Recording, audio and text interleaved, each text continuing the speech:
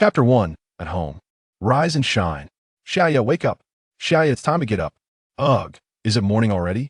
In a tidy, unpretentious room, a single bed was neatly arranged, upon which lay a girl of about 11 years old.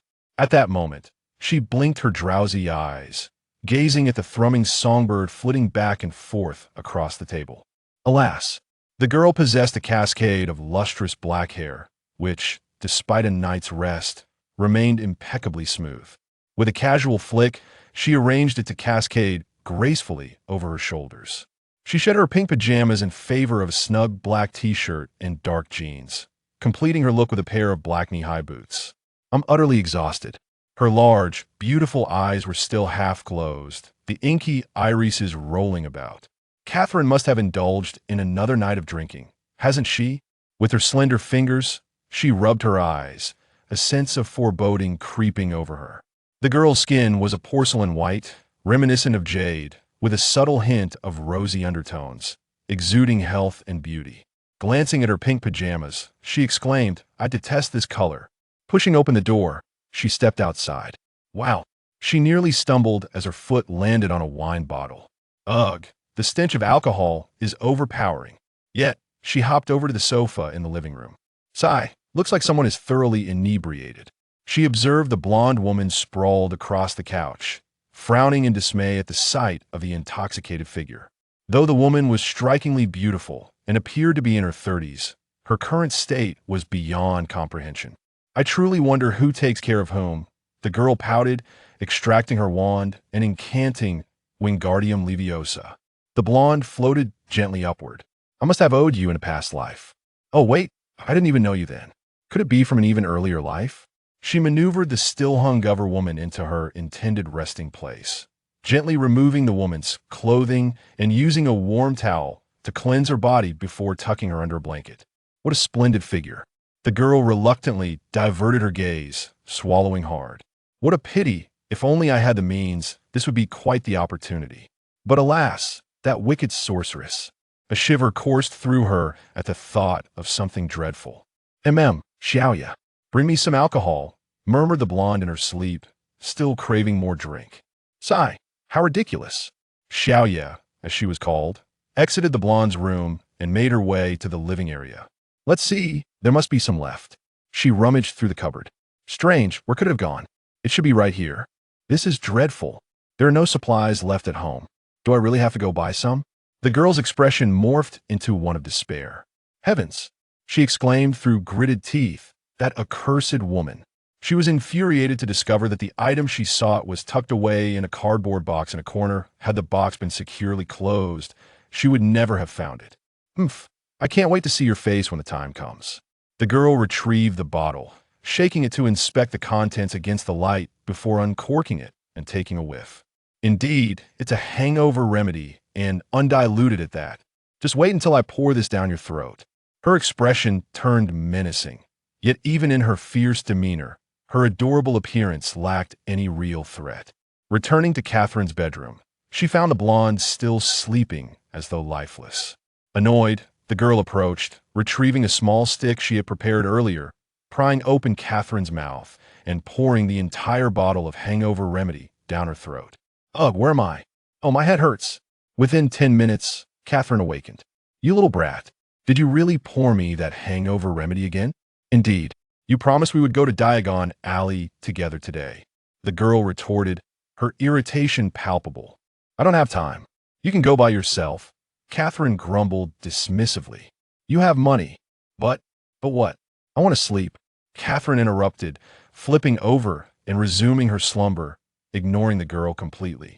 Sigh. Frustrated, the girl felt exasperated, but ultimately relented. Ugh. Just then, the alcohol in Catherine's stomach rebelled. Although the remedy could hasten sobriety, the aftereffects of a hangover lingered. Catherine leaned over the edge of the bed and retched. The odor of alcohol mixed with remnants of food filled the room, creating an unbearable stench. This is such a nuisance. The girl approached, gently patting Catherine's back to ease her discomfort. Water cup, come to me. She used her wand to summon a cup filled with water she had poured earlier, intending to drink it herself. Here, have a sip. Catherine accepted the cup, gulping it down in one go, feeling somewhat better before collapsing onto the bed in a decidedly unladylike manner. Clean sweep. The girl cast a spell to clear away the mess Catherine had made. Sigh. Can't you just drink a little less? The girl lamented, stepping aside to open the bedroom window, allowing fresh air to circulate. Leave me alone. I'm feeling awful. Catherine snapped irritably, but upon seeing the girl's worried expression, her tone softened. I'm sorry, Xiaoya. I'm just really feeling bad. I truly regret not being able to go shopping with you. She seemed genuinely distressed, covering her face with her hands as she began to weep softly. Forget it, I often go there by myself anyway. The girl sighed gently. You should rest at home. She pushed open the door, hesitating briefly before glancing back. Just forget about him. You know you can't save him. I know, but I just can't forget him, Catherine murmured, having long forgotten that he was merely a little girl. Shaking her head, the girl closed the door behind her and wandered into the living room. Sigh, it seems I must tidy this up first. Gazing at the disarray in the living room, she felt a sense of helplessness, though it didn't seem to be her first time encountering such chaos. Thus, she set about cleaning with impressive speed. After consuming a slice of bread and a glass of milk for breakfast, the girl hesitated before deciding to change out of her jeans and t-shirt in favor of a long black robe. Concealing her wand within the sleeve, she opened the door. How ridiculous! Why does she have so many security measures in one room? The girl felt a mix of annoyance and resignation. Catherine's residence, her own residence, was not connected to the Fluid network, meaning she could not access Diagon Alley via the fireplace. It seems I have no choice but to take a car. The girl sighed, but upon seeing herself in the robe, her brow furrowed again. Oh, for heaven's sake, what am I doing? Fuming, she returned to her room, changed back into her previous clothes, and left once more. Well, it isn't too far from Diagon Alley. There's no need to take that cursed wizard bus. It's practically a ride in a drunken driver's vehicle, she muttered to herself as she made her way to the bus stop. Better to take a regular bus.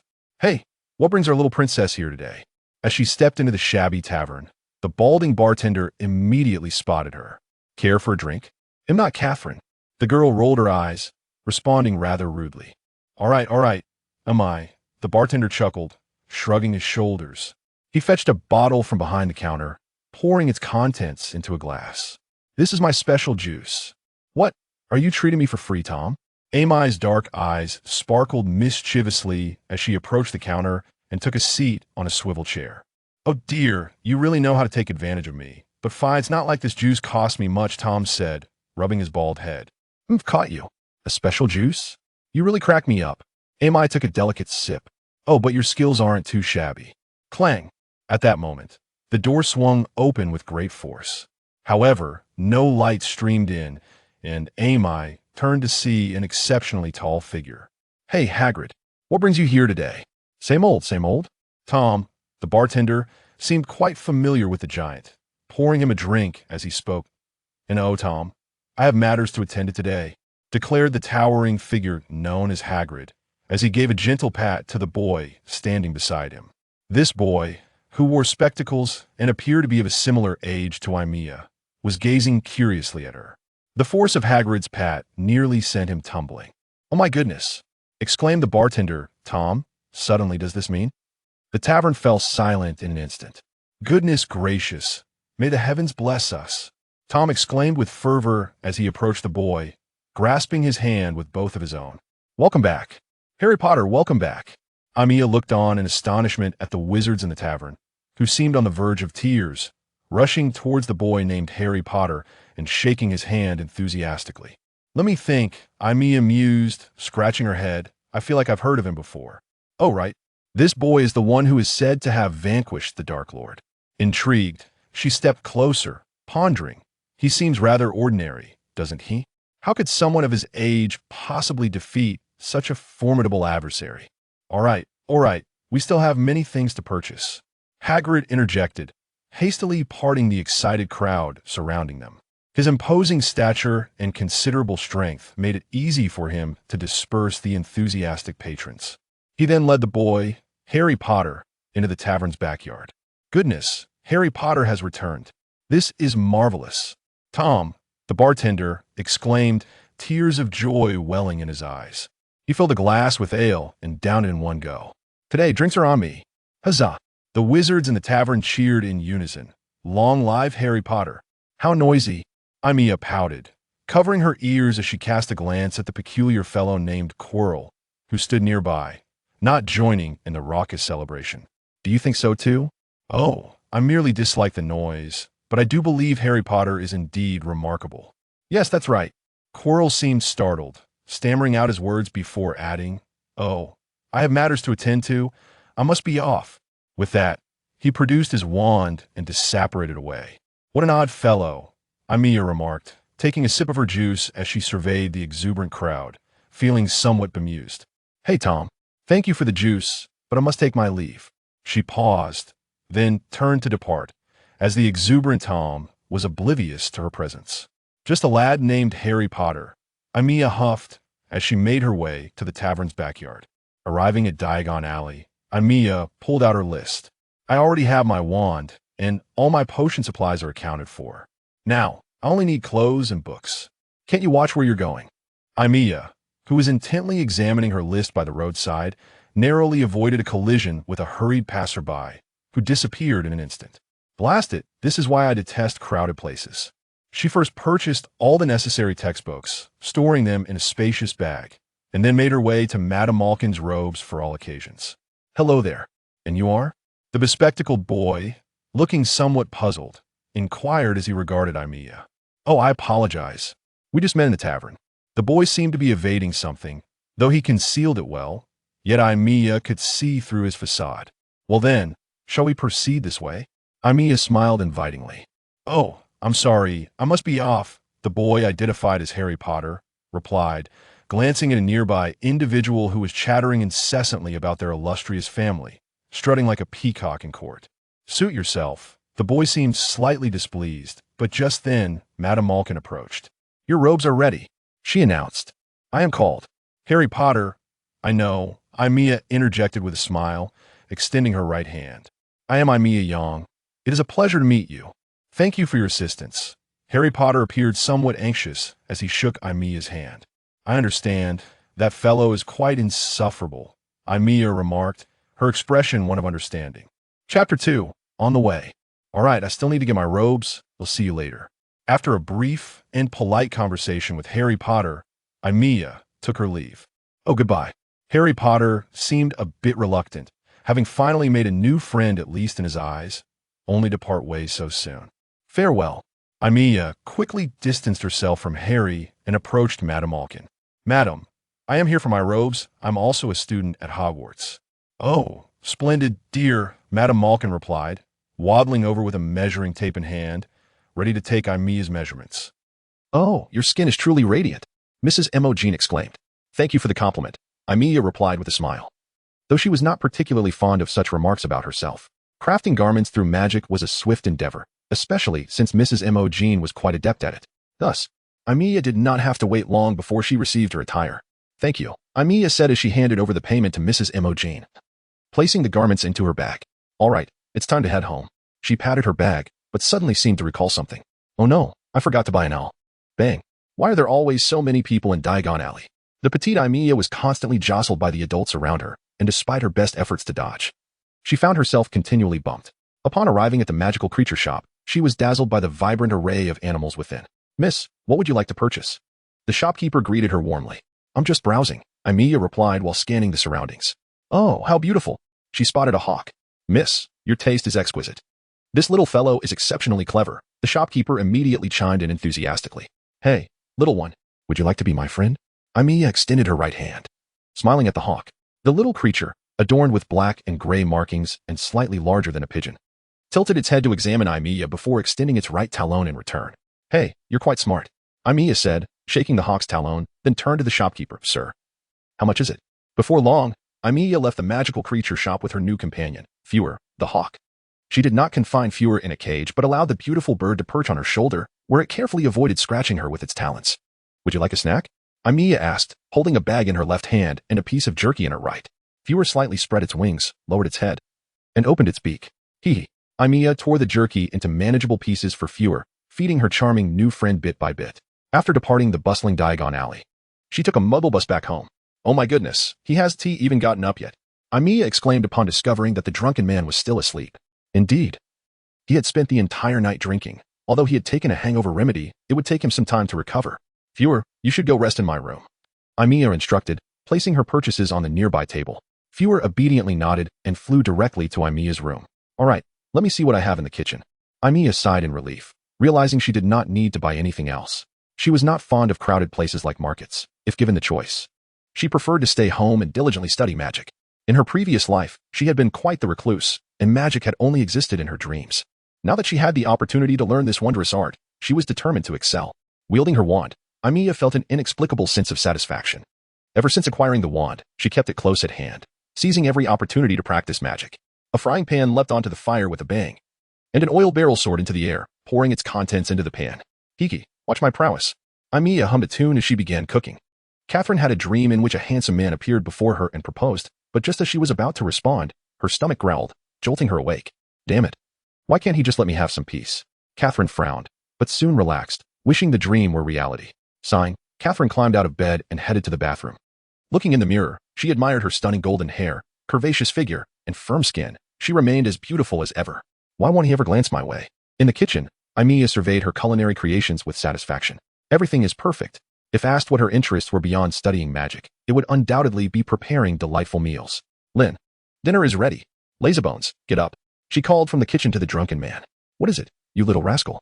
Catherine replied, now washed and dressed. As she entered the living room, aren't you hungry? Aimiya grinned. How are you feeling? What do you think? My head is pounding, Catherine groaned, rubbing her temples. Serves you right for drinking too much. Aimiya thought. All right, let us eat. I made you some porridge. Drink it for your stomach. Humph, you're finally being sensible. Catherine huffed, making her way to the dining room. All right, dinner is served. Aimiya brought the sumptuous meal to the table and dished out a bowl of porridge for Catherine. Now drink up. It's good for your stomach. I added some herbs. Did you get everything? Catherine sipped the porridge, confirming there were no strange flavors before digging in heartily. Of course, Aimiya nodded, eating as she spoke. And today, I even saw someone quite famous. Who? Catherine asked without lifting her gaze. Harry Potter, Aimiya said, her words slightly garbled. What? Catherine nearly choked, hastily setting down her bowl. You mean Harry Potter? Indeed. But he was just a bespectacled boy, Aimiya continued to eat. Unlike her past life, where she gained weight regardless of her diet, in this life, no matter how much she consumed, her body remained fit and healthy. Where? Catherine was now utterly flabbergasted. Are you daft? In Diagon Alley, of course. Aimiya rolled her eyes, thinking how particularly scatterbrained Catherine seemed today. She had just mentioned her visit to Diagon Alley where that boy had been shopping with a tall companion. Catherine swallowed her food and fell into deep thought. What's wrong? Is something amiss? Aimiya, having lived in a time devoid of dark lords, could not comprehend the intense excitement among the wizards in the tavern. It seems he is likely to attend Hogwarts this year, Catherine mused, suddenly standing up. You continue eating. I'll be back shortly. Hey, what are you doing? Aimiya looked at Catherine, puzzled by her serious demeanor. I'll return by evening, Catherine declared, hurriedly leaving the house. What on earth?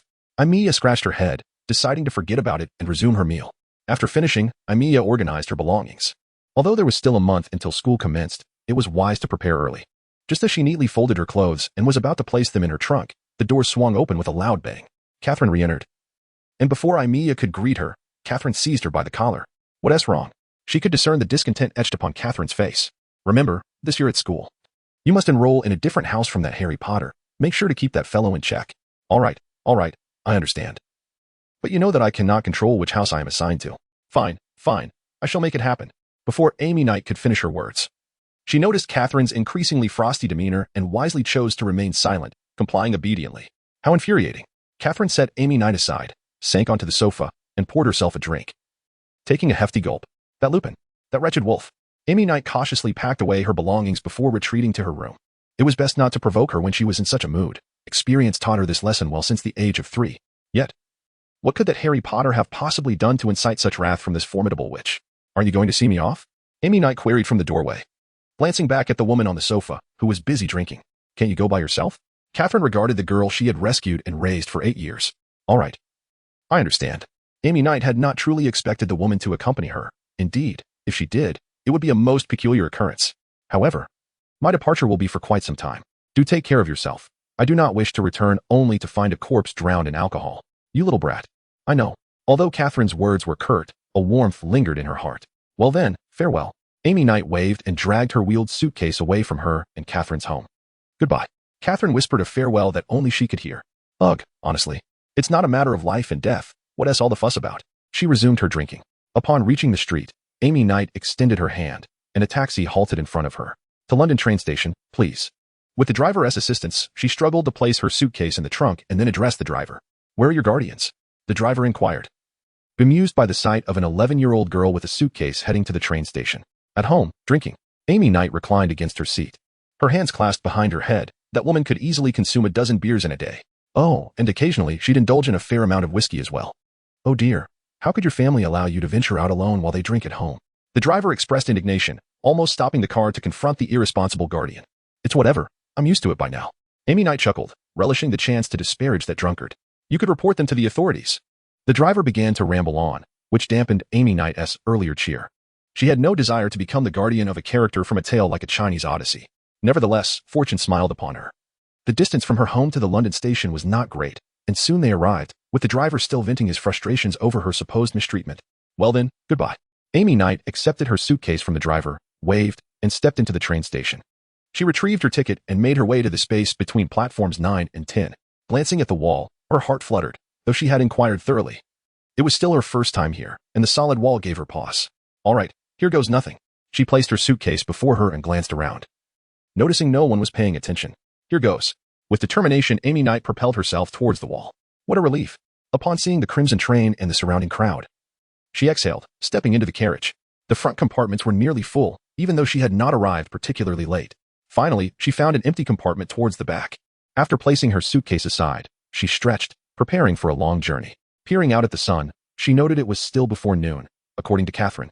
They should arrive at school by evening. Thank goodness I packed some snacks. She patted the small bag she had pilfered from Catherine, grinning with delight. Chapter 3. The Castle. Oh, I almost forgot. Amy Knight suddenly clapped her hands and retrieved her robe, changing into it.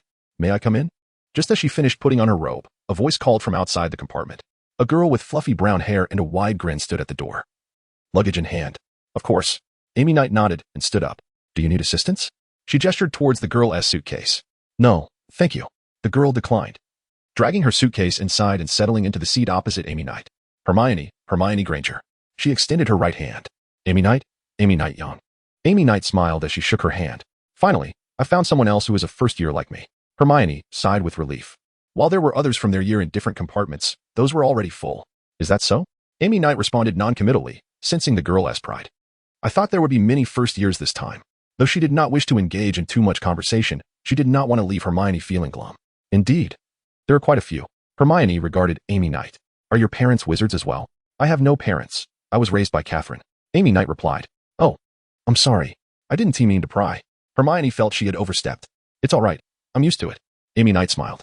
In fact, if my parents were to suddenly appear before me, I would find that more unsettling. So, Catherine is a witch as well, right? Hermione quickly shifted the subject. Yes. She is quite an accomplished witch. Amy Knight nodded. However, she is also a lightweight drinker with appalling drinking habits. She gets thoroughly intoxicated and expects me to care for her. After all these years, I'm not sure who is taking care of whom. Well, both my parents are muggles. Hermione remarked. When we received the acceptance letter, we thought it was a prank. If it weren't for someone from the school taking us to Diagon Alley, we would have never believed we were becoming witches. Indeed, it is generally hard to believe. Amy Knight understood this well. Just think, magic and wizards were always relegated to the realm of myths. If someone suddenly told you that you were to attend a wizarding school, my first reaction would undoubtedly be to consider them a fool. Indeed, when I beheld that letter, Hermione was quite loquacious and possessed a wealth of knowledge. She had thoroughly studied her textbooks and even taught herself a few simple spells, which she successfully executed. However, this meant that Amy's plans to sleep on the train were thwarted. She had to muster her energy to deal with this evidently exuberant individual. Time passed gradually, and the landscape outside grew increasingly desolate, with the flat fields giving way to dense woods, meandering rivers, and verdant hills. At that moment, a knock on the door interrupted. A round-faced boy, roughly Amy's age, sobbed as he inquired if anyone had seen a toad. I'm afraid I haven't, Amy replied. As toads were no longer in vogue, slow-moving and quite unappealing. Have you seen it, Fox? She asked her falcon, but Fox shook his head. I hate him. The round-faced boy lamented. He doesn't like being around me. He seemed profoundly saddened. Do not despair. We shall help you search, Hermione declared, rising to her feet and taking charge on Amy's behalf. What is your name? Neville Longbottom, replied the round-faced boy. Hermione introduced herself. I'm Hermione Granger. Amy, feeling somewhat lethargic, offered her own introduction, Aimiya Yang. She silently chided Hermione for taking the initiative, yet felt obliged to assist Neville, as Hermione had already committed to helping him. All right, let us proceed, Hermione exclaimed, leading the way as she inquired of every compartment if anyone had seen the missing frog. Amy followed along reluctantly. Oh dear, Amy sighed as she trailed behind Hermione. Where exactly are we supposed to search for this toad? Who knows? We shall only discover its whereabouts by searching, Hermione shrugged, opening the door to another compartment. Has anyone seen a toad? Neville's toad is missing, she queried the occupants. I told you we haven't seen it, replied a red-haired boy, who was holding a wand and seemed poised to cast a spell on a lethargic mouse resting on his lap. Are you about to cast a spell? Let us witness it, Hermione exclaimed as she plopped down into a seat, directing her attention at the red-haired boy. Oh, Hermione, Amy said, somewhat exasperated as she stepped into the compartment. Aren't we supposed to be searching for the toad? Oh, I'll go once I've seen him cast his spell, Hermione insisted, her gaze firmly fixed on the boy. By the spirits, Amy, another boy suddenly called out from within the compartment. Do we know each other? Amy asked, puzzled as she regarded the bespectacled boy. I am Harry Potter. We met in Diagon Alley, the boy exclaimed, appearing quite pleased to see Amy. Oh, my apologies, Amy said, recalling a vague memory. Good heavens, you are Harry Potter. Hermione seemed to have caught wind of something extraordinary. I mean, the red-haired boy next to you was supposed to be introduced by me, but he was evidently overlooked by Hermione. Scar? Harry lifted his hair, revealing the lightning-shaped scar for Hermione to see. Goodness, it truly is you. You are a celebrity.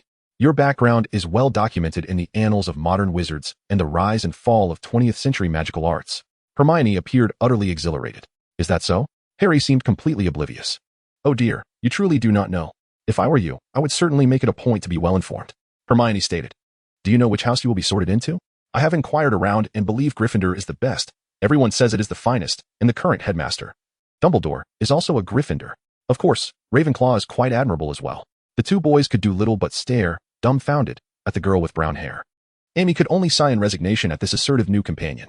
Oh, by the way, you should probably change into your robes quickly. I believe we are nearing our destination. Hermione stood up, seemingly preparing to depart. Farewell, I shall see you in our house. Amy bid Harry goodbye, nodding at the red-haired boy before following Hermione out. Neville, who had remained silent, also trailed behind. Oh, and I almost forgot. Hermione seemed to recall something and returned to the compartment door. You have a little something black on your nose, right here. She pointed to her own nose to indicate to the red-haired boy. The red-haired boy's expression turned quite awkward. However, before he could utter another word, Hermione had already departed. I believe your toad will return. So do not be too disheartened, Amy reassured Neville, observing his despondent demeanor. Animals like owls, toads, and cats will always return to their owners, no matter how far they wander, so there is no need for concern. Hermione added, we shall return now. You should prepare as well. Oh, all right. Neville appeared quite crestfallen. The two girls returned to their compartment, retrieved their belongings, and awaited the train's arrival. However, as a trolley lady pushed her cart past, she noticed their appearance. You need not carry your own trunks. The school will organize them and place them by your respective beds, she smiled. Just tidy yourselves up and head directly to the school. Oh, really? Amy was somewhat astonished. Thank you so much. Not at all, the trolley lady replied before moving on. Wonderful. I was quite worried about how we would manage to transport these heavy trunks to school, Hermione remarked, placing her trunk back down and resuming her seat. Indeed. I too feel that dragging such large trunks does not quite align with our image. Amy tucked a stray lock of hair behind her ear, gently blowing it away and squinting. What does it feel like to become a witch? Feel? Well, if I had to describe it, I would say it is absolutely splendid. Hermione seemed exhilarated. I even taught myself a few spells, and they have proven quite effective. Just as she was about to say more, the train gradually came to a halt. Oh, there are so many people. Hermione was nearly jostled off her feet. Amy, who had been concerned for Hermione, found her looking back at her with an innocent expression, still standing in the compartment. I intended to hold on to you, Amy said somewhat sheepishly. You go ahead. I'll join you shortly. Oh, fine. Hermione began to say something, but was swept out into the crowd. Once the throng had thinned, Amy exited the compartment to find a sea of people outside, with first-year students gathered around a notably tall individual. Oh my goodness, is this person truly from Hogwarts? Amy marveled as she approached Hermione. I apologize for my tardiness. Are you all right? She observed that Hermione's hair and clothing were somewhat disheveled. Fortunately, I'm fine. Hermione nodded and said, but from now on, you must stay close to me. We are all waiting for you. All right, I understand, Emma replied with a nod. Now then, first-year students, follow me. The towering Hagrid waved a large lantern and beckoned the first-year students with his palm, which resembled a sizable cushion. Oh, it's really dark. Harry Potter stumbled along beside the red-haired boy. Hi, Harry. Upon spotting Harry, Hermione greeted him and then glanced at the red-haired boy. What is your name? Ron. Ron Weasley. The red-haired boy replied somewhat irritably, as he had intended to introduce himself in the carriage. With a flicker of light, Emma took out her wand. recited a spell, and a faint glow illuminated the uneven path before them. Oh, that's impressive. Harry gazed at Aimiya in astonishment. It's nothing. It's a very simple spell, Ron interjected, somewhat disgruntled. But you can't use it, can you? Hermione shot Ron a glance. This spell is quite practical. I must learn it as soon as possible. But you can't use it either, can you? Ron retorted defiantly, glaring at Hermione. All right, let us hurry and catch up.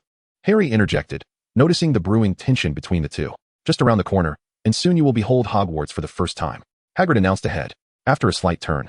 A grand castle, brilliantly illuminated, appeared before them. Wow! The first-year students exclaimed in awe. All right, each boat can only hold 4 people. Hagrid pointed to the small boats by the lake. Aimiya, Hermione, Harry, and Ron all climbed into the same boat. What a beautiful castle! Aimiya remarked as she put away her wand. In the night, it harmonized with the stars above, resembling a splendid painting. If only we had a camera. We could capture this castle, Harry mused. What'd I say, camera? Ron inquired. It's a device that can create images through light. Much like the paintings we conjure with magic, Aimiya explained beside him. Hey, Aimiya, you know about these things too? Hermione seemed surprised. I know a bit, Aimiya nodded. Does anyone have a camera? Ron appeared quite interested. No, I don't. Both Aimiya and Harry shook their heads simultaneously. Even if you had a camera, it wouldn't be of any use. Hermione looked at Ron as if he were foolish. All Muggle electronic devices fail at Hogwarts. This has been mentioned in the school's history, didn't you know? I've never seen one of those. Ron's face turned a shade of red, fortunately concealed by the darkness. We have arrived. Aimiya pointed towards the shore ahead. Chapter 4. The headmaster, thank goodness. That boy finally found his toad. That giant named Hagrid is truly remarkable. Aimiya felt a sense of relief as she saw Neville cradling the toad named Trevor affectionately. She certainly did not wish to search for a toad like a fool. Professor McGonagall, all the new students are here. The doors swung open to reveal a stern-looking witch clad in emerald robes with black hair, causing the new students to shrink back in fear. Thank you. I will take them inside, Professor McGonagall addressed Hagrid. Now, follow me, she instructed the newcomers. A large group of first years followed the serious professor into a vast hall. But they were not taken directly inside. Instead, they were led to a small room adjacent to it. The school was divided into 4 houses, Gryffindor, Ravenclaw, Slytherin, and Hufflepuff, each with a rich history of nurturing exceptional wizards. Professor McGonagall surveyed the new students. During your time at school, if you perform well, your house will earn points. Conversely, poor performance will result in point deductions.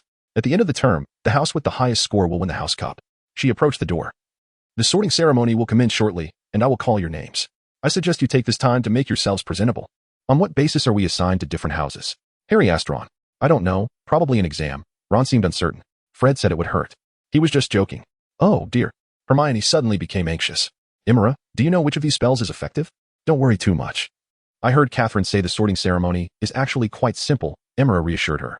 Just then, a gasp interrupted Aimiya's words. What happened? Aimiya turned to see about 20 ghosts floating through the walls. We have given Peeves ample opportunities. The ghosts seemed to be discussing something. Their disdain for the new students palpable. Good luck, first years, one ghost called out cheerfully, although no one acknowledged him. All right, this way. Professor McGonagall returned. The sorting ceremony was about to begin. Oh, dear, I hope the exam isn't too difficult. Hermione still believed it was an exam. Aimiya observed the anxious girl, losing interest in providing further explanations. Stand in a line and follow me. McGonagall led them into the hall, where many upperclassmen were already seated on either side, and numerous adult wizards, presumably the professors, occupied the table at the front. Now, when I call your name, you will sit on this stool and place the hat upon your head. Professor McGonagall set a rickety stool in place, upon which sat a tattered and old hat. You might think I'm not very attractive, but do not judge by appearances. The hat began to sing. In your hands, I am absolutely safe. For I am the wisest magical hat. As the hat finished its song, the upperclassmen erupted into enthusiastic applause. Oh, for heaven's sake. We just have to wear the hat. Ron gritted his teeth. Fred made me think it was like wrestling a giant. All right, everyone, please be quiet. McGonagall held a long parchment in her left hand and the hat in her right. Hannah Abbott, a rosy-cheeked girl with 2 golden braids, stepped forward and took a seat. McGonagall placed the hat on her head, and after a brief silence, it shouted, Hufflepuff. Hannah removed the hat and joyfully ran to the Hufflepuff table. Susan Bones, Hufflepuff. The line gradually diminished, yet Aimiya's name had not yet been called, leaving her to idly observe her surroundings. Before long, Hermione and Ron were both sorted into Gryffindor. And now it was Harry Potter's turn. The sorting hat seemed hesitant, wriggling atop Harry's head. Not Slytherin. Not Slytherin. Harry's growing disdain for Slytherin was fueled by various tidings, prompting him to repeatedly murmur to the sorting hat, not Slytherin, please. Finally, the hat, hearing Harry Potter's pleas, resolutely declared, Gryffindor. Upon hearing this, Amy contemplated her own fate, worrying that if she ended up in the same house as him, her plans to deal with him would be thwarted. Aimiya Yang, Professor McGonagall announced her name, seemingly not for the first time. "Oh, my apologies," Amy quickly responded, taking her seat. "I hope you don't daydream during class," Professor McGonagall warned, casting a stern glance at Amy before placing the hat upon the next girl's head. "Not Gryffindor, please," Amy thought, panic rising within her. She had intended to negotiate with the Sorting Hat, but before she could utter a word, it assigned her to Gryffindor. "I hope Catherine doesn't get too upset upon hearing this news, or my days will be quite dreadful. How do I appear brave?" Nevertheless, Amy swiftly removed the hat and dashed to the Gryffindor table. "Congratulations!" Hermione exclaimed joyfully. "While I'm pleased, I suspect Catherine will not share your sentiment," Amy replied, her expression darkening as she knew Catherine had hoped she would be placed in Slytherin. "Gryffindor is the best," exclaimed the Weasley twins nearby. "Curse Slytherin! You should consider yourself fortunate to be in Gryffindor. Slytherins are hardly friendly," Percy remarked, eyeing Amy. "In their realm, it's all treachery and power struggles. Show even the slightest weakness, and you'll be left with unforgettable memories." "Well, I suppose I should feel lucky," Amy shrugged. "Now, Professor Dumbledore is about to speak. So please be quiet," Hermione interjected. "Welcome," he proclaimed, his white hair and beard framing a genial smile. "Welcome to a new year at Hogwarts. Before the feast begins, I have a few words to share." Dumbledore's whimsical tone echoed through the hall. Fools, crybabies, dregs, twist. The applause and cheers that followed were met with a smile from Dumbledore, who ignored McGonagall's reproachful glance as she returned the Sorting Hat to the headmaster's office. "Is he a bit eccentric?" Harry queried of Percy beside him. "Eccentric? He's a genius, the greatest wizard in the world, though perhaps you're right. He can be quite whimsical," Percy replied. "Hey, you shouldn't eat that. It'll ruin your teeth." Amy had just picked up her knife and fork, preparing to tackle a steak, when Hermione's warning reached her. With an innocent expression, Amy responded, "I'll starve, Hermione. My parents are dentists." "You ought to heed their advice," Hermione shrugged. "Well then, what can I eat?" Amy surveyed the dwindling food on her plate. Despite her small appetite, she knew she must eat. "Here," Hermione offered her a piece of steak. "Aren't they all just steak?" Amy questioned, puzzled. "Yes, but that one is tough and bad for your teeth," Hermione explained. "Oh, forget the teeth," Amy replied, frustrated. "If my teeth fall out, I can just brew a potion to regrow them." With that, Amy ignored Hermione's further admonitions and began to eat rapidly. She glanced at Harry and Ron, observing their cheeks bulging as they struggled to swallow, yet they continued to cram food into their mouths. Fortunately, Amy's modest appetite allowed her to finish quickly, and she began to engage with her new acquaintances. The ceiling of the Great Hall was truly magnificent. Amy was more captivated by the magical architecture than the conversations around her. "I'm half and half," Simon shared. "My dad is a muggle, and my mom only revealed she was a witch when they married, which frightened my dad quite a bit." Laughter erupted among them, and at some point, everyone began discussing their parents. "Hey, Amy, are both your parents wizards?" Ron inquired, having just shared about his experiences with a broomstick at home. "Hey," Hermione scolded Ron. But Amy reassured him, "It's fine. I don't have parents. In fact, Catherine found me on the street when I was 3. "Oh, I'm sorry." Ron realized he had asked an insensitive question. "It's all right. I'm quite happy, actually. Although Catherine is a bit of a drunkard, she is a remarkable teacher," Amy smiled. "But she is cunning, having been a Slytherin student. This morning, she threatened me that if I were sorted into another house, she would kill me." She feigned a fearful expression, hoping it was merely jest. "It seems she is just someone with a bad temper who cares for you, albeit with some violent tendencies." "At least she is better than my aunt and uncle," Harry remarked. "I was raised by them, but they never allowed me a comfortable life." "Thank goodness Catherine isn't like that," Amy sighed with relief. "But now that you're here at school, you won't be at your aunt's for long. You should forget about them and live happily." The group chatted casually, and once the main course was finished, delectable desserts appeared on the table. However, Amy only took a few bites, having already eaten her fill. When the desserts too had vanished, Professor Dumbledore stood once more, and the hall quickly fell silent. "As we embark on this new term, I have a few words to share." Dumbledore's voice resonated powerfully. "First year students, take heed. The Forbidden Forest is strictly off limits, and some older students should also be mindful of this." His gaze swept over Ron's twin brothers. "Furthermore, Mr. Filch, the caretaker, has asked me to remind everyone not to cast spells in the corridors. Quidditch tryouts will commence in the second week of the term. Anyone wishing to join their house team should contact Madam Hooch. Lastly, I must inform you all, should you wish to avoid unfortunate accidents and untimely demise, do not approach the corridor on the right of the 4th floor." Harry chuckled, while Amy slightly furrowed her brow, thinking to herself, what a bizarre school. "Now, before we retire for the evening, let us sing the school song." Dumbledore spoke loudly. However, the older students did not applaud. Occasionally, a younger student would clap. But upon seeing the older student's demeanor, they too fell silent. With a flourish of his wand, Dumbledore conjured a beautiful ribbon-like light that floated above the dining table, adorned with numerous words. "Everyone may choose their preferred melody," Dumbledore announced. "Prepare, sing." The Hall of Hogwarts erupted into a cacophony of song, a medley that rivaled the most chaotic of marketplaces. This headmaster is quite eccentric, but I find it delightful.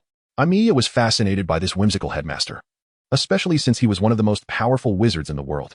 At last, they managed to complete the disjointed school song, with only the Weasley twins continuing to sing along to the funeral march. Music. Dumbledore wiped away tears, describing it as a magic that transcended oneself. Regaining his composure, he declared, "All right, now it's time for a break. First years, please follow your house prefects back to your common rooms. Seems rather amusing." Aimiya remarked in a voice audible only to herself. Chapter 5, Gloomo, damn it, I really wish I could change places. I'm suffering from insomnia. In the morning, Aimiya stared at her dark circles in the common room, where Hermione had already prepared everything and was waiting for her. That shouldn't be an excuse for making me wait 20 minutes. Hermione bluntly exposed Aimiya's lie. All right, I admit it was my fault. There won't be a next time. Aimiya hurriedly replied, grabbing her backpack. Shall we go for breakfast? Very well, Hermione nodded, and the two departed the common room. Hey, move aside, you filthy mudblood.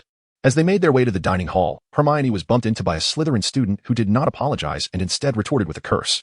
This infuriated Hermione. But the perpetrator seemed in a hurry, and she missed the opportunity to retaliate, allowing him to escape. How infuriating. Hermione fumed. Enough, those Slytherins are all like that. Just ignore them, Aimiya said, feeling a slight headache. A dog bites a person, but one cannot bite back, can they? You have a point, Hermione's mood lightened a bit. Stop right there, you two filthy Gryffindor mudbloods. However, it seemed that fate would not allow their good spirits to last. Who are you talking about? Hermione's mood soured once more as she turned to glare at the speaker. Behind the boy with golden hair stood two large Slytherin boys, clearly his lackeys. You must apologize for what you just said. You are provoking Slytherin. The blonde boy declared arrogantly, his head held high. Provoking? Are we? Aimiya maintained her smile, pulling Hermione along as she casually replied.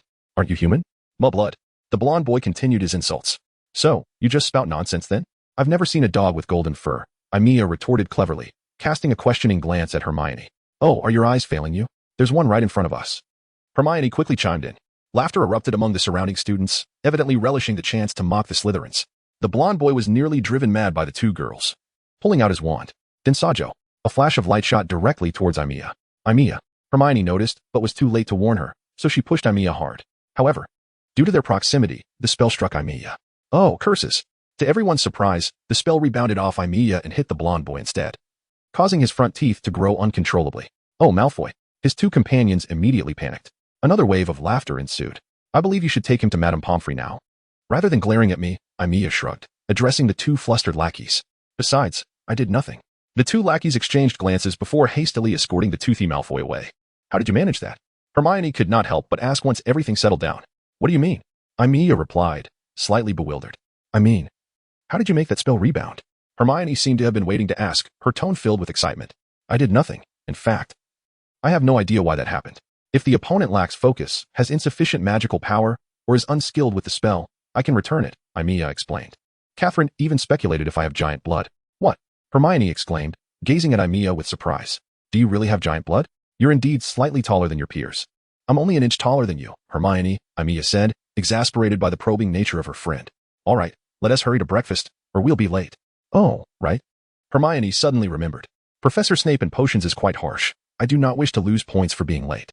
The two arrived at the dining hall, casually ordering some food and beginning to eat breakfast in silence. Before long, Harry and Ron rushed in, panting. What made you think of breakfast today? I thought you two were still sleeping. Aimiya remarked to the two boys who were devouring their food. We never sleep in. We just got lost. Ron protested, food flying everywhere from his mouth. Oh, please mind your dining etiquette. Hermione exclaimed, irritated, setting aside her half-eaten pie, which now bore remnants of Ron's meal. Sorry. Harry apologized on behalf of his friend. Ron still looked disgruntled, clearly wishing to argue further if not for Harry's intervention. No worries, Aimiya glanced at Hermione, who seemed disinclined to continue eating. Having finished her meal, Aimiya stood up. Since it wasn't sleeping in that caused the delay, I suppose it was just being directionally challenged. I'll wave goodbye to you two. Today as potions class. I hope you don't lose points from that sharp-tongued Snape. Bye. Without waiting for Ron to respond, the two quickly vanished. Potions class was held in a gloomy dungeon, attended by Slytherin students. Amidst the classroom's ambience, Amy Knight sat beside Hermione, accompanied by the round-faced Neville. She caught sight of the blonde fellow, known as Malfoy, whose front teeth seemed to have returned to their normal state, glaring at her with an expression that suggested he wished to see her utterly destroyed. Nearby, Harry and Ron appeared somewhat out of breath, evidently having exerted considerable effort to locate the potions classroom. With a loud bang, the classroom door swung open, revealing Snape, his expression as rigid as ever. He seized a piece of parchment and began calling the roll. However, Amy could distinctly sense that when Snape uttered her name, is cold. Obsidian gaze sliced through her like a knife, causing her to involuntarily shiver. Yet, Harry seemed to bear an even greater misfortune. When Snape pronounced Harry's name, he remarked, "Harry Potter, how splendid. Let us extend a warm welcome to our newly esteemed guest." Before the students could respond, he continued with the roll call. "You are here to learn the intricate science and rigorous craft of potion making." Snape's voice, though low, resonated clearly throughout the room. It was evident that he possessed a formidable authority that ensured the classroom remained orderly, unlike Professor Quirrell from Defense Against the Dark Arts. "There will be no foolish wand-waving. Some of you may find it hard to believe this is magic. I do not expect you to truly grasp." Amy slightly furrowed her brow, realizing where Catherine had acquired her rhetoric. This was indeed the source. Yet, she had not heard Catherine mention this individual's name before. Her thoughts were soon interrupted as Snape began to challenge Harry Potter. "Let us try again, Potter. If I were to ask you to procure a piece of bezoar, where would you go?" Hermione raised her hand high, attempting to gain Snape's attention without leaving her seat, but he completely ignored her, deliberately overlooking her outstretched hand. Malfoy and his two cronies laughed uncontrollably, their mirth echoing through the room, yet Snape remained unfazed. Amy rolled her eyes, thinking to herself that it was none of her concern. As long as she was aware, that sufficed. She had no desire to be like Hermione, who seemed terrified of others not knowing her vast knowledge. Amy felt quite exasperated by this individual beside her, who was so eager to showcase his understanding. "I do not know, sir," Harry responded, appearing rather accustomed to the scrutiny, his tone remarkably calm. "I suspect you have not even glanced at a book before the term commenced, have you, Potter?" Snape's venomous gaze bore down on Harry. Harry maintained a steady stare into Snape's indifferent eyes.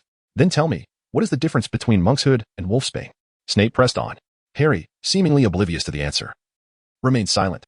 Meanwhile, Hermione stood up, her hand raised high once more. Amy, feeling somewhat helpless, covered her forehead with her palm. Utterly speechless at Hermione's inability to read the room, it was evident that Snape was intent on making an example of Harry Potter. Even if Hermione stood in front of him, Snape would likely dismiss her as well. Reluctantly, Amy grasped Hermione's left hand and shook it vigorously. Hermione turned back, puzzled. Amy gently shook her head.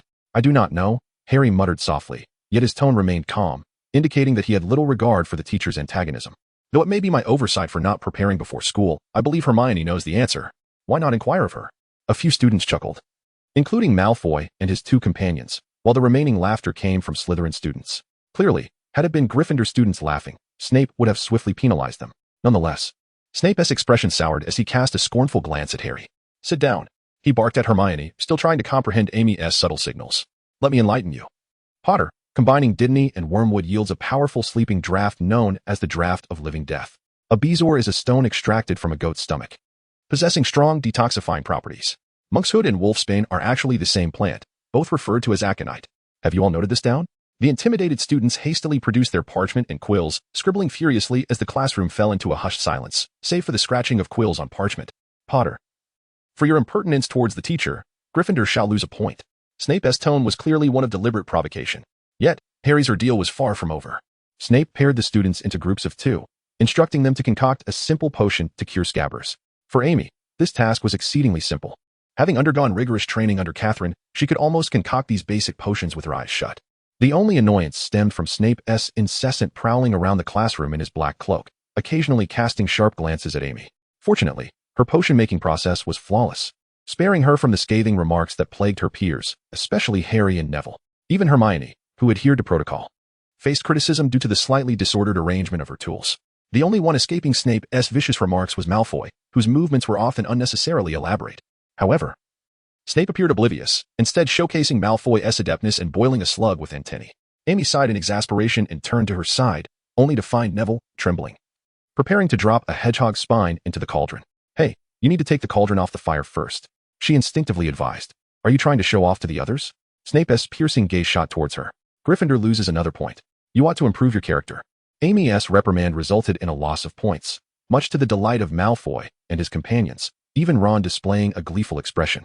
However, the attention of the class quickly shifted when a noxious green smoke erupted, accompanied by a hissing sound. Despite Amy's warning, Neville, in his panic, had placed the hedgehog spine into the cauldron without removing it from the heat.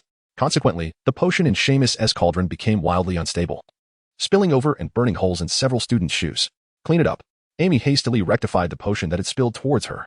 Yet, matters worsened as Neville, overwhelmed with anxiety, tipped the cauldron over entirely, spilling the potion across the floor, leaving him drenched in the mixture, with numerous red, swollen welts appearing on his arms and legs, causing him to wail in pain. "Idiot!" Snape bellowed, brandishing his wand to vanish the potion from the floor. Others have already warned you. And yet you still managed to make such a blunder? I have never encountered a student as inept as you. Chapter 6. Flight. I thought we wouldn't have to endure those wretched Slytherins outside of potions class. Hermione exclaimed. Her teeth clenched as she gazed at a notice board in the Gryffindor common room. I thought so too, Amy replied, diligently working on her assignments. Though these tasks were trivial for her, they still required completion, did they not? However, it seems that fate has played a small trick on us. Those rascals. Hermione placed her bag on the table in the common room, took out her textbooks, and prepared a piece of parchment along with a quill. You've ridden a broomstick, haven't you? Of course, when I was 7, Catherine once tossed me into Belfast, Northern Ireland. Aimee said without looking up, supposedly to train my survival skills, but in reality, it was revenge for me having disposed of all her wine, including a bottle of 1931 Pomerol. Ultimately, I borrowed a broom from a local wizard and flew back, which was certainly not a pleasant memory. You borrowed a broom? Why didn't you use flu powder? Hermione asked, perplexed. Because I couldn't find a wizard. As soon as Aimee uttered these words, she realized she had let something slip. Well, I spent a week searching for an abandoned wizard's home, and fortunately, I found an old Nimbus 1000 there. Otherwise, I would have been killed by the monsters lurking about. What kind of childhood did you have? Hermione paused her quill. Her curiosity piqued. Well, since I was 4, I lived under Catherine's devilish training. That fiend seemed to regard me as an adult, assigning me various spells and other tasks every day. Amy's expression darkened. If I failed, she would toss me anywhere and expect me to find my way back.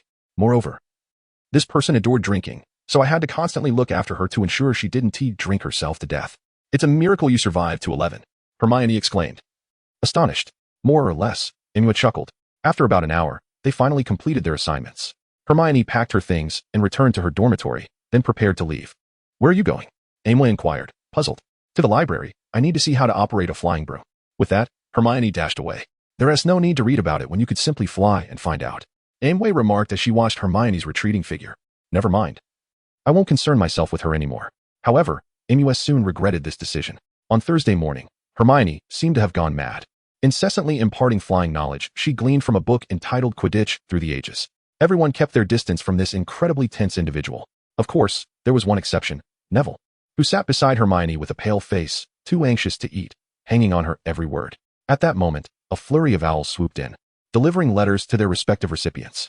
Amy received a letter as well, but her expression soured. I thought she had forgotten or no longer cared. But in her hands was a red envelope. You actually received a howler? You are truly unfortunate. Ron seemed to revel in her misfortune, ever since Amy mentioned him. He had harbored a grievance, and he would seize any opportunity to retaliate. Crush it to pieces. Amy cast a spell at the red envelope. Bang. I knew you would do that. However, it was evident that Catherine had taken precautions against howlers, witnessing her magic fail. Amy buried her head in her arms on the table, utterly humiliated. You wretched girl. How dare you disobey my orders? I should have told you to be sorted into Slytherin. Furthermore, if I do not hear of Harry Potter being injured by next week, you better prepare for your funeral. Hey, what do you intend to do to Harry? The howler's voice was loud enough for the entire dining hall to hear, and all eyes turned curiously towards them. Ron even confronted Amy directly. Amy, what is going on?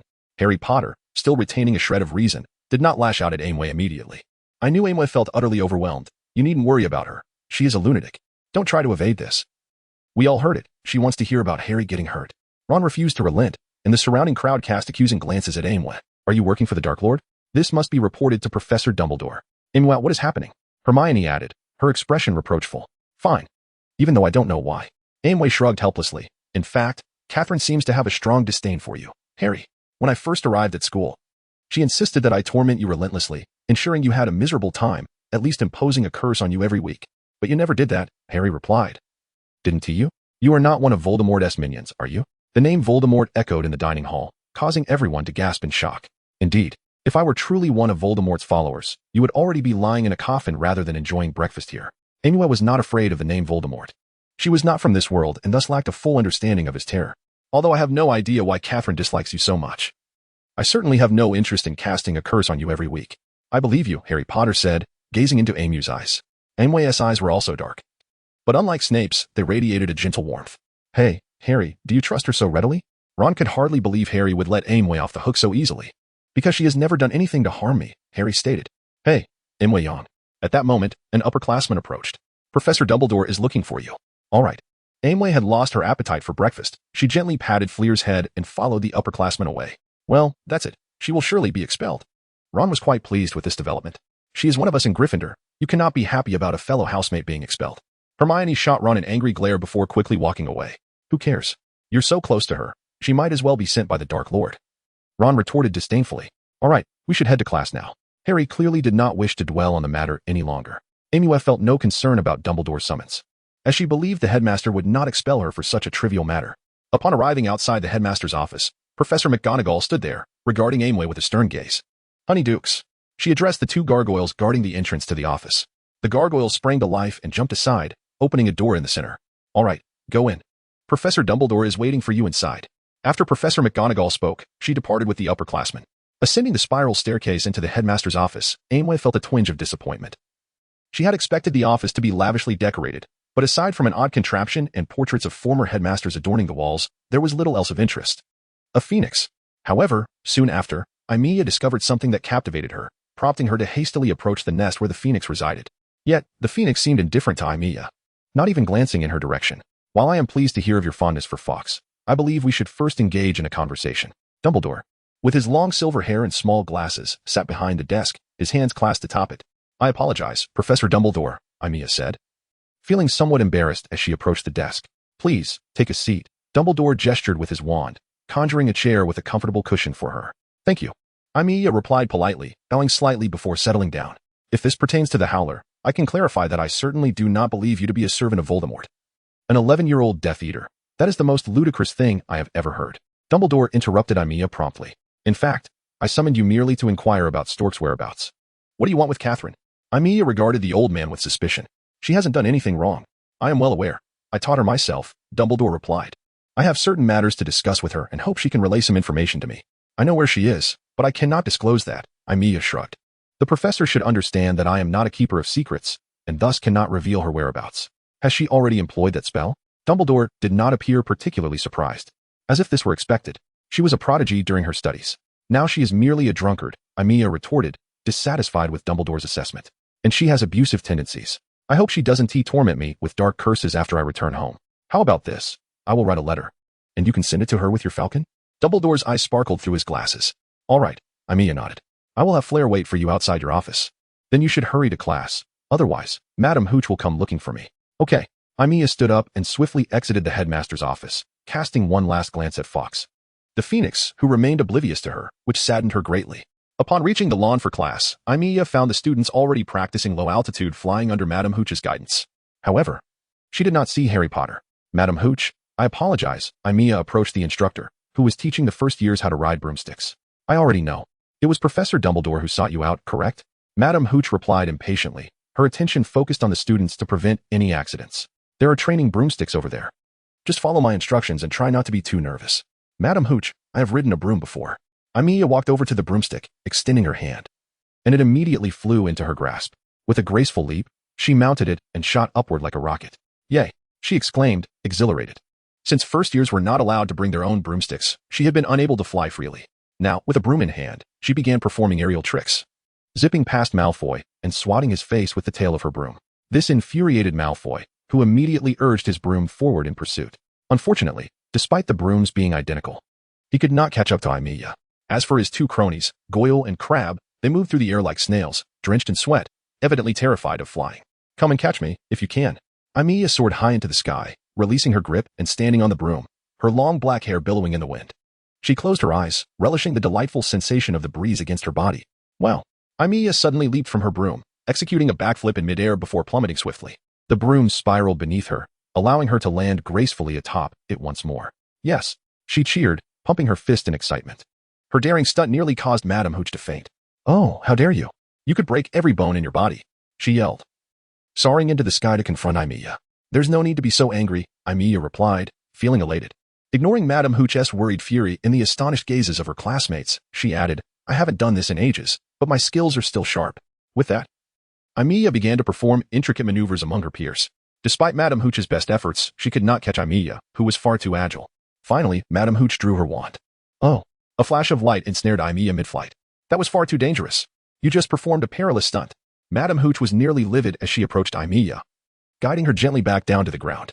If you fell, you could suffer catastrophic injuries. I apologize. I got a bit carried away. Aimiya sheepishly stuck out her tongue. Speaking softly. Chapter 7. The duel. The consequence of Aimiya's reckless flying resulted in Gryffindor being docked 5 points. Sitting on the lawn, she watched her classmates flying about. Feeling bored, Aimiya glanced at Madame Hooch, who was collecting the surplus broomsticks, casting a watchful eye in her direction, supporting her chin with her hands. Aimiya gazed at the student soaring through the air, feeling a sense of ennui. She adored the sensation of flight, as it imbued her with a sense of freedom. As if all her constraints had been cast away. With her hands behind her head, Aimiya reclined on the grass, staring blankly at the sky. 8 years had passed since she arrived in this world. In her previous life, she had been an ordinary person, so unremarkable that no one took notice of her. Despite her efforts, her lack of beauty and wealth rendered her invisible. Plucking a blade of grass, she chewed on it thoughtfully. In her former life, she had assumed she would lead a mundane existence and die alone. In truth, she did die alone, yet not in the serene manner she had envisioned. All of it stemmed from a beautiful dragonite stone, a 12-eyed celestial gem, amber in hue, possessing a jade-like quality. It was her family's heirloom. Yet this very treasure brought about unforeseen calamity. With a soft sigh, she rubbed her slightly moist eyes. How strange to recall such memories, she mused. Rising from the grass, she brushed off the debris and composed herself, determined to maintain a smile. Indeed, what could guard her better than a smile? Aimiya, with a cheerful demeanor, took out her wand and looked around for a few larger blades of grass. With a flourish of her wand, she made the grass dance and flutter in the air, occasionally emitting a sound reminiscent of silver bells. What could possibly be amiss? One ought to be joyful every day to honor oneself. However, if there were to be a singular source of discontent since arriving in this world, it would be her transformation into a girl. But what of it? She had no intentions of marrying, after all. Upon graduating from here, she would embark on a journey around the globe. Oh, how did you manage that? Hermione descended gracefully from the air, brushing her fluffy hair, though it yielded little effect. That must be the levitation charm, right? Hermione's eyes sparkled with excitement, clearly captivated by the allure of Aimiya's spell, which seemed to overshadow even the flying broomsticks. Indeed, it just requires a few additional techniques. Aimiya paused her wand waving, causing the grass to halt mid-air without descending. We shall soon learn this incantation, she assured Hermione. I know, I've read it in the textbook. Hermione replied enthusiastically. I believe I can master it splendidly. Certainly, you are the most brilliant which I have ever encountered, Aimiya remarked without exaggeration. If it weren't for Catherine's rigorous training, I would not have grasped this charm before you. The flying lesson concluded swiftly. Although Aimiya was evidently not done playing, there was little she could do, having been swept away in her own exuberance. During dinner, she was met with an astonishing piece of news. Harry Potter had become the youngest seeker in the history of Gryffindor House. I wonder why Professor Dumbledore hasn't expelled you, Ron exclaimed upon seeing Aimiya. Regrettably, I must disappoint you. Aimiya responded nonchalantly to Ron's hostility, recognizing him as merely an 11-year-old brat. She scanned the area and settled in an unoccupied corner, casually picking at her meal as dinner commenced. Ron was incensed by Aimiya's calm demeanor. No matter how well you fly, you could never become a seeker like Harry, he boasted loudly to Aimiya. She paid him no mind. Here, have some jam. She offered to Hermione, how's your homework coming along? Of course, it's done. We had ample time to rest this afternoon, Hermione replied, spreading jam on her bread. What about you? If you haven't finished something so simple, I might as well throw myself into the river. Aimiya took a bite of her pie and said, so, we have no pressing matters for tonight. I plan to visit the library, and you? Hermione replied. Not sure, Aimiya admitted honestly. Life without a computer or games is rather dreary, though the wizarding world is equally vibrant. Perhaps I shall accompany you to the library to research some material. Sounds good. Hermione nodded. Are you having your last supper, Potter? When do you plan to take the train back to your Muggle world? An unwelcome voice interjected. You were fortunate to escape during flying class. What are you doing here with your cronies? Looking for a fight? Draco Malfoy sneered. I challenge you to a duel, he declared. Tonight. You don't actually know how wizards duel, do you? I have my assistant. Who is yours? Ron quickly interjected, realizing that Harry seemed genuinely unaware of wizard dueling protocols. My assistant is Crabbe, Malfoy replied smugly. Midnight, in the trophy room. The door is often unlocked. With that, he strutted away with his 2 lackeys. How could they agree to such a thing? Hermione, clearly agitated, remarked upon hearing Harry's decision. A duel at midnight. If they get caught, Gryffindor will lose points. She set her bread aside in a huff and marched off. Oh dear, Aimiya sighed, following her. You best not wander the halls at night. If you get caught, how many points will Gryffindor lose? Hermione chastised Ron and Harry, her frustration palpable. You are so selfish. This is none of your business. Harry snapped, his good mood disrupted. Goodbye, Ron said before he and Harry departed. All right, Hermione, Aimiya spoke up. No need to be angry with them. They aren't worth your ire. They are incredibly selfish. They risk losing points for the sake of their own amusement. Hermione retorted, her words tumbling out in frustration. How about this? When they leave the common room tonight, I'll curse them both, Aimiya suggested. I'll stop them. Hermione refused Aimiya's proposition, not wanting to appear incapable. Well, they want to act until midnight, so we should eat first, Aimiya added. After finishing their meal, the two headed straight to the library. What book are you looking for? Aimiya inquired as she observed Hermione eagerly searching through the tomes. Just browsing. I want to read some biographies of wizards, Hermione replied. Oh. You have such leisure. If it were me. Aimiya picked up a book. I would choose this one. How to Simplify Spells. Quiet. The librarian admonished. Her irritation evident. Aimiya stuck out her tongue, then took a seat beside Hermione, diving into her book. As she read, she pondered her own habits and how to enhance her spellcasting efficiency. Hey, we should get going, Hermione reminded her after some time had passed. Time flies, Aimiya remarked, placing the book back on the shelf. All right, let us depart. Are you really going to meddle in those two boys' affairs? Aimiya asked as they exited the library. We must intervene. Otherwise, they will deplete Gryffindor's points. Hermione's anger flared at the thought. Even if you try to intervene, they won't listen to you. Aimiya said with a hint of resignation. Those two brats hardly regard anyone else. We might as well inform Professor McGonagall. That would certainly lead to Gryffindor losing points. Hermione countered. She is not like Professor Snape. She is a very fair headmistress. All right, then let us go and stop them, Aimiya said, somewhat disheartened. Upon returning to the Gryffindor common room, they found it nearly deserted due to the late hour. We'll wait here for them, Hermione declared, settling into a corner. Fine. Aimiya sighed. Wait for me. I'll fetch something. Why must I always be summoned by this girl? Aimiya muttered as she entered the dormitory, donning a jacket. For the evening air had grown chilly. Then she picked up a book of her own, for merely waiting was dreadfully dull. Upon returning to the common room, Hermione remained steadfastly waiting there. It was only 10 o'clock. Had they not arranged to meet at midnight? Aimiya admired Hermione's tenacity. We could rest first. No. What if they sneak away? Hermione clearly disagreed. Very well. Aimiya reluctantly sat beside Hermione and opened her book. Gradually, the others in the common room retired for the night, leaving only Hermione and Aimiya. Let us hide behind the chair, Hermione suggested to Aimiya. Why? Aimiya inquired, puzzled. Because that's the only way to catch them directly. Hermione insisted. All right, I'll follow your lead. Aimiya tucked her book into her sleeve. In truth, the true treasure she possessed was not her sleeve, but a bracelet adorning her wrist, from which dangled a small pouch. This pouch had been enhanced by Catherine with a space-expanding spell, and as time passed, its capacity increased. Every time Aimiya collected something, it was discreetly placed into that little pouch. The two concealed themselves behind a wide chair, silently awaiting the appearance of the two mischievous boys. Aimiya glanced at the spirited Hermione, thinking how remarkably vivacious she was. Finally, around 11:30, the two boys finally appeared. They crept cautiously, surveying their surroundings, and descended the stairs from the boys' dormitory. Harry, I can't believe you're actually going to do that. Just as they neared the portrait in the corridor, Hermione sprang from behind the chair, chastising them loudly. Aimiya, somewhat drowsy, followed suit. Because of you, I had to wait here for over an hour. If you two disobedient boys try to sneak off again, I will surely cast a curse upon you, she yawned, clearly displeased. Run. Ron shoved Harry, swiftly opening the portrait, and they darted away. Aimiya, distracted by a yawn, missed the chance to cast a spell that would incapacitate them both. Let us hurry after them, Hermione exclaimed, quickly pursuing. Hermione, Aimiya called after her anxiously, but it was apparent that Hermione did not hear her. Should I follow or not?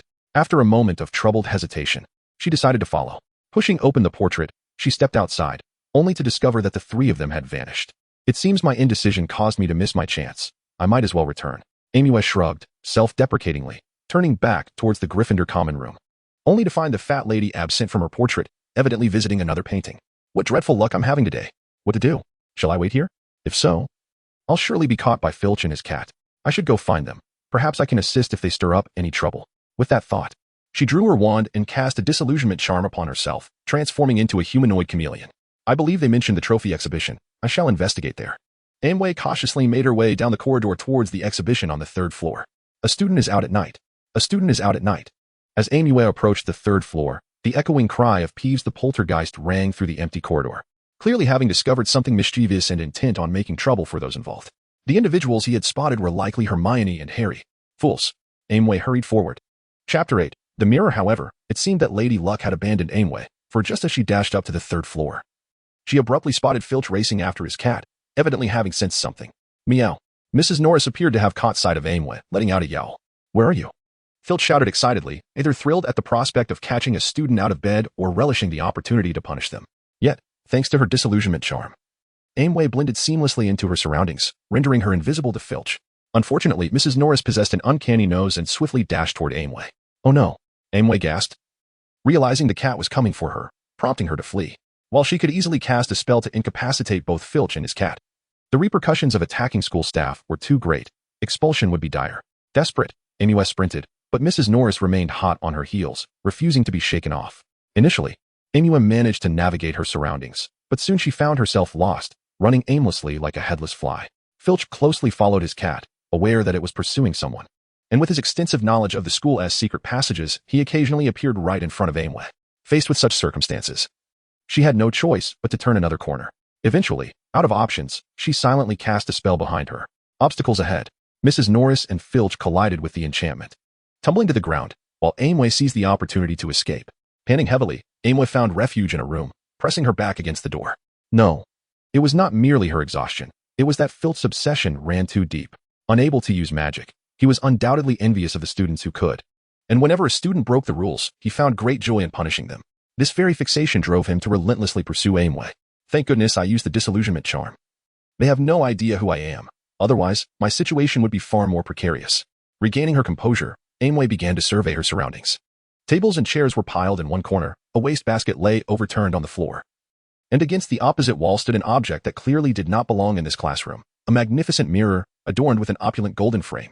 It reached up to the ceiling, supported by two claw-like stands. An inscription was etched upon its surface, Ancestrawariwak of Woitanwosi. How beautiful, Aimiya murmured, approaching the mirror. It even reflects. Her words trailed off as she beheld the figures in the mirror. It was her former self, accompanied by a stunning girl. With a gasp, Aimiya sank to the floor. Staring blankly at the mirror, her mind racing.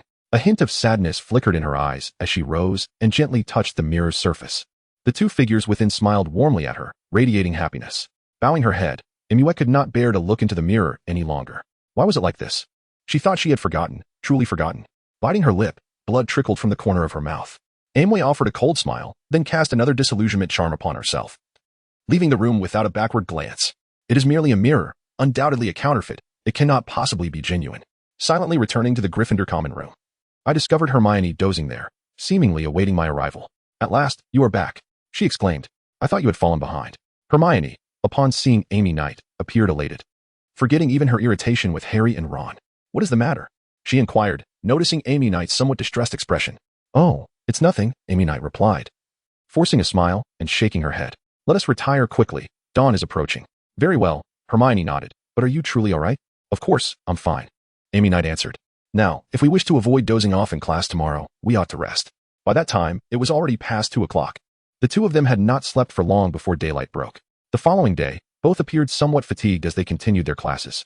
Hermione recounted their encounter with the three-headed dog along with Neville. Isn't Neville in the infirmary? Amy Knight inquired, curious as she did not wish Hermione to pry into her own affairs. Madame Pomfrey cured him instantly, but he forgot the password and had to sleep outside, Hermione explained. To avoid being caught by Filch, he decided to join us. That sounds unfortunate. Amy Knight expressed sympathy for Neville's dire predicament and his poor memory. What about you? What is troubling you? Despite Amy Knight's desire to shift the conversation, Hermione persisted in her inquiry. When I chased after you, you had already vanished. And I intended to find you, Amy Knight responded. However, just as I was about to locate you, I nearly got caught by Filch. I barely managed to evade him and returned to find you waiting in the common room. She opted to conceal the matter of the mirror. In the following days, Amy Knight seemed somewhat withdrawn, often losing focus during lessons, which puzzled Hermione. Regardless of Hermione's inquiries, Amy Knight would merely smile and insist that all was well. Pavarti. Have you seen Amy Knight? Hermione seized Pavarti Patil as she passed by. Amy Knight? I believe Professor McGonagall has summoned her, Pavarti replied. Oh, thank you. Hermione released Pavarti and hurried to Professor McGonagall's office. Professor McGonagall was reviewing students' assignments when Hermione burst in. Miss Granger, you ought to knock before entering, she remarked, a hint of displeasure in her voice. My apologies, Professor McGonagall, Hermione quickly apologized. May I ask where Amy Knight is? I heard from a classmate that you called for her. It is Professor Dumbledore who is seeking her, McGonagall replied. There is no need for alarm. The headmaster requires her for a minor matter. I am sorry, Professor McGonagall. Hermione realized her impulsiveness. It's just that Amy Knight has been acting strangely lately, and I am quite worried. Rest assured, with Professor Dumbledore present, she will be fine, McGonagall reassured Hermione, who seemed overly anxious. What about you? Aren't you off to class? Oh dear. Hermione suddenly recalled her upcoming lesson and hurried away. Meanwhile, Amy Knight sat, a frown etched upon her face as she gazed at the elderly man before her. What do you think? Dumbledore inquired. Butterbeer is the finest beverage in Hogsmeade. Amy Knight propped her chin on her hand, her glass untouched, though the drink appeared appealing. She had no desire to partake. I want to know what you are truly after, she pressed, furrowing her brow. Why do you wish to meet Catherine? Stoke is one of the most talented witches I have encountered. Were it not for her penchant for inebriation, I would have considered her for the defense against the dark arts position, Dumbledore stated. We cannot expect someone who is perpetually inebriated to teach students how to defend against dark magic, can we? Well, never mind, Amy Knight replied, feeling somewhat exasperated with the old fox. I do not know what time you arranged to meet Catherine. but if you do not postpone it by at least 3 hours, you may as well wait. In fact, I am already 3 hours late, Dumbledore replied with a mischievous grin. At that moment, the door to the three broomsticks swung open, and a blonde woman entered, clad not in wizarding robes but in a t-shirt and jeans. The patrons glanced her way before returning to their drinks. Dumbledore, what did you summon me for? The woman, Catherine Stokes, asked, hiccuping as she approached. Lynn, you have kept me waiting for 3 hours. Dumbledore stood to address her. He lies. He brought me here no more than a quarter of an hour ago, Amy Knight interrupted, exposing Dumbledore's deception. Well, in truth, it was 13 minutes, Dumbledore chuckled, pulling out a chair for Catherine to sit. All right, head professor, what is it you want? Catherine, though still under the influence, remained alert. I know you despise me for not protecting James, but I never anticipated he would act in such a manner. Dumbledore shrugged, expressing his helplessness. What does James Potter's fate have to do with me? Catherine retorted angrily. No, hear me out, Dumbledore urged. You must listen to my explanation. I know you harbor resentment towards James, yet he was a friend. Had it not been for that scoundrel, he would not have ended up in Azkaban. Catherine stood, seething with anger. I refuse to believe that. While James may be insufferable, he is still a friend, and I do not believe he would betray his own. But you did nothing. Catherine glared at Dumbledore. I suggested that a simple truth serum could clarify whether he was a traitor, yet none of you would agree. Her expression turned fierce. Just wait. One day, I will be ruined by Azkaban, and he will be free. Miss Yang, is she one of your trained henchmen? Dumbledore remained seated, though his eyes bore a stern expression. Indeed. Did you hear that howling letter? Catherine shot back defiantly. I intend for James's son to experience the sting of failure and disappointment. You must not allow that incident to blind you. Dumbledore rose. The patrons in the bar turned their attention to the scene. Although the establishment was bustling and noisy, such a loud quarrel was a rarity. You should not project your hatred for James onto his son. Dumbledore's tone softened considerably. I believe Miss Yang does not wish to harm her classmates indiscriminately, correct? He glanced at Amy Knight. You little girl, Catherine shot a fierce glare at Amy Knight. I think you should live well to honor those who care about you. Seizing the opportunity, Amy Knight expressed what she had longed to say to Catherine. Having been silenced by Catherine's magic whenever she had attempted to voice such thoughts in the past, I am unaware of the events that transpired before. But I believe that what truly matters is the present. Even if one cannot forget that man, drowning oneself in drink is not the solution. Her words trailed off, and she turned her head away. In truth, she too struggled to let go of the past. Perhaps that is why she could not finish her thoughts. Catherine was infuriated. She longed to cast a few curses at Amy Knight, but upon seeing Amy's expression, her anger dissipated. I am well aware of the formidable dementors of Azkaban. She seated herself at the table, resting her arms upon it, and took a sip of Amy's butterbeer. Yet, I refuse to believe he would betray his friends. I cannot accept that, but we find ourselves powerless in this situation. Dumbledore spoke softly, acknowledging the limitations of his power. Though he is a renowned wizard, he is not the minister of magic, and thus cannot offer much assistance. The patrons around them, sensing the confrontation had subsided, returned to their drinks. As for Harry's situation, Dumbledore turned his gaze to Catherine. Regardless, Amy Knight would not heed my words. Catherine shot Amy a fierce glare once more. However, Amy understood that despite Catherine's fierce demeanor, she had long ceased to care. Consequently, Amy leaped up and embraced Catherine, planting a forceful kiss on her cheek. Ugh. You haven't washed your face. Amy spat in disgust. You brat. Catherine's face flushed, and she raised her hand to deliver a playful hit to Amy before standing up. If there is nothing else, I shall take my leave. If possible, could you provide me with your address? Dumbledore inquired. I knew you would ask. Catherine retrieved a piece of paper from her pocket and handed it to Dumbledore, then turned to Amy. I have someone else to meet, so you'd better focus on your studies and not embarrass me. With that, she exited, vanishing with a flicker of apparition. That girl drank so much and still dared to apparate. Amy expressed her concern. I believe the one who ought to be worried is you. After reading the note, Dumbledore burned it and turned to Amy. Me? Amy felt a twinge of guilt. You saw it, didn't you? Dumbledore's eyes seemed to penetrate her very soul. The mirror. Yes. Amy nodded, having researched the mirror in the library, though she could not bring herself to admit that what it reflected was her deepest desire. Chapter 9. The troll. Dumbledore managed to soothe Amy Knight a bit, and after meeting with Catherine, Amy's spirits lifted slightly. By the time they returned to Hogwarts, night had fallen, meaning Amy had missed all her afternoon classes. Upon entering the Gryffindor common room, she found Hermione seated anxiously, her chin resting on her hands, elbow propped on her knees, watching the entrance with great concern. Why haven't you gone to rest? Amy asked, puzzled. If I weren't worried about you, would I be sitting here? Hermione snapped. No need for that. I'm perfectly fine. Amy felt exasperated by Hermione's sensitivity, thinking to herself, why must you be so perceptive at the wrong times? Do you still consider me a friend? Hermione was quite upset. You clearly have something on your mind. You've been distracted since that day, even in class. Did you think I wouldn't notice? I'm sorry. Though Amy was pleased that Hermione regarded her as a friend, she had no desire to share her troubles. Ultimately, you simply lack the courage to speak. You don't trust me enough. Hermione was incensed. Fine, I won't bother with you anymore. With that, She turned on her heel and stormed into the dormitory, ignoring Amy completely. Amy sighed softly, casting a glance at Hermione's retreating figure. She could endure everything, but this was one matter she would not disclose to anyone. Perhaps it was better this way. After all, she was no saint and might find herself following Catherine into Azkaban at any moment. Although Catherine had heeded Dumbledore's advice and abandoned the notion of a prison break, who could predict when the impulse might strike again? With this thought, Amy shook her head and retired to bed. True to her word, Hermione ceased to speak to Amy, even avoiding eye contact, despite them sharing the same dormitory. Amy had no other friends, and as for Hermione, her personality kept many at bay. Though they occasionally exchanged a word or two, few genuinely cared for her. Thus, after their quarrel, both lost their only friend. Hermione spent her days immersed in the library, returning late to the dormitory. Meanwhile, Amy often found herself staring blankly at the grass outside the castle, or enviously watching Harry Potter soar on his Nimbus 2000, diligently practicing Quidditch. Patience would be key. By second year, she would possess her own broomstick, no longer needing to envy others in the sky. In Charms class, Amy found the tasks exceedingly simple, having mastered the first-year spells under Catherine's rigorous training. Now, she had acquired knowledge of spells surpassing that of many seventh years. However, things did not proceed smoothly. Hermione and Ron had been paired together, both visibly frustrated. Ron waved his wand like a windmill, his incantation a cacophony, yet the feather before him remained stubbornly grounded. Hermione pointed out Ron's errors without hesitation, to which Ron stubbornly refused to concede, believing Hermione merely criticized without offering any real help. Wingardium Leviosa. Hermione effortlessly lifted the feather into the air. Excellent. Professor Flitwick beamed, praising Miss Granger's success. Oh, this blasted feather. Dean Thomas glared at his own, which remained immovable despite his every effort. Do not swing your wand so forcefully, Amy advised him.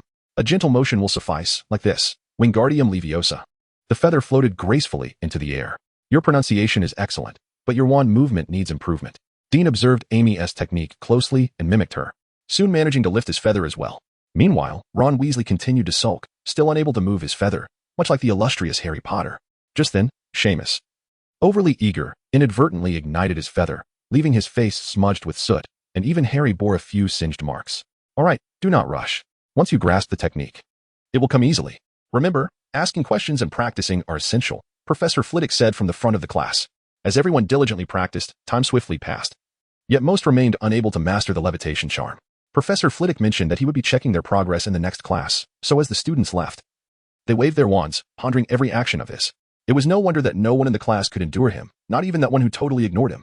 Ron still had not mastered the levitation charm, and thus vented all his frustration on Hermione, incessantly lamenting to Harry beside him that she was a veritable nightmare.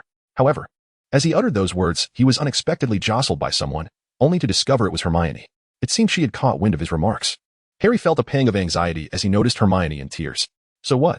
Ron stubbornly refused to acknowledge his fault. Aimiya, standing behind, felt a twinge of unease witnessing Hermione flee in tears, knowing full well that Hermione was a proud individual. For someone like her to be crying suggested a significant injustice had been inflicted upon her, although Hermione had declared her intention to ignore her. Aimiya was aware that it was merely because Hermione had not expressed her inner feelings, and she still cared deeply for her. Thus, upon seeing Hermione in tears, Aimiya felt a deep sense of unrest. Initially, she had not intended to pursue her, but after overhearing Harry and Ron's conversation, a surge of anger welled up within her. You little rascal. She quickly strode forward, blocking Ron Weasley's path, declaring, if anything happens to Hermione, I will not spare you.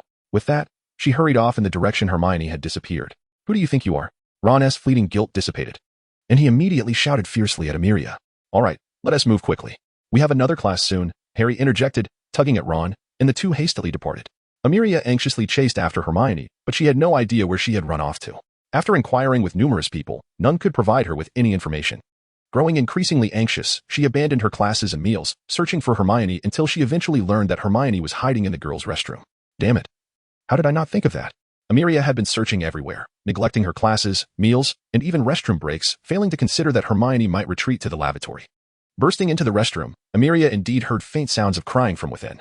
Hermione. Aimiya softly called out as she entered the girls' restroom. The sobbing ceased, but no reply came. Hearing slight sniffling, she approached the small door of a stall. Hermione, please don't cry. Are we not friends? The girl gently said. You don't need to be angry with that fellow. Just let me be alone for a while.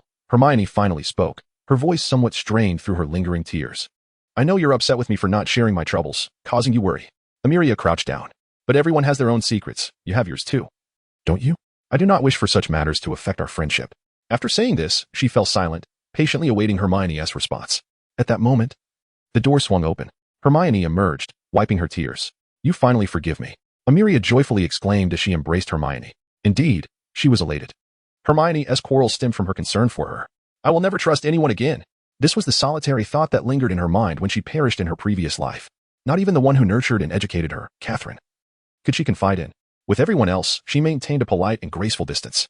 Only Hermione cared for her, which brought her joy. Although she was not prepared to divulge her secrets, that did not hinder her from sharing the world's mysteries with Hermione. Let go of me, you rascal. Hermione wriggled free from Aimiya's embrace, her cheeks slightly flushed.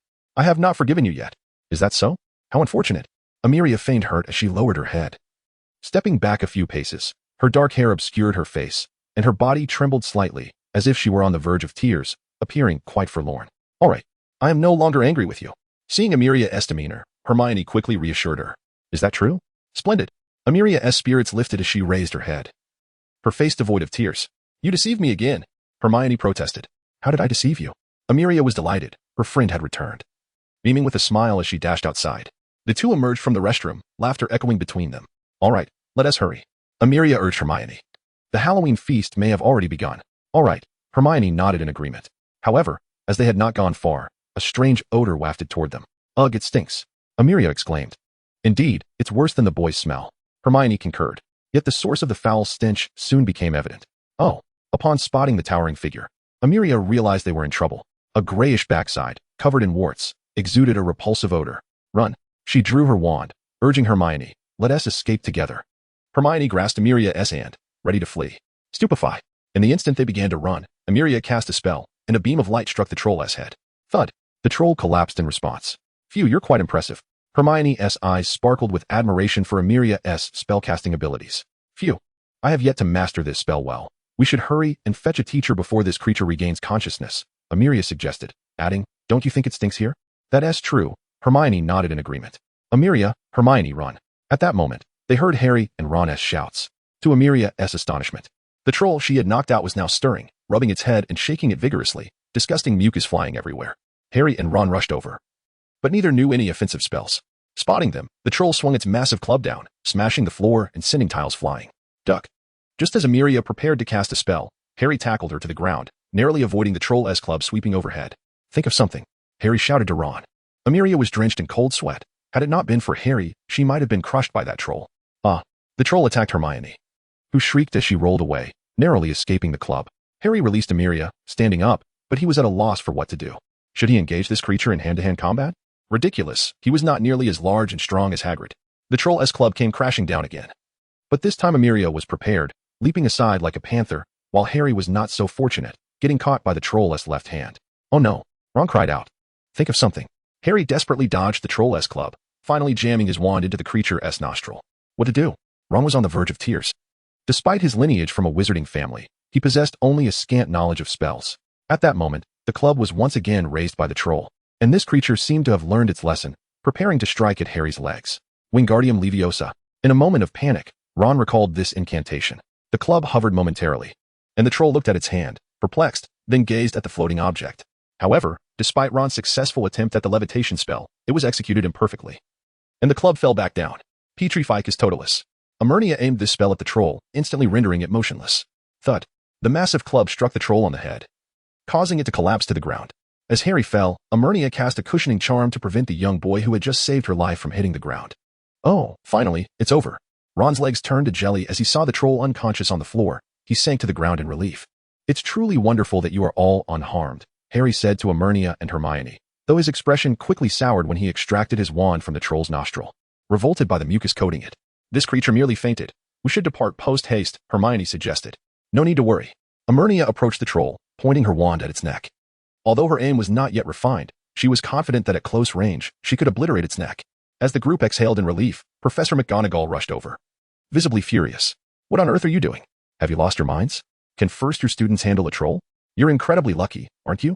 The infamous Potter. Snape's cold, disdainful gaze fell on Harry, his dark eyes betraying his contempt. Are you so bored with life that you seek thrills to showcase the prowess of the illustrious Potter? I can tell from your failure to vanquish Voldemort that he is quite formidable. Aimiya nudged Harry and defiantly met Snape's gaze. Yet, the ever-persistent Snape chose not to deduct points this time. He merely glared at Aimiya before addressing the other three. Due to your professor. This doesn't concern the three of you. Hermione, sensing the impending loss of points, quickly interjected, "It was my fault. I read a book about trolls and thought I could handle it. They came to my aid. Without them, I would have perished." Ron dropped his wand in disbelief at Hermione's blatant lie to both Professor McGonagall and Snape. However, he and Harry maintained their composure, ensuring that the story held. "Well done, Miss Granger," McGonagall said sharply before Snape could chime in. "I am furious. Gryffindor will lose 5 points for your recklessness. Now, hurry back to the common room. The other students are celebrating Halloween." Hermione departed. "You're quite fortunate," McGonagall remarked to Harry and Ron. "It is rare for first-year students to defeat a troll. I shall award you 5 points. Now, you two should return as well." Harry, Ron, and Aimiya hastened back to the common room. "Oh, by the way, Professor." Aimiya suddenly turned to McGonagall. "You should be proud of Ron. He managed to knock the troll down with just the levitation charm. Quite impressive." Ron felt a surge of anxiety as he wondered if she intended to report them, but upon hearing her words, he finally relaxed. He glanced at Aimiya, who rewarded him with a sweet smile, causing his cheeks to flush as he hurriedly stepped forward, his heart racing. Heh, Aimiya chuckled with satisfaction. Although she had ceased blaming Ron and Harry the moment they rushed to her aid, a little teasing still brightened her mood. "You should hurry," she called, swiftly outpacing Harry and Ron, even performing a somersault up the stairs. "I've never seen such a wild girl," Ron remarked, his eyes slightly glazed. "But she's a good person, isn't she?"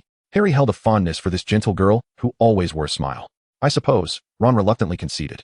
Upon returning to the common room, the two found their peers reveling in celebration, with only Hermione and Aimiya waiting with plates in hand. "Happy Halloween," they greeted Harry and Ron. "Hey, Harry."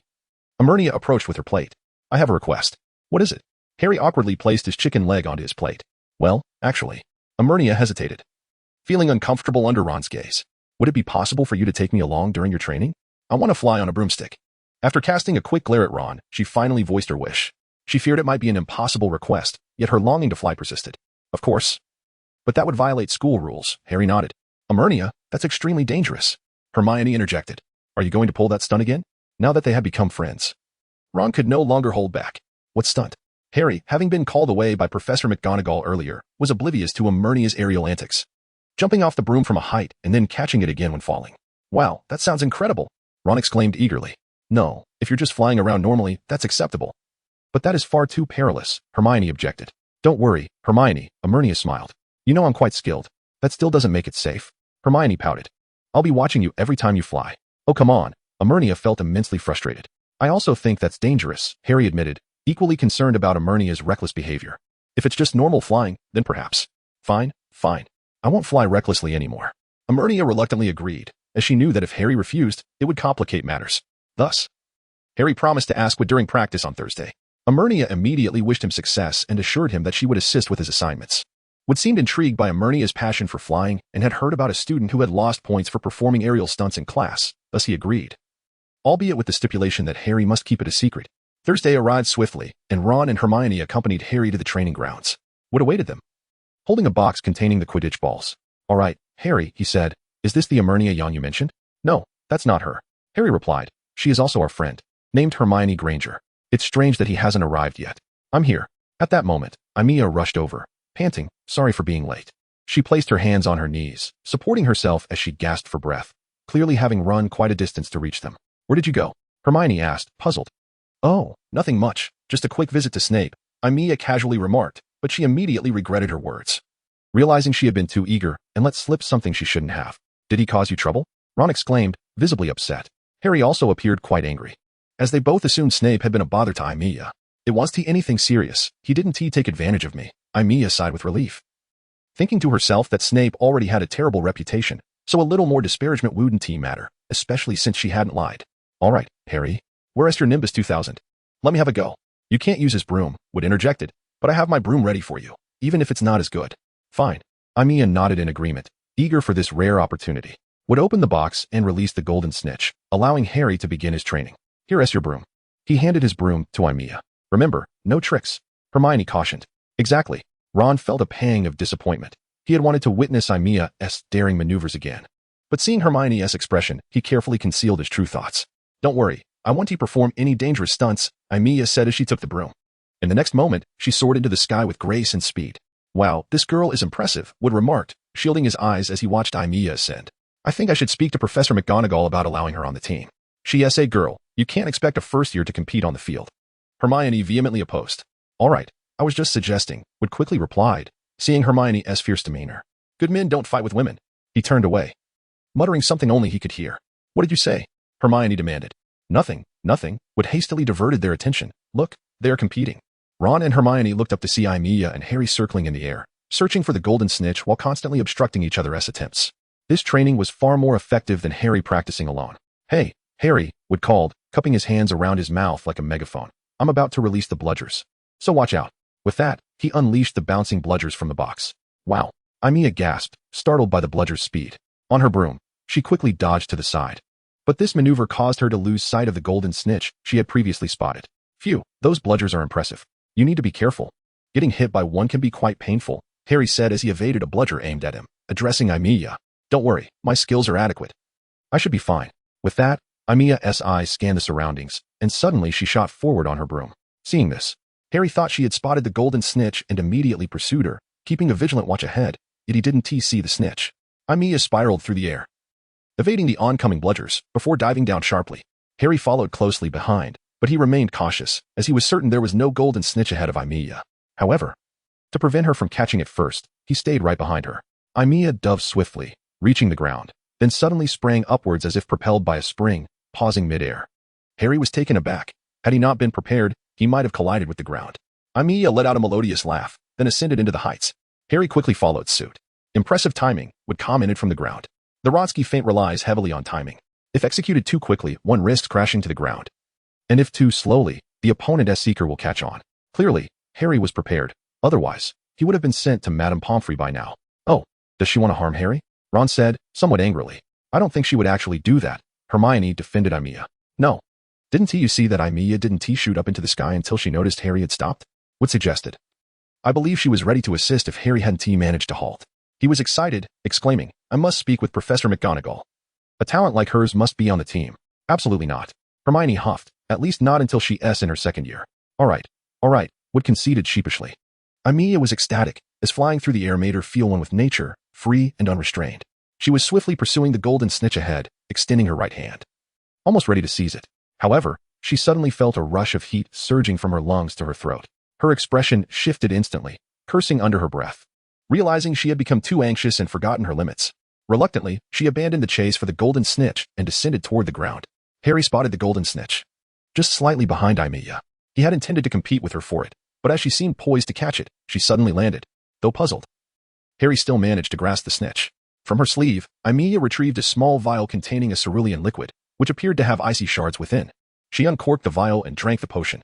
Ah, so refreshing, she said, licking her lips before recapping the vial and returning it to her sleeve. Phew, that was close. Aimiya sighed, exhaling a warm breath as the heat in her lungs dissipated, allowing her to finally relax. I shouldn't have to worry for the rest of this semester. I probably won't need to seek out Snape for potions anymore. This potion is just too difficult to brew, aside from Catherine. It seems only Snape is capable of it in this school. Chapter 11. Illness, are you alright? Several of them rushed over, as Harry descended with the golden snitch in hand. However, Wood remained occupied, still battling with the two bludgers, having lost other targets. Wood became the focus of their relentless pursuit. I'm fine, Aimiya replied. I'm just a bit tired. Really? Are you sure? I saw you drinking something. It was TA potion, was it? Ron had already seen it. Aimiya, if you're feeling unwell, you should head to Madame Pomfrey immediately, he suggested. Hermione concurred. I'm fine. Aimiya shook her head, not believing that Madame Pomfrey could truly heal her, despite being an exceptional healer. Look, she struck a pose. Wood is in trouble. He's about to be knocked out by the bludgers. The three hurriedly turned to Wood, who was struggling with two bludgers. Harry and Ron quickly assisted Wood in capturing the rogue balls. All right, it's dark now. Let's call it a day for practice, Wood said as he received the golden snitch from Harry, tucking Aimiya's broom under his arm. Okay, Harry nodded. You're really impressive. You must achieve victory. Aimiya encouraged Harry. Yes. You must triumph and crush Slytherin. Ron chimed in. Rest assured, with Harry's prowess, Slytherin stands no chance, Wood stated confidently. I will do my best, Harry declared, clenching his fist. Let's head back, Hermione reminded them. You two need to finish your homework, she urged Harry and Ron. Indeed, Aimiya laughed. But before she could finish her sentence, she felt a sharp pain in her chest and lost consciousness. Aimiya, she vaguely heard someone scream. When Aimiya regained consciousness, it was already deep into the night. She felt a slight ache in her lungs, but it had improved. How painful. I really should have taken my medicine sooner. I never learn, she lamented. Thank goodness you're all right, Hermione exclaimed, leaning over her bedside, visibly relieved. What time is it? Aimiya asked, suspecting it was quite late. It's past 1. How do you feel? Hermione inquired. Not great. I feel weak all over, Aimiya replied with a bitter smile. I fear I won't be able to attend class tomorrow. What exactly happened? Hermione pressed. Well, how should I put it? Aimiya pondered. I have had a peculiar ailment since childhood. My lungs accumulate heat, albeit slowly. When I was younger, it would take a year or two to build up. But in recent years, it has become a matter of months. Accumulating heat? Hermione looked at Aimiya in bewilderment. Yes, so I must take a specific potion. If I don't take it in time, Aimiya said with a grimace, I would end up breathing fire, and it's quite fierce. She rubbed her chest. Recalling how she nearly burned down Catherine's potions room the first time it happened. Is this why you didn't take your medicine? Hermione asked worriedly. No. It was because I took it too late, Aimiya admitted sheepishly. I drank it just as the heat was about to escape, while it quelled the heat. The clash of the potion's coldness with the heat made my lungs ache terribly. Is this because you were playing with the broom? Hermione scolded. I won't do it again. Aimiya hastened to assure her, trying not to exert herself due to the lingering pain. Next time. Hermione exclaimed loudly. Quiet down. Madame Pomfrey's irritated voice came from outside the room. Sorry, Hermione said, sticking out her tongue. Don't worry, after taking this potion, I shouldn't need another for about 6 months. Aimiya quickly reassured her. By the way, have Harry and Ron finished their homework? If not, Professor McGonagall will surely be furious. Oh no, I completely forgot, Hermione exclaimed, smacking her forehead in frustration. Harry and Ron just left a short while ago. I bet they're staring at a pile of assignments in despair. All right. You should head back quickly, Aimiya urged. You have classes tomorrow. With Madame Pomfrey here, I will be fine. Okay, Hermione hesitated but eventually stood up. Rest well. I'll come see you tomorrow. Aimiya smiled softly. Back in the Gryffindor common room, Hermione found Ron and Harry bundled in thick coats, huddled by the fireplace with a heap of books and parchments on the table. Both wore forlorn expressions, holding quills with blank parchments before them. How is Aimiya doing now? Harry asked Ron, lifting his head. I believe she'll recover quickly under Madame Pomfrey's care, Ron replied, slightly furrowing his brow. Neville's injury was healed in no time, right? We should finish our homework first. At that moment, they spotted Hermione. Oh my, Hermione, you finally returned, Ron exclaimed with delight, and even Harry wore a joyful expression. It seems you two haven't done a single assignment, Hermione remarked, trying to suppress a laugh at their disheveled appearance. Don't just sit there laughing at us. If we don't finish by tomorrow, McGonagall will tear us apart, Ron moaned, cradling his head in despair. Please, we need your help, Harry pleaded. You two are impossible, Hermione sighed in exasperation. By the time Harry and Ron completed their assignments, it was past 3 in the morning, and all three were yawning incessantly. Ron was particularly annoyed because Hermione adamantly refused to let them copy her work, but under her guidance, they managed to finish on their own. All right, let's get some rest, Hermione said, rubbing her eyes. I'm exhausted, Ron said, a blot of ink smeared across his face from dozing off while writing. However, all he wanted was to sleep. Harry could barely keep his eyes open as he hastily gathered his things. The three bid each other farewell and returned to their respective dormitories. After a few hours of sleep, the trio awoke feeling extremely fatigued, as they still had morning classes to attend. Once the morning lessons concluded, they quickly grabbed a light lunch before heading back to their dormitories for a nap. There were no classes on Friday afternoons. Meanwhile, Aimiya remained in the hospital wing. Lying down, although she felt much better, Madame Pomfrey insisted she rest for another day. She also endured a sarcastic visit from Snape, who seemed more intent on mocking her than inquiring about her recovery. The potion he had prepared for her, it appeared, was concocted at Catherine's behest. And since Aimiya had not followed the prescribed regimen, Snape seized the opportunity to ridicule her in front of Gryffindor. What an exemplary Slytherin, yet she produced a Gryffindor. You must be her disgrace, Snape remarked as he left, making it clear he had come not to offer concern but to belittle her. Aimiya seethed with anger, barely restraining herself from casting a curse at him. However, reason reminded her how absurd it would be to attack a headmaster, knowing the likely repercussions of any retaliatory spell. After contemplating the consequences, Aimiya obediently closed her eyes, pretending she had not heard the words of that individual, remaining so until he departed. This fellow. While I have not succumbed to illness, he is certainly driving me to the brink of exasperation, Aimiya exclaimed, her voice still cautious, despite her recovery nearing completion.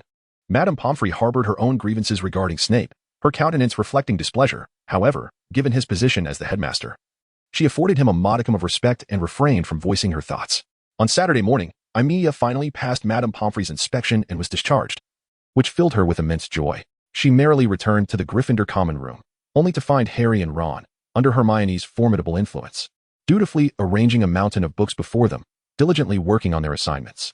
Merely on Friday morning, the professors had inundated them with a plethora of homework. You both seem rather distressed, Aimiya remarked with a grin, noticing Hermione leisurely sipping tea beside them.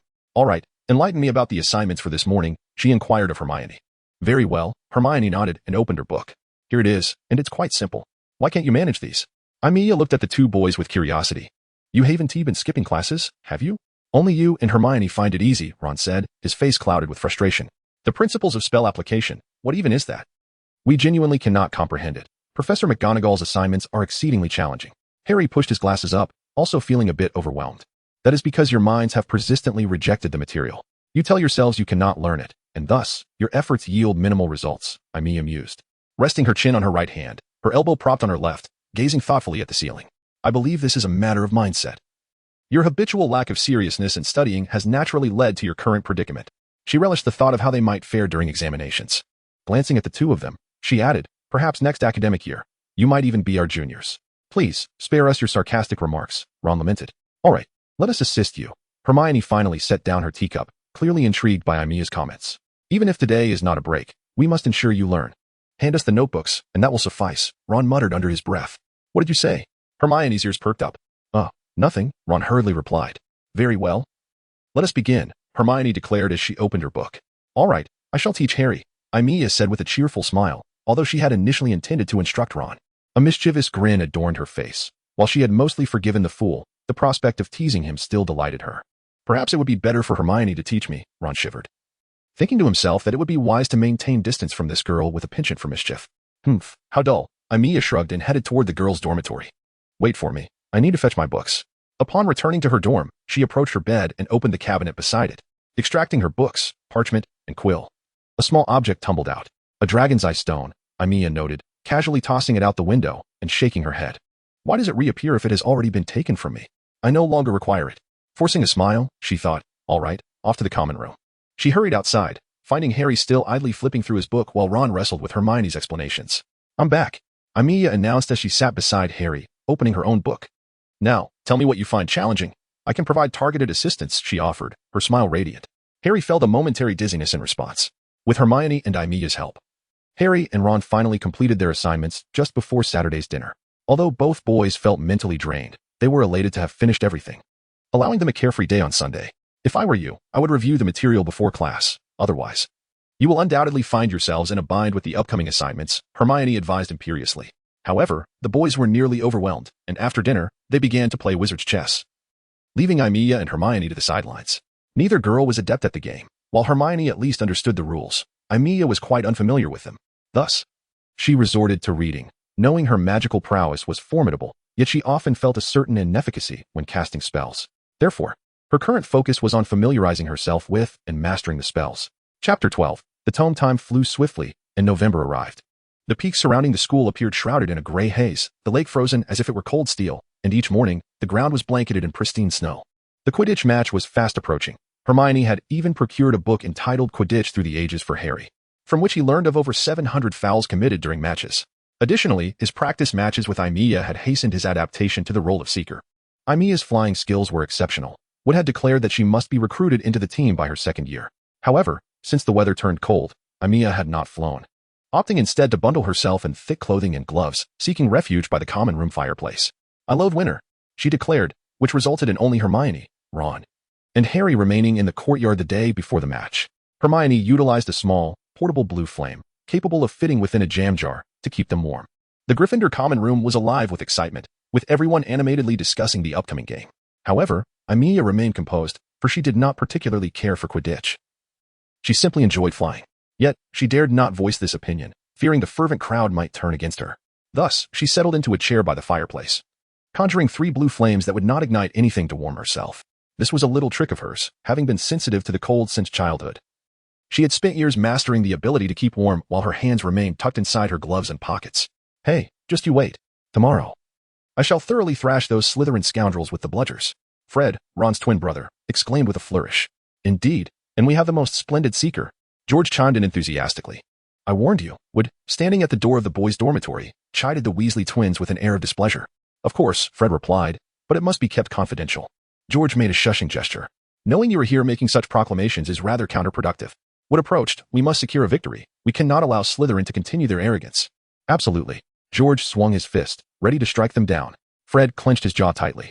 Oh, I believe you must be quite audacious tomorrow, Aimiya remarked, casually placing her book upon her lap and brushing her hair away from her forehead. And if you lose the game, I shall inform Mrs. Weasley that you failed to control the quaffle, resulting in your teammate's injury. Her teasing smile was infuriating, and I suspect Ron would certainly divulge your home address to me. Fear not. We are quite accustomed to the howling letters, George replied nonchalantly. However, I take great pleasure in witnessing Slytherin players endure their parents' wrath after a loss. Fred added confidently. Well, I hope you achieve victory, Aimiya mused, finding the antics of the mischievous twins entertaining, often engaging in banter or teasing them. Over time, the trio forged a genuine friendship. Whenever the twins concocted something novel, they eagerly shared it with her, for she often proposed ideas that left them astounded. Naturally, the twins chimed in unison. As darkness began to descend, Wood inquired, "But where is Harry?" "Don't look at me. They haven't returned since last night," Aimiya replied. Shivering from the cold, having opted not to follow them in search of a quiet place to study Quidditch thoroughly. "If they're in need of privacy, we can certainly find them a safe location," Wood exclaimed nervously, as if Slytherin were poised to ambush Harry. In truth, since Harry joined the Gryffindor team, Wood had never allowed him to practice publicly, wishing to keep Harry as a secret weapon. Yet, the news of Harry being a seeker was already common knowledge. Even so, Wood endeavored to prevent Gryffindor from discussing it, a futile effort. "I think I spotted them in the courtyard," Simon said, wiping the liquid from his face. "Fred, George, let us go find them." Wood could hardly contain his impatience, as victory was of utmost importance to him, and finding the seeker was essential. He was deeply concerned that Harry might fall victim to Slytherin's curses on the eve of the match. "Rest assured," Aimiya said, "if Harry were to be cursed, I would step in as a substitute. I believe Professor McGonagall would certainly agree."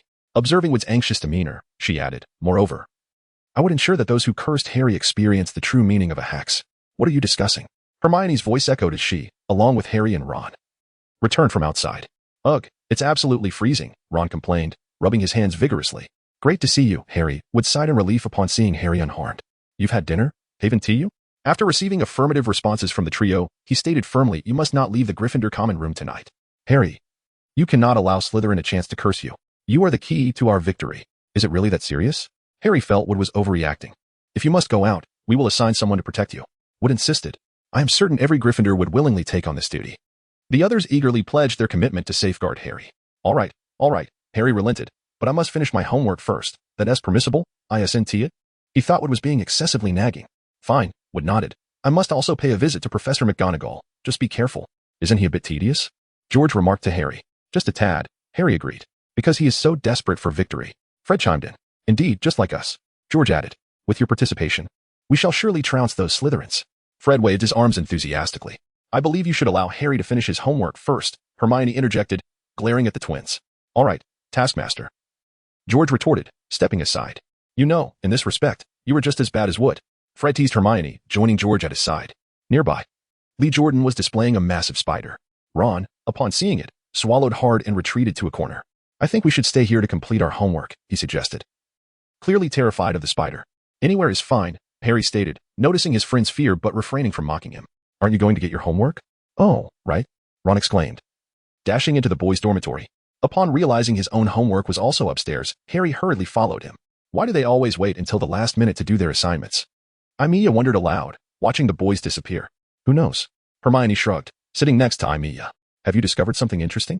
"Why, yes," Aimiya smiled. "But I shan't reveal it now. I intend to surprise the entire school during tomorrow's match." A mischievous grin spread across her face. "You're not planning any mischief, are you?" Hermione asked, having noticed Aimiya's transformation since befriending the Weasley twins. "How could you think that?" Aimiya replied playfully. "It took me a long time to devise this. You can't accuse me like that." "Let us hope so," Hermione replied, clearly skeptical of Aimiya's intentions. At that moment, Ron and Harry emerged from the dormitory, carrying their homework, and joined Hermione and Aimiya, spreading their assignments out before them. Thus, the two who had completed their work began assisting their two slothful companions. However, Aimiya noticed that Harry seemed distracted, as if troubled by something. "What's wrong?" she asked curiously. "Snape confiscated the book Hermione borrowed and deducted 5 points from Harry for a flimsy excuse," Ron explained. "And he seems to have been bitten by something. It looks rather serious. I wish he would just drop dead. I'll go retrieve that book. If another professor is nearby, I believe they would return it to me," Harry declared, pushing his nearly finished assignment aside and rising. "Who will accompany me?" "I certainly will not," Hermione and Ron exclaimed in unison. "I will go. I believe I can get the book back." Aimiya stood up, brushing her hair back and donning her hood, 3 fireballs hovering around her for warmth. "Let us go," she said to Harry. "All right." Harry nodded, and the two departed from the Gryffindor common room, where the surrounding individuals were engrossed in their own pursuits, oblivious to their exit. Once they realized Harry was gone, a wave of panic swept over them. Facing Wood's incessant nagging would be quite dreadful. However, with Aimiya by his side, there was no cause for concern. Hermione held a strong belief in Aimiya's capabilities. Could she truly handle it? Ron had never witnessed Aimiya in a confrontation, and although she had intervened during the battle with the troll, her performance had been rather unremarkable. At least she was the most formidable among the first years, Hermione proclaimed proudly. Yet, skepticism lingered among the others regarding Hermione's confidence. As they traversed the corridor, Aimiya hummed a gentle tune. Noticing Harry's anxious demeanor, she remarked, "There's no need to be so tense. The more anxious you are, the less you will accomplish. Snape is not a monster. Treat him as you would any ordinary person." "That's not my issue. He dislikes me," Harry retorted, clearly irked by Aimiya's words. "Perhaps," Aimiya shrugged, acknowledging the ambiguity of such situations. "We've arrived." Harry approached Snape's office and gently knocked, but silence greeted him. It seemed unoccupied, Aimiya mused, resting her chin on her hand. "I'll take a look," Harry said, cautiously cracking the door open. He peered inside but quickly withdrew, stifling a gasp. "What happened?" Aimiya inquired, puzzled by his reaction. Harry, however, merely closed the door. Seemingly too late. "Potter," came Snape's low, furious voice from within. "I want to retrieve my book," Harry said, his tone betraying his nervousness. "Leave this place at once." Snape's anger was palpable, indicating he had no intention of returning the book. In a flash, Harry sprinted away, dragging Aimiya with him just as Snape contemplated deducting points from Gryffindor. Once they were certain Snape wouldn't pursue them, Harry halted, breathless. "That wretched Snape," he gasped, hands resting on his knees. Aimiya stepped closer. "Do you really want your book back?" Yes," Harry replied, taken aback by her sudden proximity. Her breath brushing against his face, causing him to instinctively step back. "Very well then," Aimiya grinned, gesturing to herself. "I'll fetch it for you." "Maybe not," Harry said, a hint of worry evident in his voice as his apprehension towards Snape became apparent. "Don't worry. Snape doesn't harbor that much animosity towards me," Aimiya said cheerfully. "Wait for me here." She then made her way to Snape's office. Knock, knock, knock. She rapped sharply on the door. With a scowl, Snape opened it. "Professor Snape, I've heard you took a book from Harry Potter. Might I have it returned?" Aimiya smiled sweetly at him. Snape regarded her with a distorted expression before limping back into his office, throwing a hefty tome at her. "Don't presume that having Sturk's protection grants you the liberty to act recklessly," Snape barked. "I had no such intention," Aimiya replied, her smile unwavering as she caught the book. "Thank you, Professor Snape." Turning away, she added, "Well then, goodbye." The response was a resounding slam of the door. "What a lack of decorum. He is as unyielding as a stone in a latrine," Aimiya shrugged, commenting on Snape's demeanor. Chapter 13. The match. Upon Aimiya's return to where Harry awaited her, she stumbled upon two unrelated figures, two Slytherin students. "What do you want?" Aimiya asked, instantly sensing their ill intentions toward Harry. "Harry Potter, just you wait. Tomorrow, Slytherin shall defeat you." The two Slytherin students spat venomously at Harry. "Well, we won't know until we compete," Aimiya interjected, standing tall between the Slytherin students. "You might end up losing quite miserably." "I doubt that. Especially if the Seeker doesn't take the field." One Slytherin student quickly drew his wand. "Disarm." However, his speed was no match for Aimiya's reflexes. She deftly knocked the wand from his grasp before he could cast his spell. The other Slytherin student, startled, took a step back and drew his wand, aiming it at Aimiya. "Disarm." Yet, he barely began his incantation before Aimiya interrupted him. "What a pity," she said, smirking as she observed the two Slytherin students. "Their faces pale. Just wait and see," they exclaimed, fleeing in a panic. "Impressive," Harry remarked, astonished by Aimiya's prowess. "If one is trained from a young age by a demon using devilish methods, one can certainly turn out this way." Aimiya shivered, seemingly recalling some dark memories. "Let us hurry back," she said, returning the Quidditch book to Harry. "Can you teach me?" Harry asked as he accepted the book. "Of course. But I believe your focus should be on the upcoming match," Aimiya replied, her expression turning serious. "Those Slytherins are utterly insufferable. We must dampen their arrogance." She fixed Harry with an intense gaze. "You can manage that, right?" "Of course." Harry gulped, nodding vigorously. "All right, let us move," Aimiya urged, striding out quickly. Hermione and Ron might already be anxiously waiting, and if it discovered Harry had slipped away, he might very well lose his temper. Upon returning to the Gryffindor common room, Harry recounted the events to his friends. The surrounding crowd gasped in astonishment, looking at Aimiya with admiration for her singular ability to best two older Slytherin students. Hermione beamed with pride. "So, do you believe me now?" Once the crowd dispersed, Harry shared what he had overheard from Snape with his three friends. "I wager he plans to steal whatever the three-headed dog is guarding, which is why he unleashed the troll," he said excitedly, believing Snape's intent was to create a distraction. "Though he is detestable, I don't believe he would dare attempt to steal something so closely guarded by Dumbledore," Hermione countered, skeptical of Harry's assessment. "Hermione, do you truly think all the teachers in this school are benevolent?" "I certainly don't," Ron chimed in, leaning more toward Harry's suspicions, given Snape's notorious disdainful nature. "I'm convinced the likelihood of Snape being involved is far greater than anyone else. But what could he be after? And what is that immense dog guarding?" Harry pondered. "Snape is far more formidable than you realize. If he truly wished to pass the three-headed dog, he would undoubtedly succeed," Aimiya interjected. disagreeing with the two who harbored bias against Snape. Moreover, often those considered the least likely to succeed are the most capable. Much like our defense against the dark arts professor, Quirrell, she certainly did not anticipate that her casual remark would turn out to be true. Come on. Ron hardly believed it. The way he stuttered made me doubt he could even pronounce a spell correctly, let alone be capable of casting one. Spells do not necessarily have to be spoken aloud to be enacted. Amy Knight opened the textbook on charms. But I believe what you ought to focus on now is not on Snape, but rather on completing your assignments. If you do not finish your work, you will certainly face dire consequences. With Dumbledore present, that matter should pose no problem. Yes, Hermione nodded. If you were punished for not completing your assignments, especially you, Harry. Just think, what if you were suspended due to unfinished work? Would surely kill me, Harry replied without a moment's hesitation, then spread out his assignment. All right. I will finish it right away. I had intended to play a game of chess with Harry. Ron reluctantly put away the wizard's chest set he had just taken out and began working on his assignment instead. The next day dawned bright and clear, though it was quite cold. The dining hall buzzed with excitement as students eagerly discussed the upcoming thrilling Quidditch match. You must eat something for breakfast. I do not wish to eat anything. Then have a bite of toast. Hermione set down her sausage and picked up a piece of toast. I am not hungry. It seemed Harry was exceedingly anxious. If you were this nervous, you might not perform even half as well as usual. Amy Knight smeared ketchup on a deliciously cooked sausage and tucked it into a piece of bread. If that is the case, you may soon find yourself injured by the special treatment from the opposing team. She took a delightful bite and exclaimed, delicious. Then she continued, with so many teachers present. I dare not cast a jinx on the Slytherin players. Amy Knight was not mistaken. The Seekers were indeed the prime targets of the opposing team. Simon echoed the sentiment from beside them. All right. Harry took a deep breath and picked up a piece of toast. As for Ron, he was blissfully enjoying his breakfast, seemingly oblivious to the tension around him. By 11 o'clock, the Quidditch stands were packed with students from the school. Many had brought binoculars. The seats were nearly elevated to the sky, yet it remained difficult to see the match clearly. Ron and Hermione made their way to the top row, joining Neville, Simon, and Dean, a fan of the West Ham team. To surprise Harry, they had crafted a massive banner from a bedsheet stained by a small mouse, emblazoned with the words, Potter must win. The artistically inclined Dean had even drawn a large Gryffindor lion beneath it. Furthermore, Hermione had cast a clever spell that made the colors on the banner shimmer with different hues. Have you seen Amy Knight? Hermione asked, still concerned as she had not spotted her yet. No, no one has seen her. It was strange. She was present during breakfast. Hermione furrowed her brow, pondering where she could have gone. Just then, a burst of fireworks shot into the sky, exploding into the shape of a gigantic lion with a golden mane, letting out a thunderous roar. Everyone was captivated by the grand lion, which strutted around the Quidditch pitch for a few steps before issuing a deafening roar towards the stands filled with Slytherin students. Clearly, it was a provocation aimed at Slytherin, before collapsing into a small orb of light that then exploded into several words. Gryffindor must win. Harry Potter must win. The Gryffindor students erupted into cheers at this spectacle. Not only the members of their own house, but even those from Ravenclaw and Hufflepuff joined in the celebration, highlighting just how unpopular the Slytherins were among their peers. The Slytherin students all wore grim expressions. Had it not been for the presence of school staff, they might have charged at the Gryffindors. I hope everyone competes fairly. Madam Hooch, the referee, admonished as she cast a stern glance at the Slytherin players, clearly lacking confidence in their morals. All right, mount your brooms.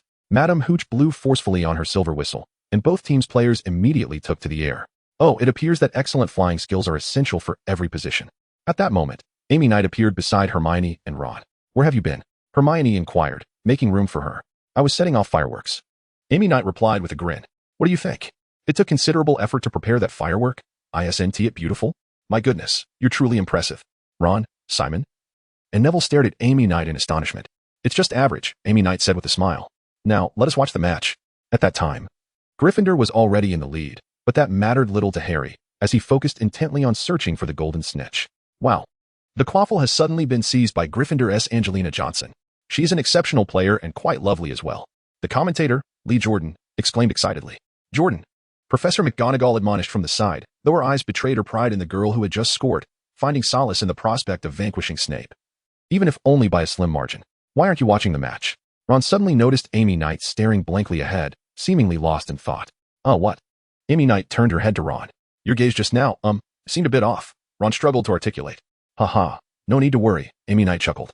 I merely connected my visual perception with Fleer's. He is currently soaring high above, and I can observe the match through his eyes. Fleer, your little hawk? Ron asked, astonished.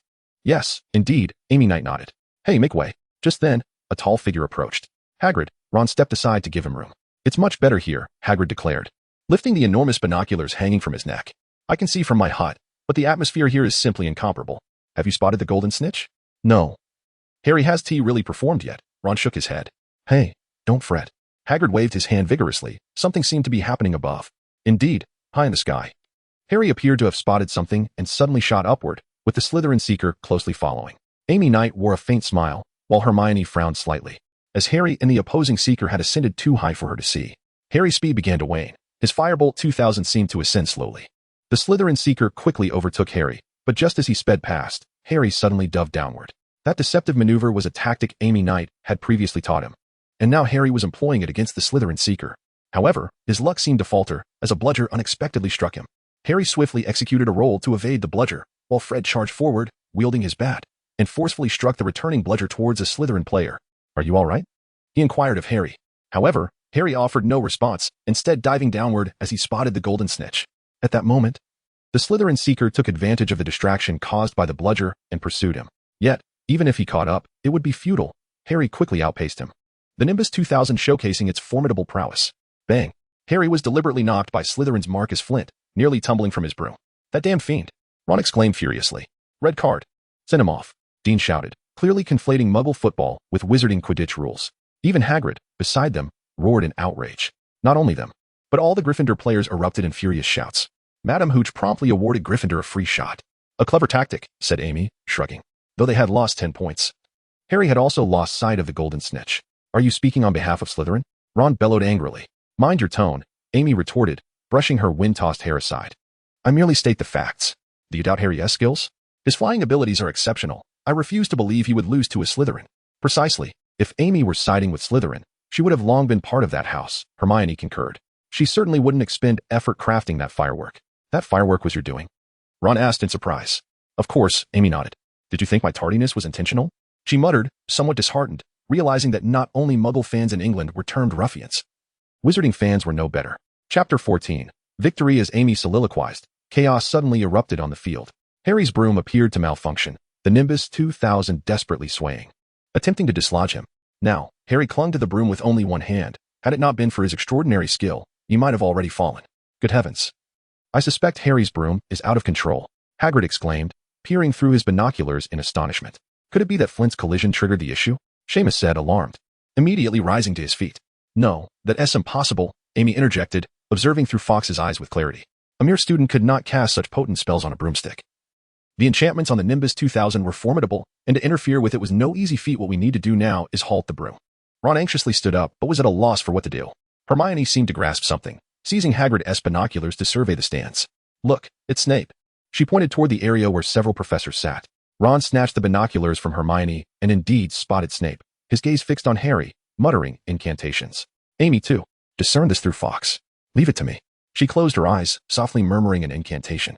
Suddenly, a piercing eagle cry erupted as Fawkes fell from the sky, fiercely swooping toward Snape.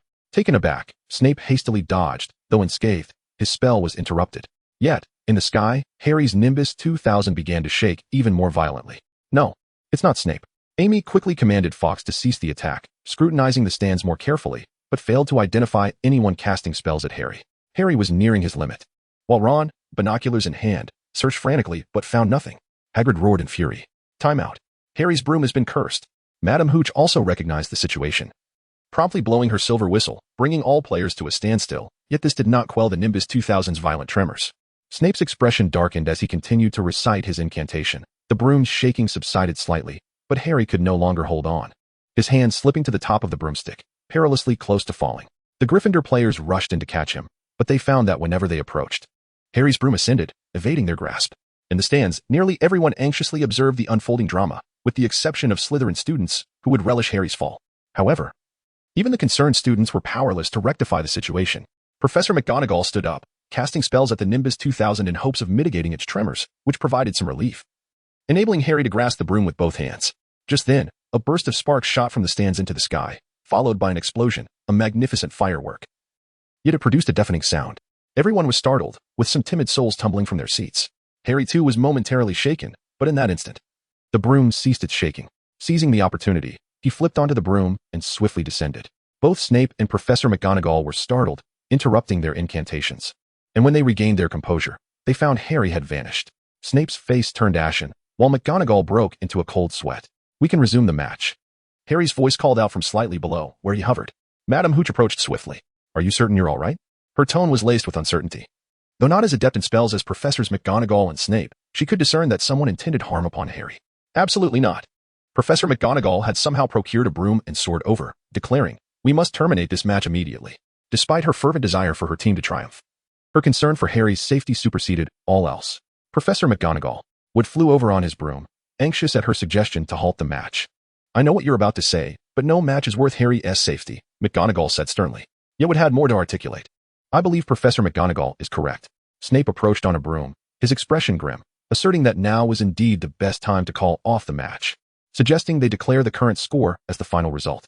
Professor McGonagall? He addressed her solely by her surname, never using her title. The current score stands at Slytherin 60, Gryffindor 30. If we adhere to Professor Snape's decision, Slytherin would emerge victorious in this match. I believe Professor Snape is right, Ron stammered. At this moment, Professor Quirrell flew over on his broomstick, casting a glance at Harry. Harry felt a sharp pain in his forehead. Professor, I must disagree, he exclaimed, filled with outrage.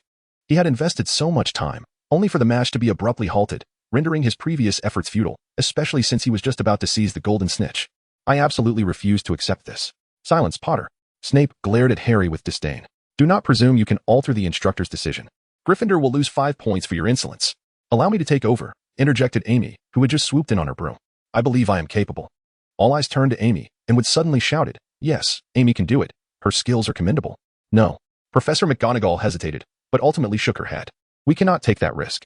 If someone were to curse the player's brooms, though she was reluctant to admit it, she feared that the caster would likely target only Harry. Honestly, I don't see why everyone is in such a tizzy, Amy chuckled, unperturbed by the professor's expressions. Firstly, only adult wizards can cast spells on brooms. Secondly, to target someone, you must be relatively close. Therefore, the culprit must be an adult wizard present in the stadium. Do you comprehend the implications of what you were saying? Snape glowered at Amy. Of course, she replied, nodding lightly. This implies that every adult wizard here is a suspect. An uproar erupted among the students, and Harry, momentarily forgetting his anger, stared blankly at the professors, realizing that only they were the adult wizards present. Hagrid was disregarded, as no one could believe he wielded such powerful spells. Huh? Are you joking? Professor Quirrell seemed to shrink back in fear. This is hardly amusing. Madam Hooch retorted angrily. Do you mean to imply that someone wishes to harm Harry? Of course. It's also possible that someone has taken Polyjuice Potion and is disguised among us, Amy said with a grin. I merely wish to suggest that, once discovered, unless the culprit is powerful enough to overpower all, such as that fellow. She pondered for a moment. Voldemort, perhaps? It is Voldemort, Harry exclaimed. A collective shiver ran through the crowd, with accusatory glances directed at him. Harry lowered his head slightly in remorse. I do not believe this is a prudent course of action. Snape turned to McGonagall. Although both were heads of their respective houses, McGonagall was the deputy headmistress, and Snape, albeit reluctantly, cast his gaze upon her. Harry, while I too do not wish for the match to end this way, McGonagall said, looking at him, no, we must achieve victory. Harry shouted furiously, otherwise my father will mock me. Well said. A voice, slightly aged yet resonant, interjected. Fawkes the Phoenix soared in, carrying Dumbledore on his tail. Let the match continue. I shall be watching. Very well, as you wish, Snape conceded, glancing at Dumbledore before flying back to his position. Dumbledore, you must understand how perilous this is. McGonagall expressed her concern. I am aware, Minerva, Dumbledore replied calmly. That is precisely why I am allowing Harry to proceed. I wish for him to comprehend the dangers he may face. Very well, I hope you are correct. McGonagall nodded, then flew back to her place. Now, everyone back to your positions. Dumbledore commanded emphatically, casting a glance at Amy. Impressive fireworks. Very well done. The old man gave Amy a thumbs up. Thank you. Amy curtsied slightly. Now, if you will excuse me. With that, she flew back to Hermione and returned the broomstick to a Gryffindor upperclassman. Dumbledore positioned himself beside Lee Jordan. Let the match commence, he nodded to Madam Hooch. All right then, positions. Madam Hooch blew her silver whistle with great force. The match resumed. Ah. The old man truly knows how to handle these situations, Amy remarked as she used a wooden comb to tidy her windblown hair. The troublesome players became surprisingly obedient. Dumbledore is the most formidable wizard. With him present, the mysterious one dares not show himself, Hermione noted. But where has Professor Quirrell gone? Who knows? He vanished as soon as Dumbledore appeared, Amy replied, finishing her hair and offering the comb to Hermione. Would you like to try? It's enchanted to make your hair wonderfully smooth. Really? Hermione's eyes sparkled. She was quite troubled by her unruly locks. Of course. Amy stepped behind Hermione and began to comb her hair. Oh, splendid. At that moment, Lee Jordan's voice rang out. Incredible. Angelina is indeed a beauty. What a magnificent goal. Keep it up. Just 2 more goals, and the score will be tied. Oh, look. Harry is on the move. He seems to have spotted the golden snitch. On the field, Harry began to weave swiftly, darting in serpentine patterns while occasionally accelerating. The Slytherin Seeker closely pursued him, mirroring Harry's every speed increase. Like a shadow, Harry glanced back, formulating a plan, then suddenly surged forward. The Slytherin Seeker followed closely. Harry's pace was not exceedingly fast, yet his opponent quickly caught up, flying closely behind him. Listen, Harry, this tactic resembles the Ronski feint, but in this case, you treat the opposing player as the ground. You must obstruct your opponent's line of sight, then accelerate to maximum speed, preventing them from turning, and at the moment of collision, spin your broom and dive downward. I know your skills can accomplish this. Recalling Amy's taught strategy, a smile crept onto Harry's lips as he gained speed. The Slytherin player urged his broom to its peak velocity, eager to see whether Harry could spot the golden snitch ahead, but Harry kept swerving, obscuring his view. In that instant, Harry abruptly spun his broom and dove downward. The Slytherin player hesitated, attempting to pursue, but failing to see ahead.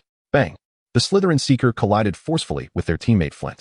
Flint, seeing Harry approach, attempted to dodge but was unable to react in time, resulting in a dizzying crash between the two players. Seizing the opportunity, the Weasley twins swung their bats and struck the quaffle with great force. Two Slytherin players were struck twice by the bludger, nearly losing their grip on their brooms. The Slytherin beater rushed in to send the bludger flying, thus saving the two from a perilous fall. Oh my, hurrah! Lee Jordan cheered as Harry caught the golden snitch. The match concluded with a score of 270 to 150, marking Gryffindor's victory. Chapter 15. Conflict. Thus, it can be concluded that Snape harbored no desire for Harry's demise. Did you not witness Professor McGonagall casting a spell upon Harry's broom as well? In Hagrid's hut, Hermione remarked to Ron, you see. The conditions for casting and dispelling spells are identical. I wager that Snape was attempting to remove a curse. He was saving Harry. Come now, saving Harry? That is utterly implausible. He loathes Harry, deducts points at every opportunity, and constantly seeks to find fault with him. Yet that does not imply he wishes to kill him.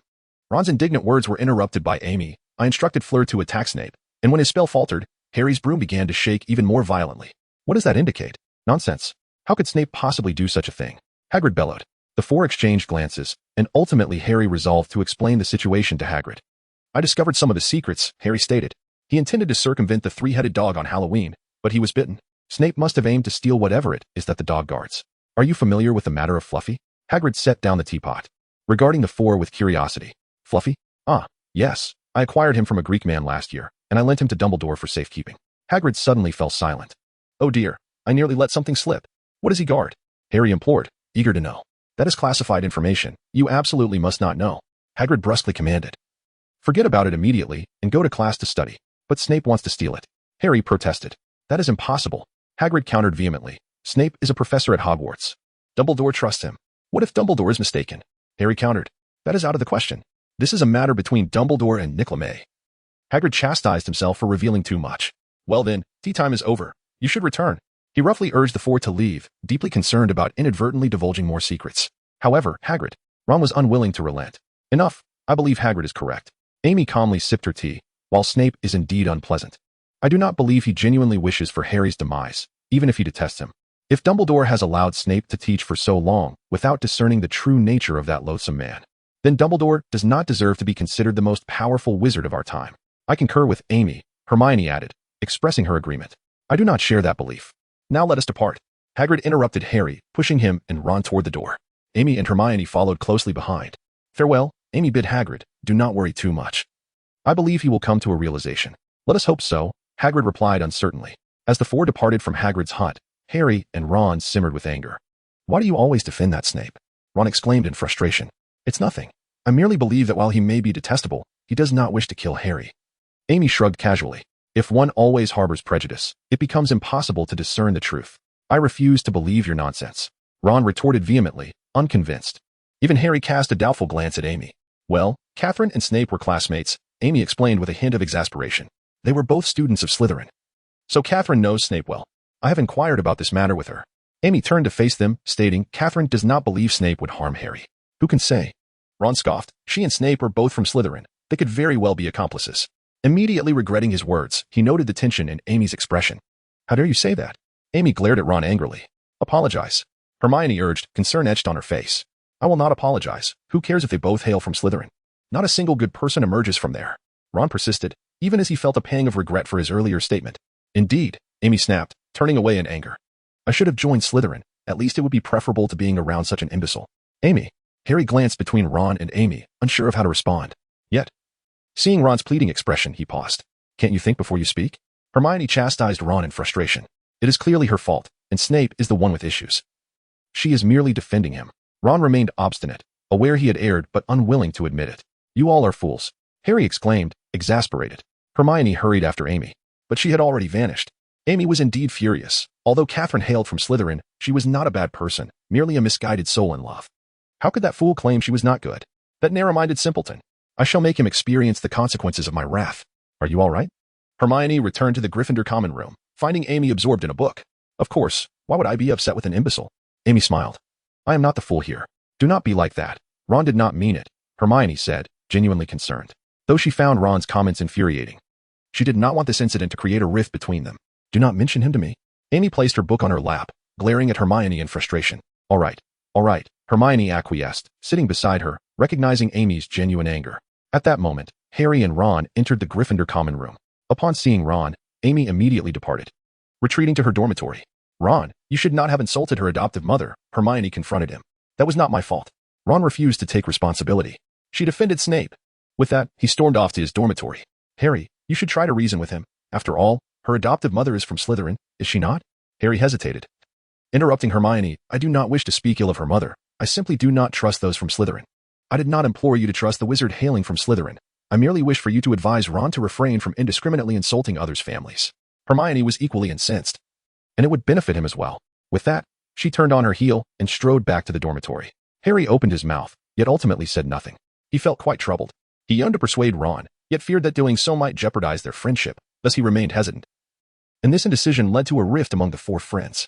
However, Harry and Ron found it increasingly challenging to complete their assignments, as both relied on Hermione and Aimiya's assistance to finish their work. Meanwhile, Hermione and Aimiya enjoyed a leisurely existence. Hermione would occasionally converse with Harry and sometimes assist him with his assignments, while Aimiya refrained from speaking to either boy altogether. Very well, Miss Yang.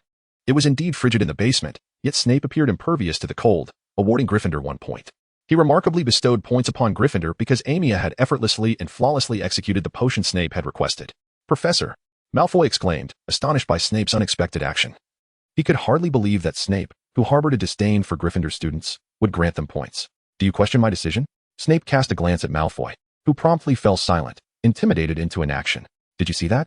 They are undoubtedly in cahoots, Ron remarked angrily to Harry. Yet, Harry hesitated, and in that moment, Snape's gaze fell upon him. What are you two doing? Snape sneered at Harry and Ron, muttering to himself during class, 5 points deducted from Gryffindor. He then slowly made his way to the front of the classroom. Today's potion must be accompanied by a 17-inch explanation, due Monday. Goodness, a 17-inch essay. Ron wailed after class. I would rather be killed. He truly regretted his quarrel with Hermione and Aimiya, for potions was his weakest subject. Harry shared this sentiment, finding himself utterly perplexed by the complexities of the course. Aimiya, with her right hand carrying her bag, nonchalantly strode along, not needing to explain the lesson to Harry and Ron, as she had ample time to spare. Observing her carefree demeanor, Harry and Ron felt envious. But Ron stubbornly refused to admit his fault for the sake of pride. We should hasten back to complete our assignments, Harry urged Ron, if we do not write quickly. We shall never finish, and Snape will undoubtedly deduct more points. If you would apologize to Aimiya, I would have no fault. Ron's face flushed crimson. Yet he steadfastly refused to concede. She's the one at fault. Unreasonable. Hermione shot Ron a glare before turning away. Hey, Hermione, Harry called out urgently. But Hermione ignored them and continued on her way. This is it. We have lost our last hope. Ron lamented. We can borrow from Seamus and Neville. Come now. Seamus will not lend us anything, and Neville is just as helpless as we are, Harry said, feeling disheartened. True enough, Ron echoed, equally dismayed. This is maddening. Why don't we take a ride on our brooms for a bit? At this moment, the air was quite chilly. Harry hesitated, reluctant to go out into the cold. We will fly for a short while and then return, Ron insisted. Otherwise, lend me your broom, and I will go alone. Fine, I shall accompany you. Harry conceded after a moment of contemplation, choosing to stay with his friend. The two returned to the common room, first warming themselves by the fireplace, then placing their bags back in the dormitory before retrieving the Firebolt 2000 and venturing outside the castle. The scene beyond the castle was a stunning expanse of pure white snow, enchanting yet frigid. Would you like to fly first? Ron inquired of Harry. No, you go ahead. Harry replied, wrapping his cloak tightly around himself, finding it too cold. Just fly for a moment, and then hurry back. All right. Ron took the broom, mounted it, and soared into the sky. Meanwhile, at the small hut outside the Forbidden Forest, Aimiya approached slowly, knocking firmly on the door. Who is it? Hagrid's voice echoed from within, and the door swung open, revealing Fong peeking out beside him. Hello, Hagrid, Aimiya greeted, waving. Are you alone? Hagrid glanced behind her. Yes, Aimiya nodded. Please let me in. It's freezing out here. She gently patted Fong's head, who wagged his tail enthusiastically. Don't you have classes this afternoon? Hagrid invited Aimiya inside, pulling up a chair for her by the fire, then poured her a cup of steaming tea from the kettle. Indeed, Aimiya affirmed, cradling the large cup in her hands as she nestled into the oversized chair. What about those three rascals? Hagrid asked, sipping his tea. Who knows? Aimiya turned her head aside. Had a falling out?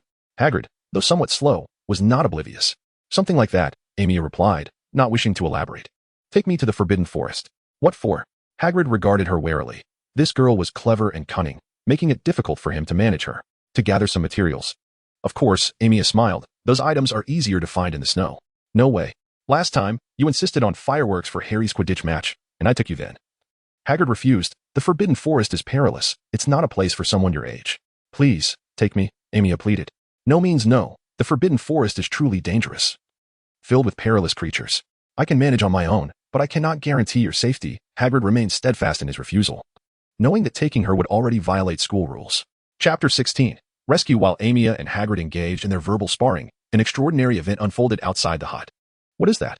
Aimiya peered through the window, spotting a dark figure soaring from afar. What? Hagrid turned his head in confusion, leaning closer to the window to see better. But it was too distant for him to discern. He then grabbed the binoculars resting nearby.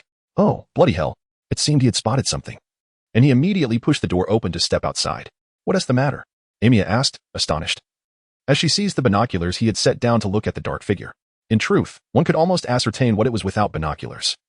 It was a person flying on a broom, but they appeared to be struggling to control it. And that person was none other than the fool. Having realized what was happening, Aimiya set down the binoculars and hurried out after Hagrid. What on earth is going on? Hagrid exclaimed, standing beside the hut, visibly anxious at the thought of a first-year student flying about on a broom in such weather. I hope someone notices and informs Dumbledore. He was distraught, uncertain of what course of action to take. Woof, woof. Yaya chirped approvingly beside him, and he flew in that direction. If he doesn't stop or veer off, Aimiya exclaimed, he's bound to crash into the Forbidden Forest. After a moment's hesitation, she drew her wand. She had to stop him from entering the forest. At that moment, the fellow on the broomstick had already soared past. Ron's face was as pale as a ghost. He deeply regretted not heeding Harry's advice to simply land after a brief flight. Now, frozen stiff, he could hardly control the broom, his entire strength devoted to preventing a fall. The Nimbus 2000 seemed to rebel against him, entirely unresponsive to his commands, and ahead lay the ominous Forbidden Forest. The very thought of its legends filled him with dread. Ron Weasley was on the verge of tears, having long since lost the courage he had when he spoke ill of Catherine. Stop! Stop! Hagrid shouted, noticing Ron's panicked state. I can't stop, Ron yelled. The Nimbus 2000 carrying him swiftly over Hagrid and Aimiya, plunging headlong into the Forbidden Forest. Damn it! There's no time to wait for the professors in the castle. Hagrid rushed into the hut, retrieving a crossbow and slinging a quiver of arrows over his shoulder. However, by the time he emerged, Aimiya had vanished. He could only catch a fleeting glimpse of Aimiya's him disappearing among the trees of the Forbidden Forest. Hey, come back, he bellowed, then turned to Yaya. Quick! Go after her. Yaya dashed off in pursuit. Aimiya ran through the snow, her feet sinking alternately deep and shallow, her wand gripped tightly in her right hand, ready to defend against any impending attack. It must be this way, that mischievous scoundrel. Just then, two large spiders burst forth from the right. Petrificus totalis, Aimiya shouted, casting her spell at the spiders, which were instantly petrified. Yet, a chilling wind swept in from behind. Aimiya rolled away just in time as another spider lunged at her. What away see? The spider shot backward. Though this spell usually only propelled small objects, Aimiya had meticulously studied it, giving her a greater potency than most. Damn spiders, she muttered, continuing her flight. Woof, woof. Yaya caught up to her. Help! Ron's faint cry echoed nearby. Yaya, hurry over, Aimiya urged, for Yaya was swifter, and she quickly sped away. I hope nothing happens. Aimiya bit her lip, aware that they were not far from the edge of the Forbidden Forest. Surely no formidable creatures would appear, right? However, upon arriving at the spot where Ron had fallen, she discovered a massive troll. Ron dangled from a tree branch, the Nimbus 2000 entangled above him. But having lost too much body heat, he was nearly delirious, yet he clung tightly to the broom. Yaya stood beneath the tree, barking fiercely at the approaching troll. But her size posed little threat. Faint. Aimiya felt her scalp tingle at the sight of the troll, yet she stepped forward, despite her disdain for the creature. She could not bear the thought of allowing it to harm Ron before her eyes. The troll swung its enormous club, emitting a meaningless roar in an attempt to scare off Yaya, but then it heard Aimiya's incantation and instinctively turned to see. Just as it did, Aimiya's spell struck its head. With a peculiar grunt, the troll collapsed. Thud. The snow exploded in a flurry at the impact of the giant body. What now? Aimiya could not be sure if the troll would awaken, for her spell had been poorly executed due to lack of practice. Wingardium Leviosa. Aimiya approached the tree, reciting the spell to lower Ron down. Yaya followed closely behind, but suddenly let out another loud bark. Whoa! The troll stirred back to consciousness, rubbing its head. Aimiya was taken aback. She needed to lower Ron but had no time to defend or recast her spell. The troll, though dim-witted, instinctively picked up its club and rose, preparing to attack Aimiya. Roar! At that moment, Hagrid arrived just in time, rushing forward and delivering a powerful punch to the troll's back. Bam! The troll was sent flying. Are you all right? Hagrid asked, relieved to see that Aimiya seemed uninjured. I'm fine, but Ron is in serious trouble, Aimiya replied, shedding her cloak and draping it over Ron to warm him. He had grown utterly frozen. Get back. Just then, another troll appeared before Aimiya and Ron. Swinging its club down, Hagrid shouted in alarm and charged forward. However, the troll he had just knocked away was now swinging its club toward him. Aimiya's face paled, her mind racing to make a decision. Protego. She cast the shield charm upon herself, then seized the opportunity as the club approached, striking the side of it with her left arm. For a moment, she feared she had lost her arm, but her effort proved somewhat effective, deflecting the troll's club aside where it crashed into the ground. The frozen earth, as hard as iron, yielded a deep crater under the impact. It was only then that Aimiya felt the sharp pain radiating from her left arm. The troll picked up its club, glancing around in confusion, unaware of any unusual occurrence, and swung the club once more. But a spell struck the troll, causing it to stagger back a few paces before it fell heavily to the ground. Like a small hill, Professor McGonagall. Hagrid had smashed the head of the attacking troll, ensuring it would not awaken soon. Quick, get into Madame Pomfrey. McGonagall's face was pale with fury. She had no time to deduct points from Aimiya and Ron. Saving lives took precedence. In Madame Pomfrey's infirmary, Ron awoke feeling warm and asked, "Where am I?" In the infirmary, Harry, seated beside him, replied, his expression a mix of worry and anger. Because of you. Gryffindor lost 20 points, and the Nimbus 2000 was confiscated. I'm sorry, I was just reckless, ignorant, and foolish. Aimiya's voice echoed as she entered, her left arm bandaged, though her blood-soaked clothes had yet to be changed. Do you have any idea what you were doing? Why can't you ever think before acting? Is that thing merely a decoration? What are you doing here? Ron's face tightened upon seeing Aimiya. Why is Aimiya here? Hermione, sitting nearby, exclaimed angrily. If it weren't for her, you'd have been torn to shreds by that troll. How could that be? Ron was incredulous. Hermione is right, Harry added. You were frozen stiff, unable to control the Nimbus 2000, and ended up flying into the Forbidden Forest, just as Aimiya was still with Hagrid. She dashed into the Forbidden Forest without a moment's hesitation. Observing Ron's incredulous expression, Harry continued, in order to prevent you from being crushed by the troll. Aimiya had her left arm broken, which has since been mended. There are still bloodstains on her robes. Hermione rose and grasped Aimiya's robe, pointing at the stains. Is this how you treat your savior? Yes, I'm sorry, Ron awkwardly addressed Aimiya, and about the past, I truly apologize. Forget it, I have not suffered any significant loss. Aimiya shrugged her left arm. By the way, Madame Pomfrey's healing methods are astonishing. She fixed my arm in an instant. And Professor McGonagall defeated that troll with a single spell. I struggled quite a bit, and only managed to knock it out for less than 2 minutes. She felt a tinge of frustration. For a first-year student, you performed remarkably well. Madame Pomfrey approached with a steaming cup of potion. Drink this. What is it? Ron grimaced at the concoction. A warming potion, Madame Pomfrey replied. You are severely chilled. Drink it if you wish to avoid any long-term effects. All right. Ron grimaced and drank the potion. And you lot, if you're fine, you should head back, she declared. Patients need rest. Okay, Ron. Harry stood up. We should head back now. All right. Ron nodded. Remember to help me with my potions homework tomorrow. Sure. Aimiya brushed her hair back, honestly. If you all worked a bit harder, it would be great. They departed, with Hermione waving goodbye to Ron as the three exited the infirmary.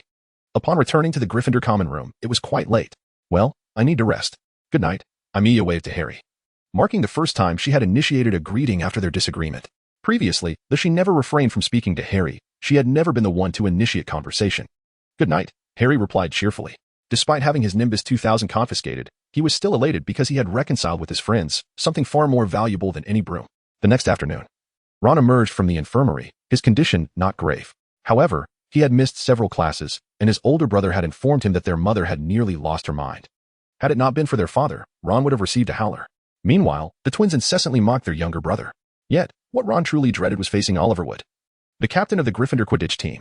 When this keeper learned that their Seeker S broom had been confiscated, he nearly fainted from rage, fortunately being caught by a classmate. Thus, Ron endured Wood's incessant chattering. You must retrieve Harry's Nimbus 2000 from Professor McGonagall before Christmas, was always Wood's first remark upon seeing Ron. You needn't mind Wood. It's too cold to practice around Christmas anyway. Even if you get the broom back, there's no way to train unless he wants Harry to fly into the Forbidden Forest, Aimiya advised him. Indeed, Ron was too intimidated to face Professor McGonagall alone. Though she was the head of Gryffindor House, she was a remarkably strict and fair teacher. Unlikely to show leniency simply because he was a Gryffindor student, otherwise, she would not have deducted points. Oh, my goodness. Ron lamented his decision to ride the broom that day. Chapter 17, Christmas was fast approaching, and the weather outside was frigid. The potions class was unbearably cold. One wondered if Snape hailed from Antarctica, given his indifference to the chill. How unfortunate, Draco Malfoy sneered at Harry. All those unable to return home are merely abandoned by their families. However, Harry paid no mind to the fellow, engrossed in measuring lionfish spine powder. In his view, the prospect of escaping the Dursleys for Christmas was exhilarating. Malfoy's words held no power to dampen his spirits. At that moment, Aimiya had already poured her potion from the cauldron. Having learned the potion from Catherine at home, she handled it with ease. It was almost effortless. And she couldn't fathom how others had yet to measure their lionfish spine powder. Malfoy, still glaring at Harry in frustration, had hardly completed half of his potion. Goyle and Crabbe chuckled nearby, their laughter aimed at Harry, yet they failed to cease in time. Malfoy shot them a furious glare, prompting them to swallow their laughter immediately. Aimiya shrugged. Both she and Malfoy had spoken loud enough for Snape to hear, yet he remained silent, pretending not to notice. Had any other student from a different house uttered such words, Snape would have certainly deducted points. However, he seemed to hold Catherine in high regard. So as long as Aimiya didn't cause too much trouble, Snape would not intervene. After potions class concluded, the students exited the underground classroom only to find a large fir tree blocking the corridor. Spotting 2 large feet protruding from beneath the tree and hearing loud huffing sounds, Harry and the others realized Hagrid was behind the tree. Hey, Hagrid, Aimiya called out. You seem quite busy. Do you need any help? No need. I'll have it sorted soon, Hagrid replied from behind the tree. Make way. Malfoy approached. It seems you two are preparing to become gamekeepers after graduation, especially you. The infamous Harry Potter and the disgrace of a pure-blood family. You two will likely end up as mere keepers. This silly giant's little hut must seem like a luxurious palace to you. You seem quite concerned about our futures. Aimiya suppressed her anger, blocking Ron, who was about to charge. But someone like you, a parasite who only spends their parents' money, hardly has the right to criticize others. You're merely envious of our family's wealth. Malfoy raised his voice. Really? Aimiya scoffed. Wealth? You're just a nouveau riche. You'll pay for that. Malfoy brandished his wand, with Goyle and Crabbe drawing their wands behind him. Aimiya's 3 companions also unsheathed their wands. Now. There's no need to cast spells in the corridor, Hagrid bellowed, clutching a large tree, yet he still attempted to position himself in front of Aimiya and her friends. All right. No need to panic, she reassured her companions, then smirked at Malfoy and his crew. You may try casting a curse on me if you wish. Step forward if you haven't learned your lesson. However, the impending conflict was averted as Snape, having climbed the stairs, witnessed the commotion. Potter, Weasley, Granger. Since you intended to attack your classmates, I shall deduct 5 points from each of you. The individual disregarded the wands held by Malfoy and his companions. Professor Snape. It was Malfoy who initiated the confrontation. Hagrid bellowed in fury. I did not witness it, Snape replied coldly, while Malfoy and his cohorts obediently stowed away their wands. Snape cast a contemptuous glance at Harry Potter before departing. Fools.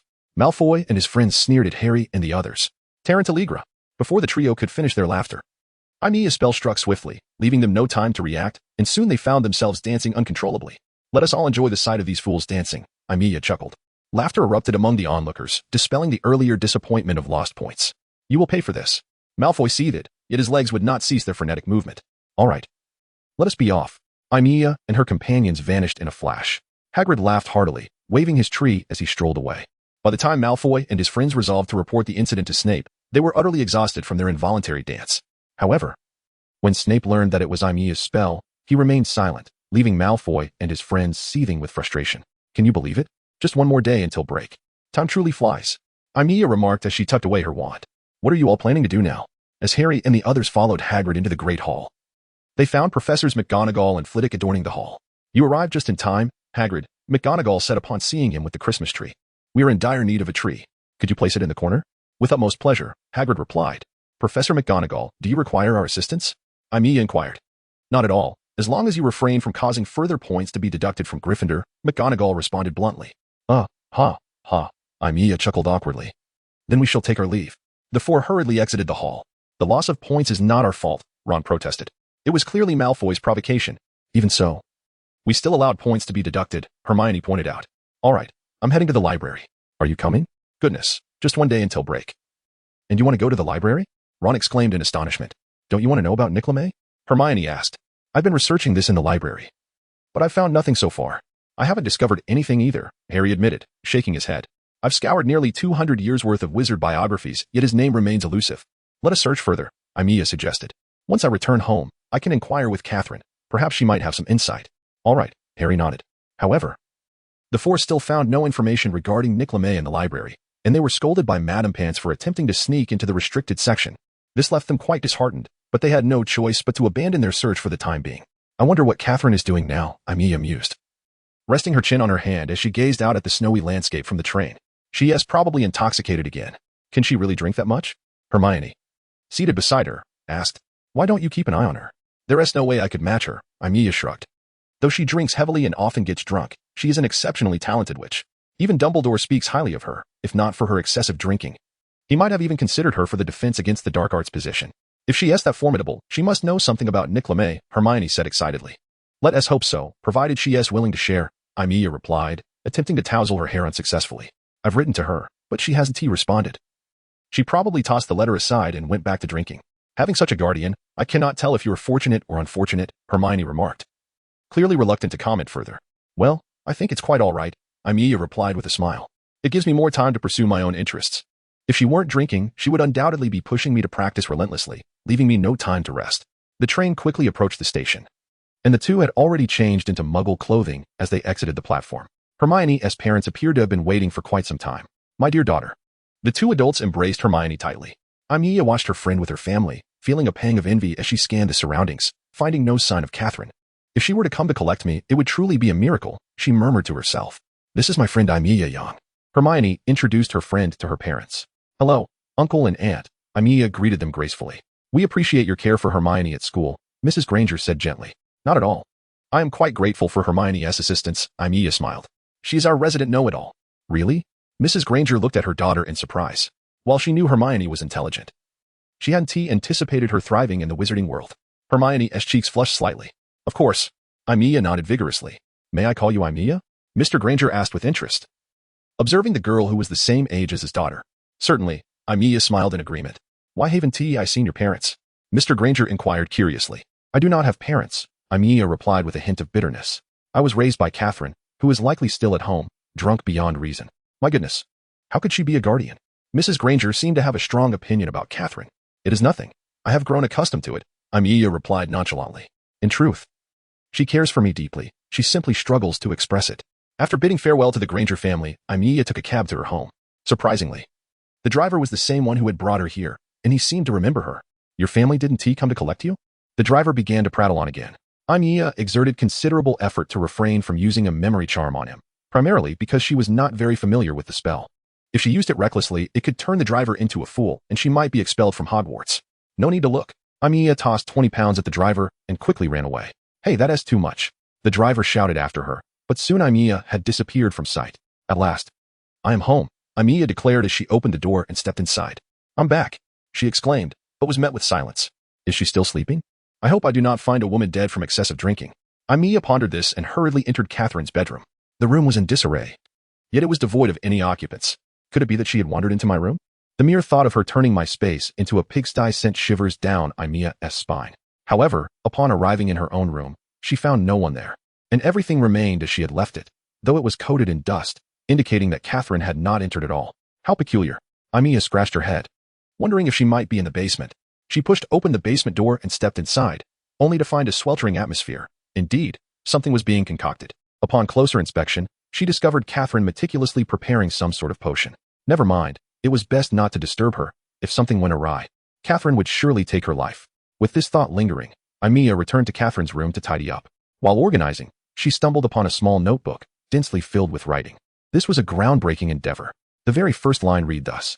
But just as Aimiya was about to delve deeper, a hand snatched the notebook away. Hey, Lynn. Aimiya exclaimed in frustration. You cannot see this, Catherine replied, her face a mask of disapproval as she tucked the notebook away. What is written in there? Aimiya inquired. Curiosity piqued. What is this groundbreaking endeavor? It's none of your business. Hurry and tidy this room, Catherine retorted before returning to the basement to continue her potion crafting. What a mysterious affair this was. Aimiya pouted, feeling somewhat bewildered. Tidying up. She had only just returned home, and yet there was no time for her to rest.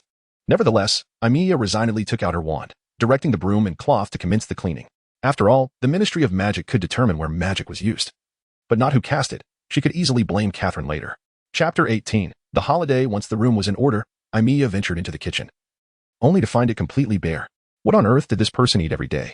The girl searched every nook and cranny of the kitchen, but not a single morsel was to be found. Surely she did not dine out every day? Aimiya was left speechless. Well, this had been going on for quite some time, leaving a note to inform Catherine that she had gone out to procure ingredients. Though it was likely that Catherine would not see it, Aimiya placed the note on the living room table to alleviate any concerns the drunken woman might have. Not long after Aimiya departed, Catherine appeared, holding a bottle of dark green potion. Upon spotting the note on the table, she let out a long sigh.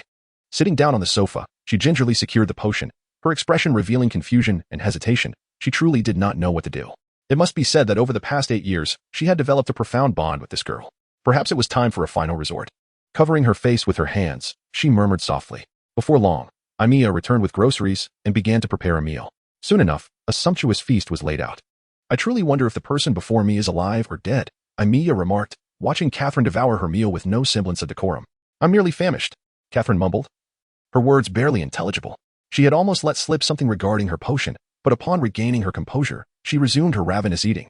By the way, Aimiya, having filled her belly, noticed that Catherine seemed to have eaten her fill as well, finally exhibiting a hint of ladylike demeanor. Have you heard of a man named Nick Lemon?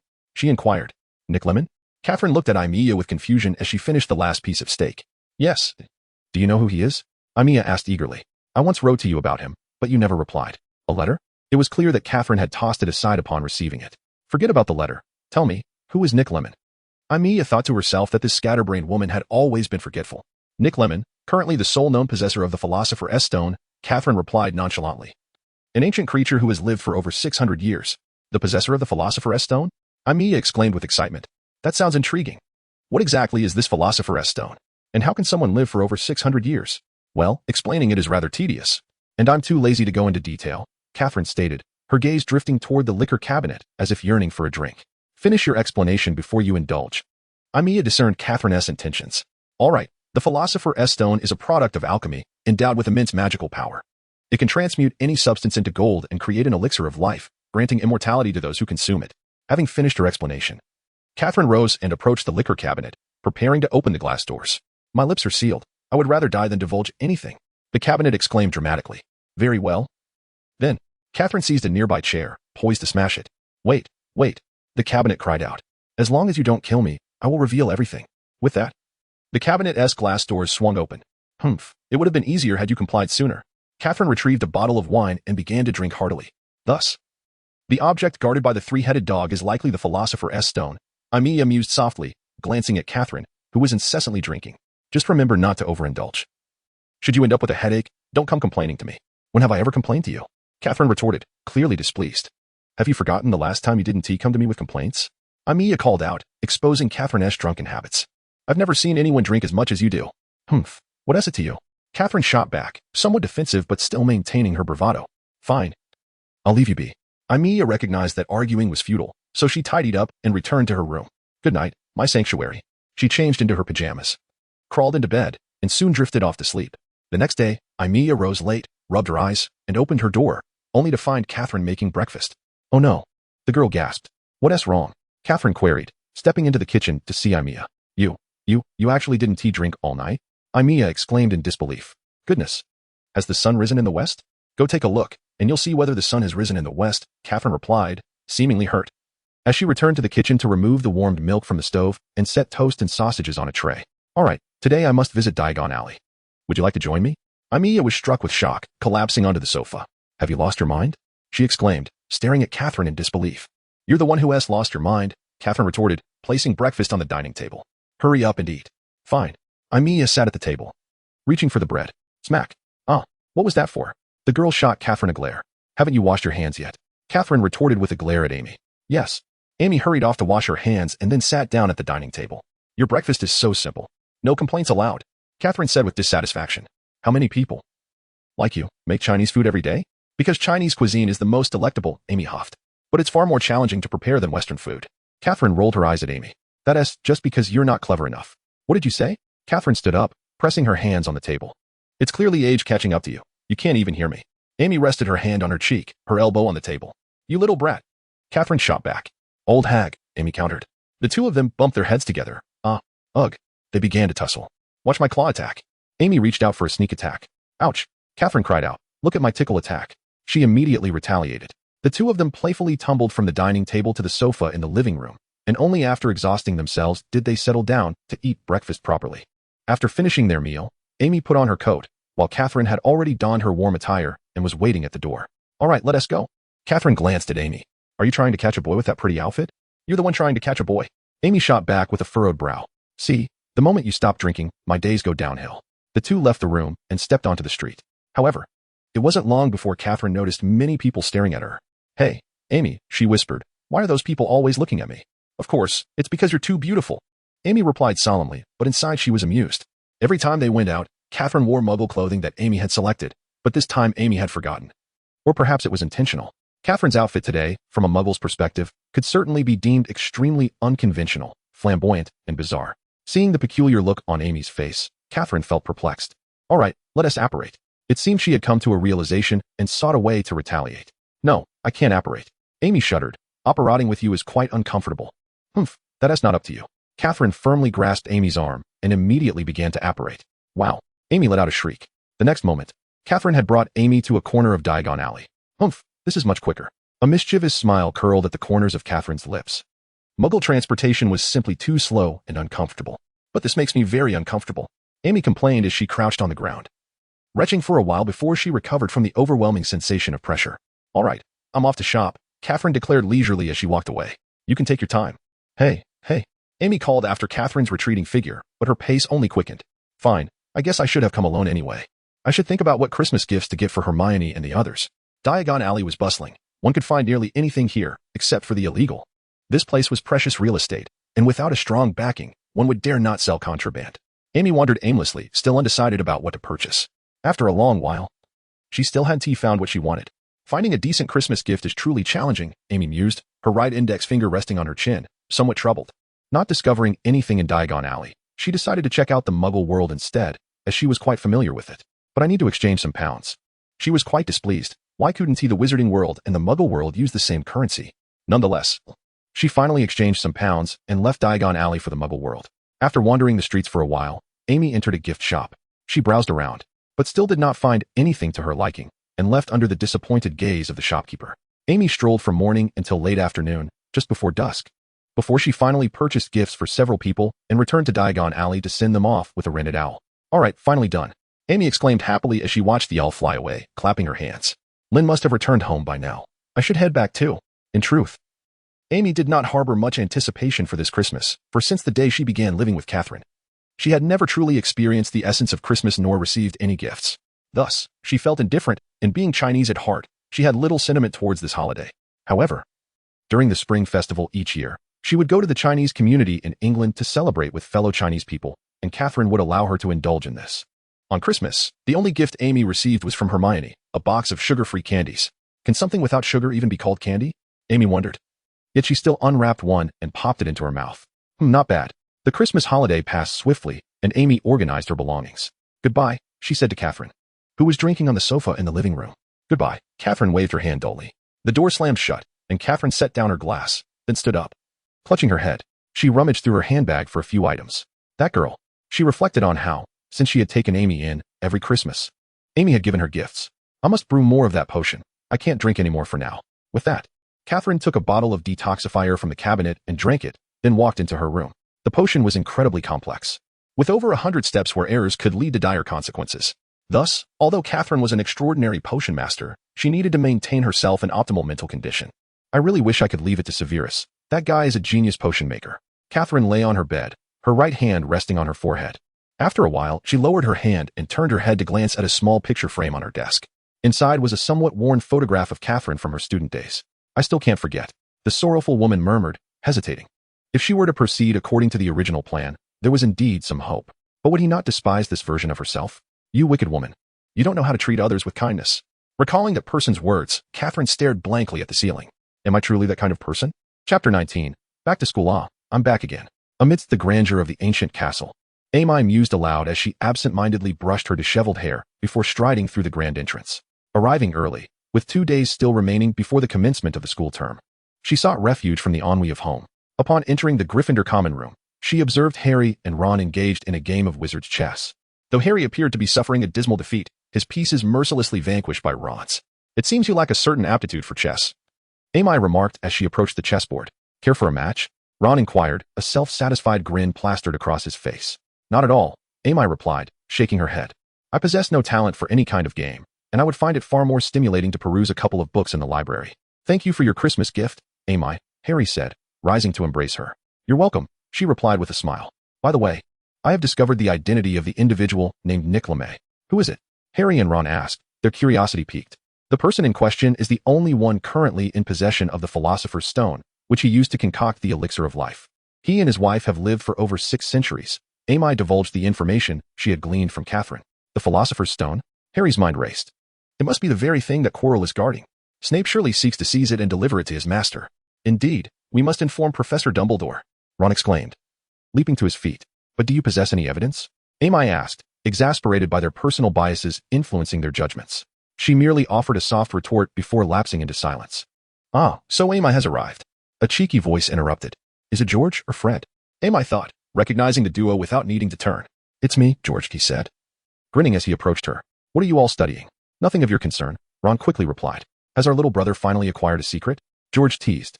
He is at that age, after all. What are you talking about? Harry inquired, bewildered. Huh, nothing of consequence, Fred chuckled. So, what say you? Care to join our snowball fight? All right, Harry nodded. No, it's far too cold outside. Aimiya shivered involuntarily at the sight of the wintry landscape through the window. What a pity, George grumbled. Indeed, Fred agreed. Go on and enjoy yourselves. I shall step out for a moment, Aimiya declared before departing the common room. Hey, where are you off to? Ron asked, puzzled. Just a little errand, she called back. All right, let's head out, George announced. Yes, let's shower our little brother with affection. As Aimiya stepped into the brisk corridor, she tightened her cloak against the chill. How could Hogwarts not consider installing some form of indoor heating? Muggles had their heating systems, and a mere fireplace could hardly warm the entirety of the castle, especially not certain classrooms, though she was headed towards one such staff quarters. Knock, knock, knock. Who is it? Snape inquired, setting aside his notes. Professor Snape, it's me, Aimiya replied from outside. The door swung open, revealing Snape's scowling visage as he looked down at her. I merely came to deliver something for you. Catherine asked me to give it to you, Aimiya said, producing a small notebook from her sleeve, which was magically sealed, rendering its contents inaccessible. Go back, Snape snapped, snatching the notebook from her hands and slamming the door shut. Hey, Aimiya huffed, casting a disgruntled glance at the closed door. No wonder you can't find a wife with that temperament. But whatever, I've delivered the item. Best I keep my distance from this middle-aged man. Once inside, Snape disdainfully tossed the notebook, given by Catherine, onto his desk, his already sour expression deepening. With a cold huff, he reached for the notebook, intending to discard it into the fireplace, but despite his efforts, the notebook remained in his grasp as he took a seat at his desk. Drawing his wand, he lightly tapped the notebook, which promptly opened. What is this rubbish? Snape muttered coldly. Stoke, what have you given me? However, as he read the contents, his expression shifted dramatically, and he hastily concealed the notebook within his robes. Such a thing cannot possibly exist. Truly, what madness! The following day, Hermione returned. Upon learning of Nicolet, she was utterly astonished, much to Ron's delight. Ultimately, it was Aimiya's investigation that bore fruit. Hermione shot a challenging glance at Ron, who sheepishly averted his gaze. Harry, you seem rather fatigued. What troubles you? Hermione observed, her eyes narrowing in concern. I've seen what my parents look like, Harry admitted hesitantly. In a mirror. A mirror? Hermione asked, perplexed. Yes. I discovered it a few nights ago, Harry responded. My goodness! Hermione exclaimed, rising in shock. You managed to evade Filch? How many points are you willing to sacrifice for Gryffindor? Rest assured, I will not be caught, Harry assured her. Oh, and Harry received an invisibility cloak, which is far more precious and useful than your possessions. Ron declared proudly. The mirror you mentioned, could it possibly be the one that shows one's deepest desires? Aimiya's expression darkened as she regarded Harry. You've seen it too? Harry asked, astonished. Yes, once or twice, Aimiya replied, clearly reluctant to delve further into the subject. I saw my parents in that mirror, Harry confessed. Best not to gaze into it too often. It can ensnare you in its allure, Aimiya cautioned, her thoughts drifting to a past she wished to forget. It can lead you to obsession. She offered a bittersweet smile, momentarily ensnared by her own memories. I understand. I no longer look into it, Harry said. Professor Dumbledore informed me he has relocated the mirror. All right, I believe we should rest now, Hermione suggested, rising. Harry, shall we play another game of chess? Ron proposed, reluctant to sleep. Sure, Harry nodded. Ron, if I were you, I would ponder how to reclaim Harry's Nimbus 2000 from Professor McGonagall, Aimiya added. Aimiya followed Hermione up the staircase and remarked to Ron, who was setting up the chess pieces, that if it discovered that his team's seeker had yet to retrieve his broom, he would undoubtedly be furious. Clatter. The piece in Ron's hand fell onto the board, and he stared in astonishment at Harry, who shrugged innocently in response. Ultimately, it was Wood who, in desperation, pleaded with Professor McGonagall to reclaim the Firebolt 2000. However, from that moment on, he had not treated Ron with any kindness. Wood was utterly determined to secure victory, relentlessly summoning everyone for practice at every opportunity. Thank goodness I'm not part of the team. Having such a captain is simply terrifying, Aimiya observed, noting Harry's weary state. Indeed, but I still support him, Harry replied, nearly dozing off into his plate during dinner. If Ron hadn't nudged him, he might have actually toppled into it. Upon returning to the common room, Harry and Ron needed to finish their unfinished assignments. Hey, don't fall asleep, Hermione said, her heart aching for the exhausted Harry.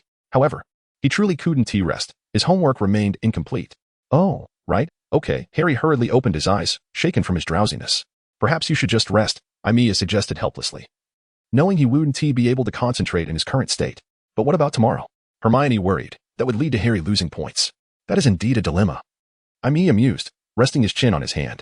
How about this? I'll have this quill imitate Harry's handwriting to complete the assignments. No, you absolutely cannot do that. Hermione vehemently opposed. All right, I understand. I want to do it. Aimiya raised his hands in surrender. Nevertheless, it was clear that Harry could no longer continue writing. So he and Ron hastily packed their things and returned to their dormitory to sleep. I truly don't understand why these two only become anxious when it's time for homework. Aimiya leaned back in his chair, resting his left elbow on the armrest, his hand propping up his chin. Boys are just like that, Hermione remarked. Really? Is that true? Aimiya questioned, puzzled, as she considered herself a refined beauty, albeit still quite young, and struggled to comprehend the thoughts of a true woman. Yes, they only seem to care about play, and when it comes to assignments or exams, they panic. Hermione organized her books and stood up. Are you going to rest? You go ahead. I'll stay for a while longer. Aimiya gently shook her head. Just don't stay up too late. We have classes tomorrow, Hermione said before leaving the Gryffindor common room. All right.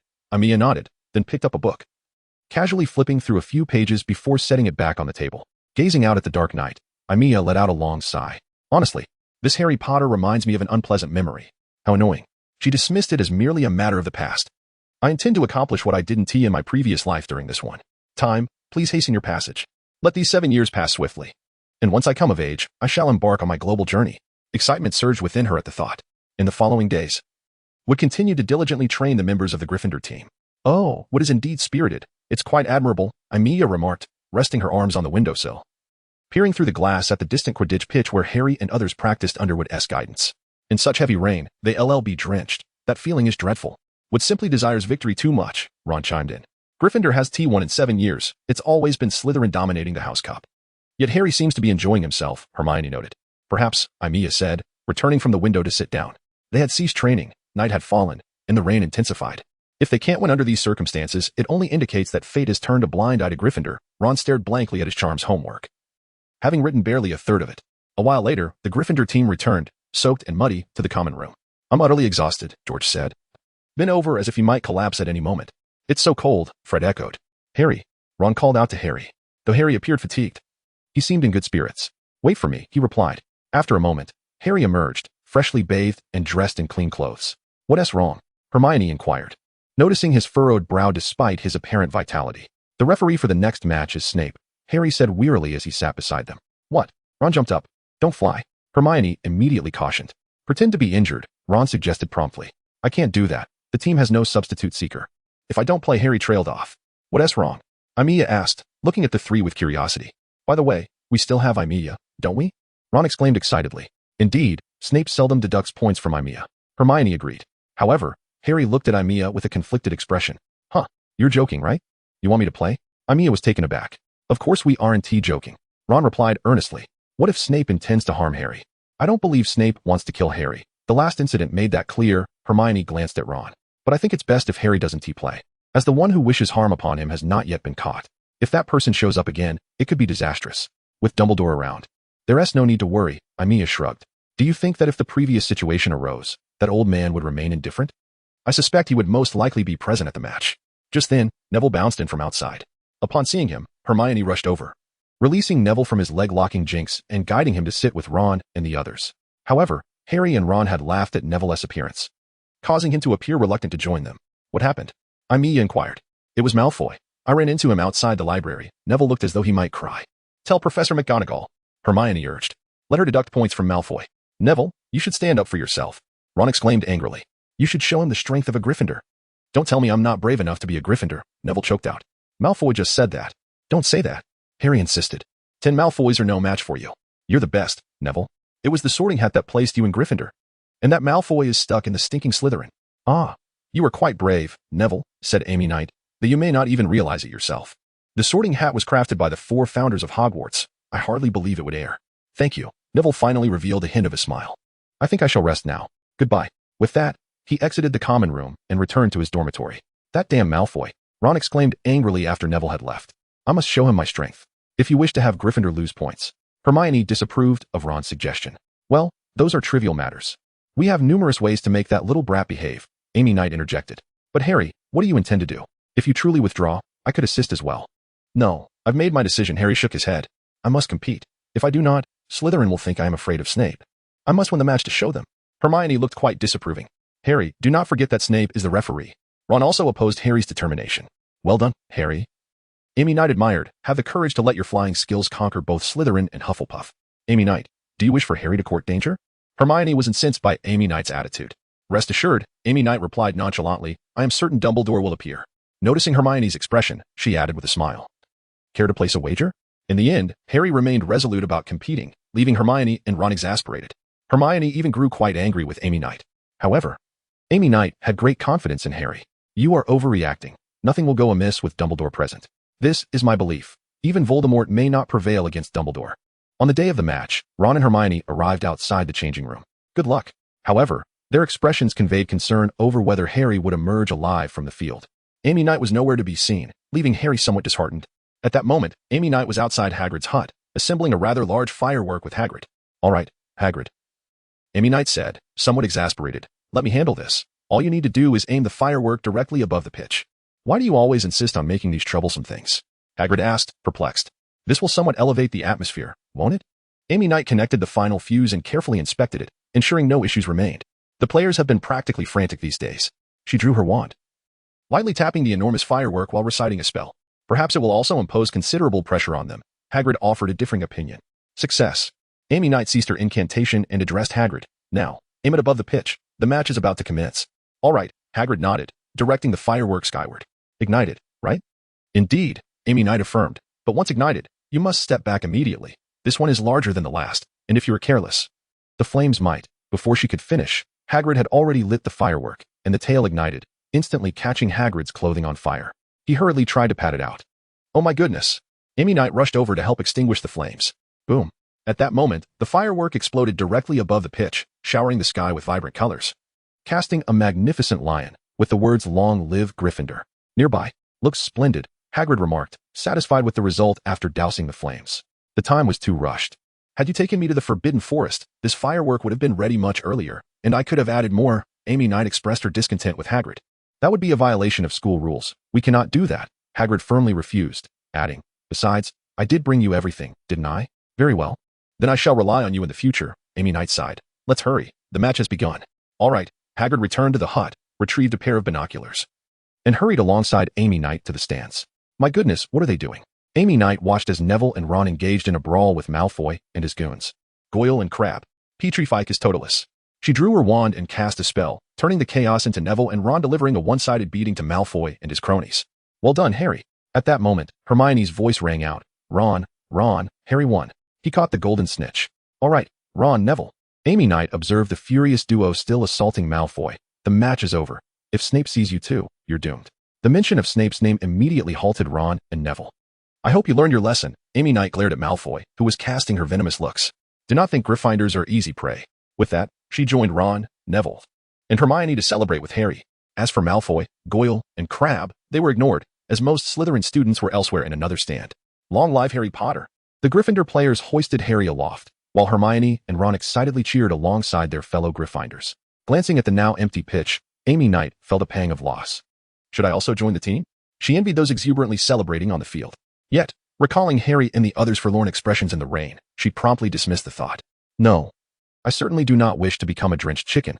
These fellows are so innocent, she mused. Well, they are just children. It is only natural.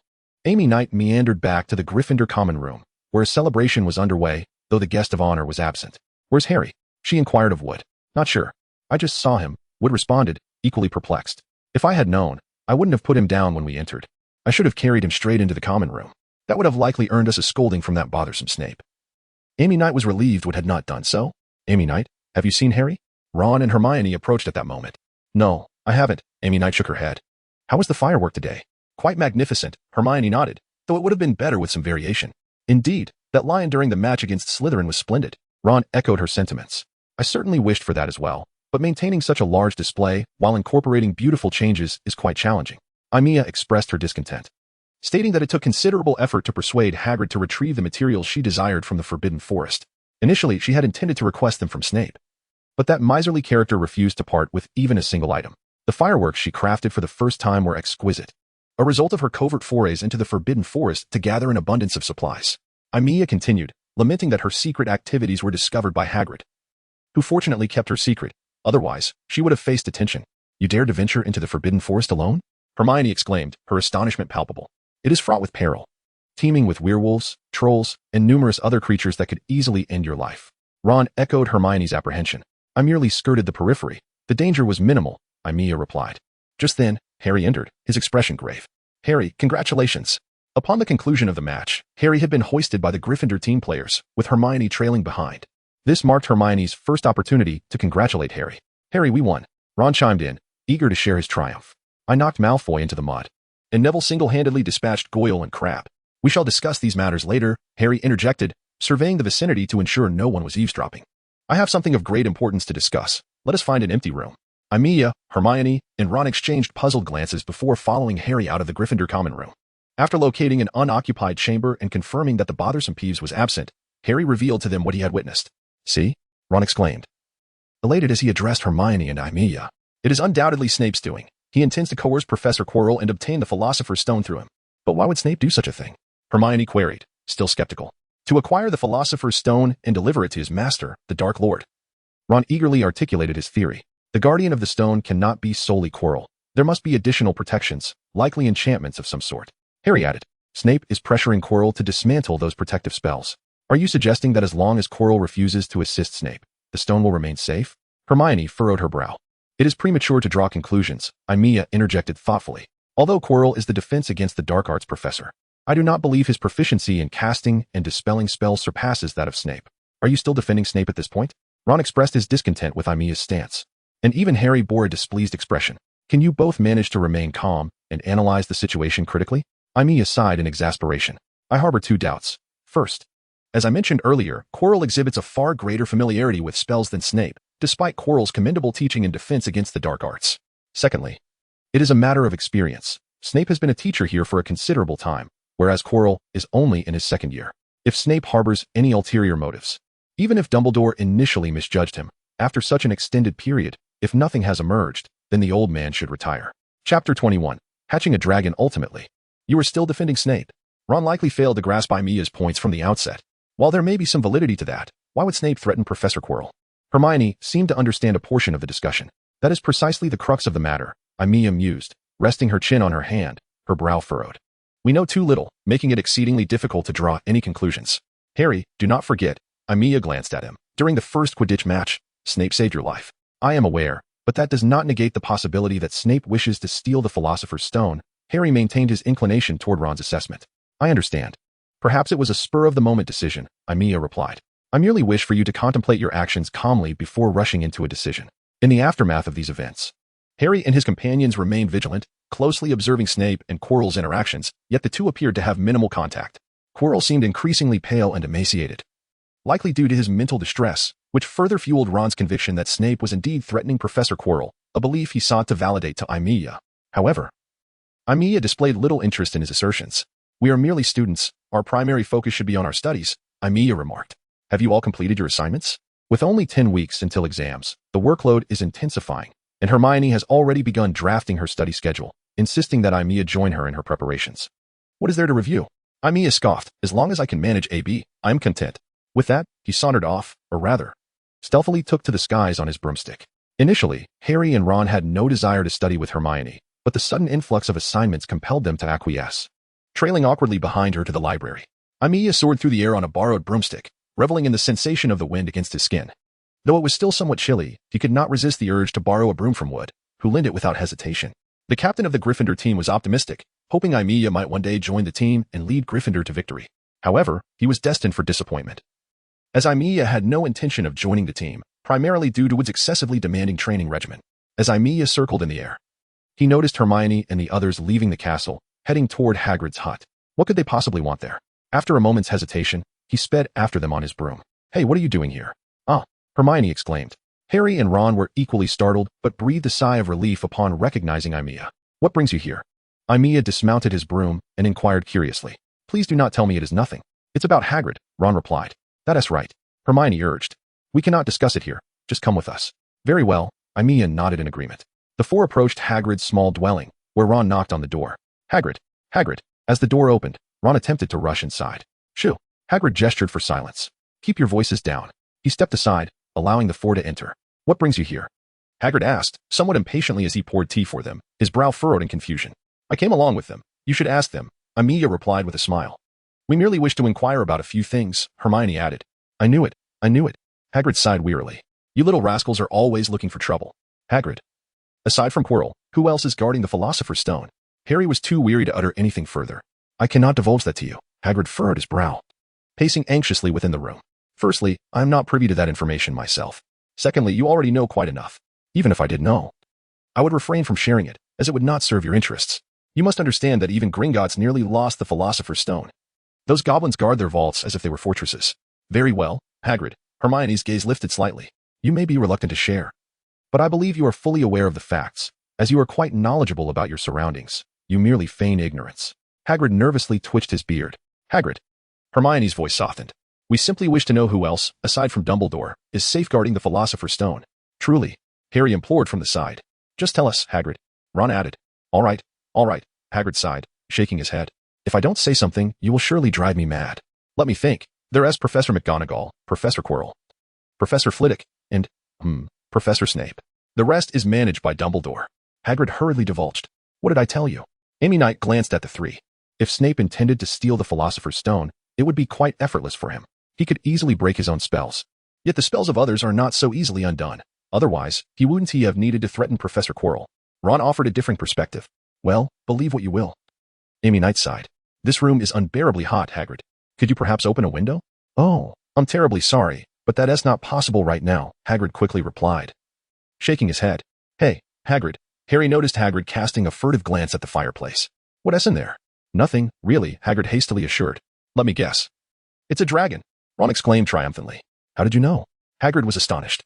"All the books you brought back are about dragon care. It was quite easy to deduce." Hermione struggled to suppress her pride, though she was not entirely successful. "Hagrid, are you out of your mind?" Amy Knight was genuinely astonished. "You intend to raise a dragon? Do you realize that it is illegal to do so?" "Of course I know, but you cannot fathom how desperately I wish to raise a dragon." Hagrid's face was alight with longing. "My heavens, dragon eggs are not cheap." Ron peered into the black dragon egg nestled in the iron bucket atop the hearth. "Hagrid, you must have spent quite a sum, haven't you?" "No, I won it," Hagrid boasted. "One day, while drinking at the pub, I encountered a peculiar fellow, Sneaky, really. I made a wager with him, and I won, thus acquiring this dragon egg. To be honest, he seemed quite eager to part with it." "Well, that is truly fortunate." Amy Knight leaned closer to the dragon egg, inspecting it closely. "You do seem to have a penchant for fierce creatures. It's a pity I cannot care for such magnificent beasts freely." Hagrid appeared quite dejected, yet his spirits lifted again at the sight of the dragon egg. However, Harry and the others did not share Hagrid's enthusiasm about his inability to freely care for such formidable creatures. They fully supported the notion. If Hagrid were allowed to raise those ferocious animals, it would likely result in no one being able to approach him, not even Voldemort. For the following week, Harry and Ron eagerly anticipated a chance to see Hagrid's dragon again. Hermione, however, would not let the two of them off the hook, as their assignments had begun to pile up. Meanwhile, Amy Knight spent each day immersed in the library, reportedly seeking to refine his spellcasting abilities and enhance their potency. Though the trio did not comprehend the correlation between library studies and spell enhancement, they were preoccupied, one with revision, and the other two with assignments, thus neglecting to investigate Amy Knight's activities further. This routine persisted until Hagrid handed them a note. "It's about to hatch." Ron was instantly thrilled and nearly dashed forward, only to be halted by Hermione. "Hermione, how many chances do you get to witness a dragon hatching?" he asked, a hint of annoyance in his voice. "You're being utterly foolish," Hermione retorted, indignant. "Can't you be a bit more cautious? If others learn that Hagrid is hatching a dragon, he will be in serious trouble." "Sure, Malfoy is coming," Harry quickly interjected, having spotted Malfoy eavesdropping on their conversation. At that moment, Amy Knight approached from a distance, curious about their cautious demeanor. What is going on? Hagrid wants us to visit him, Ron replied, his expression brimming with excitement. Shoo! Harry quickly silenced Ron from revealing more. Let us hurry to class, Hermione stated. If we're late, Snape will surely deduct points from us. Exactly. We cannot afford to be tardy. We must attend class, Hermione insisted, leading the way. Harry agreed with Hermione, saying, we should go to class first. Ron, seeing Harry's lack of support, turned to Amy Knight. I'm not sure what you're discussing, but I also believe it's better to attend class. Amy Knight smiled gently before heading towards Hermione. This potions class became the most arduous for Harry and Ron since their enrollment. They frequently glanced at Hermione, who remained as diligent as ever, attentively absorbing the lecture. Amy Knight, however, rested his left elbow on the desk, propping his chin with his hand, gazing at Snape as he lectured. Had he been anyone else from Gryffindor, Snape would surely have deducted points. Yet, Amy Knight faced no such penalty. All right, let us begin. Snape coldly surveyed the classroom. Do not let me witness your foolishness. During this session, Ron and Harry completely botched their potion, which should have been a translucent pale green but instead turned into a sticky red concoction. Snape regarded Harry and Ron with a scornful, disdainful glare. Truly, the infamous Harry Potter, he remarked with a tone of disdain. You managed to ruin such a simple potion. 5 points from Gryffindor. He then turned his gaze to Ron. I told you not to show me your foolishness. Imbecile. Ron's face flushed with anger. Had it not been for Hermione gripping him tightly from behind, he would have likely stood up and shouted angrily at Snape. You two will submit a 10-inch essay to me next week, detailing where you went wrong. After class, Ron was seething with rage, nearly ready to confront Snape. Damn it. He only knows how to deduct our points. He fumed. Malfoy's potion was a disaster too, yet it seems he was blind to that. Strengthening oneself is essential. Amy Knight remarked. If you wish to avoid losing points, then do not make mistakes. Whose side are you on? Ron halted abruptly, his eyes wide with disbelief. It's not a matter of sides, Amy Knight sighed. As long as you produce a flawless potion, it serves as the strongest rebuttal to Snape. Amy was right. Hermione also supported Amy. It seemed that none of them possessed the talent to be potion makers. Harry appeared quite dejected. Soon, the 4 of them arrived at Hagrid's little hut. Hagrid looked extremely pleased. He was on the verge of a hatching. As they entered the hut, they discovered a pitch-black egg resting in the center of the table, already showing faint cracks and trembling, emitting soft sounds from within. Suddenly, the shell cracked open, and a small dragon crawled out. However, this dragon did not appear particularly charming. It resembled a crumpled black umbrella. The little dragon sneezed, releasing 2 sparks. How beautiful! Hagrid extended his finger, and the dragon immediately bit down on the thick digit, baring its fangs. Look, it recognizes its mother. Hagrid grinned widely, resembling a blooming flower. How quickly does a Norwegian ridgeback grow? Hermione asked with a hint of concern. Just as Hagrid was about to respond, his expression suddenly changed, and he hurried to the window. What's wrong? Ron inquired, turning his head. Someone is spying. It's a child running towards the castle, Hagrid said, his worry palpable. It's Malfoy, Harry exclaimed as he approached the window. Although he only caught a glimpse of the figure's back, he immediately recognized who it was. Amy, what's wrong? Hermione asked anxiously at that moment. Chapter 22. An unexpected incident. No, I'm fine, Amy replied, her complexion pale and her body slightly trembling, clearly not as composed as she claimed. I have something to attend to. I must go. With that, she dashed out the door. What's the matter with her? Ron asked, looking curiously at the Norwegian ridgeback. I don't know, but she seems quite unwell, Hermione said, worry etched on her face. I'll go find her. With a nod to Hagrid. She too left the hut. Amy ran frantically, panting until she reached the lake outside the castle, where she pressed her right hand against a large tree by the water's edge, bending over and gasping for breath. What on earth is happening? Once her breathing steadied, Amy sat beneath the tree, hugging her knees and gazing into the lake, which mirrored the sky like a glass surface. My body is trembling. Am I afraid? Amy thought. Her body still quivering. Afraid of that little dragon? How could that be? How absurd that I would fear such a tiny creature. Yet, upon seeing the dragon, her body had begun to tremble uncontrollably, as if gripped by a terror that originated deep within her soul. Although she felt no fear, her body betrayed her, shivering against her will. What's wrong? At that moment, a girl with black hair and eyes approached, looking quizzically at Amy. It's nothing, Amy replied, shaking her head. I'm just admiring this beautiful lake. But your complexion doesn't seem too good, the girl remarked, concerned. You're a Gryffindor student, right? Yes. And you must be a Ravenclaw student? Amy looked up, her complexion still somewhat pale, but improving. Xiao Zhang, the girl introduced herself, extending her hand. Aimiya Yang. Amy stood up and shook the girl's hand. Are you Chinese? She asked curiously, noting the girl's resemblance to a Chinese person. No, you actually look quite Chinese. Xiao Zhang replied with a smile. Are you really all right? Xiao Zhang noticed Amy's slight trembling while they shook hands. Thank you for your concern. But I believe I'll be fine, Amy said, shaking her head. Amy. At that moment, Hermione rushed over. My friend has come to find me. So I must say goodbye. Amy bid farewell to Xiao Zhang as she saw Hermione approaching. All right, see you next time? Xiao Zhang waved to Amy. What are you doing here? Hermione asked urgently upon seeing Amy. What happened just now? It's nothing, just feeling a bit unwell. Amy felt a heat rising within her, as if her blood were boiling. Better head back. I'll return shortly. With that, she hurriedly took off. Amy, Hermione called out, but Amy had already vanished. Amy felt her body growing increasingly warm, fear gripping her, especially in her lungs. If the heat continued to build, she feared she might uncontrollably breathe fire. This curse spell. Who on earth had cast such a bizarre curse on me? She was now restless. Without the potion, she needed to rush to Snape. Only that old man, who had seemingly entered an early menopause, could concoct a remedy. Given her current state, attempting to brew the potion herself seemed utterly impossible. Quickening her pace, she soon arrived at Snape's staff quarters. Knock, knock, knock. Whoever you are, your actions are severely disrupting my work. Snape, appearing grim, opened the door to find Amy. Her face flushed. Professor Snape, please help me brew a fire defiance potion, Amy gasped, or provide me with some ingredients. I can brew it myself. She deliberately phrased it that way, knowing the old man would otherwise delay her. Snape's thin lips twitched, his eyes gleaming with anger as he seemed to hesitate. Come in. You fool. Snape stepped aside. Amy entered cautiously. I recall you took the potion in September. It hasn't even been half a year yet. Snape waved his wand, neatly organizing his materials before lighting a fire beneath a cauldron, retrieving ingredients to begin brewing the potion. I don't know. I suddenly felt this way this afternoon. Amy dared not mention that it was due to seeing Hagrid's dragon. If she did, not only would Hagrid lose his dragon, but he might also lose his job at Hogwarts, facing a hefty fine as well. Snape scrutinized Amy with piercing eyes, but she kept her gaze lowered, sitting silently. I do not believe you would remain honestly in the Gryffindor common room, he remarked. Surely, you must have been with that infamous Potter, the disgrace of pure blood families. And that mudblood, causing some sort of trouble. Otherwise, I doubt your symptoms would have arisen early. If possible, would you kindly brew the potion first before making wild assumptions? Amy shot Snape an annoyed glance, but at the instant their eyes met, she felt a shiver run down her spine, suddenly understanding something.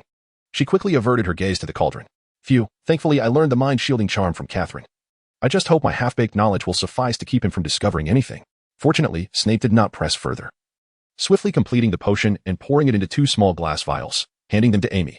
This is a double dose. Do not come seeking me again, he said harshly. Fine, Amy replied with a slight pout. Knowing the potion's efficacy was quite poor, by the time her next symptoms flared up, the remaining potion would likely be ineffective.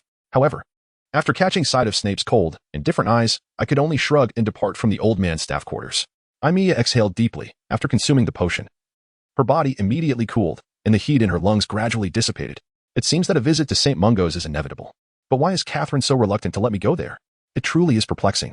The following day, Harry, Ron, and Hermione were to visit the little hut. No, I don't wish to go, Aimiya replied, shaking her head. Why not? Dragons aren't something you can simply choose to see. Ron asked, puzzled. Does it relate to what happened yesterday? I noticed you suddenly ran out. Harry added, equally confused. Aimiya, are you afraid of dragons? Hermione guessed astutely. Somewhat, Aimiya hesitated, nodding slightly. Goodness, you're actually afraid of dragons? Ron exclaimed in astonishment. Shh, don't say it so loudly. Harry quickly glanced around. But there was no one nearby in front of the castle to overhear them. What is so strange about it? Aren't you afraid of spiders? Aimiya retorted, somewhat annoyed. You're allowed to fear spiders, but I'm not allowed to fear dragons? All right, then we'll go, Hermione said, giving Ron a glare. However, you should at least try to persuade Hagrid. Aimiya remarked, raising dragons is illegal. If discovered, Hagrid could face substantial fines, and he might even lose his job at Hogwarts. Harry seemed somewhat dismissive. But you must understand, although Dumbledore is the headmaster, this school still has a board of governors. Aimiya felt exasperated by their overly optimistic outlook. I recall that Malfoy's father is one of the governors. If Hagrid's dragon rearing is uncovered, I wager that wretched Malfoy would use every means at his disposal to make Hagrid's life miserable. All right, we'll give it a try, Hermione conceded, seeing the merit in Aimiya's reasoning, but I doubt Hagrid will listen to us. I know, but I still think you should at least attempt it, Aimiya replied. Well then, I'll take my leave. With that, she bid farewell to the 3 of them. It seems I can enjoy a brief respite. However, Aimiya's good intentions proved unattainable.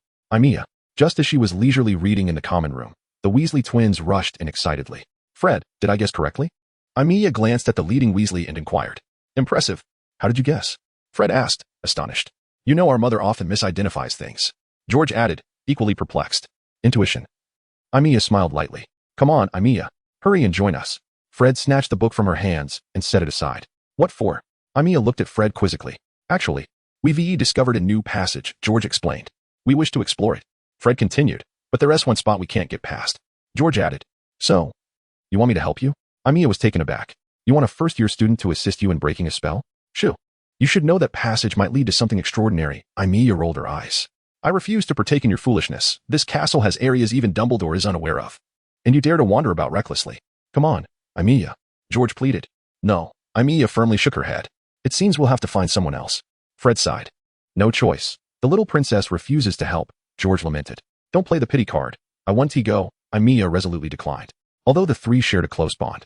It was precisely because of this connection that Aimiya recognized how troublesome the twins could be, often leading to unfortunate consequences. All right, fine, the twins sighed in unison. Then settled down at a nearby spot. Aimiya shot them a sideways glance before pulling out a teacup, preparing to practice transfiguration, aiming to transform the teacup into a mouse. Ugh, George sighed. The little princess is truly heartless, Fred lamented. We're such good friends, George reflected. Yet you refuse to lend a hand, Fred added with a sigh. I say, Aimiya exclaimed, waving her wand irritably. Are you finished yet? Aimiya, George said. Are you sure you're just a first-year student? Fred chimed in. Do your eyes have issues? Aimiya took a few steps, responding angrily. Then you truly are the finest first-year student, Fred remarked, turning a teacup into a devil's snare. George continued. What did you say? Aimiya gasped, quickly turning around to discover that her previous spot was now occupied by a massive devil's snare that was continuing to grow. Blast it. This is undoubtedly the result of my reckless wand waving. I think we should help now, George suggested. But she wanted to even help us, Fred added. You too. Aimiya yelled angrily, swiftly waving her wand, sending blue flames cascading onto the devil's snare. The plant recoiled, rapidly contracting. But it was not yet to the extent of being vanquished. She is furious, Fred noted. That is for sure, George added. Aimiya was indeed furious. Her forehead bearing an enormous mark, for while the devil's snare feared light and heat, her flames were insufficient to eliminate this plant known for ensnaring living beings. If you don't assist me now, I'll ensure you both face dire consequences. Aimiya fumed. I'll report to Mrs. Weasley. Now that's not good. Fred stood up. Mother S. trust in us is quite limited. George also rose. The two approached her. Watch me, George declared, casting a transfiguration spell. What do you intend to turn it into? Aimiya asked curiously, well aware that despite their penchant for mischief, the twins possessed considerable skill. I bet he'll turn the devil's snare into a sphinx, Fred joked. You want me to turn you into a pig? Aimiya shot Fred a look of disdain. Haha. Just kidding, Fred chuckled awkwardly. Done. George grinned, revealing that the devil's snare had transformed into a charming little stool. Aimiya let out a long sigh of relief. Wiping the sweat from her forehead. What's wrong? George turned to ask. I thought you would genuinely turn the devil's snare into a sphinx, Aimiya admitted, still wary of the twins. Well, in truth, I was planning to transform the devil's snare into a little squirrel, George cheerfully remarked. But it was evident that my mastery of the transformation spell was still lacking. Well, let us not bother cleaning up these areas sullied by the devil's net. Fred approached, brandishing his wand, and banished all the dirt. I find myself feeling a bit sympathetic towards Ron, Amy sighed. Chapter 23. The delivery of the dragon. The three of them spent a considerable amount of time tidying up the common room, during which Percy happened to pass by. He shouted at the trio, I am the prefect. How could you, as my brothers, engage in such actions? Percy was visibly furious. Oh, the prefect, George said. That is truly impressive, Fred added. Well, we've cleaned up now, Amy said helplessly. It was merely an accident. It took a great deal of effort to convince him to leave. That's that, Fred said to George. That bookworm will definitely inform Mother, George nodded. You both deserve this. Amy interjected from the side. We were reprimanded for helping you. George turned to Amy. This was your spell's doing. Fred concurred. If it weren't for you, I wouldn't have encountered this incident. Amy rolled her eyes. We are truly unfortunate. George lamented. We helped for nothing, Fred echoed. Amy, thoroughly exasperated, relented. All right. I promise you. Really? That's wonderful. Indeed. Amy nodded vigorously. I truly do not understand why you did not seek out some upperclassmen and instead chose to approach a first year like me. Do you not comprehend? George looked at Amy in disbelief. No, I do not. Amy continued to nod. Because you possess the best skills among those who could possibly assist us. What about Lee Jordan? Amy inquired, puzzled. He is just as inexperienced as we are, George replied. All right, when shall we set off? Amy reluctantly agreed, preparing to act swiftly. Today is likely not feasible, George said. We must first search every corner of that passage before informing you. Fred added. I thought you were eager for me to accompany you immediately. Amy felt exasperated with the twin brothers. We will inform you promptly, George assured. Well then, we shall take our leave. Fred was the first to step outside. What a dreadful day of relaxation, Amy muttered as she sank back into her chair. For the following week, the twin brothers remained furtive, disappearing quickly when not engaged in Quidditch practice. Meanwhile, Harry and Ron would don the invisibility cloak each night to feed the dragon. However, complications arose on Thursday morning. Amy sat on her bed, staring blankly ahead. I am so tired. Let me sleep a bit longer. No. By this time, Hermione had tidied herself up and approached Amy's bedside, abruptly yanking the blanket off her. Do you wish to be late? Of course not, but I am so sleepy. Amy yawned widely, only to shiver immediately. Well, it's so cold. Hermione tossed a damp towel onto Amy's face. I say, Hermione, Amy complained, gazing at her friend. Get up now, Hermione commanded, her expression leaving no room for dispute. All right. Amy resignedly removed the wet towel and placed it on the bedside table, slowly donning her clothes. Hurry up, Hermione supervised from the side. Understood. Amy climbed out of bed, washed up, packed her bag, and reached the dormitory door, where Hermione was already waiting for her. Upon entering the common room, they were surprised to find that Harry and Ron were already there. What a surprise. I thought you two were still asleep, Hermione remarked.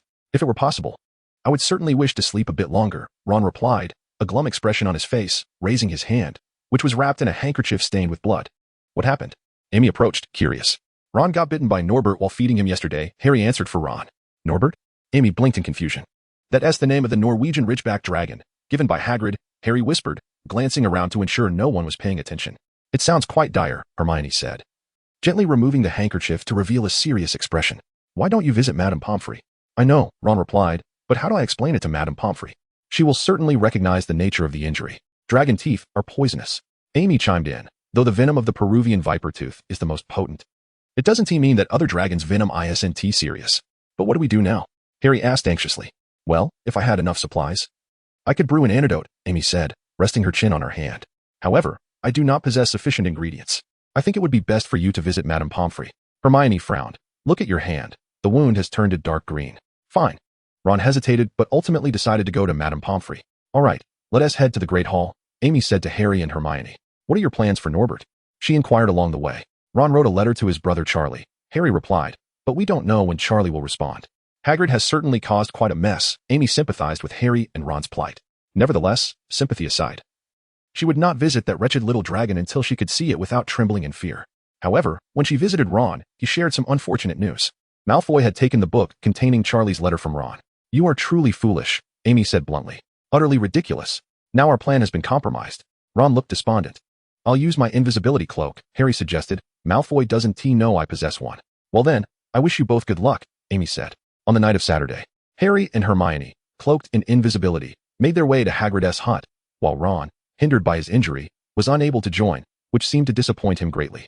Amy sincerely hoped that the two would successfully deliver Norbert, for since the arrival of that little dragon, she had been unable to visit Hagrid, which meant she had not had the opportunity to venture into the Forbidden Forest.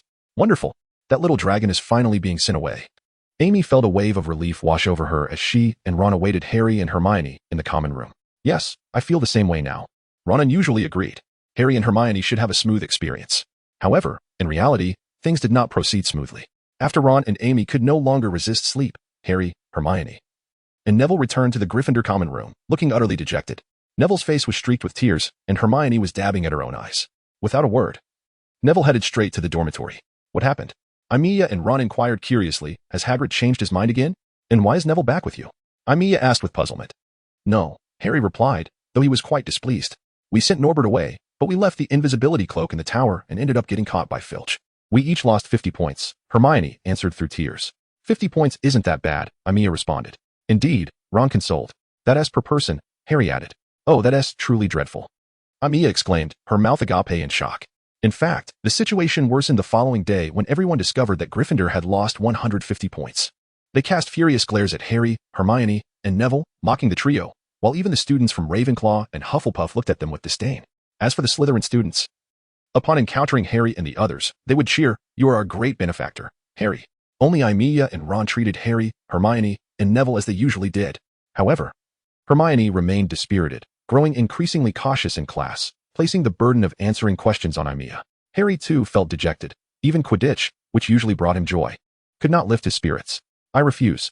Aimiya shook her head vigorously when Harry and Wood approached her, requesting that she take on the role of seeker for the Gryffindor team. Please, Harry pleaded. You must rise from where you fell. Since it was you who caused Gryffindor to lose 50 points, you should earn it back through Quidditch, Aimiya stated, patting Harry's shoulder.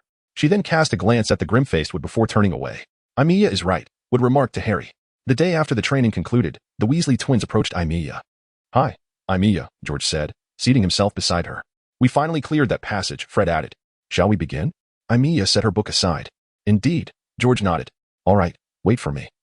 Aimiya replied. She returned her book to the dormitory before leaving the Gryffindor common room with the twins. What are you up to?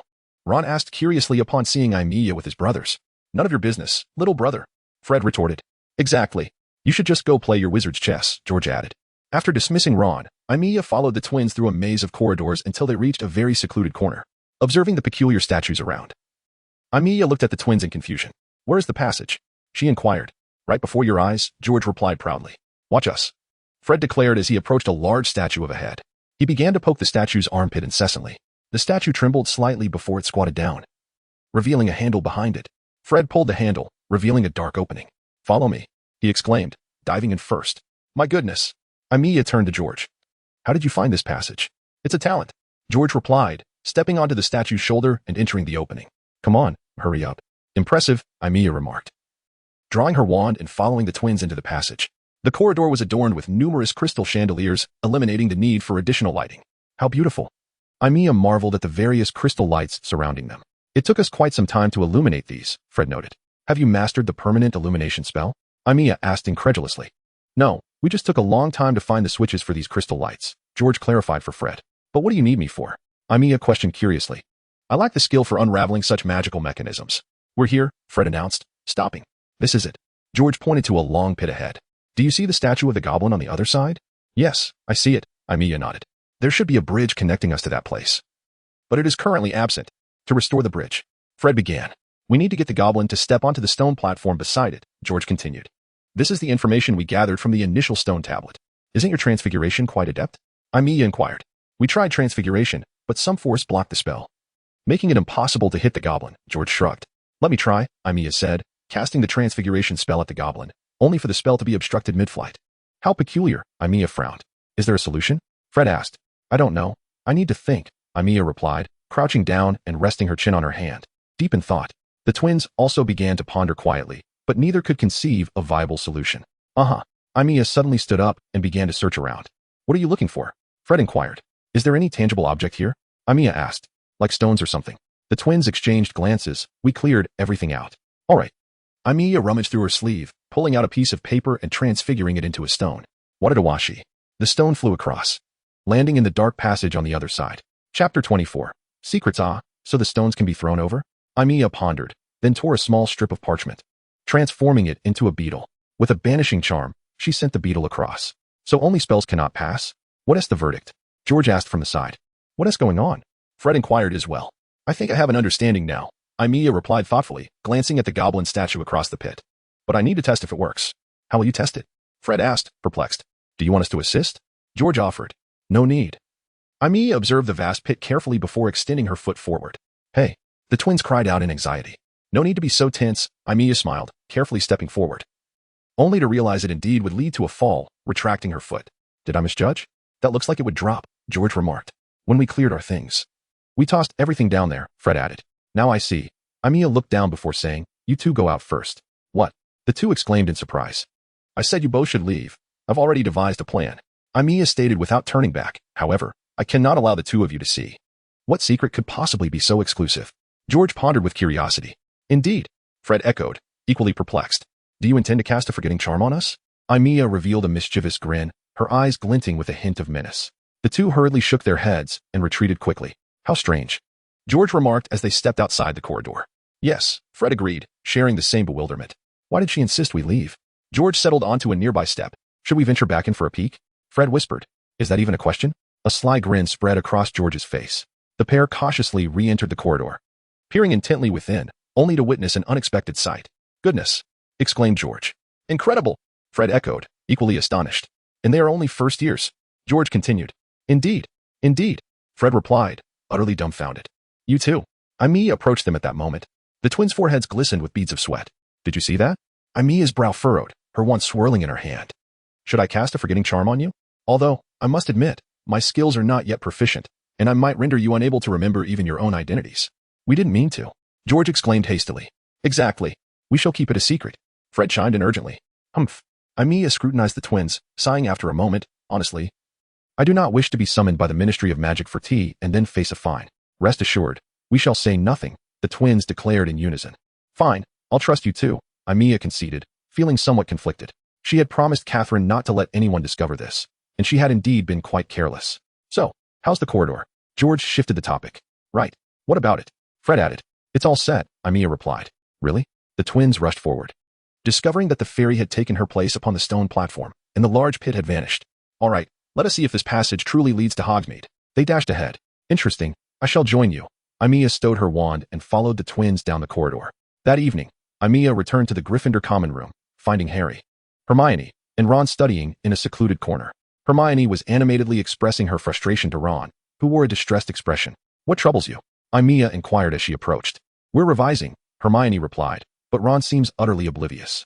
Isn't it because the questions you posed are exceedingly difficult? Ron complained. Where have you been?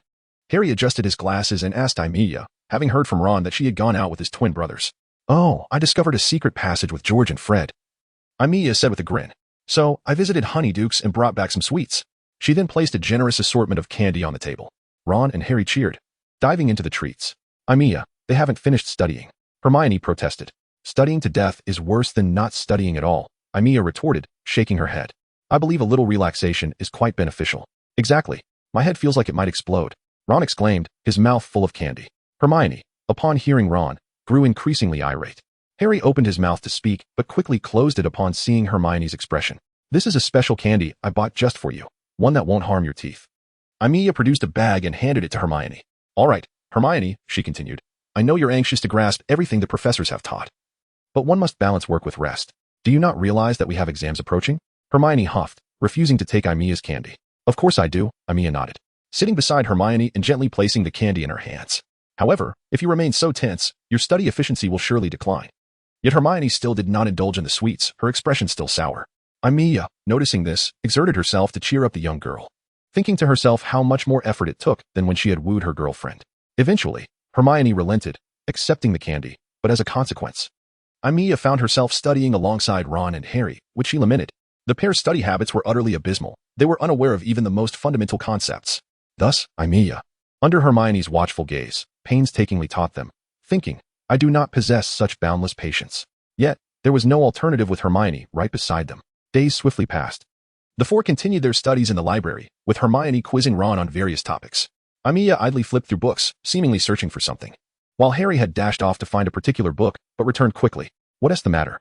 Aimiya inquired, noticing Harry's odd expression. You see, I witnessed something, Harry relayed. I am certain Snape is threatening Quirrell, and Quirrell has capitulated. Goodness, if Quirrell divulges the spell to Snape, we are in dire straits. Ron murmured. Fortunately, we have the protection of the spell, Hermione noted. Regardless of whether it is Snape, if he cannot bypass the spell, he is powerless. That is indeed true. Aimiya concurred with a nod. But what if Snape, not questioning Hagrid, could still circumvent the spell? Ron gestured toward the towering stack of books nearby. I wager there is a method to counter the three-headed hellhound within these tomes. The issue is, do you know which book it is? Aimiya countered. There are far too many volumes here, and we lack the convenience of a Muggle search engine. Hermione looked puzzled, having never heard of such a concept. Oh, it's nothing. Aimiya quickly deflected, having let slip a detail. The earliest search engines had yet to be developed. Shall we seek out Dumbledore? Yes, we should have done so much earlier. Hermione agreed, her attention successfully diverted. However, we lack evidence. Quirrell is terrified. Harry shook his head. He would never dare testify on our behalf. True enough. A teacher against a group of students, Aimiya nodded in agreement with Harry's assessment. In truth, she had merely made that statement to divert Hermione's focus. It was clear whom Dumbledore would trust, and they should not even be aware of the Philosopher's Stone or the spell's existence. I suggest you concentrate on your impending exams. Aimiya advised Ron. The following day, Professor McGonagall's punishment notice arrived. Harry, Hermione, and Neville were instructed to wait in the Great Hall for Filch at 11 o'clock. I mourn for you, Aimiya remarked. Aimiya spoke nonchalantly, expressing hope that the pervert would refrain from whipping them, noting that the individual seemed quite keen on such activities. She cast a glance at the three of them and added a warning. They must be cautious, especially if he instructed them to clean the toilets without the use of magic. Could it be? Harry lamented, envisioning a dismal future. Aimiya, this can't be true. Hermione's expression shifted. Are we really going to scrub toilets? And without magic? Neville appeared to catch a whiff of the toilets, already feeling nauseous. God knows what he might make you do. Aimiya chuckled beside them. You're just trying to scare us, aren't you? Hermione realized Aimiya was relishing their discomfort. How could that be? Aimiya hurriedly defended herself. I genuinely care about you all. Aimiya, Hermione shouted. All right. Aimiya quickly reassured the frightened girl. It was merely a jest. If you're that worried, I could go in your stead? How could you replace me? Hermione retorted. Of course, I would use Polyjuice Potion, Aimiya remarked. Just give me a strand of hair, and I'll take care of the rest. Upon witnessing Aimiya's eager sparkle, Hermione resolutely shook her head. Absolutely not. She suddenly realized how delightfully chaotic Aimiya could be. If you refuse, so be it, Aimiya shrugged. I hope your punishment isn't too severe. Night soon fell, and Harry, Hermione, and Neville departed from Gryffindor's common room, bidding farewell to Ron and Aimiya. What do you think Harry and the others will be punished with? Ron inquired curiously. Who knows? Aimiya replied, somewhat bored. It depends on the punisher. If it were Professor McGonagall, it might involve copying texts. However, she directed Hermione and the others to wait in the Great Hall for Filch. Could the punisher be Filch? Ron expressed concern for Harry's trio. I hope not, Aimiya echoed. Contemplating, perhaps I should check? Yes, we could use Harry's invisibility cloak. Ron suddenly had the same thought. Aimiya glanced at Ron. I believe it would be better if I went alone. She thought Ron was rather clumsy, and it would be easier for her to remain undetected. Besides, she could use the disillusionment charm, making the cloak somewhat inconvenient. However, Ron still wanted to voice something. Just stay here and wait for us to return, Aimiya declared before casting the disillusionment charm on herself and quietly slipping away. Yet, it seemed she was a tad late, for Harry and the others had already vanished. She did, however, spot Filch slowly approaching the castle, lantern in hand, with Mrs. Norris leading the way. Aimiya wished to avoid detection and stealthily concealed herself. Had Filch returned from escorting Hermione and the others? Yet, aside from Hagrid's hut, the only other place was the Forbidden Forest. The Forbidden Forest was best avoided. Aimiya swallowed hard. She had only dared enter that dreadful place under Hagrid's watchful eye during the day, as a half-baked witch. Venturing aimlessly at night within the Forbidden Forest was perilous, and she thought it wiser to retreat. But just as she contemplated sneaking back, she noticed a shadow darting swiftly into the Forbidden Forest. What was that? Curiosity stirred within her once more. Should she investigate? Yet, the forest was undeniably dangerous. On the other hand, that shadow had piqued her interest. After much hesitation, Aimiya resolved to take a look. However, just as she prepared to leave the castle for the forest, she sensed someone behind her.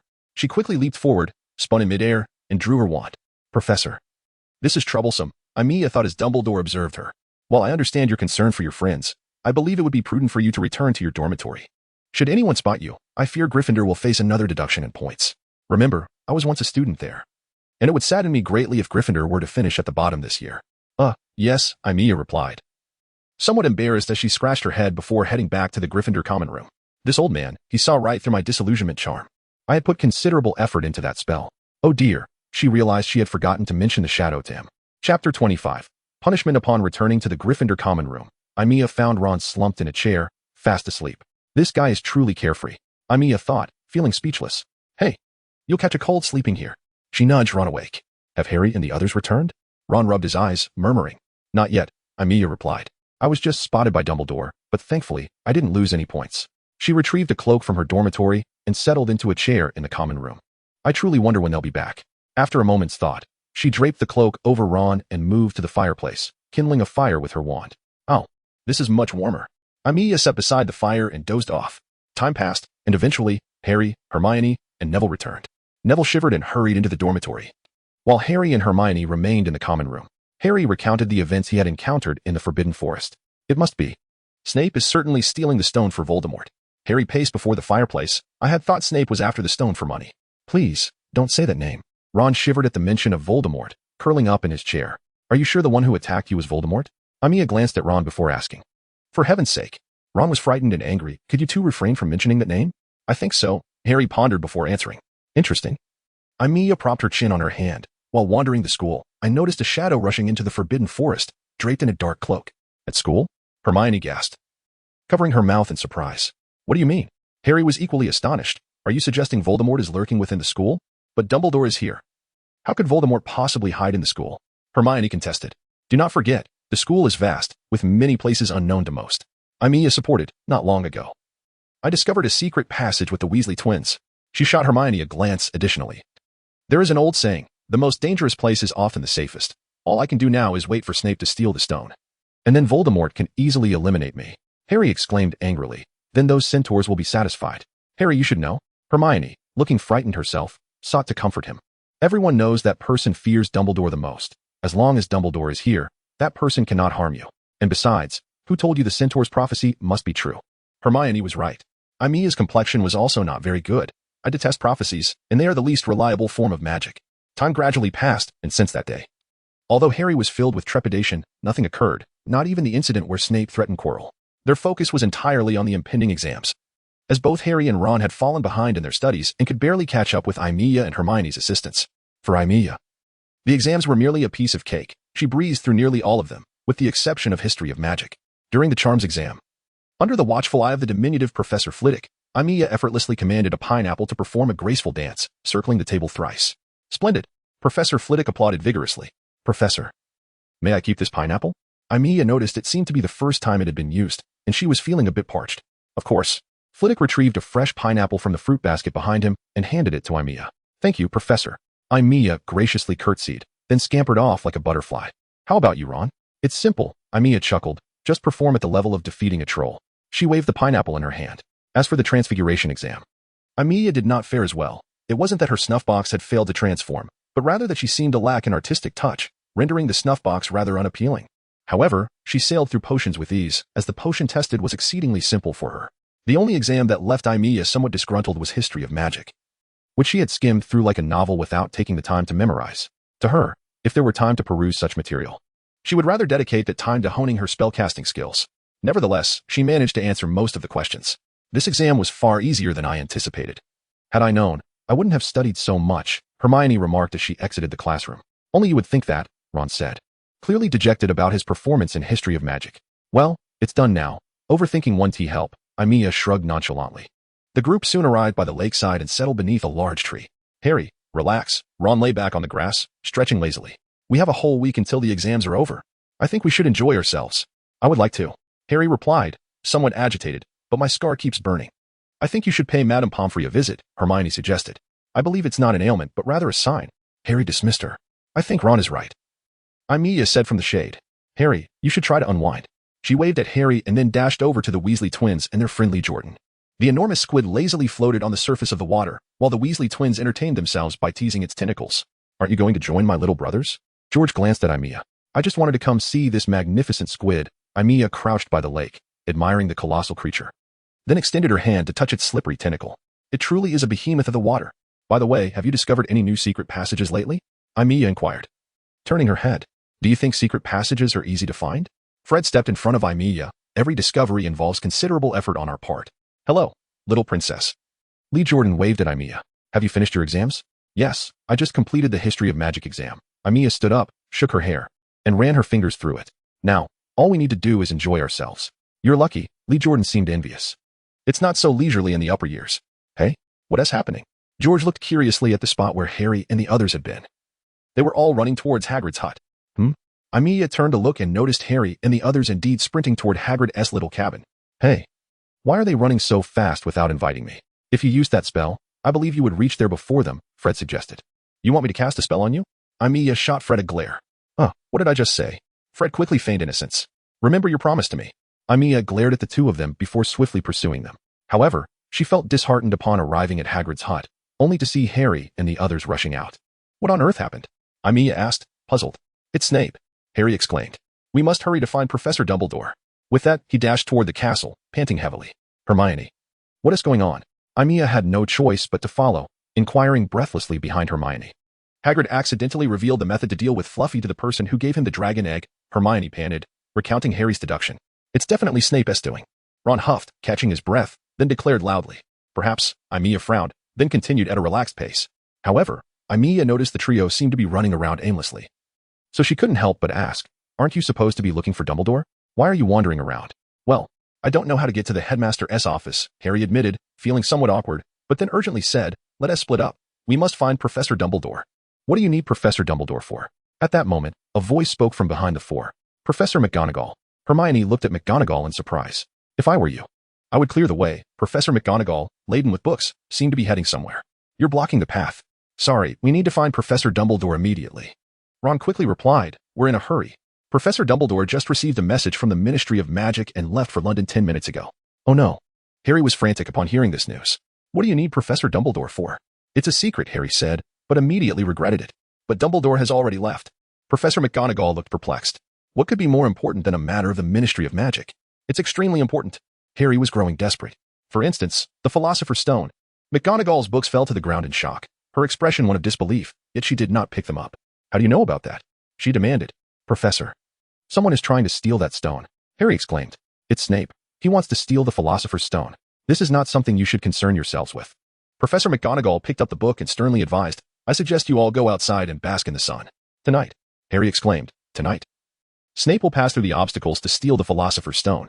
Snape could not possibly steal the Philosopher's Stone. Professor McGonagall retorted sharply. He was involved in setting those obstacles. Calm down, Eamon said, feeling disheartened as he addressed Harry and Ron. I don't believe Snape will attempt to steal the Philosopher's Stone. He then glanced back at the others. Right, Professor? The illustrious Potter, when did you develop an interest in framing others? Snape sneered coldly, casting a disdainful look at Harry Potter. Professor Snape, Harry said, somewhat taken aback by Snape's demeanor. Such fine weather should not be wasted indoors, Snape said icily. You must be cautious. Wandering about like this will only lead others to suspect you of wrongdoing. He glared down at Harry. I personally assure you, if you continue to roam at night, you will undoubtedly be expelled. He shot a glance at Professor McGonagall before departing. Very well, Potter, Professor McGonagall said with considerable seriousness. Go outside and enjoy the sunshine immediately. Additionally, spreading baseless accusations is a most reprehensible act, particularly against a professor. With that, Professor McGonagall also exited. Eamon, why didn't you warn us? Ron exclaimed angrily at Eamon. That's because by the time I wanted to explain to Professor McGonagall, that fellow was already behind me, Eamon replied, having broken into a cold sweat, exhaling deeply. I still maintain my stance. The thief of the Philosopher's Stone is not necessarily Snape. But someone must want to steal the Philosopher's Stone, right? Hermione inquired. Indeed, Eamon affirmed. And the suspects should be those professors. Then Hermione, you should monitor them, Harry suggested. Why me? Hermione asked in confusion. You can pretend to be waiting for Professor Flitwick. Harry explained, raising his voice. Oh, Professor Flitwick. I'm terribly worried. I think I must have made a mistake on question 14. All right, enough. Hermione's face flushed. But if someone comes out, we cannot.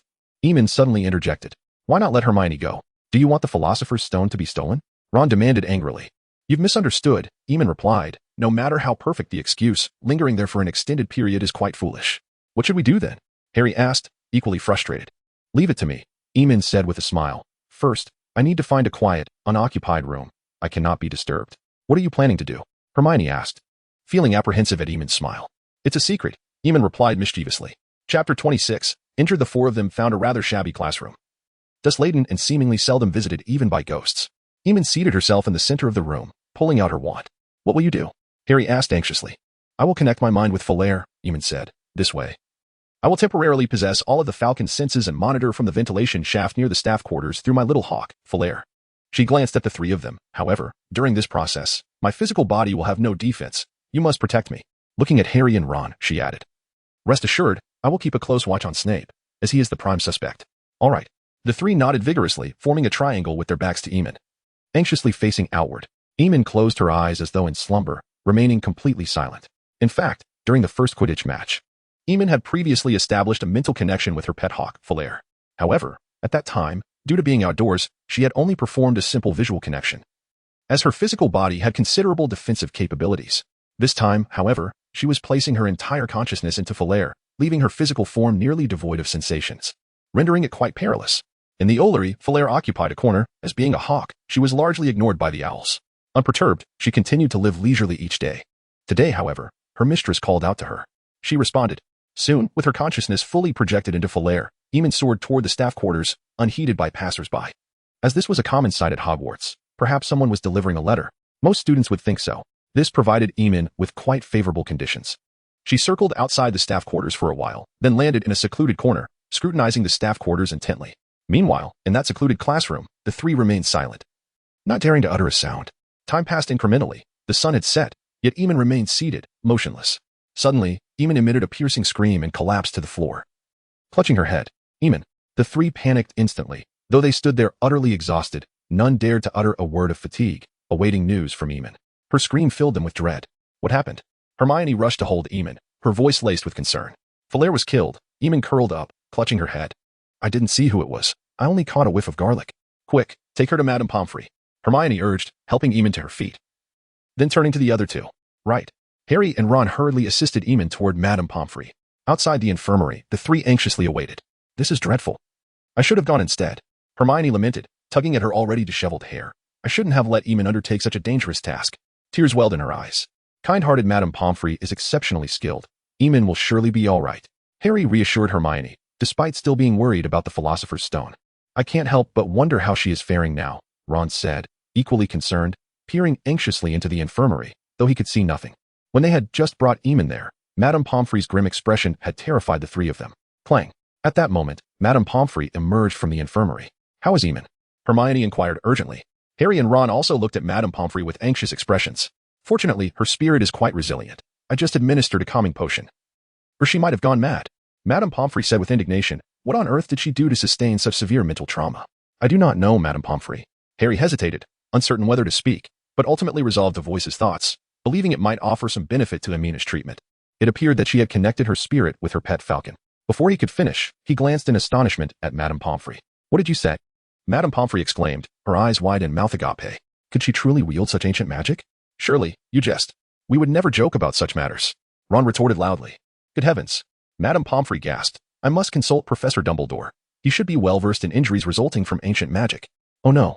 Professor Dumbledore has gone to the Ministry of Magic in London, Hermione exclaimed, covering her eyes. How do you know this? Madame Pomfrey inquired, perplexed. It was Professor McGonagall who informed us, Harry replied. Then we have no choice. It seems we must seek out Professor Snape, Madame Pomfrey concluded. What? Harry exclaimed, stunned. No way. What are you talking about? Madame Pomfrey said angrily. Do you wish to see her descend into madness? With that, she stormed out of the infirmary, declaring, You are not to disturb her. However, she quickly paused to add, Understood? The three who intended to enter the infirmary halted immediately. What shall we do now? Ron asked Harry, with Hermione also looking toward him. Aimiya just mentioned she sensed the smell of garlic, Harry remarked, furrowing his brow. Garlic? Hermione's expression shifted dramatically. It must be Quirrell. What? Ron exclaimed in disbelief. Harry stared at Hermione, astonished by this deduction. How could that be possible? He found it hard to believe. Do you truly think Aimiya would lie under such circumstances? Hermione challenged. Harry and Ron exchanged puzzled glances. I am not lying. At that moment, the infirmary door swung open, and Aimiya, pale and weary, emerged, leaning against the doorframe with a tired smile. I did indeed smell garlic, but that does not necessarily imply anything, she said. Turning to Harry. Harry, though I detest fate, it seems this is something you cannot evade. The Philosopher's Stone is in grave danger. You, Hermione, and Ron must hurry. But Madame Pomfrey will summon Snape shortly. Ron fretted. Do not concern yourself with me, Aimiya replied. I must seek out Fleur. She spoke with a hint of sadness. It will be perilous for you to go there. Hermione protested. He will not still be there. Aimiya shook her head. That is outside the staff quarters. Hermione. We must depart, Harry said, casting a decisive glance at Aimiya. But Harry, Aimiya is right. We cannot squander the information she has provided. Ron added. Aimiya. You must be cautious. Hermione wiped away her tears as she addressed Aimiya. Indeed, Aimiya nodded. You all must also take care. Once the three departed, it felt as though Amina's strength had entirely dissipated. Ah, my head feels as if it might split, she muttered, rubbing her temples. Then steadied herself and made her way towards the staff quarters. Outside the staff quarters, Madame Pomfrey knocked firmly on the door. Snape, wearing a stern expression, opened it. Snape. There is a patient, Madame Pomfrey stated, injured due to the use of ancient magic. I hope you can attend to her. You may return. Snape nodded curtly before addressing someone behind him. Yes, Professor, Draco Malfoy replied respectfully, casting a glance at Madame Pomfrey before exiting. However, as he stepped outside the staff quarters, he noticed something and approached it out of curiosity. What is this? He inquired, picking up an object that turned out to be a falcon, quite beautiful. And he thought to himself that it would make a splendid specimen. Put that down. A voice shouted at him. Why? Malfoy looked up, surprised to find Aimiya glaring at him, a proud retort on his lips as he casually waved the falcon in his hand. I said to put it down. Aimiya shouted furiously, her head pounding as if it might explode, making it difficult for her to maintain control. I shall repeat myself. Put it down. Very well. As you wish. Malfoy replied, though he carelessly tossed Aimina's falcon into a corner with considerable force. The already stiff bird lost several feathers in the process. Upside down. Aimiya swiftly drew her wand, casting a spell that struck Malfoy. He attempted to evade, but her spell was exceedingly swift, before he could fully comprehend. He found himself suspended upside down in midair. I long to end your life. Aimiya seethed as she passed by Malfoy, her anger palpable, before striding towards Flair's location. Just then, a spell shot towards her, striking her and leaving her momentarily dazed, yet she managed to remain upright. Turning around, she saw the pale-faced Snape and the astonished Madame Pomfrey. I recall that you were meant to be in bed. Madame Pomfrey shouted angrily. The falcon fell to the ground. Snape released the terrified Malfoy, instructing him to return to the dormitory. Yes, Professor. Malfoy quickly vanished from their sight, disregarding the desire to report Snape and deduct points from Gryffindor. You did not faint? Snape asked incredulously, given that his stunning spell had clearly struck the girl. Why should I faint? Aimiya replied, cradling the lifeless Fleur in her arms, leaning against the corridor wall, mustering her strength to address Snape. Enough, Professor Snape. Madame Pomfrey interjected. We must prioritize her treatment immediately. She approached Aimiya, saying, if you wish to retain your sanity, return to your bed at once. Yes, madam, Aimiya nodded gently, slowly making her way back to the infirmary, but after taking only 2 steps, she felt dizzy, her vision darkening, and she collapsed. Madame Pomfrey gasped in surprise. rushing to support the girl. Professor Snape, I believe you must attend to this child immediately. Madame Pomfrey urged Snape, who remained deep in thought. Her condition is grave. I shall do so, Snape replied, nodding before approaching, his brow furrowed, contemplating why his stunning spell had not immediately incapacitated her. Could it be linked to the notes that Stirk had provided him? Aimiya drifted into a dream, recalling a memory from her childhood, calling a man father. The man appeared handsome, with short black hair and a spirited demeanor, yet his pale face betrayed a burden of worry. He often gazed at a photograph, lost in thought, and sometimes held her close while silently weeping. Ugh! Aimiya awoke, realizing it was well into the night. You are awake?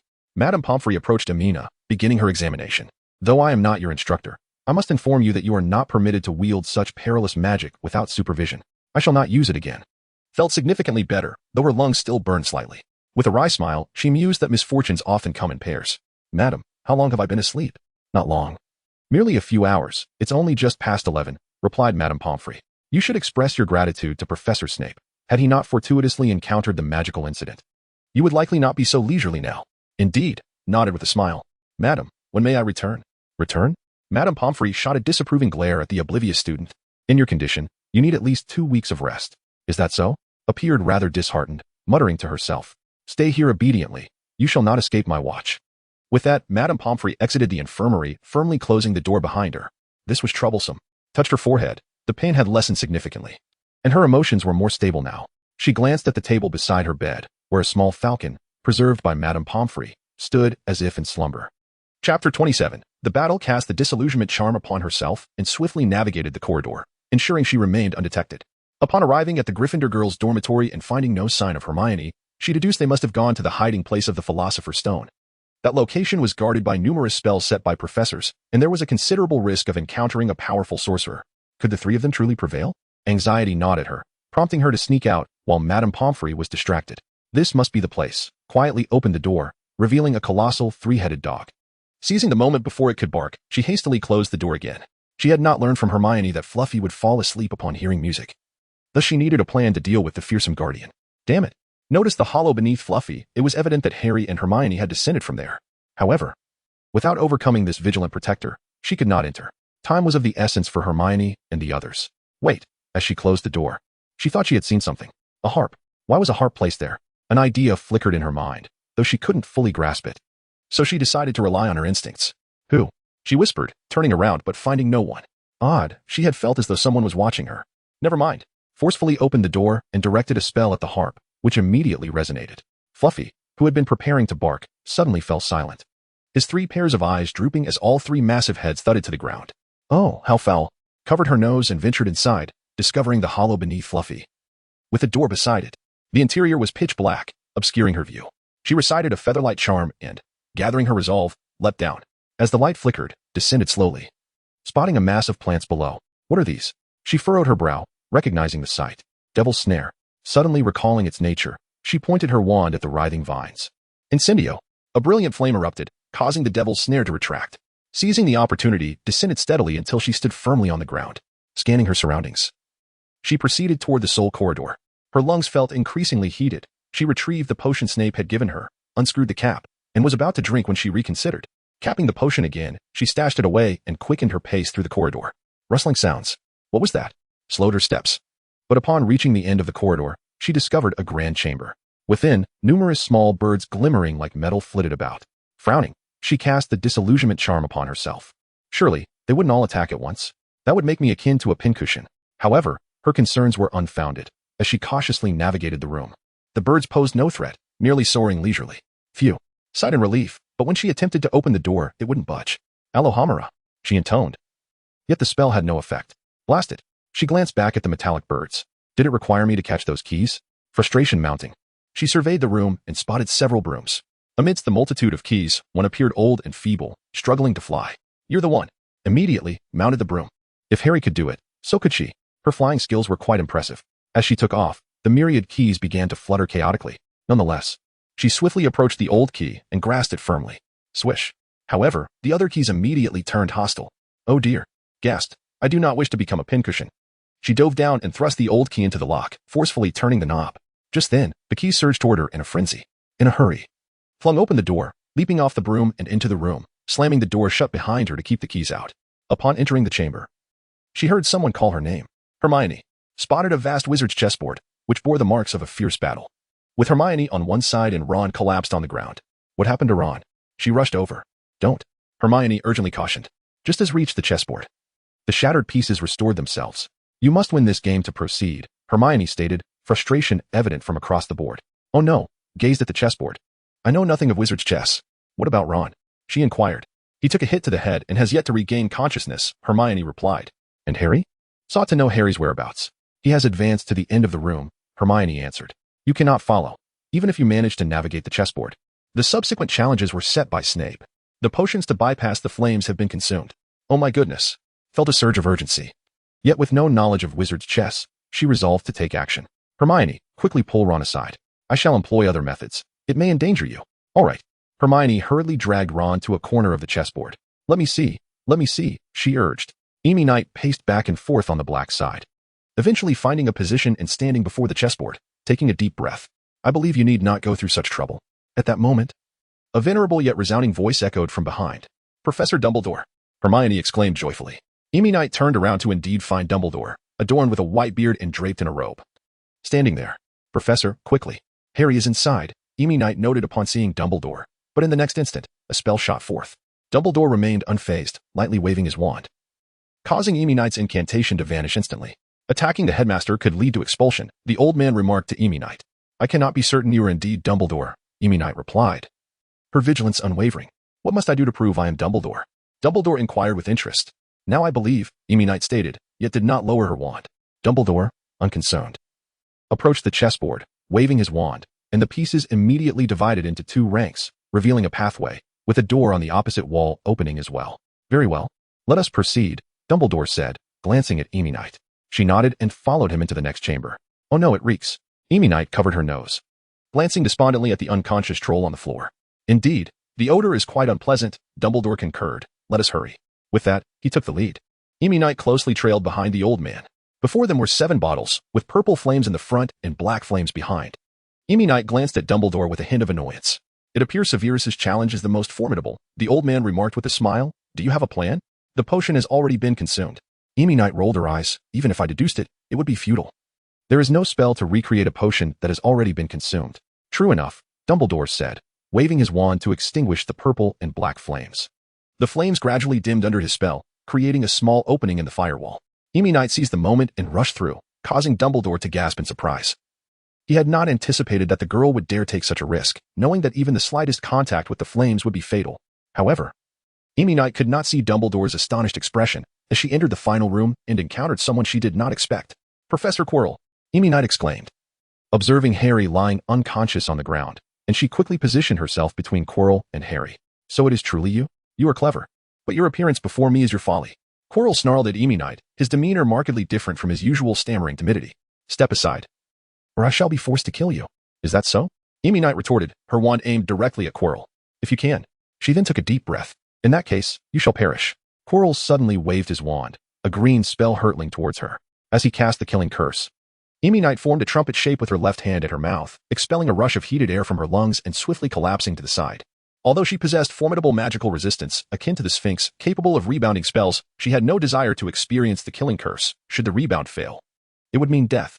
Not wishing to perish, she fell, and the green spell grazed her head, severing several strands of her hair. At that moment, Dumbledore also arrived, having not expected Amy Knight to charge ahead so recklessly. By the time he reached the scene, Quirrell had already unleashed the killing curse upon Amy Knight. Dumbledore was struck with cold sweat. The killing curse was unbreakable, and he could only hope Amy Knight would evade it. Though Quirrell was the defense against the dark arts instructor, Dumbledore viewed him merely as an amateur, believing the curse would not be overly powerful. Upon witnessing Amy Knight evade the curse, Dumbledore immediately sprang into action, casting several spells that swiftly disarmed Quirrell and bound him. However, at that moment, the flames Amy Knight had expelled engulfed Quirrell's body. Ah! Quirrell screamed in agony. Dumbledore's expression darkened. He had intended to question Quirrell, but it was evident he would not survive. Heh, the flames I unleash are quite potent, Amy Knight remarked, still shaken. Having narrowly escaped death moments earlier, drenched in cold sweat and feeling weak, she collapsed to the ground, unwilling to move. You're unable to prevent me forever, Dumbledore. Quirrell's voice emerged with a shrill whimper, and then a shadowy figure drifted from his form, vanishing into thin air. Tom, I shall not permit you to harm this child, Dumbledore declared, recognizing the presence of Voldemort. Quirrell's cries faded as the flames consumed him, reducing him to a pile of ashes, and the fire gradually extinguished. Aimiya felt a chill run through her. While aware of the high temperature of her flames, she had never anticipated they could incinerate a person entirely. This realization instilled a profound fear within her. Recalling her need to take potions in the dormitory, she felt a wave of dread wash over her. "Are you all right, Miss Yang?" Dumbledore inquired with concern. "I am fine," Aimiya replied, dazed. Suddenly, remembering something, she hurried to Harry's side, examining him closely. "Professor, Harry is all right." "Splendid. I believe we should swiftly take him to Madame Pomfrey," Dumbledore said with a smile. "Very well," Aimiya nodded, sighing in relief. However, she soon felt dizzy as the events settled, the ancient magic having taken its toll. "It seems you two must rest," Dumbledore remarked with a smile. Subsequently, Dumbledore escorted Harry, Aimiya, and Ron to Madame Pomfrey. Ron required only minor treatment, but Aimiya received a stern reprimand. This time, she did not attempt any tricks, cooperating fully as she underwent treatment on the bed, while Dumbledore conducted her care with utmost seriousness. Nevertheless, even so, Aimiya would likely remain bedridden for over 2 weeks before a full recovery, as her physical form was unscathed, yet the psychological trauma proved far more challenging to heal. As for Harry, he regained consciousness swiftly. After a gentle conversation with Dumbledore, who recounted all that had transpired, he departed, sensing Madame Pomfrey's stern gaze fixed upon him, as he had disturbed her patient's rest. Chapter 28. Epilogue. Bored to death, Aimiya reclined against the bed, a hefty tome resting on her knees. It was likely the time for the year-end feast, and she longed for the delectable banquet. Though she spoke carelessly, her spirits remained low. Only 5 minutes. At that moment, the voice of Madame Pomfrey could be heard outside. Shortly thereafter, the door to the infirmary swung open, and Hermione and Ron hurried in. "Aimiya, how are you feeling now?" Hermione asked, clutching a hefty tome, which Aimiya had requested, for the monotony of lying in bed was unbearable. Harry had intended to join them, but he was besieged by fellow students, leaving him no choice but to remain behind. Ron explained on Harry's behalf, "Gryffindor has won the House Cup. We triumphed." However, noticing Aimiya's wan demeanor, he quickly shifted the topic. "How much longer until you can be discharged?" "It will take at least a week," Aimiya sighed, accepting the book Hermione had brought. "A week?" Ron exclaimed in astonishment. "Of course," Aimiya replied with an irritable glance at Ron. "You cannot fathom what it feels like." Connected to Flair's spirit, at the moment of its demise, I was overwhelmed by memories of that sensation. She shuddered. "Aimiya, don't dwell on that," Hermione said, her concern evident as she steadied Aimiya. "No." Aimiya gently shook her head. "I must confront this illness on my own. No one can assist me." She cast a glance at Ron, who was watching her with worry. "It feels truly dreadful, as if I too had perished." The effort to voice this truth drained her, beads of cold sweat forming as she gasped for breath. "Talk to her more." Madame Pomfrey suddenly entered, recalling Professor Dumbledore's words that a patient's recovery thrives on the care of loved ones. "Will there be any lasting effects?" Hermione asked anxiously. "It is hard to say. Ancient magic leaves scars that are difficult to heal," Madame Pomfrey explained. "I know, the chances of relapse are significant," Aimiya's spirit sank. "This is beyond my control. Even if I recover now, my emotions may remain volatile." "Aimiya, rest assured, we will be here for you," Hermione encouraged. "Indeed." Ron nodded vigorously. "Thank you." Aimiya responded with a faint smile. The sight of her patient recovering brought joy to Madame Pomfrey, yet she insisted that Hermione and Ron leave to allow Aimiya to rest. "It's time for your medication," she said, bringing forth a calming potion brewed by Snape. "Thank you, madam," Aimiya said as she took the potion and drank it in one gulp. The following day, as numerous students boarded the Hogwarts Express to depart, Hermione, Harry, and Ron had wished to stay with Aimiya, but she had gently declined. "You should enjoy your time with your families," she insisted. "If I could, I'd rather not," Harry replied, revealing the Dursleys did not provide him with the warmth of home. Nevertheless, he left, knowing that if the Dursleys failed to meet him at King's Cross, his time at home would be utterly miserable. Thus, Aimiya spent her days in the infirmary, reading and strolling about the castle grounds under Madame Pomfrey's watchful eye, who was increasingly concerned after 2 escape attempts. "Good night," she said as another day concluded, extinguishing the lights and closing the infirmary door behind her. Sighing, Aimiya pondered. "I wonder what Catherine is doing now." Bored, she fidgeted with her fingers, having sent a letter but uncertain whether she had received it. Her thoughts drifted to Catherine Stirk, worrying that she might be inebriated again. With these thoughts, Aimiya gradually succumbed to slumber. In her dreams, she beheld an Eastern woman, her skin as pale as exquisite jade, with a breathtaking visage and long, lustrous black hair. Yet, this woman wore an expression of sorrow, gazing at Aimiya as she lay on the sickbed, extending a hand as if to grasp her, to prevent her from being taken away. "I do not wish to part. I want to be with my mother." The sense of urgency and helplessness overwhelmed her as she felt herself drifting further from her mother. "Mother!" Aimiya cried out, bolting upright in bed, reaching forward desperately. Gasping for breath, her face pale and slick with sweat. After a moment, she realized it was merely a dream, yet it felt so vivid, the sorrow still lingering. For the first time in her life, Aimiya contemplated her origins. However, aside from a vault key to Gringotts and a cloak bearing her name. She possessed nothing to substantiate her identity when Catherine had found her. What is happening to me? Aimiya covered her forehead with her hands, exhaling a long sigh. You seem to be recovering quite well. A familiar voice chimed in. Aimiya looked up to find the languidly radiant blonde beauty, Catherine, standing at the door with a warm smile. Lynn, Aimiya exclaimed in surprise, never expecting Catherine to abandon her drink to come see her. You, of all people, managed to wield that ancient magic. Catherine approached the bed, and Aimiya was astonished to find no trace of alcohol on her. Confess, who taught you this magic? Ancient magic? Aimiya replied, perplexed. I've always wondered, what exactly is this ancient magic you speak of? It's the magic that connects you with your falcon spirit. Catherine replied with a fierce tone. No one taught me, Aimiya murmured. No one taught you? Catherine responded, incredulous. How could you possibly learn such ancient magic on your own? And to have succeeded? But truly, no one taught me, Aimiya said, feeling a bit aggrieved. Enough of that for now, Catherine said, reaching out to gently stroke Aimiya's silky hair. At that moment, the woman from her dream merged with the figure before her, prompting Aimiya to embrace her tightly. Hey, Catherine exclaimed, taken aback by the sudden gesture. Please, don't move. Just let me hold you for a moment, Aimiya pleaded. Catherine found it strange, but complied, remaining still as Aimiya clung to her, fearful of losing her. What's wrong? Catherine gently stroked Aimiya's back and inquired. Lynn, you want to abandon me, will you? You want to leave me, right? Aimiya's voice was soft, tinged with melancholy. Catherine hesitated, her expression turning bittersweet, her hand pausing in its caress. Yet, she quickly reassured, no. I will take care of you until the day you wed. No, I don't want to marry. I want to be with you forever, Aimiya replied, her excitement palpable as she tightened her embrace, unwilling to let go of the only family she had in this world. Although she now had friends, a friend could never replace a family member. We have always been together, Catherine replied softly, continuing to caress Amy. However, the thought of that notebook filled her with hesitation. Yet she soon resolved to keep it to herself until a final conclusion was reached. Amy and Catherine returned home, having visited Dumbledore before leaving. Dumbledore was delighted to see Catherine again and inquired if she had any intentions of becoming a defense against the dark arts teacher. Unfortunately, Catherine seemed disinterested in the position and declined outright, much to Dumbledore's disappointment. Upon seeing Catherine, Snape's expression appeared quite complex. Ultimately, he said nothing and simply walked away with a cold huff. Catherine, however, wore a cheerful demeanor, seemingly unfazed by his reaction, as if she had him completely figured out. Once home, Amy suddenly recalled a pressing issue. Underage wizards were prohibited from performing magic outside of school. She cast a forlorn glance at Catherine, who scratched her head and stared blankly at the ceiling for a considerable while before tossing her wand to Amy. You should be able to use mine, Catherine said. Just tell them it was my spell. All right, Amy replied hesitantly. I sincerely hope I don't receive a notice of punishment from the Ministry of Magic, she thought gloomily, observing Catherine pick up a bottle. Chapter 1, MV. Oh, I thought I was going to die. Amy rubbed her arms and legs, letting out a long sigh as today's special training finally came to an end. Couldn't Catherine allow her a moment's respite? From the second day of her vacation, she had been subjected to rigorous training. Though unable to cast spells, Catherine made her evade spells continuously. It is worth noting that Catherine's casting speed was remarkably swift, and at times she would mutter incantations, leaving Amy oblivious to what was being cast.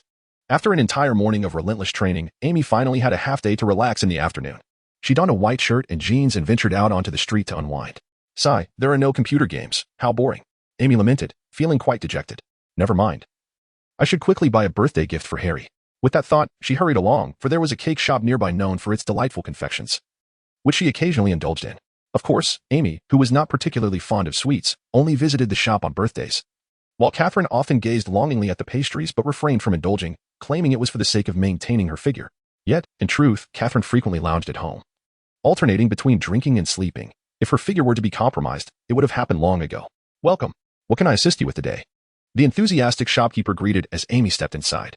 A birthday cake for a friend of mine, someone my age, who lacks familial affection, Amy replied, rolling her eyes. What do you think would be appropriate? The shopkeeper was momentarily taken aback, unsure how to respond. Is that so? She said, scrutinizing the young girl, who appeared to be quite serious. Do you think I'm joking? Amy asked, meeting the shopkeeper's gaze and pulling several large bills from her pocket. If the cake you recommend delights me, this shall be your tip. All right then. The shopkeeper, perplexed by how the girl could read her thoughts, nevertheless eagerly recommended a beautifully decorated, two-tiered white cake. This is our specialty. I assure you, your friend will crave more after tasting it. Very well, Amy said, uncertain of which cake to choose, so she acquiesced to the shopkeeper's recommendation, promptly paid, and left a tip before exiting. She intended to send the cake from the owl post in Diagon Alley. Whose child is this? The shopkeeper mused, puzzled by the sight of such a large sum of money being spent by a young girl. Meanwhile, Amy was merrily skipping down the street, realizing just how heavy the cake was. She set it down on a nearby bench and rubbed her sore hands and arms. Do you need assistance, dear lady? A businesslike adult man approached her. No, Amy replied curtly without looking up. No good deed goes unpunished. The man chuckled, somewhat amused, I assure you. I have no ill intentions. Amy glanced up, tilting her head to scrutinize him. He was quite charismatic, with short, dark hair and a hint of stubble. Dressed in a well-tailored suit, holding a pair of sunglasses in one hand and a large camera around his neck. What do you want? Amy asked, fixing her gaze on his eyes. Oh, I merely wish to offer my assistance, the man replied with a shrug, nothing more. You're lying, Amy pouted. You clearly want to lure me to the square to be your model for an MV. Oh, how did you know?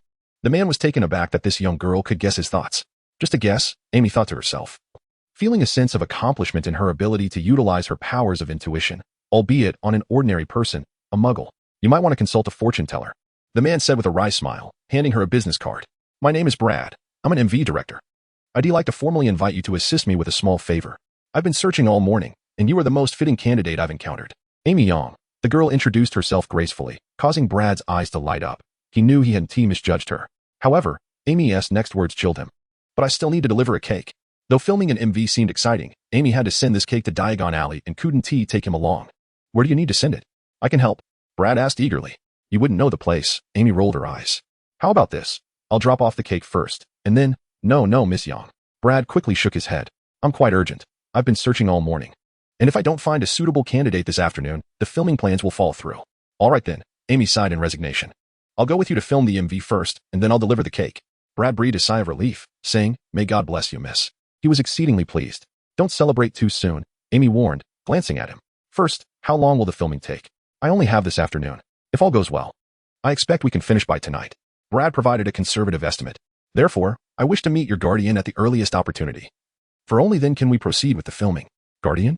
Suddenly, Aimiya recalled Catherine. That individual must have begun indulging in alcohol by now. I have been out for nearly an hour, so there is no need for that. I can make decisions on my own. I suspect that individual is already inebriated beyond recognition. Inebriated beyond recognition? Brad looked astonished. What should he do? Without the guardian's signature, filming cannot proceed. You are quite bothersome. Aimiya interrupted. I am pressed for time. If you wish for me to film, you must act immediately. But there are no buts. Aimiya raised a finger. I have no desire to seek out Catherine. That individual is a drunkard, and if you expect to wait for her signature, I fear we may not see it until tomorrow. Moreover, that individual certainly does not wish for me to engage in frivolities with muggles. After much hesitation, Brad finally stomped his foot and resolved, fine. He had made up his mind, but I hope, miss, that you do not regret this later. Rest assured. Aimiya cast a glance at him. I have no intention of causing you trouble after the fact. If you were to seek me out later, you might find yourself in the spotlight. Brad scoffed internally, yet in order to secure the schedule, he prepared to breach the law. For he was most satisfied with the image of this little girl. Is fame truly such a desirable outcome? Aimiya scoffed. I care not for the meager compensation you offer.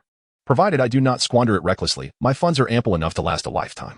Very well, even if I encounter issues later, I shall accept it.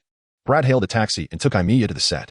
Upon arrival, Brad remained hesitant, feeling uncomfortable about breaking the law, if the other party were willing.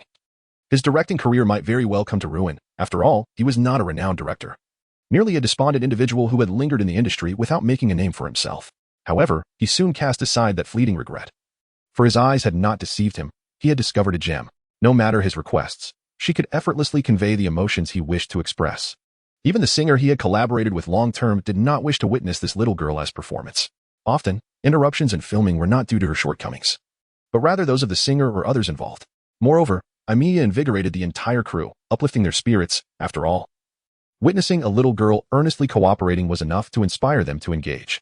By nightfall, the filming was finally completed. Thank goodness it is done. Aimiya gazed at the starry sky, feeling quite disheartened, and asked, Hey, esteemed director, may I take my leave now? Are you not attending the celebration banquet? Brad was reluctant to let the little girl depart, for she truly possessed extraordinary talent. With a little training, she could become a rising star. No, I must see the cake delivered first, Aimiya replied, in a hurry, as she was uncertain whether the owl rental service remained open. I shall drive you there, Brad quickly offered, and then handed her an envelope. This is your compensation. No need. I can take a taxi, Aimiya stated as she accepted the envelope. She certainly could not work for free. Well then, farewell.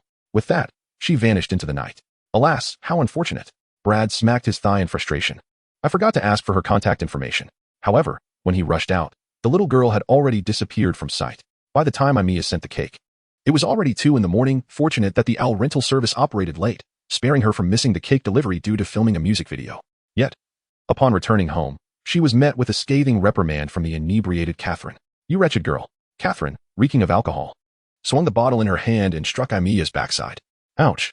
Aimiya had just entered and was preparing to rest when Catherine's blow sent her tumbling. "What are you doing?" she asked, both angry and amused. "Where have you been gallivanting?" Catherine waved the bottle. "I am nearly starving. I recall there should be food at home." Aimiya rubbed her backside, sighing in agony. "You nearly killed me. Why must you strike with such force?" "What?" Catherine stared blankly at Aimiya. "My goodness." Aimiya nearly wept. "I will go find something for you." She stood up, snatched the bottle from Catherine. "Truly, who is the guardian here?" Entering the kitchen, she placed the bottle on the table, opened the cupboard, and retrieved some snacks. However, when Aimiya returned to the living room, she found Catherine sprawled on the floor, sound asleep. After placing the snacks on the coffee table, Aimiya sat on the sofa, gazing at Catherine in disbelief. Yet, she soon devised a mischievous plan. Filled a cup with cold water and poured it directly onto Catherine's face. Unfortunately, Catherine remained in a deep slumber, showing no sign of response even as the cold water dripped down her head. "Fine, if you want to eat, I shall." Aimiya, having not eaten herself, quickly devoured the snacks. Glancing at Catherine still sleeping on the floor, Aimiya sighed helplessly, dragged her to bed, removed her clothes, and tucked her under a blanket. "There. Rest well." Aimiya yawned, for tomorrow may bring intense training. Due to her exhaustion, Aimiya soon fell into a dream. No. The man Aimiya referred to as father stood protectively behind her, fear etched upon his face. You promised not to do this. You have already doomed Selena." An elderly man, kind-faced yet ominous, stood before Aimiya as father. "Our plan must be executed swiftly. The Dark Lord has fallen." Yet his words dripped with malice. "If the Aurors discover this, we are finished." "How is that possible?" Aimiya as father exclaimed in shock. "The Dark Lord has lost. It cannot be. Anything is possible." The elderly man's piercing gaze shifted from Aimiya as father to the infant Aimiya herself. "The Dark Lord was defeated by the child during the attack on the Potters." "A child? This is impossible." Aimiya as father gasped. "Even Dumbledore could not defeat the Dark Lord." "Very well, we must expedite the experiment." The old man's benevolence evaporated, replaced by a sinister demeanor. "Steele, we must proceed immediately. If you refuse, do not blame me for my actions." The old man S1 extended toward Aimiya as father. "Can you ensure her safety?" Steele looked bitterly at the old man. "What do you think?" The old man slowly retracted his wand. Steele glanced at Aimiya and clenched his teeth in resignation. Chapter 2. The fly. Aimiya rubbed her eyes, feeling an overwhelming weight upon her, as if something were pressing down on her. Wait, pressing down on me? A sudden, inexplicable fear surged from the depths of her heart. A woman, overwhelmed, let out a piercing scream, her eyes wide with terror as she desperately attempted to push off the weight pressing down upon her. "I'm starving," came the agonized groan from the person atop her, reminiscent of a soul on the brink of death. It was only then that she recognized the individual as Catherine. Stopping her shrieks, she wiped the cold sweat from her brow. "Get off me. I'm hungry," Catherine exclaimed. "I understand," Aimiya replied, bemused. "Hurry up and move aside. Tidy yourself up. We're going out to eat. Our pantry is bare, so we must procure some supplies." "All right." Catherine immediately scrambled off Aimiya and dashed into the bathroom to freshen up. At that moment, Aimiya's heart, which had been racing from the fright, began to steady. What a scare. The only man who could enter this room, aside from Dumbledore, is surely no one else. She chided herself for being so alarmed. However, despite her reassurances, a lingering unease remained. Even transformed into a woman, the notion of engaging in intimate acts with a man was utterly unacceptable. Just a simple embrace would likely send her into a state of utter disarray. She mused that a casual handshake should pose no issue. With that thought, she rose from the bed, donned her nightwear, and proceeded to the bathroom to wash up. After her ablutions, she changed into a fitted t-shirt, layered with a short denim jacket, complemented by snug jeans of the same hue. Her long black hair was smoothed back and secured with a red ribbon. Grabbing her money and other essentials, she ventured into the living room. "So slow," she remarked, noticing Catherine, now impeccably groomed, seated on the sofa, waiting. "You should learn from me to manage your time wisely. As long as I avoid drinking excessively like you, I can save a great deal of time," Aimiya retorted, striding confidently toward the door. Catherine pouted and followed, seizing Aimiya's arm. "What are you doing?" Aimiya queried, turning back in surprise, only to emit a startled scream as she felt an overwhelming pressure, an utterly dreadful sensation. It was evident that Catherine, seeking vengeance for Aimiya's earlier comments, had used apparition, a mode of travel Aimiya loathed. The two landed outside the leaky cauldron, though it seemed Catherine had arrived a tad too early. She landed gracefully while Aimiya was flung out. "Wow," she exclaimed as she was tossed through the air, deftly performing a somersault to land securely on her feet. "Phew. I wiped the imaginary sweat from my brow. Thank goodness I have exceptional balance. Otherwise, I might have truly fallen into your trap." However, to her astonishment, Catherine was nowhere to be seen. Upon closer inspection, she found her inside the pub. Isn't a bar primarily for drinking? Why must one come here, even for breakfast? Truly a remarkable alcoholic. I muttered, yet had no choice but to follow suit. At that moment, Catherine was indulging herself, pouring her own drink. Can you not limit your consumption? I inquired, exasperated. Are you not concerned about developing liver disease?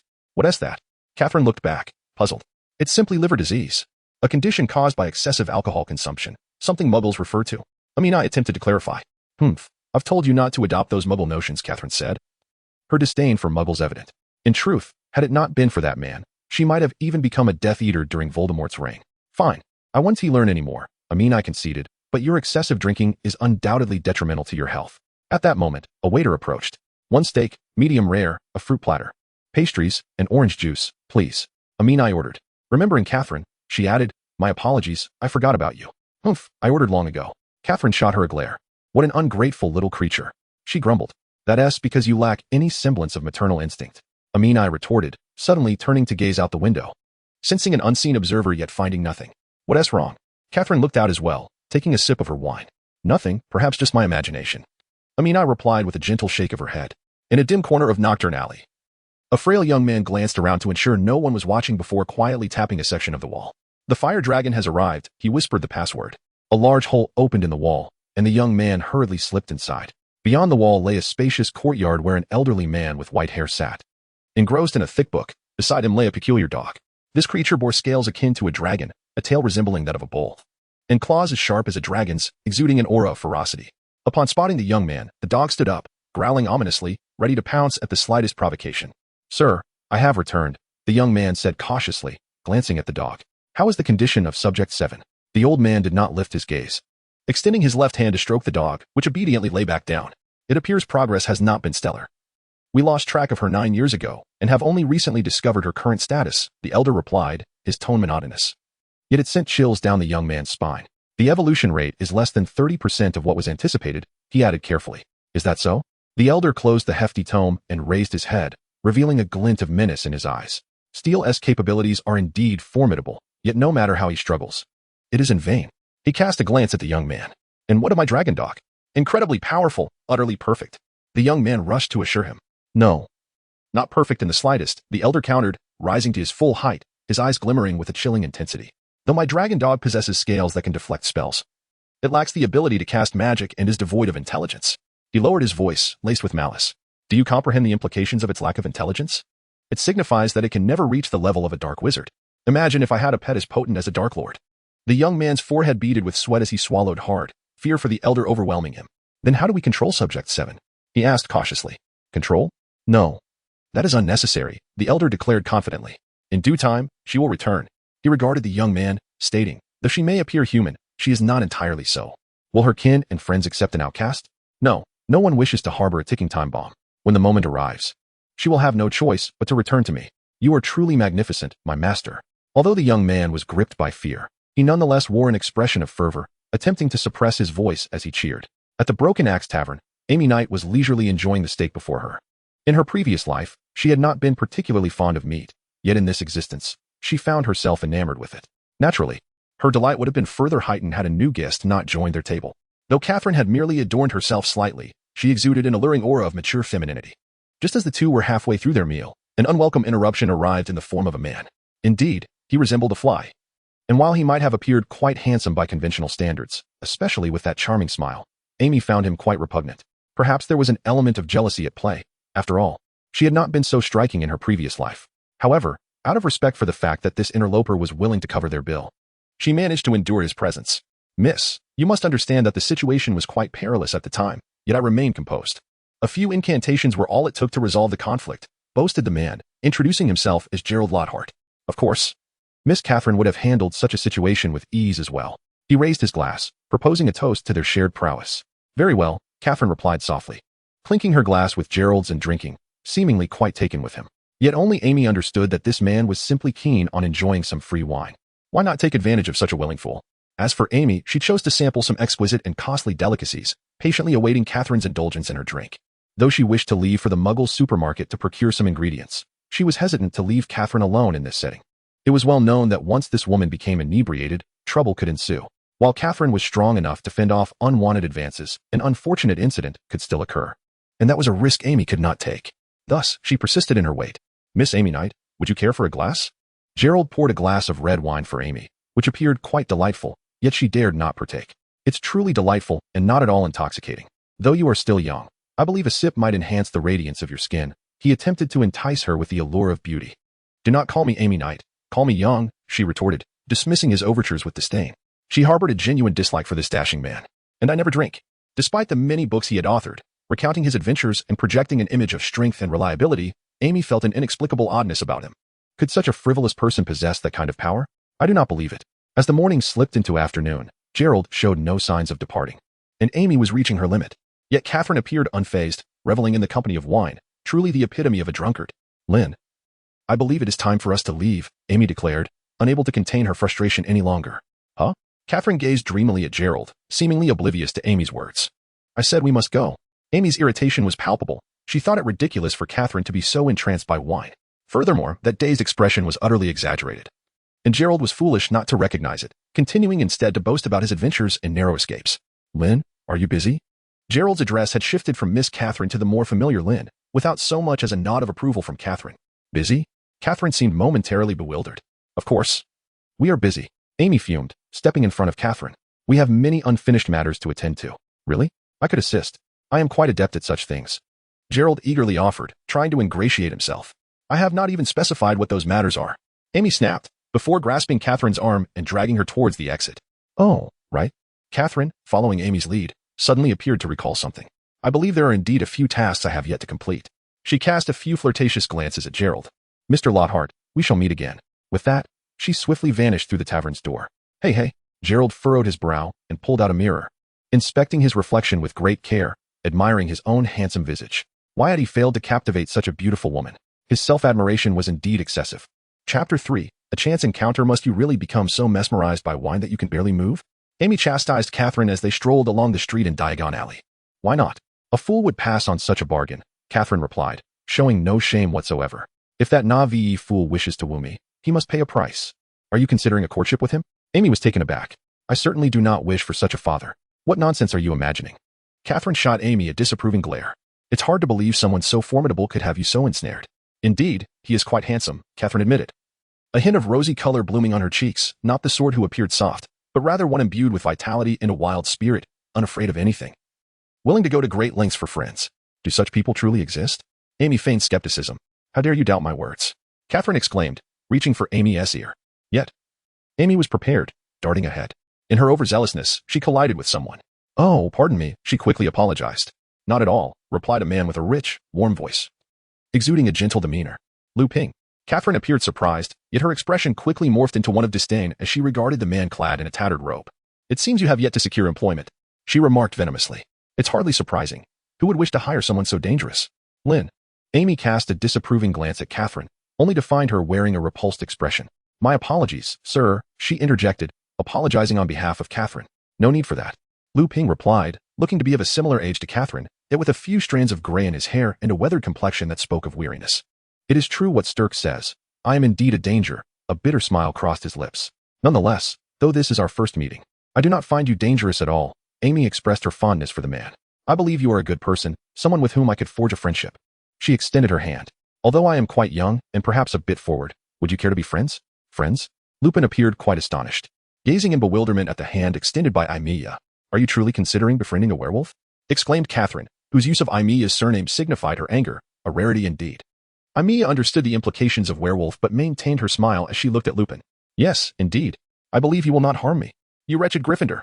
Catherine shot a disdainful glance at Lupin before turning on her heel and departing. Stark. Lupin felt a pang of guilt as he watched the mother and daughter clash, realizing it was his presence that had instigated their discord. Do not fret, Aimiya reassured him. She will likely return home to drink. She peered into Lupin's eyes.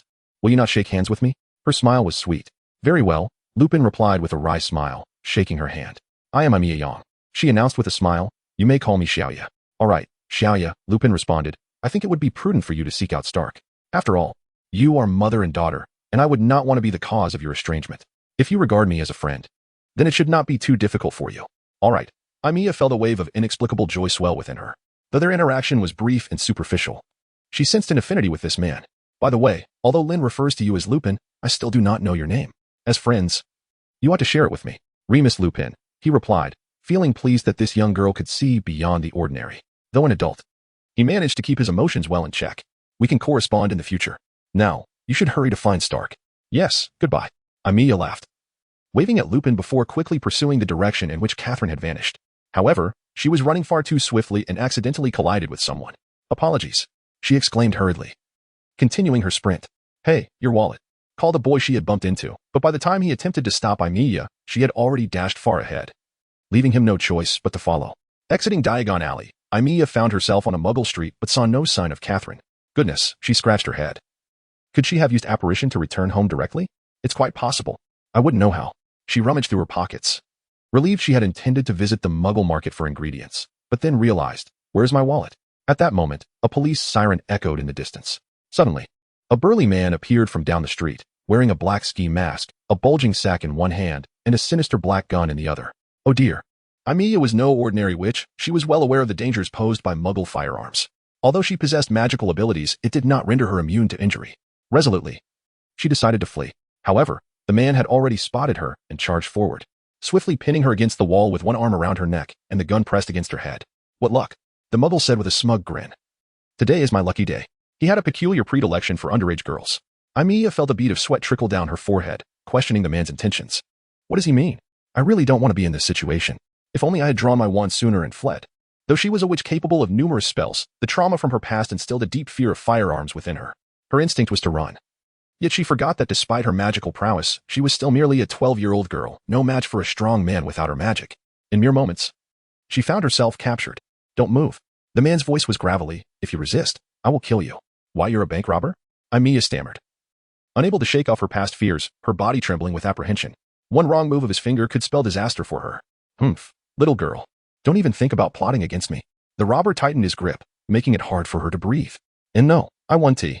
Aimiya complied, realizing she had no choice. Come with me. The robber grunted, dragging Aimiya along. Helpless, she followed him but gradually regained her composure, realizing that this robber had no defenses against her. Her wand lay concealed in her right sleeve, and if she could just retrieve it, stupefy. At that moment, a voice cast a spell. The robber collapsed to the ground. Aimiya swiftly drew her wand, feeling a mix of annoyance and relief as she looked at the unconscious robber, then at a boy slightly older than herself, holding his own wand. All is well now, the boy approached. Thank you. Aimiya tucked her wand away. But upon noticing the gun in the robber's hand, a mischievous idea sparked in her mind. She swiftly seized the firearm from the robber. You ought not to wield muggle belongings, the boy admonished. We must leave quickly. The muggle Aurors will arrive soon. They're police, not Aurors, Aimiya corrected. Do not worry. I can provide a substitute. Grabbing a nearby twig, she transformed it into a replica of the gun using her wand, placing it near the robber as if it had fallen when he collapsed. All right, let us depart. Aimiya grasped the boy's hand. He attempted to voice an objection, but she swiftly pulled him along. You should not take muggle items so lightly. Remember, we cannot cast spells outside of school, the boy cautioned. I stunned that muggle due to the emergency, but your transfiguration was unnecessary. Well, as long as we remain silent, who will know? Aimiya dismissed. But do be careful not to let them extract this information using legilimency. I am Cedric Diggory. The boy extended his hand. Aimiya Yang, she replied, shaking his hand before tucking the gun away. Remember, do not speak of this to anyone. She winked at him, attempting to charm him. I still believe Diggory completely disregarded Aimiya's flirtation. Come on, please. I beg of you. Aimiya clutched his arms, shaking him fervently, her words making her feel slightly nauseous. Yet she was utterly enchanted by that gun. But enough with the buts, Aimiya interrupted. You are a gentleman. Surely, you cannot refuse a lady's modest request? She began to playfully pout. Ultimately, Cedric found himself overwhelmed by Aimiya's persistence and nodded in agreement. Thank you so very much. Aimiya exclaimed, her excitement overshadowing her earlier intent to comfort Catherine. This is your reward. She gently kissed him, and then swiftly fled. Cedric Diggory stood there in a daze, taking a moment to touch the spot where he had been kissed. How adorable, he murmured. At that moment, a grown man approached from a distance. What's wrong? What happened? He inquired. No, nothing, father. Cedric shook his head, explaining, I just saved a girl and cast 2 spells. You saved a girl? Diggory's father looked at his son with confusion. She is already gone, Cedric said. I was on my way to the leaky cauldron when I found her purse lying on the ground. I picked it up to return it to her. And then I saw her being grabbed by a muggle, so I knocked him out. He hesitated, taking the blame for the spell. It's fine. I'll talk to them, Diggory's father said casually. After all, you cast the spell to save her. However, noticing that his son seemed somewhat distracted, he chuckled. So? Was the girl very beautiful? I see you keep touching your face. Did you kiss? No, it's not like that. Cedric's face flushed as he hurriedly defended himself. Don't be shy. If you have a worthy target, seize the moment, or else good girls will be taken by others. Oh no, Cedric suddenly exclaimed. What's wrong? His father looked at him with concern. I forgot to give her back her purse, Cedric lamented. At that moment, Aimiya was walking dejectedly down the street, feeling frustrated because the purse she had found was missing. Moreover, she felt somewhat horrified at having kissed a man. Even if she was feeling triumphant over acquiring a gun, it shouldn't have gone this far, right? Had she been assimilated by this body? She shivered. Absolutely not. Upon returning, she would wash her teeth and mouth meticulously 100 times. Yes, that's what she would do. After 2 hours, Aimiya finally stood at her own doorstep, feeling a bit apprehensive since Catherine rarely got this angry. She figured it would be hard to escape this time. Alas, whether she stuck her neck out or not, it would still be a knife. Gritting her teeth, Aimiya pushed the door open. Lynn, she called softly. Come in. Catherine's voice echoed from the basement. Yes, yes. Aimiya shivered in fright, straightening her clothes before cautiously entering the basement. Once inside, she found Catherine busily concocting a potion. Give me 3 scorpion tails from cabinet number 3. Catherine coldly instructed Aimiya. Okay. Aimiya, intimidated by Catherine's authority, complied awkwardly. Soon, Catherine finished preparing the potion, inspecting its quality. This is a hangover remedy, isn't it? Aimiya whispered. Catherine glanced at her and promptly drank the potion. That's right. From today onward, I will train you diligently, the furious woman declared. Is that so? Aimiya cried out in despair. What is wrong with you? Her words were cut off by Catherine's fierce glare. Are you angry because I became friends with Lupin? Do you think he is a good person? Catherine shouted angrily. If he were so good, why didn't he save Sirius when he was wronged? Perhaps he didn't have evidence? Aimiya was hearing Sirius's name for the first time, realizing he was someone her foster mother held dear. No evidence. Catherine sneered. Isn't he friends with Sirius? Why cannot he muster the most basic trust? She shouted emphatically, I absolutely do not believe Sirius would betray his friends. Never. She advanced toward Aimiya. Do you think Lupin genuinely wants to be your friend? Nonsense. He merely wishes to exploit you. Listen, I don't care about anything else. It's irrelevant whether you become a student at Gryffindor or make friends with those in that house while being enemies with Slytherin. But if you wish to be friends with Lupin, that is absolutely out of the question. However, Aimiya wanted to say more. I am your foster mother. You must listen to me, Catherine exclaimed, waving her hands in anger. All right, Aimiya finally conceded. Chapter 4. Loathing in the following 2 days. Aimiya was thoroughly trained by the furious Catherine, leaving her exhausted to the point of scarcely being able to climb into bed at night. Normally, Aimiya would have complained incessantly. But with Catherine in such a furious mood, she dared not provoke her, so she obediently complied despite her fatigue. This Catherine is nearly killing me, Aimiya thought as she lay in bed, unwilling to move because her entire body ached from exhaustion. At that moment, the sound of flapping wings echoed outside, and soon an owl flew into the room, dropping a letter that landed directly on Aimiya. She opened the letter to find it was from Hogwarts, instructing her to be at King's Cross Station on September 1st to catch the train to Hogwarts. Attached was a list of books required for the semester. Gilderoy Lockhart? Aimiya frowned, wondering why she needed to buy so many of his books. A bad premonition crept in. Just then, another owl swooped in, delivering a letter from Hermione. Next Wednesday, Aimiya sighed, hoping she would still be alive to go to Diagon Alley to buy her books. The following day, Aimiya mentioned this to Catherine, who fixed her steely gaze on her. Hermione Granger, Ron Weasley, and Harry Potter, right? Her expression was unreadable, making it difficult for Aimiya to discern what she was thinking. I suppose they will all be there that day, Aimiya cautiously replied. But why do you ask? Catherine remained silent, staring at Aimiya, making her feel uneasy. After a long pause, the woman suddenly slapped her thigh. Good. Very good. In that case, I will go too. You're going too? Aimiya gasped in surprise, wondering if she was dreaming. She quickly pinched herself, feeling the pain. Ouch, that really hurts. What are you doing? Catherine rolled her eyes. Do you think I'm joking? I'm telling you, don't even think about avoiding me. If you dare change the time, I assure you, you will regret it. Well, what? No way. Aimiya had genuinely planned to change the time, but was caught off guard when Catherine saw through her intentions, resulting in an awkward laugh. Humph. Do you think I don't know what you're thinking? Your feeble brain is far from being able to hide anything. Ah, you cheated. Aimiya jumped up. All right. Training begins now, Catherine declared, standing up. Yes, Aimiya said, her spirit deflating. Time passed quickly, and soon it was the day she had arranged to meet Hermione. Aimiya sat on her bed, lost in thought. Since she was going to Diagon Alley today, she had risen early, which meant she was a bit sleep-deprived. I hate waking up early, she muttered. All right, get up. However, at that moment, her door unexpectedly swung open, revealing Catherine, who was already dressed and ready. Lynn, I said. Aimiya, are you overly excited? She climbed down from the bed, freshened up, and turned to the stern-faced Catherine. I felt compelled to say, all right. You must not harbor any ill intentions towards my friend. Aimiya decided to take precautions. Do you think the noble Slytherins would bully those Gryffindor kids? Catherine appeared insulted. Fine. Let's go, she declared, striding out. But we haven't had breakfast yet, Aimiya reminded her softly. Women should be remarkably patient creatures. Thus, missing a meal was hardly significant. With that, Catherine marched out decisively. Seeing this, Aimiya hurried into the kitchen, grabbed a piece of bread, and rushed after her. Yet, as soon as she dashed out of the room, she was seized by Catherine. Realizing the impending trouble, she thought, I absolutely do not want to apparate. Before she could complete her sentence, Catherine had already used apparition, whisking Aimiya away to Diagon Alley. I detest apparition, Aimiya complained upon arrival. All right, where shall we meet? Catherine seemed even more anxious than Aimiya. I forgot, Aimiya replied, hastily finishing her bread. Since we're going to Gringotts anyway, let us head there. Good, let's go, Catherine said, leading the way. I hope nothing goes awry, Aimiya expressed her concerns. Upon reaching Gringotts, Aimiya entered her vault, retrieved some galleons, and then settled outside, quietly waiting. Catherine stood behind her, maintaining a stern silence. After a while, without sighting Hermione, Aimiya noticed the Weasley family anxiously searching for something. I see Ron, she said, turning to Catherine. Don't mind me, Catherine replied, giving Aimiya a glance. All right, Aimiya nodded reluctantly and quickly ran over. Aimiya, come help us, Ron urged upon spotting her. Harry is missing. Harry is missing? Aimiya looked at him in confusion. We used flu powder to get here, but Harry didn't come out with us, Ron exclaimed, his anxiety palpable. Could it be that it's Harry's first time using flu powder? Aimiya wondered, astonished. Ron and the Weasley twins exchanged glances and nodded vigorously. That must be it, Aimiya mused, stroking her chin. I think he may have mispronounced the destination. I'll help look for him. Who is she? Ron asked, noticing Catherine. She is my guardian, Catherine Stark, Aimiya answered somewhat awkwardly, then quickly pulled Ron along. Let us hurry and find Harry. Catherine ignored Ron entirely, maintaining her scowl and following Aimiya, not sparing a glance at the Weasley trio. Ron, Fred, George, what are you doing?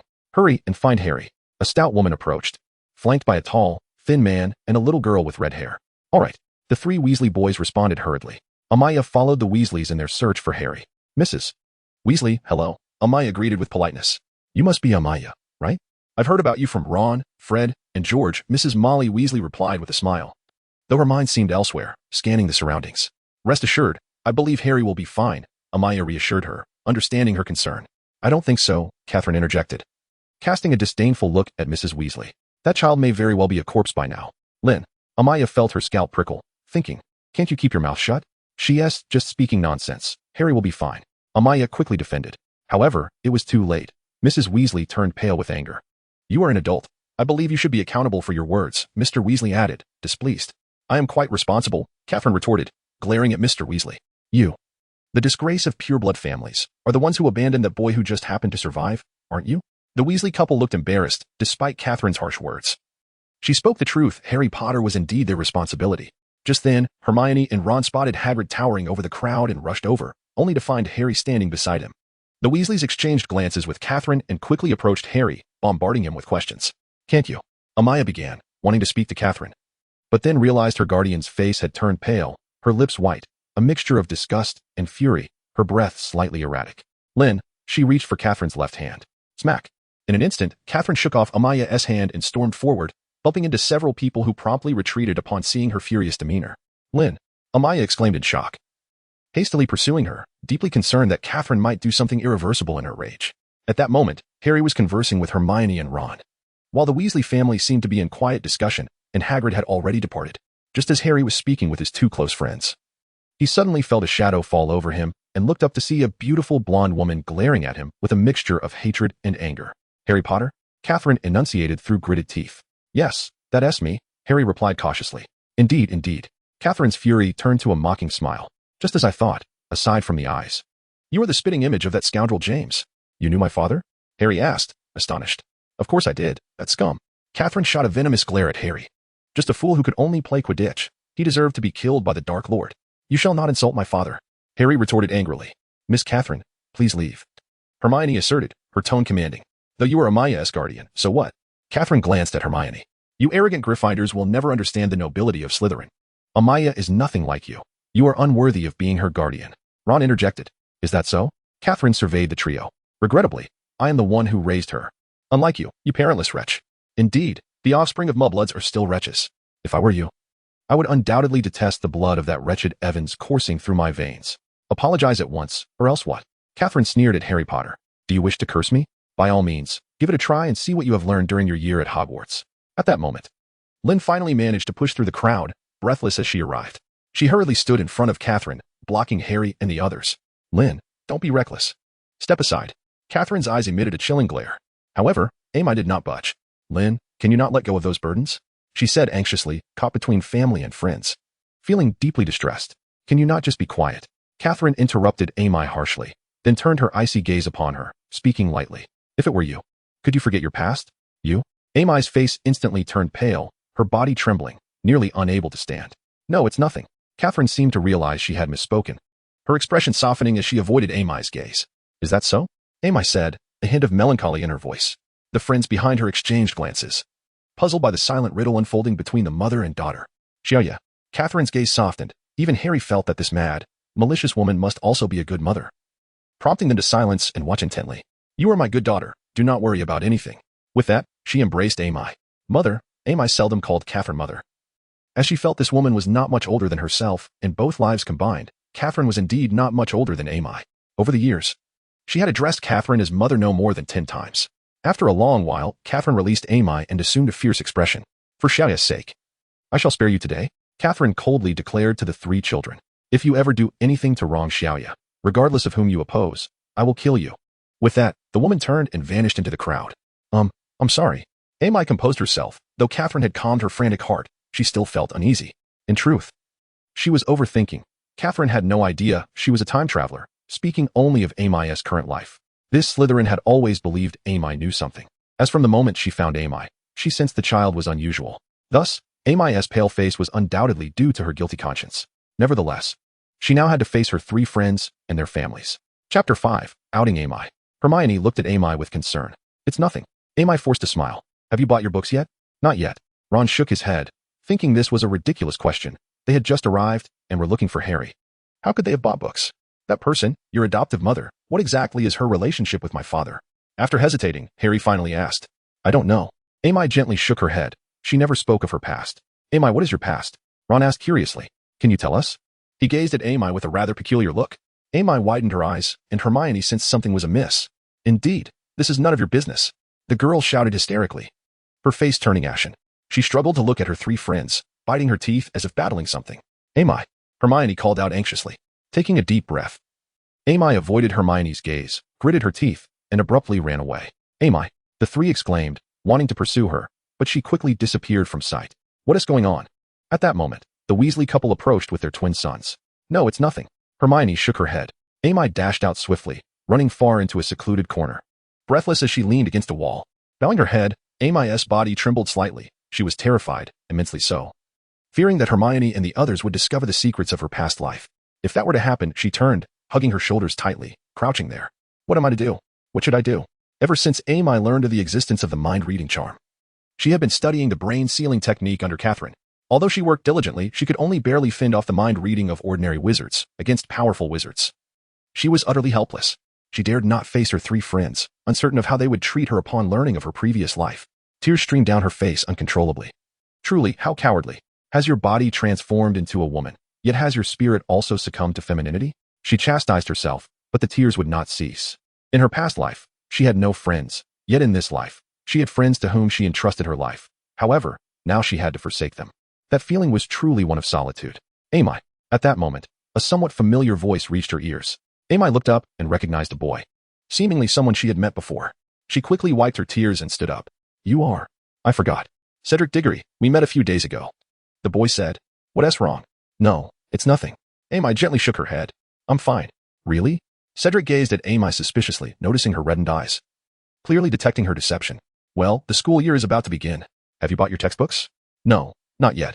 Aimiya shook her head lightly. Then let us go together. Cedric proposed. After a moment's hesitation, Aimiya nodded slightly. I heard that we have a new teacher this time, taking over Professor Quirrell's position in defense against the dark arts. Cedric, aware of Aimiya's troubled mood, sought to shift her attention and uplift her spirits. I believe his name is Gilderoy Lockhart, the author of many bestsellers. I hear he is quite an extraordinary wizard. That fellow? Aimiya was taken aback upon hearing this. Gilderoy Lockhart? He has become our defense against the dark arts teacher? Indeed, Cedric nodded. I have read his books. His experiences are truly thrilling. I cannot believe that man possesses such strength. Aimiya collected herself. Though still somewhat gloomy, she had managed to push those thoughts deep into her mind. Of course, this was also because she was very much afraid Cedric might uncover something. Why? Cedric looked at Aimiya in confusion. I have met that person. and my impression of him is merely that of a charming braggart. Aside from his eloquence, he is nothing remarkable, Aimiya stated. I truly suspect Dumbledore has grown senile. Dumbledore is an exceptionally remarkable wizard. I cannot fathom him committing such a trivial mistake. Cedric remarked, glancing in a particular direction. Wait for me a moment. I shall return shortly. Without waiting for Aimiya to respond, he swiftly departed. What on earth is he up to? Aimiya pondered, yet obediently remained in place. After a while, Cedric Diggory approached, holding 2 large ice cream cones. Here you go, he said, extending a strawberry cone towards Aimiya. For me? Aimiya was taken aback, having never imagined a man would buy her ice cream, causing her cheeks to flush slightly. Nevertheless, she accepted it. Thank you, she murmured, relieved to sense no ulterior motive from him. The ice cream here is quite famous, Cedric smiled, encouraging her to taste it. Aimiya delicately licked the ice cream. But suddenly an unsettling thought crossed her mind. In a comic portrayal, there would be numerous dark lines above a girl's head, recalling a renowned film from her past life. Aimiya felt a wave of nausea and quickly took a large bite of the ice cream, chewing it slowly. However, its chill made her shiver. Take your time. Ice cream is quite cold, Cedric advised with a smile. Right? Aimiya nodded, swallowing the ice cream completely before looking at him. What shall we do next? Let us visit the Lehan bookstore, Cedric suggested. All right, Aimiya agreed with a nod. They soon arrived at the Lehan bookstore, only to find it teeming with people, predominantly witches. Why are there so many people here? Aimiya furrowed her brow as she finished the last bite of her cone. I heard today is Mr. Lockhart's book signing event. It's probably still underway, Cedric replied. I don't wish to see him. Shall we return later? Aimiya asked Cedric. All right, if that is what you prefer. Cedric shrugged nonchalantly. Where shall we go next? He felt a twinge of nervousness as he was utterly captivated by this girl. I'm not sure, Aimiya mused, resting her finger on her chin. Suddenly, she glanced at Cedric. Your outfit looks quite nice. Those muggles shouldn't notice anything amiss, right? Cedric looked at himself, puzzled. Which muggles? Those muggles. Would you like to explore the muggle world? Aimiya asked with a playful smile, her previous sorrows completely masked by her cheerful demeanor. Explore the muggle world? Cedric was taken aback. Is there anything enjoyable there? I recall you encountered danger there not long ago. Please don't bring that up, Aimiya replied, slightly annoyed. That was merely an accident. The muggle world has plenty of enjoyable experiences, though they differ significantly from our magical realm. You may find it a bit disconcerting at first, but you'll be fine with me. I don't recall agreeing to go, Cedric said, beads of sweat forming on his forehead. Enough of that. Let us go. Aimiya insisted, grabbing his hand and dashing away. We'll just have a bit of fun. Hey. Cedric had no choice but to follow her. Before long, they emerged from Diagon Alley. Aimiya, Cedric said, somewhat hesitantly, venturing into the muggle world can be perilous. I think it would be best if we returned. Last time we cast spells, if it weren't for my father, we would have faced consequences. Oh, come on. Aimiya flicked her long black hair. Rest assured. I am quite familiar with the muggle world. Just stick by me, she said, pulling out a wallet from her pocket filled with muggle currency. I know it well. As long as you don't reveal anything, we'll be fine. Cedric wanted to argue but decided against it. All right, let us find a taxi quickly. Aimiya looked around. I don't see the necessity. Cedric thought it best to keep her antics in check and decided to stay close. We could take the night bus, the wizarding bus. It's incredibly fast. Ah, I've heard of that, Aimiya said, resting her chin in thought, though I've never ridden it. Let us take the night bus then. Cedric said, looking around to ensure no one was watching, before pulling out his wand and tapping it lightly. With a thunderous noise, a towering triple-decker bus came to a halt before them. Welcome aboard the night bus, providing emergency transportation for stranded witches and wizards. A young wizard, seemingly fresh from school, disembarked, sporting pointed ears and a face dotted with acne. We're heading to St. Paul's Cathedral, Aimiya informed the young man. Very well. The conductor nodded, inviting them aboard. Aimiya and Cedric stepped into the bus, discovering it filled with beds. Get settled. The bus moves swiftly, Cedric advised, holding onto the railing as Aimiya gazed around in wonder. What? Aimiya hadn't heard him over her exploration of the bus.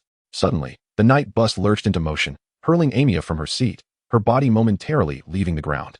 Well, she gasped, curling up in an attempt to minimize any potential harm. Surprisingly, she found she hadn't collided with anything solid, but rather with a person. Are you all right? Cedric's voice came from behind her, sounding somewhat pained. Oh, I'm sorry. Aimiya's face flushed as she scrambled to her feet, helping Cedric up, who seemed to have been knocked down. She realized he had warned her, but she had been too distracted to listen. If it hadn't been for him, she might have fallen quite hard, leaving her feeling embarrassed.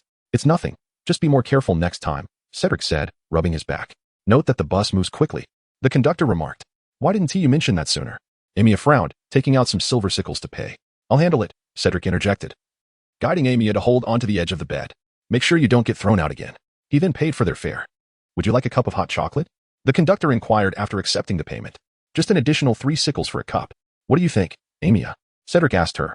No, thank you. Aimiya shook her head. I'll gain weight. In truth, She wasn't particularly fond of chocolate. What is so fascinating about St. Paul's Cathedral? Cedric inquired as he settled next to Aimiya. It's beautiful, Aimiya considered for a moment before answering. You will see how muggles can create magnificent structures with their hands, even without magic. Really? Cedric asked, intrigued. Cedric was somewhat skeptical. Just take a look. Amy chuckled. Soon, the two arrived at St. Paul's Cathedral. Amy was quite impressed by the speed of the bus, yet she had her reservations about its service quality. Had it not been for Cedric, she would have undoubtedly suffered a terrible fall. Well, was Cedric's immediate reaction upon seeing the majestic cathedral. So, what do you think? It's quite splendid, I assent it. Amy said proudly, crossing her arms. All right, let us go inside and have a look. Sure, Cedric nodded in agreement. Chapter 6. The fall. Amy was thoroughly enjoying herself, for Cedric Diggory was truly a delightful companion, honest and charming, and they connected remarkably well. Most importantly, unlike many other men.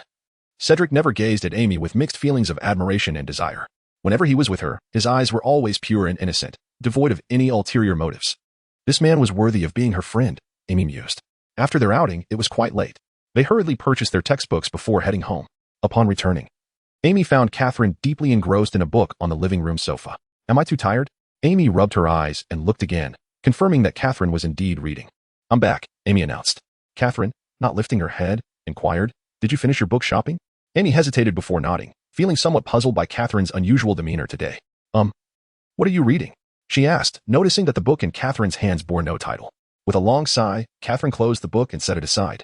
Little Knight, she said, staring intently at Amy. What? Amy felt a twinge of fear. What was wrong with this person? Starting tomorrow, I will teach you how to apparate, Catherine declared. You must master it completely. But I can't use magic outside of school. Amy protested awkwardly. I've resolved that issue, Catherine replied, producing a note that seemed to grant Amy permission to practice magic under Catherine's supervision for the next few days. What? Why do you want me to learn apparitions so quickly? Isn't that something we only learn close to graduation? Amy exclaimed in disbelief. Do you think you should only learn it near graduation? Catherine retorted. You must understand that apparition cannot be tracked once the caster has escaped unless caught in the act. Escaped? Amy furrowed her brow, sensing an underlying implication in Catherine's words. Indeed, neither flue powder nor broomsticks can compare to apparition in terms of precision. With rigorous training, one could even travel between continents. Continents? Amy felt her heart race and nodded involuntarily. All right, you'd better teach me well. When have I not taught you diligently? Catherine stood up. Rest well today. Starting tomorrow until the school term begins, you won't have a moment of respite. She warned Amy seriously, prepare yourself well. Failing at apparition can be quite painful. Even if I'm not mentally prepared, I must train, Amy shrugged. I've grown accustomed to it over the years. In the days that followed, Amy endured rigorous training under Catherine's watchful eye, often collapsing into bed exhausted. That was not the worst of it. The most dreadful part was when her body would leave parts behind during failed attempts at apparition, a truly horrendous sensation. Amy's rate of learning was not rapid. Her proficiency with spells exceeded that of most students due to her early start, not her intellect. After much persistence, she managed to avoid leaving parts of herself behind, achieving a complete journey. Regrettably, her initial attempts at apparition resulted in her landing in a family-esque garden, far from her intended destination, Diagon Alley. The garden's owner, startled, nearly fainted at the sight of her. Fortunately, Catherine arrived just in time to cast a memory charm on the bewildered muggle, resolving the incident. Your aim is utterly atrocious. Catherine expressed her disappointment. I know. I've been trying my best. Amy replied, utterly drained. On the day school begins, I will not allow you to take the train to Hogwarts, Catherine declared. You will apparate there. Thud. Amy fell to the ground, quickly rising to shout. Are you trying to kill me? What if I end up in front of some monstrous creature or inside something terrifying? If you were to perish, I would pray for you every year, Catherine replied, unfazed. Rest assured, you won't be lonely. Amy felt utterly defeated. You vile woman. It must be your lack of a man that has caused such hormonal imbalances. I vow my inheritance will never go to you. She retorted angrily. Is that so? Catherine replied nonchalantly. But it seems I'm your only direct relative, and I won't grant you the time to draft a will. Amy felt completely vanquished. Before long, the day of school arrived. Amy had prepared her belongings early, hoping to sneak away. Yet, upon exiting her room, she discovered Catherine asleep on the sofa. That wretched woman. Amy thought, hoping she wouldn't wake up. Planning to sneak away? Catherine suddenly sat up, rubbing her eyes. In a huff, Amy cast a spell at Catherine. However, Catherine was faster, casting a shield charm that sent Amy's spell ricocheting back at her. Naturally, Amy's magical resistance was high, even though the spell originated from her. The impact was significantly diminished upon return. Yet, before she could escape, Catherine's spell struck. Despite her formidable resistance, Amy was powerless against such a powerful witch. Thud. Amy collapsed to the floor. Don't blame me, little knight, Catherine said as she lifted Amy onto the sofa. Her fainting spell would typically put an ordinary person out for 5 to 6 hours, but Amy would only remain unconscious for 2 at most. You must master apparition. After an hour passed, Amy slowly opened her eyes, her head spinning. As she sat up on the sofa, she took a moment to gather her thoughts. Suddenly, she remembered, Amy let out a shriek. That despicable Catherine used a fainting spell on me. She yelled in fury. Faint away, she exclaimed as she stormed from her room. Casting a spell at Catherine, Aimiya collapsed onto the sofa in response. Thus, every time she awakened, Catherine would cast the fainting spell on her again. Continuing this until the train to Hogwarts departed shortly after 10 o'clock. How infuriating. Aimiya fumed in the living room, waving her arms in frustration, shouting at Catherine. Do you intend to kill me? She was genuinely exasperated, her mind still somewhat foggy. My head feels like mush. How can I perform apparition like this? You only need to reach Hogwarts by 6 o'clock. There are still 8 hours left. You have ample time to rest, Catherine remarked, glancing at the wall clock. Aimiya, utterly speechless, sat on the sofa with a sulky silence. By 6 o'clock, however, her spirits had finally revived, and she rose from the sofa. I'm leaving, Aimiya told her adoptive mother. Understood, Catherine replied, sipping her drink in small gulps. Oh, I almost forgot to mention something. What is it? Aimiya asked irritably. You are not permitted to use that ability either, Catherine warned with a threatening glare. I will keep a close watch on you. If you attempt to use any method other than apparition, you will not have an easy time. I understand, Aimiya replied, her irritation evident. You want to let me buy a broomstick, and now I can't use that method. What other options do I have? With that, she stormed out of the room. Catherine took another sip of her drink, feeling oddly unaccustomed to being alone. Aimiya stepped outside, taking a deep breath and carefully considering the essential points of apparition. Finally, she recited the incantation. It was an unpleasant sensation, akin to being squeezed through a rubber tube, everything around her pressing in, making it difficult to breathe. This feeling is dreadful, Aimiya thought. Fortunately, she soon manifested, though she didn't want to admit it. Apparition was indeed the fastest method of transportation to her destination. Aimiya noticed that her surroundings appeared barren, with the castle far ahead and seemingly lower than her current position. Feeling a sense of foreboding, she looked down. She screamed in terror, plummeting from the sky. Aimiya's landing was relatively fortunate, much better than before. However, better was still not perfect. She found herself above the lake in front of Hogwarts Castle. Consequently, she dropped from midair with a thud. Below, Hagrid was piloting a boat, ferrying first-year students to the castle. Hagrid spotted Aimiya, and the first years gaped in astonishment. Hagrid, help me. Aimiya panicked, as she couldn't swim at all. Unfortunately, Hagrid was still a distance away, unable to reach her in time. With a splash, Aimiya fell into the lake, struggling desperately, but regrettably swallowing a great deal of water. Just as she thought she was doomed, an object emerged from below, lifting her to the surface. Ugh! Aimiya coughed up the water, exclaiming, I thought I was going to die. Turning around, she discovered she was being gently supported by a tentacle. It was the giant squid.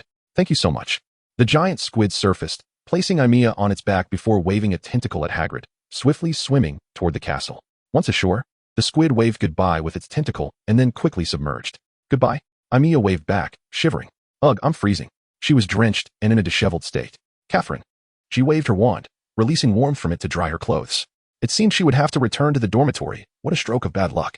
As Aimiya contemplated heading back, Hermione arrived in a horseless carriage, leaping down and rushing toward her. Aimiya, are you all right? Hermione exclaimed, having seen Aimiya fall from the sky into the lake, which had frightened her terribly. I'm fine, Aimiya replied, her expression somewhat awkward upon seeing Hermione. Let us hurry back to the dormitory, Hermione insisted, grabbing Aimiya's hand and swiftly pulling her toward the castle. Once back in the dormitory, Aimiya changed out of her soaked clothes and began drying herself off, preparing to put on fresh garments. Just then, Hermione hugged her from behind. I don't know what you're worried about, but we are friends, and I don't want anything to affect our friendship. Feeling a gentle fragrance and the warmth of Hermione's body, Aimiya became inexplicably flustered. She didn't know how to respond. Hermione's expression of her feelings touched her deeply, yet she resolved never to utter a word about such matters. All right, I remember you saying that, Hermione said, releasing Aimiya and turning her to face her, gazing intently into her eyes. Everyone has their secrets, so whatever yours may be, I will always be your friend. Thank you. Aimiya softly replied, embracing Hermione. Hee, aren't we friends? Hermione smiled. Now, hurry and get dressed. Let us head to the Great Hall. I thought you wanted me to go out in my undergarments, Aimiya teased playfully. If you did that, I'm sure Harry and Ron would be thrilled. Hermione chuckled mischievously. Chapter 7. An appointment. Oh wait. Hermione suddenly exclaimed. I didn't see Harry and Ron on the train. They didn't take it. They didn't come? Aimiya asked, perplexed as she dressed. She had resolved that she was now Aimiya Yang, disconnected from her past life. She aimed to forget that existence and live in the present. Not the past. Could they be late? I think that's quite likely, Hermione pouted. Those two are something else. Even Ron's twin brothers have arrived. Yet they're still not here. Let us hurry to the Great Hall, Aimiya urged. I'm sure they'll arrive soon. Let us hope so, Hermione said, quite worried. The two arrived in the Great Hall, only to discover that the sorting ceremony had already concluded. Seamus, have you seen Harry? Aimiya asked the boy beside her. No. I haven't. Seamus shook his head. What about you? I haven't seen him either, Neville added, also shaking his head. This is strange, Hermione said, her brows furrowing slightly. As they were eating, Snape strode in purposefully from outside, making his way toward Professors McGonagall and Dumbledore. Professor McGonagall. I believe it is imperative that you properly educate the students in your house. Severus Snape addressed McGonagall, mentioning the infamous Harry Potter, who had arrived in a muggle car and even collided with the Whomping Willow. What did you say? McGonagall exclaimed, rising to her feet, her face pale with fury. You should confront them directly, Snape replied, a touch of pride evident in his tone. Arriving at school in a muggle vehicle warrants expulsion. Those two arrogant fools are currently in my office. I believe you ought to discipline them severely. McGonagall, upon hearing this, left in silence, her pace brisk. It appears, Professor Dumbledore, that your special leniency has led him to become quite reckless, Snape remarked, his sarcasm unmistakable. I have not given Harry any special treatment, Dumbledore replied calmly. If anything, it is due to his status as the prophesied child. Snape's expression grew increasingly dark, yet he followed Dumbledore to his office. Oh. It seems Harry and Ron have done something rather remarkable, Amicus overheard, as Snape had not lowered his voice. The other professor's conversation reached her ears in full. What have they done? Hermione, Seamus, and Neville rushed over. Fred, George. Amicus beckoned the twins, who, having paid little mind to the earlier incident, approached her. Do you happen to own a muggle car? Amicus inquired with a grin. How did you know? George responded, puzzled. We used that very car to fetch Harry from his aunt's house, Fred confirmed. Exactly, Amicus observed, recounting how Harry and Ron had missed the train and decided to drive the car to school, only to misjudge their landing and crash into the Whomping Willow. Wow, our brother is truly something else, Fred exclaimed enthusiastically. What a brilliant idea. Why didn't we think of this? George lamented, regretting he had caught the train in time. What? How could they do such a thing? Hermione was taken aback. Neville looked worried, while Seamus appeared excited, clearly intrigued by Harry and Ron's adventure. Indeed, they had done just that, and with considerable flair. Amicus shrugged, hoping Professor McGonagall would not resort to expelling them outright. Let's hope so, Hermione replied anxiously. After dining in the Great Hall, the Gryffindor first years returned to their common room under the leadership of Prefect Percy. Amicus and Hermione, now second years, leisurely strolled through the corridor, unconcerned about following Percy. I wonder if they are back yet, Hermione mused, fretting as she walked. Who knows? I imagine they will receive quite a scolding, Amicus said. Let us wait for them in the common room. I think we won't have to wait. Hermione suddenly exclaimed, hurrying towards the fat lady. What are you two doing? She asked the two standing before her. Rumor has it you both are being expelled for flying a car. Rest assured, we have not been expelled, Harry replied. So, how was it? Flying a car? You really ought to know better, Amicus said, genuinely intrigued, but quickly reconsidered upon seeing Hermione's expression. All right, no more lectures. Just tell us the password, Ron complained. It is Swallowbird, Hermione said, somewhat displeased. She wanted to say more, but the fat lady swung open, and Ron pulled Harry inside, where they were greeted by thunderous applause. Can't they be a bit more sensible? Hermione glanced at Amicus. Oh, yes, indeed, Amicus muttered, still pondering how a car could soar through the skies, missing Hermione's words. Are you going in? The fat lady asked crossly. Hermione and Amicus hurried into the Gryffindor common room. What an incredible idea, Lee Jordan clapped. Flying a car and landing on the Whomping Willow, this will be talked about for years. Indeed, friends of the twins were hardly exemplary, and Amicus felt exasperated. By the way, how did you end up in the lake? Hermione inquired curiously. It was that wretched Catherine. Amicus gritted her teeth. She insisted that I must use apparition when coming to Hogwarts. Unfortunately, I misjudged my landing and plummeted right into the lake. She felt a bit dejected, reflecting on how she had practiced for a month, often leaving part of herself behind during the process. You can use apparition? Hermione was astonished, knowing it was typically taught only to adults. And you used magic at home? We're not allowed to use magic after leaving school. Well, I think so too, Amicus replied, feeling frustrated. But that girl somehow obtained a special permit. How infuriating. She clenched her teeth, recalling how dreadful it felt to fail at apparition. Yet, apparition is quite cool, isn't it? Fred piped up, excited. Little princess, teach us, George implored with hopeful eyes. I'm not capable yet. Amicus rolled her eyes. I'm still learning myself. How could I possibly teach you? If you fail, I wouldn't know how to piece you back together. No worries. With our skills, we'll succeed instantly. George was not ready to concede. Absolutely not. Amicus shook her head vigorously. You should just wait for the school to arrange it. Hermione and I are heading back. After exchanging farewells, the two departed. Upon returning to the dormitory, Amicus stifled a yawn and began to change for bed. The other two roommates soon followed suit, filling the room with youthful energy. Bonnie, Amicus remarked to her other roommate, you will undoubtedly be a beauty. Your figure is quite splendid. How about it? Care to join me in my embrace? If you were a man, it would be different. Bonnie, with her striking golden locks and emerald eyes, was indeed lovely. You're even prettier than I am. Surely, that comment was not meant as sarcasm. Who would dare? Amicus chuckled, her mature mindset distancing her from any infatuation with the younger girls. She was not one to indulge in such fantasies, being quite devoted herself. But, would you like to share a bed? I do feel rather lonely. You're acting like a lecherous man. Bonnie had yet to utter a word, but it was Siri Jia, who had already burrowed under the blanket beside her, that spoke up. Siri Jia, a tomboy with short brown hair and sun-kissed skin, exuded an athletic charm. If you're jealous, you can join me. I don't mind, she said. Aimiya deliberately cast a flirtatious glance at the slight bulge of Siri Jia's chest visible outside the blanket, a well-known secret among the girls that she preferred to sleep bare. Absolutely not. Siri Jia quickly tugged the blanket upward, a hint of panic in her voice. Hermione, Bonnie lay on the bed. Aren't you going to rest? I'll read for a bit longer. You two can sleep. Hermione was engrossed in a hefty tone. Are you reading that fool Gilderoy Lockhart's book? Aimiya remarked bluntly. How can you say that about Lockhart? He is quite a famous wizard. Look at his books. He has accomplished so many remarkable feats. Hermione seemed slightly offended. Undeniable. His writing is decent. But having met him, I must say he comes off as nothing more than a frivolous pretty boy. Really? I find him rather charming and handsome. Bonnie expressed disbelief. Yes, he is so dashing. I hope I can find a boyfriend like that in the future. Siri Jia added enthusiastically. By the way, what kind of boyfriend are you looking for? Me? Aimiya was taken aback. After a moment's contemplation, she thought of dating a boy. But the mere thought of kissing one made her nauseous. No way. Even if you don't want one now, many men will pursue you later. You're quite exceptional. Bonnie grinned. If they dare to bother me, I'll make them regret not having been born with 2 extra legs. Aimiya snapped. Hermione remained silent, while Bonnie and Siri Jia wore expressions of disbelief, leaving Aimiya feeling rather vexed. The following morning, the 4 of them rose early. I don't understand how you can sleep so late yet wake up so early, Aimiya grumbled, still groggy as she was the last to rise. Dragged from slumber by Hermione. All right, let us go, Hermione urged, glancing at the still sleepy Aimiya, while Bonnie and Siri Jia had already departed. I know, Aimiya replied, stretching lazily. They made their way to the dining hall, where breakfast commenced, and soon Harry and Ron joined them. However, Hermione appeared quite displeased with Ron and Harry for flying to school, sulking and ignoring them. Aimiya, with eyes barely open, mechanically consumed her food, looking as though she might doze off at any moment. Before long, a flurry of owls swooped through the dining hall as skylight, one of which plummeted into Ron's soup. Oh no, Ron exclaimed. Don't worry, it's not dead, Hermione reassured, glancing at the owl. That is not what I meant, Ron exclaimed, extracting a red letter from the owl. Oh, how remarkable. Aimiya suddenly awoke, her eyes wide with surprise. It's a howler. Ron, you'd better open it quickly, otherwise it might explode. Neville, who sat nearby, looked on in trepidation, recalling a past experience with a howler sent by his grandmother that he had discarded, leaving him visibly shaken.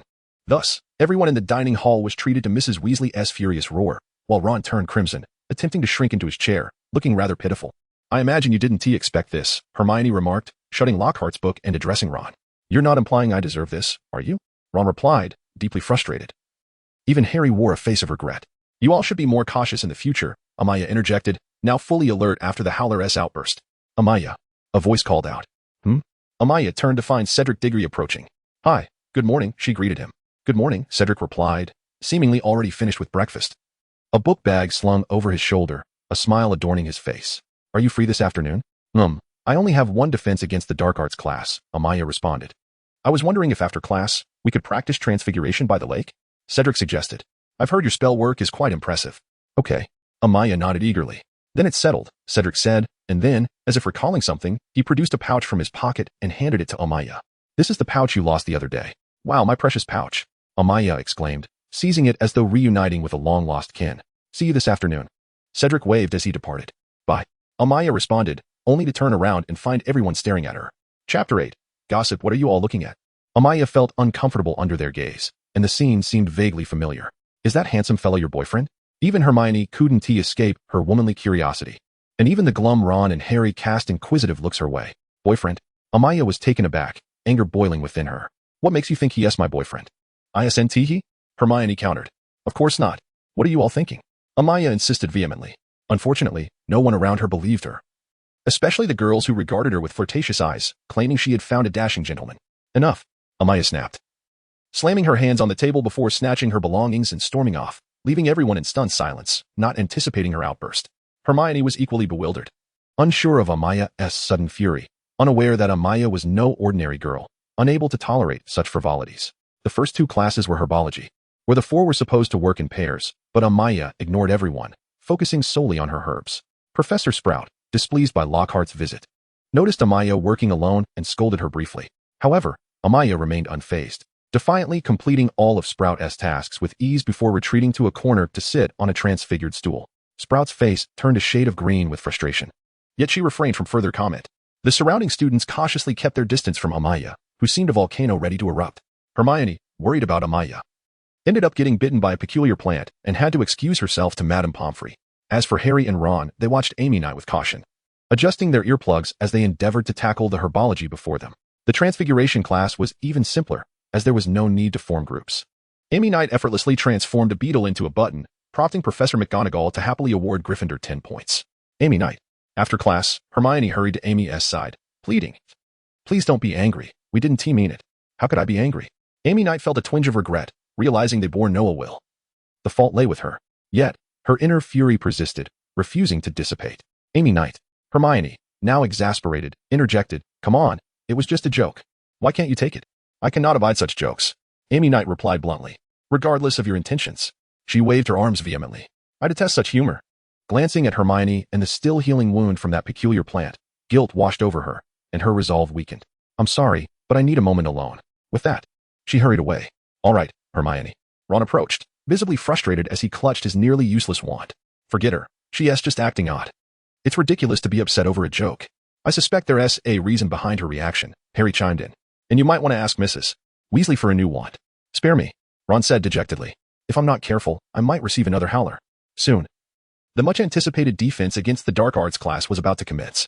Despite her distrust of the instructor, Aimiya decided to retrieve her books from the dormitory. Acknowledging the man was now the professor of the subject. "Line up, everyone." As she stepped into the courtyard, Malfoy's arrogant voice rang out. "Potter is giving out signed photos." "Shut it, Malfoy," Harry retorted angrily. "I never said that. You're just jealous." A boy beside Harry interjected. "Jealous? Me?" Malfoy exclaimed, his voice booming enough for the entire courtyard to hear. "Why would I be jealous of him? I wouldn't want a foul scar on my forehead. I'd rather have a gash on my head." Goyle and Crabbe snickered beside him. "Go eat slugs, Malfoy." Ron shot back, lacking flair in his retorts. At that moment, a spell struck Malfoy. Well, the arrogant boy was suddenly suspended upside down in the air. "If I were you, I'd keep my mouth shut," Aimiya approached. "Don't make yourself more revolting." With that, she strode directly toward the lake. Who did this? Who was giving out signed photos? At that moment, Gilderoy Lockhart emerged from the castle, quickly spotting Harry. "I knew it was you, Harry." Harry regretted not leaving immediately. "Oh, what a brilliant spell. Who cast it?" Lockhart noticed Malfoy dangling, but appeared indifferent to his plight, more intrigued by the spell that had ensnared him. "Help me, Professor," Malfoy cried. It was Aimiya. "That horrid woman." "Oh, is that so?" Lockhart seemed delighted. "I knew she was a remarkable student, quite talented." He waved to the surrounding students. "All right. Let us head over there for class." Then, he approached Harry. "Okay, let us go." Thus, Malfoy was left alone, abandoned save for Goyle and Crabbe, who were at a loss beside him, while the rest moved on to class. "Get me down," Malfoy shouted furiously. "I will make you pay for this." He loathed Aimiya intensely, but Goyle and Crabbe were hesitant to engage with the spell. The defense against the dark arts class commenced. Aimiya glared at the parchment in her hands, filled with nonsensical questions. "I've encountered narcissism, but this is a new level. I genuinely wish to cast a transformation spell on this man, turning him into a peacock. What is Gilderoy Lockhart's favorite color? What is Gilderoy Lockhart's greatest wish? What relevance do these queries hold to defense against the dark arts?" Aimiya ground her teeth. "Professor, I don't believe these inquiries pertain to our class." Without raising her hand, she abruptly stood, her voice sharp with indignation. "Are you attempting to turn every student in this school into your fan club?" "Oh, Aimiya." Gilderoy Lockhart displayed no hint of embarrassment, remaining entirely composed. "You must understand, my skills are quite exceptional.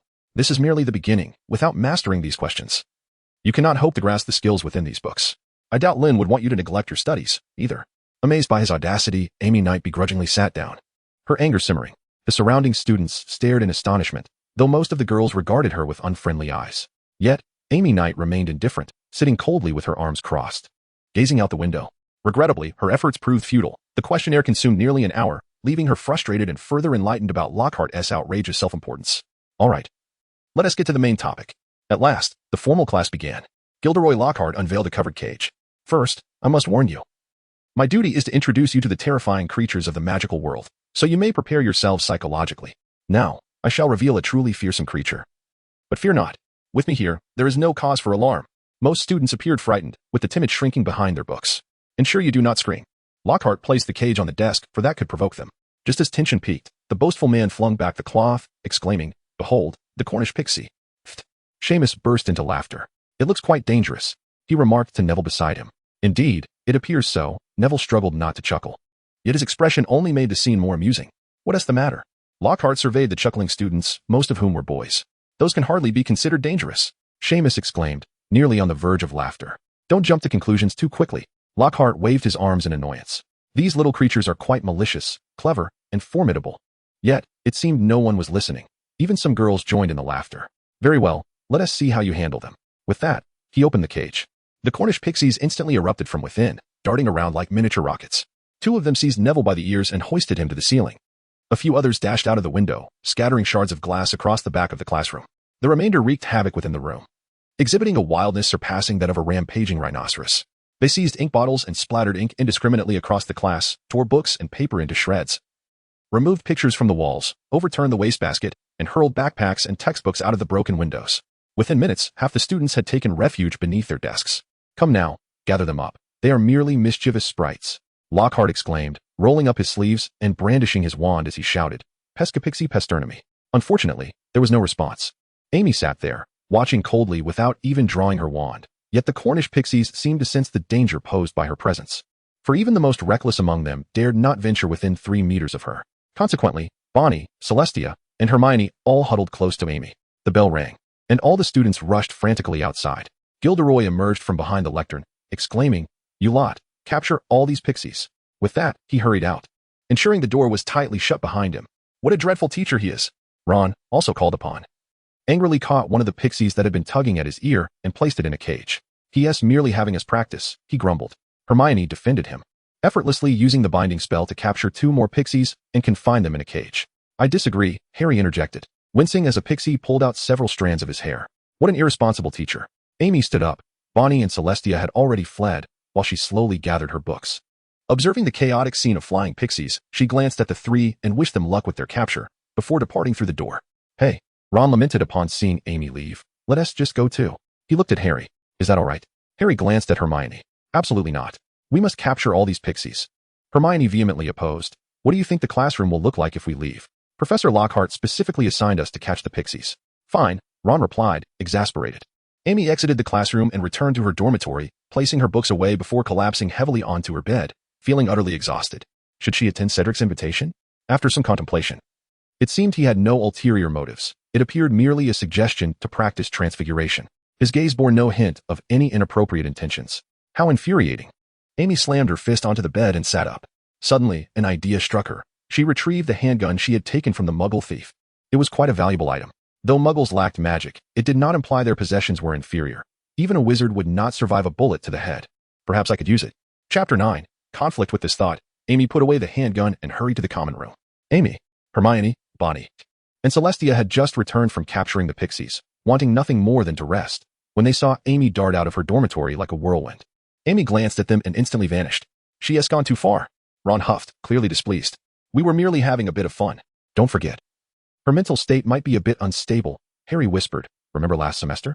Ron promptly fell silent. "I doubt she will ignore us forever," Hermione remarked, though her tone was proud. "We are friends, after all." "Let us hope so," Ron replied anxiously. Amy arrived by the lake, finding Cedric waiting for her.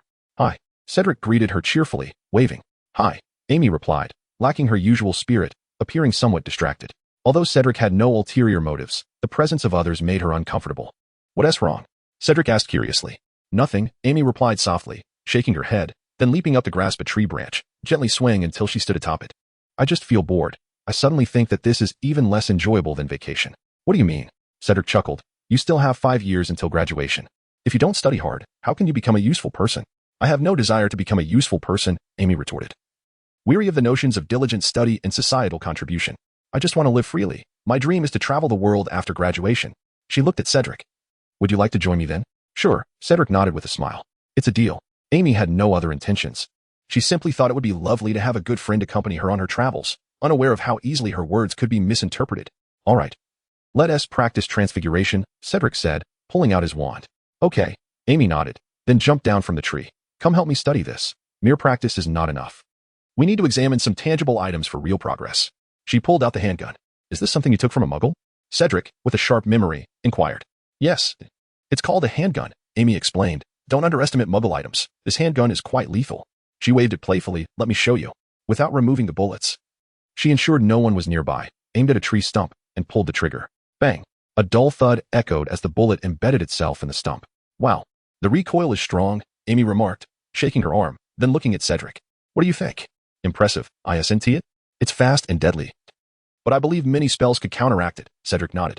Of course, I know there are many spells that can defend against it, if facing an enemy.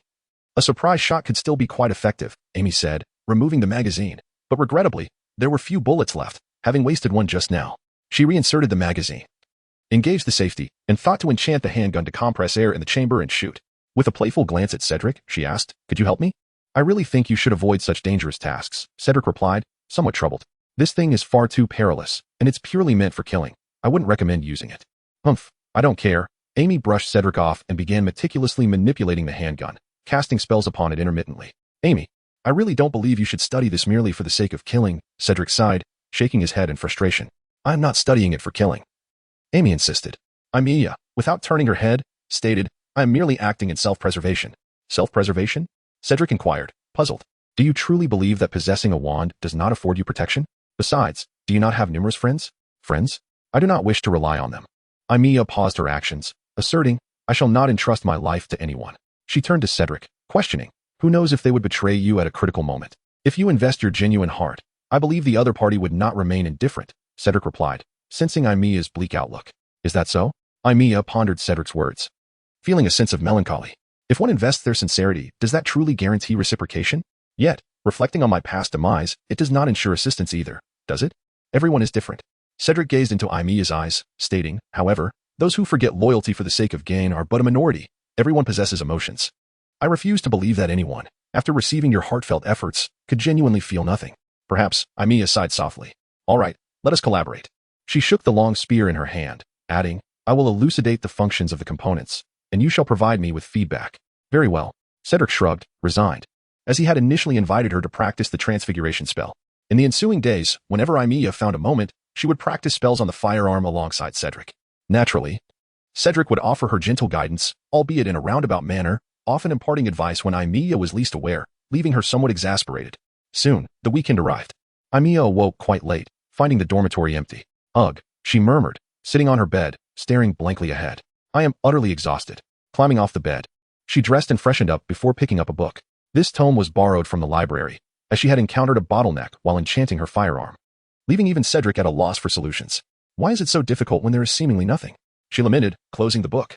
She made her way to the common room, where a few students were scattered about, some doing homework, others engaged in chess. However, as she recognized no familiar faces, she promptly exited and headed towards the lake.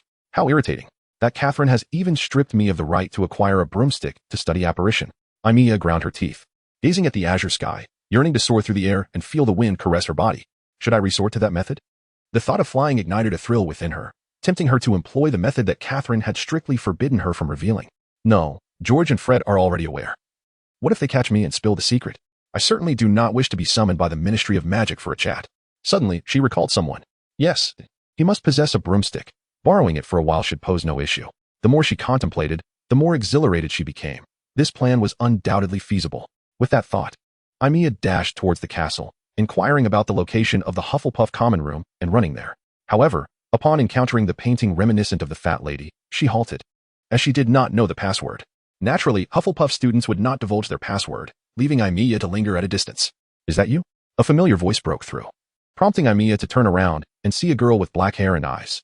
Are you Autumn Zhang? She recognized somewhat. What brings you here? Autumn's expression appeared slightly uneasy. I came looking for Cedric Diggory. He seems to have gone to Professor Flitwick's. Autumn appeared intent on finding someone in Hufflepuff as well, but upon seeing Aimiya, she abruptly turned and fled. Aimiya felt disheartened. Oh no. I wanted to borrow a broomstick from him. She sighed in frustration, preparing to leave. Stop.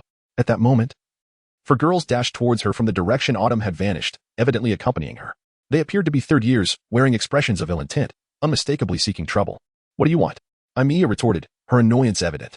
Humph. Although Autumn forbids us from intervening, we must assert our authority, little girl. Stay away from Cedric, or we may have to resort to force. The girl with curly hair, clearly the leader, announced. Aimiya was taken aback by the audacity of the girl. What is your name? Mariette Ekmont, the curly-haired girl, declared haughtily. Unless you wish for us to cast a few malevolent curses upon you, why should I heed your threats? Aimiya's mood soured further at the threat. If you intend to cast curses, then come at me. Little brat, let's see how you fare against us. Mariette brandished her wand, and the three others followed suit. Hey, Mariette, are we really going to do this? One hesitated. Do you want Cedric to be taken by this Gryffindor harlot? Mariette's words dripped with venom. If I were you, I would keep my mouth shut.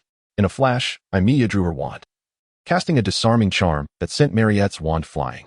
The girl stumbled back, while the remaining three attempted to retaliate, but Aimiya's speed allowed her to evade their spells effortlessly. She then cast a choking charm on one of them, rendering her speechless, while another attempted to sidestep only to be tripped by Aimiya's leglocker curse, resulting in a painful fall that shattered her wand. Mariette, having retrieved her wand, aimed it at Aimiya, casting a spell. With a dismissive scoff, Aimiya sidestepped the attack. But the hesitant girl's spell struck her just as she sought to evade. Mariette gleefully waved her hand, only to be astonished when her spell ricocheted off Aimiya, who promptly retaliated with a spell that lifted Mariette upside down, causing her wand to clatter to the ground. Well, the remaining girl fell victim to Aimiya's petrification spell. Well then, Aimiya approached Mariette. Do you still wish to cast curses against me? Perhaps I should tear your clothes off entirely. Then you shall be the harlot you claim I am.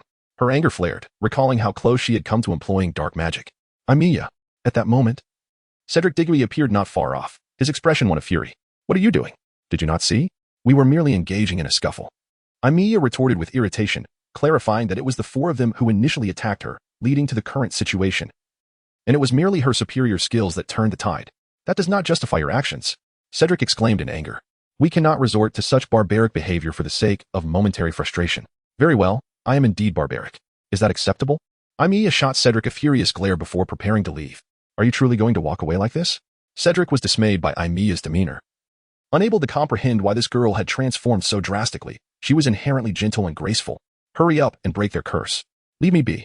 Aimiya felt a surge of rage within her, her expression dark as she cast a disappointed look at Cedric before hastily departing. Hey, Cedric called after her. But she had already vanished, leaving him to sigh and contemplate how to lift the curse on the others. Chapter 10. A conversation. Aimiya soon faced repercussions for her actions, being summoned into the office of Professor McGonagall, the head of Gryffindor House, who chastised her sternly and deducted 50 points from Gryffindor. If an apology is in order, then let them apologize first. Aimiya remained defiant even in the presence of Professor McGonagall. I do not believe I am at fault for defending myself against their dark spells. Do not think I will hesitate to expel you, Miss Yang, McGonagall warned, her face flushed with anger. Of course, whether or not you expel me is entirely your prerogative. I accept that without condition, Aimiya replied, locking eyes with McGonagall, unflinching. You must understand the gravity of your words, Miss Yang. McGonagall had never encountered such audacity in a student, one who appeared so unconcerned about the potential consequences of expulsion. I am fully aware, Aimiya replied. I was merely seeking Cedric. Senior Autumn mentioned he was with Professor Flitwick, and I intended to leave.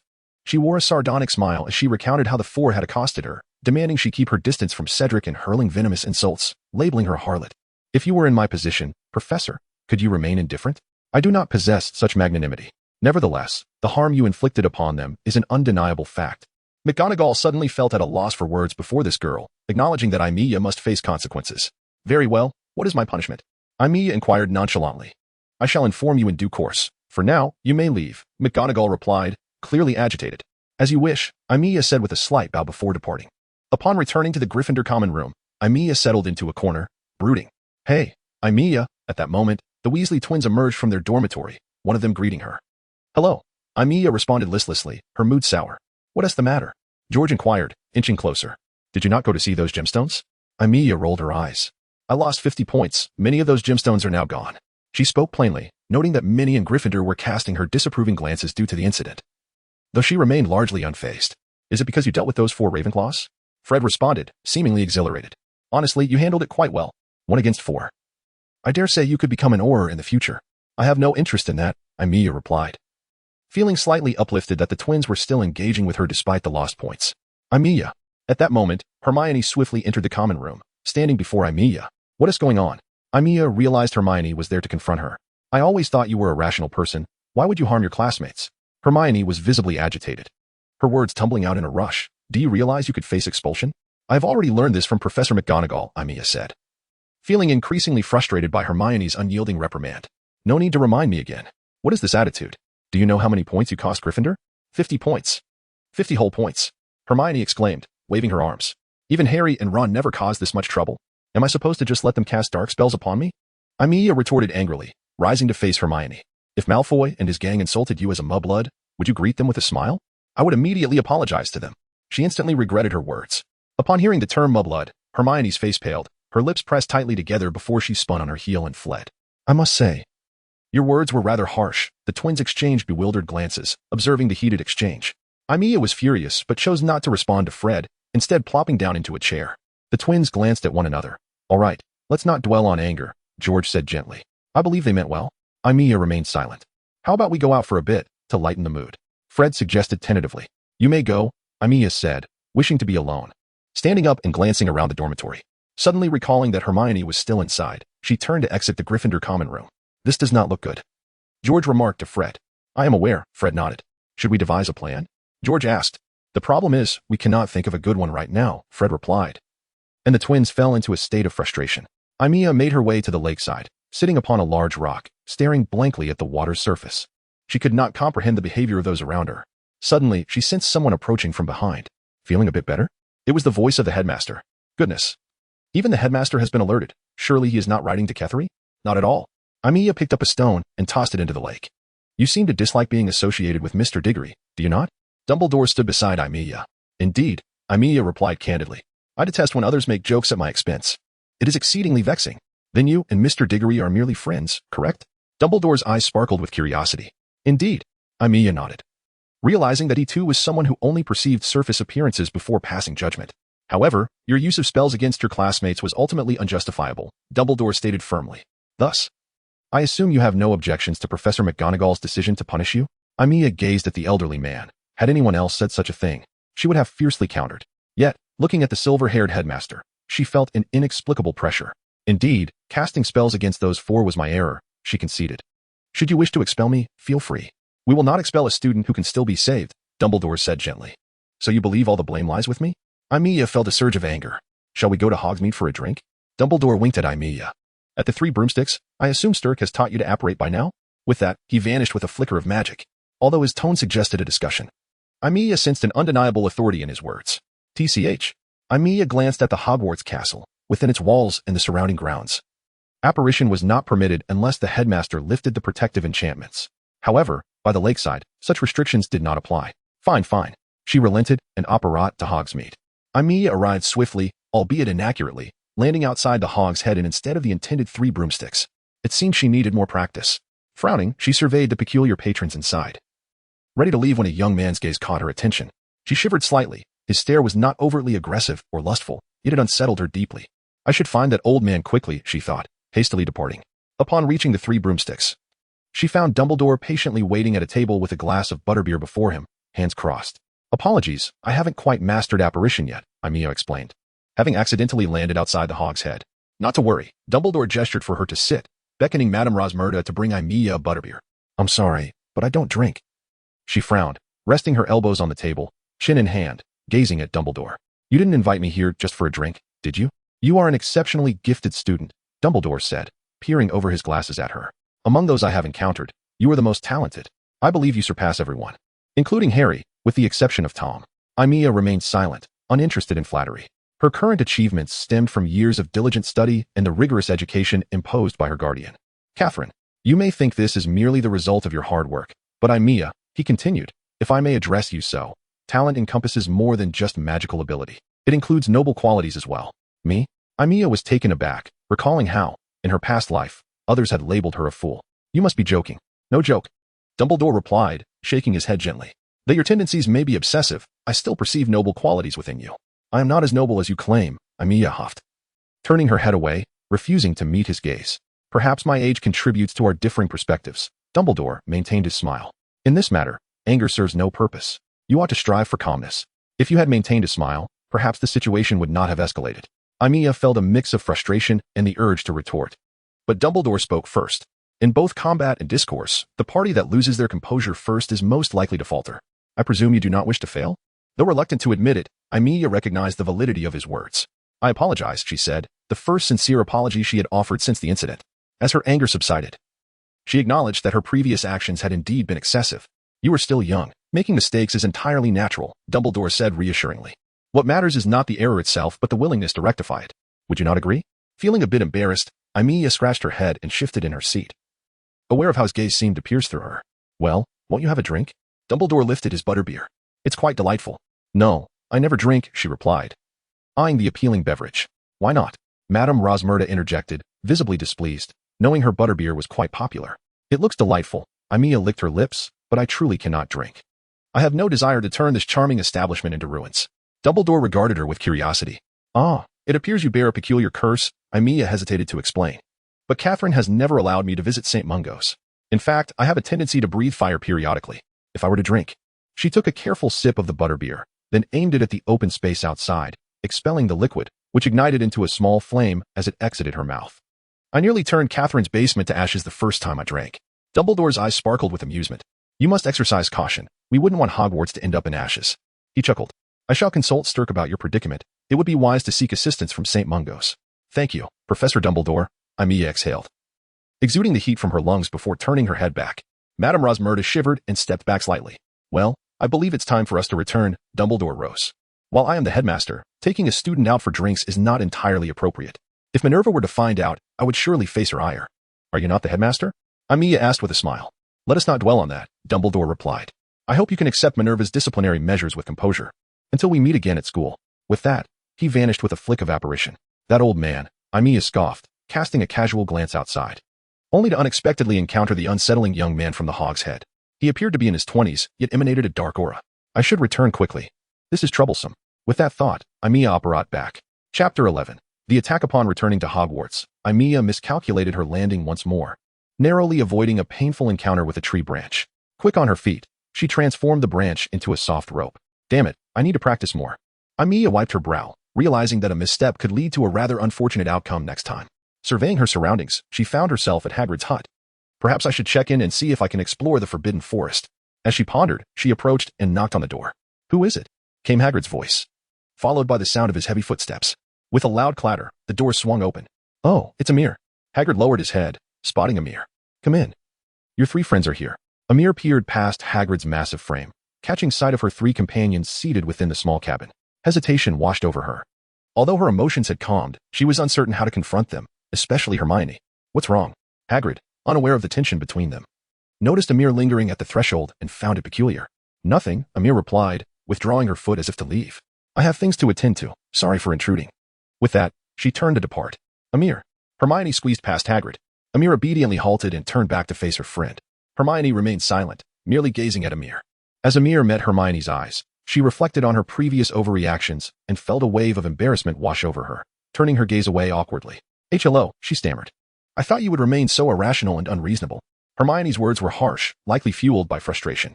I'm not insane, Amir retorted, turning back to Hermione. Do you have any idea how close you were to expulsion? Hermione's eyes glistened with unshed tears, startling Amir. The sight of a girl's tears struck her with renewed impact. Hey, don't cry. Amir rushed forward, offering her handkerchief to Hermione. I was wrong, all right? She felt helpless, reflecting that, despite her years, she was utterly powerless against this 12-year-old girl. All right, no more tears. Just make up with each other, Hagrid interjected, aware of their discord but unsure how to comfort them. Forcing a clumsy smile. That's quite unappealing, Amir remarked, eyeing Hagrid. I think you should shave your beard. I rather like it, Hagrid replied. Now, are you coming in? All right. Amir nodded, glancing at Hermione. Please, Hermione, stop crying. It's not as if I haven't dealt with it. The 50 points I lost, I can earn them back easily. After considerable effort, Hermione finally ceased her tears, though her demeanor remained cold towards Amir, lacking any venomous words. Ugh, that's disgusting, Amir exclaimed, noticing Ron continuously retching. What happened to you? Who cast that dreadful curse? It was himself, Harry chimed in. His wand malfunctioned while he was trying to teach Malfoy a lesson. Malfoy called Hermione a mudblood. Ugh. Ron heaved as he spoke. I was furious. Ugh. So, all right, I understand. Just wait until I encounter that scoundrel. Amir resolved to teach Malfoy a lesson for his cruel words. You'd best not act rashly. Remember, you could be expelled at any moment, Hermione warned, though she appreciated Amir's desire to stand up for her. Fine, Amir shrugged. I understand. I won't act impulsively. Well, at least I won't let anyone know it's me. That is not acceptable, Hermione asserted, standing firmly before Amir. Don't you realize there are many eyes watching you? One misstep, and you could be expelled. Yes. I shall be obedient, Amir replied, casting a resigned glance at Hermione before turning to Ron, who was still expelling mucus. You really should visit Madame Pomfrey. She could at least help you stop this disgusting display. Madame Pomfrey? Ron hesitated, aware he had intended to curse someone else but had become the victim instead. I strongly recommend you go, Hagrid advised. I must head to the Forbidden Forest, so I won't keep you any longer. What is happening in the Forbidden Forest? Amir inquired with curiosity. That is not for you to know, Hagrid replied, then looked at Ron. You'd best hurry. Who knows how long those snails will keep coming? Ugh, fine. Ron nodded, but as he did, 2 snails plopped onto the floor. Hagrid seemed unfazed. Truly a formidable man, Amir mused. The 4 of them departed from Hagrid and headed directly to Madame Pomfrey. Her skills were truly remarkable, although counter-curses were not her specialty. She swiftly lifted the spell from Ron. Finally freed from the curse, the 4 friends prepared to head to the dining hall for a meal. However, as they passed through the Great Hall, they were spotted by Professor McGonagall. Potter, Weasley, Amir. You 3. McGonagall approached with a stern expression. You 3 are to face punishment tonight. Weasley, report to Filch and polish all the trophies. No magic allowed. Oh no. Ron instantly displayed an expression of utter dismay. Potter. You will assist Lockhart with his fan mail. Professor McGonagall, can I switch assignments? Harry appeared particularly averse to aiding Lockhart. Absolutely not. McGonagall replied with a firm tone. Remember. 8 o'clock. The 2 boys immediately hung their heads in defeat. And you, Miss Amir, the strict Gryffindor headmistress turned to Amir. Tonight you shall accompany Keeper Hagrid on his rounds in the Forbidden Forest. Yes, I've heard. Amir agreed without objection. Besides, while the Forbidden Forest held many dangers, it also contained wonders rarely encountered. Hagrid seemed somewhat burdened, yet he refrained from divulging anything. I hope you all learn from this experience. McGonagall cast a final glance at the 3 before turning away. If only we could switch places, Harry said, glancing at Amir with hopeful eyes. I think that's impossible. Amir shrugged. While the Forbidden Forest is perilous, I find Lockhart far more dangerous. Why? Hermione inquired, displeased. He has accomplished so many remarkable feats. That's merely his word. No one has witnessed him do anything, Ron retorted, likely fueled by jealousy over Lockhart's popularity with the girls. I despise that man. Amir crossed her arms, relieved that her punishment involved the Forbidden Forest rather than wasting time with Lockhart. Filch will certainly keep me busy all night, Ron lamented. No magic allowed. And I'm not nearly as adept at cleaning as a muggle. There are over 100 trophies in the display room. I'm bound to lose my lunch. Harry wore a troubled expression as I recalled countless instances of practicing letter writing at the Dursleys, responding to fans of Lockhart's books. I feared I would surely have nightmares. Among the punishments, it seemed only Aimiya bore no resentment. Soon, night fell. Goodbye, Aimiya bid a sorrowful Ron. Hurry up, Filch barked, his demeanor menacing. Dumbledore is far too lenient. Such errors warrant a whipping. He shot a glance at Ron. Get to work. I will check. If anything is amiss, you shan't leave. Now. Move along. Filch commanded Aimiya once more, leading the way with a lamp. All right, Aimiya nodded, following closely behind. Oh, I didn't expect it would be you receiving punishment tonight. Hagrid remarked, surprised to see Aimiya beside Filch. What's so surprising about that? Aimiya shrugged. When do we start, and what do I need to prepare? I hope you have a pleasant evening. Filch cast a glance at Aimiya, clearly not wishing her well. It's up to you now, Hagrid. Rest assured, Hagrid replied. Tomorrow, you'll see her return unharmed. Listen, all you need to do is take out your wand and follow closely behind me, Hagrid instructed after Filch departed. Understood, Aimiya nodded. Retrieving her wand. After a moment's hesitation, she produced a handgun. Though she had yet to master direct air compression for firing, it still contained a few bullets, which was better than nothing. Hagrid, oblivious to the handgun in Aimiya's grasp, donned a quiver and held a crossbow, already loaded with an arrow. A large umbrella was tucked into his coat pocket. If you're ready, then let's go, Hagrid said to Aimiya. Stay close. All right, Aimiya greeted Fong. Fong had always been wary of her, which disheartened Aimiya. True to form, Fong whined and scuttled behind Hagrid, avoiding Aimiya's attempt to pet him. Let us proceed. Hagrid led the way into the Forbidden Forest. What exactly transpires within the Forbidden Forest? Aimiya inquired as they walked. I don't know, Hagrid replied. You don't know? Aimiya expressed her dissatisfaction. Yes, I truly don't know. Hagrid looked around, noting the strange sounds emanating from the forest in recent days. I've even seen the remains of a giant. Not many creatures can rend that beast asunder. There is nothing more fearsome in this forest. At least not that seems interested in giants. I recall there are unicorns in the forest, right? Aimiya asked, intrigued by the creature known for its purity, strength, and grace. Indeed, but they seldom make an appearance, Hagrid answered, unless summoned by their friends. What is that? As they ventured deeper into the forest, Aimiya suddenly noticed something moving in the darkness. I've never seen it. Let us investigate. Hagrid instructed Aimiya to hold the lantern, raising his crossbow as they approached. All right. Aimiya held the lantern in her left hand while cautiously aiming her wand at the moving shadow ahead. A low growl emanated from the creature, indicating it was fierce yet did not attack. Upon closer inspection, it resembled a dog but bore thick, dragon-like scales and claws, with a tail akin to that of a bull. Fong whimpered at the sight of the creature and retreated behind Hagrid, too frightened to show himself. Have you encountered such a beast? Imra asked Hagrid, sensing the creature was formidable. No, I haven't tea, Hagrid replied, observing the creature, clearly wary. I believe it prudent to retreat. Our mission is accomplished. Just then, the creature lunged forward. Run, Imra. Hagrid aimed his crossbow and fired. But the creature deftly evaded the shot. Even if hit, it likely would not have sustained much damage. Obstructed, Imra cast a spell toward the creature. But it showed no sign of slowing. Hurry, Hagrid urged Imra. Don't let me lose focus. Understood. Imra realized that the creature possessed remarkable magical resistance. If her spell failed, she would merely be a burden. Be careful. I'll find Dumbledore. Without hesitation, she dashed toward Hogwarts Castle. Chapter 12. Injured though Imra longed to return to Hogwarts at once, they had ventured too deep into the Forbidden Forest, making immediate escape impossible. As she prepared to employ speed-enhancing spells, a sudden incantation echoed nearby. Collapse. A beam of light shot forth, and Imra had no time to evade. The spell struck her but rebounded harmlessly. It's you, Imra exclaimed, recognizing the young man she had seen in Hogsmeade. Indeed, the first phase has unfolded flawlessly. The young man ignored Imra, lost in his own thoughts. Now, the second phase can commence. How thrilling. In the distance, Hagrid's furious shouts mingled with Fong's frantic barking and the roars of the unknown creature, indicating a fierce struggle. Imra, initially intent on fleeing, felt as though her feet were rooted to the ground. Who are you? She inquired, glancing toward Hagrid, anxious yet unable to move. Beads of nervous sweat trickled down her brow, but she dared not wipe them away. The young man, casually standing there, exuded an overwhelming pressure. What are you doing? He waved his hands, his wand mysteriously vanished. Yet Imra remained hesitant to act. Conducting experiments, he declared. It's the Master's command. I can hardly wait to see the results. Imra felt the hairs on her neck stand on end. She raised her wand, hoping for Hagrid to eliminate the peculiar beast swiftly. Haha, do not depend on that hulking brute for rescue. The Master's pet has never lost. The young man seemed to read Imra's thoughts, smirking. Now, shall we begin? Collapse. Imra hastily cast a spell just as he prepared to strike. However, the young man was swift. His wand reappeared in his hand, and a shield spell deflected her incantation while simultaneously sending a spell toward Imra. She dodged to the side, unaccustomed to defensive spells, preferring to remain agile and launch offensive spells instead. Disarm. Imra cast once more. However, the opponent once again employed an armor spell, deflecting Aimiya's incantation, and subsequently launched another spell at her. Just as Aimiya intended to move once more, she suddenly felt a sharp jab in her back, and her consciousness began to wane. Damn it. Aimiya cursed vehemently before collapsing to the ground, losing consciousness. A fierce flame seemed to ignite in her chest, yearning for release, a desire to annihilate, to rend them asunder. While in a stupor, Aimiya felt her body grow increasingly hot, as if something beneath her skin was trying to emerge, causing her fingers and eyes to throb painfully. The heat intensified to a point where Aimiya wished to obliterate everything around her.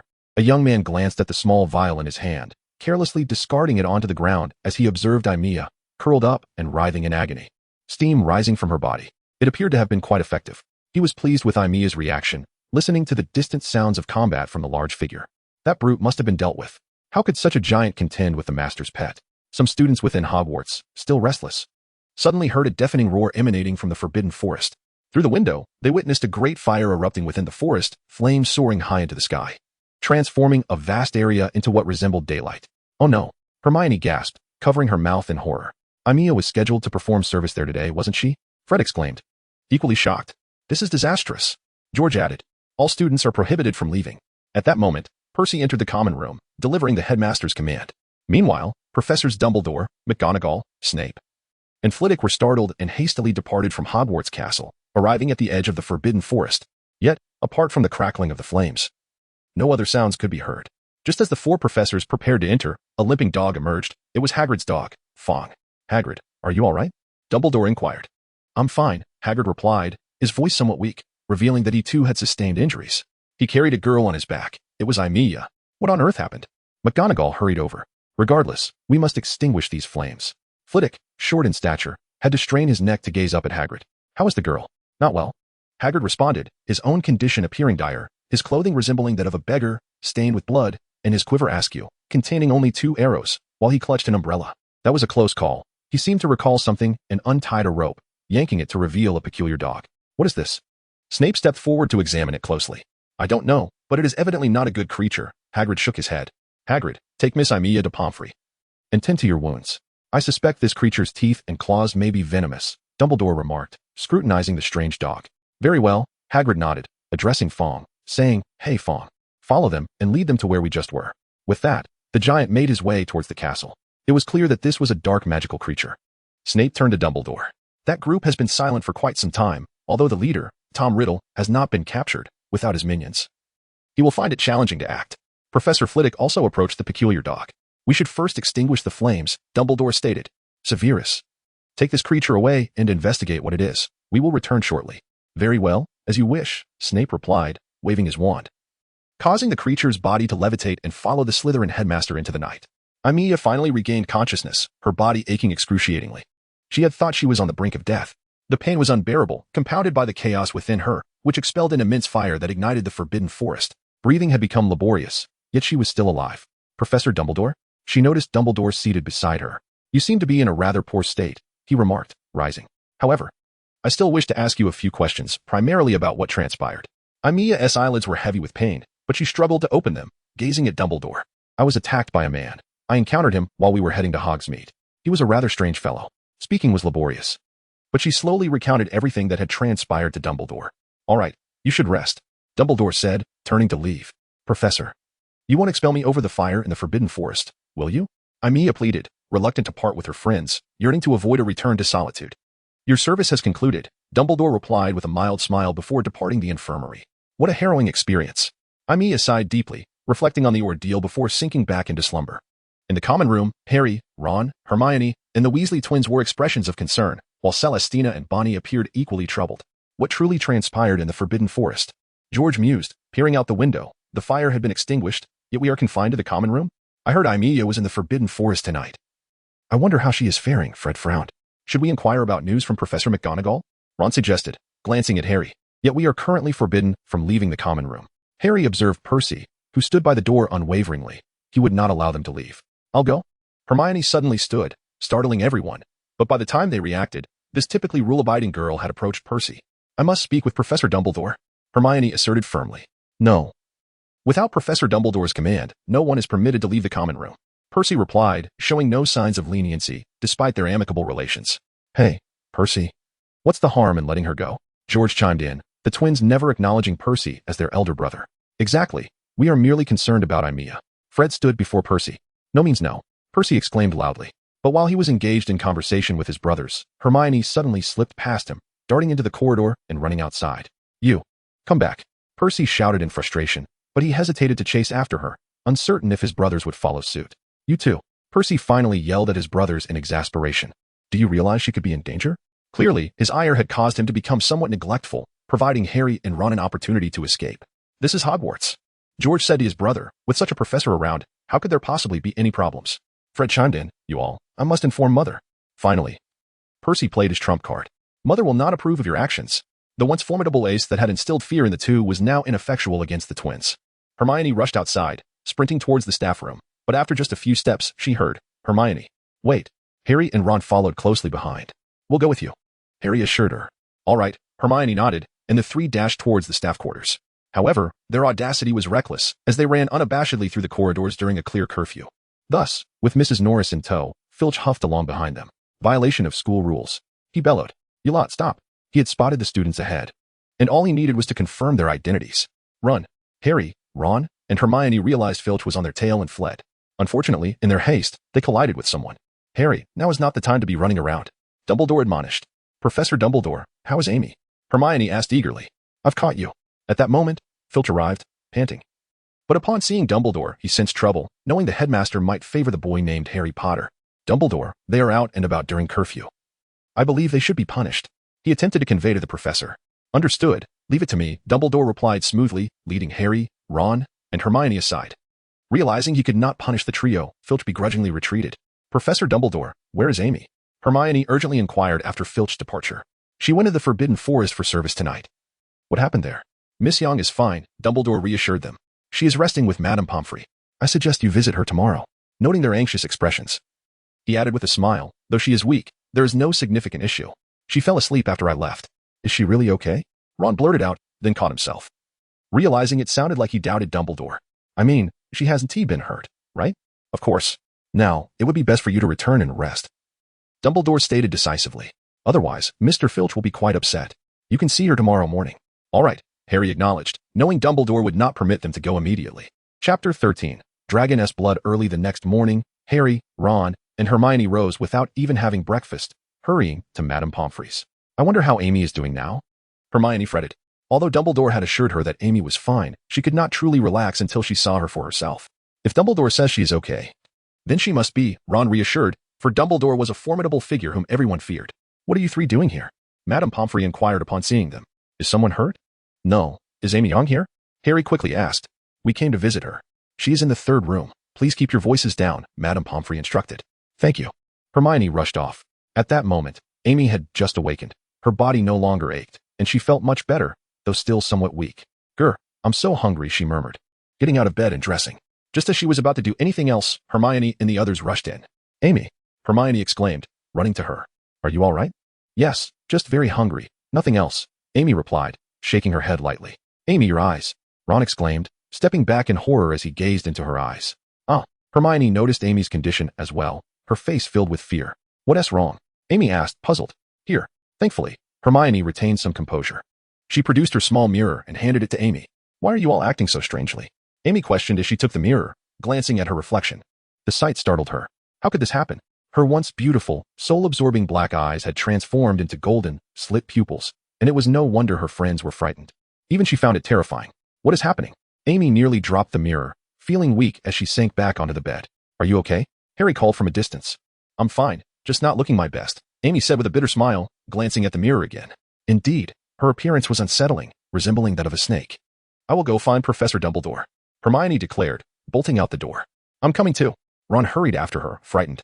This is terrible, Amy thought, furrowing her brow as she examined her body closely, relieved to find no other changes except her eyes. Harry, could you step outside for a moment? Amy requested, wanting to check for any alterations beneath her clothing. Oh, sure. Harry nodded and exited the room. Once Harry left, Amy eagerly removed her clothing and enlarged Hermione's mirror with her wand, scrutinizing her body.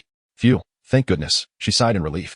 If anything unusual had manifested, it would have been disastrous.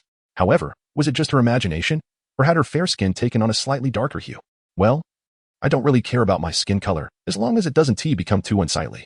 After dressing, Amy opened the door to find Hermione and Ron alongside Dumbledore, who had arrived. Professor, please see what is happening with Amy, she implored. Do you feel anything unusual? Dumbledore inquired, examining Amy's eyes. Nothing unusual, just unappealing, Amy shook her head, noting the fearful expressions on her friends' faces. Indeed, her eyes were capable of instilling terror.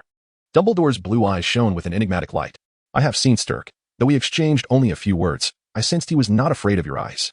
Your future holds many challenges.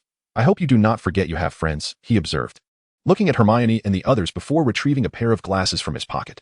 Here, take these. The old fellow had already noticed Aimiya's transformation the previous night, though he was not entirely certain until now. He took out his wand, cast several spells on a pair of glasses, and handed them to Aimiya. What purpose do these serve? Aimiya accepted the glasses, donned them, and inspected her reflection in the mirror, finding them quite appealing. Professor Dumbledore, I must say, you have quite the fashionable flair. Indeed, Dumbledore replied, winking at Aimiya, but you must promise me not to remove the glasses at will. All right, Aimiya nodded. She truly felt less fearful now. Ron approached, examining Aimiya from head to toe. With the glasses on, Aimiya no longer evoked that deep-seated terror in others. You look really cool now. Do I? Aimiya's spirits dampened. Absolutely cool. Harry concurred. If given a choice, I still prefer those black eyes. Aimiya transformed Hermione's mirror back and scrutinized her reflection with the glasses. Though undeniably beautiful, she mused that black eyes would be even more striking. However, the golden irises were charming as well. Hermione cupped Aimiya's face, inspecting her closely. Thank you. Aimiya felt a surge of joy at her friend's acceptance. Dumbledore soon departed, having only reminded Aimiya not to remove the glasses. Yet, she could sense there was more he wished to convey. What was the connection between her transformation and that young man? It seemed she would need to seek clarity at an opportune moment.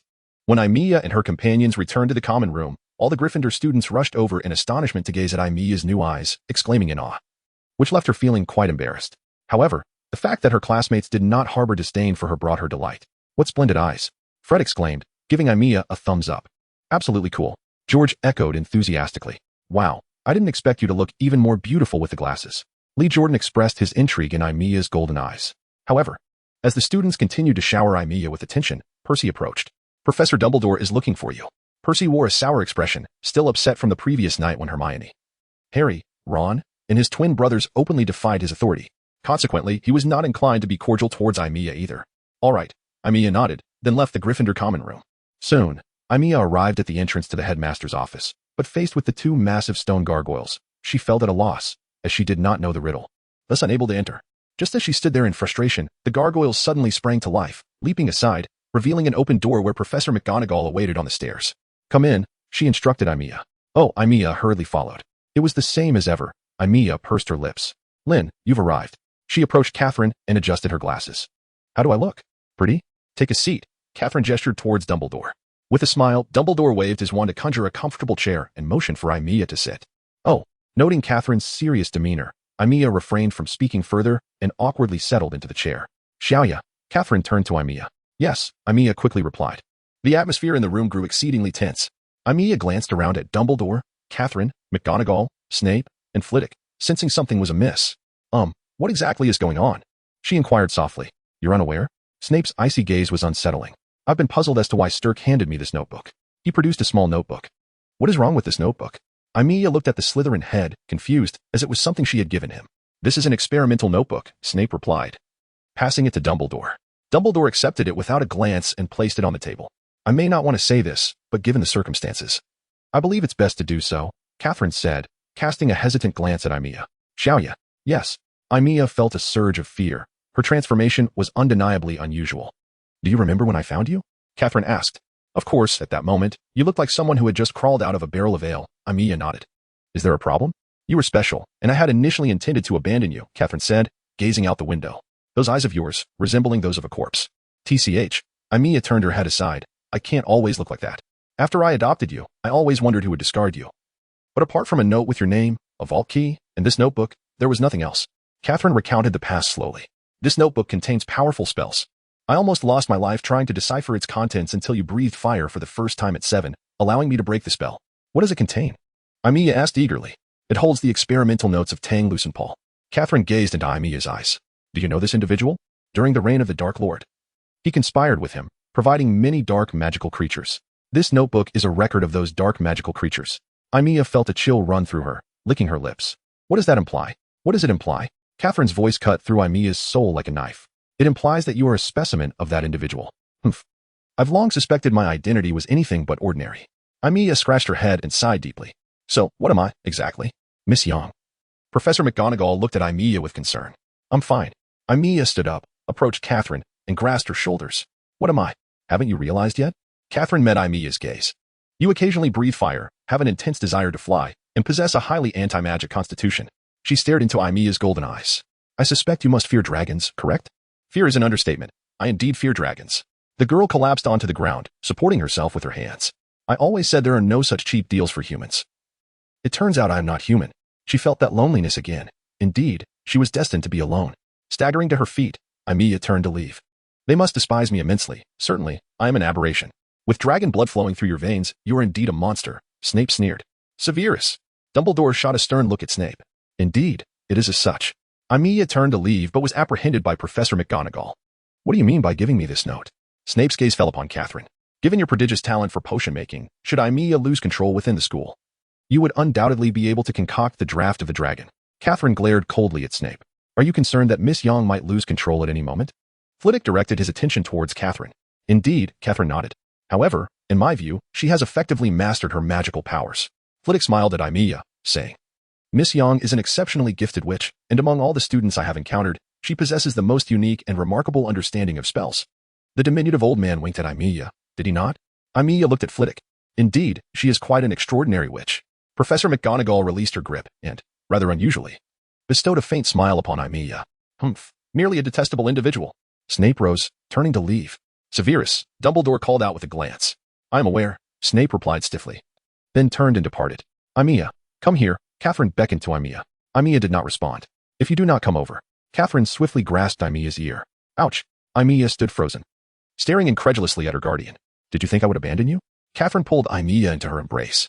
"If I were to abandon you, I would have done so long ago." She cupped Aimiya's face, stating, "I merely want to convey that if there ever comes a day when you lose your sanity as a human, I will personally end your life." "Thank you." Aimiya thought to herself. Chapter 14. Entanglement. Aimiya stumbled out of the headmaster's office. Although her guardian did not treat her any differently, her heart remained tumultuous. After her departure, Dumbledore produced a small vial, the very one discarded by the young man the previous day. Severus analyzed the contents. Dumbledore explained, "This is merely a simple fire enhancer.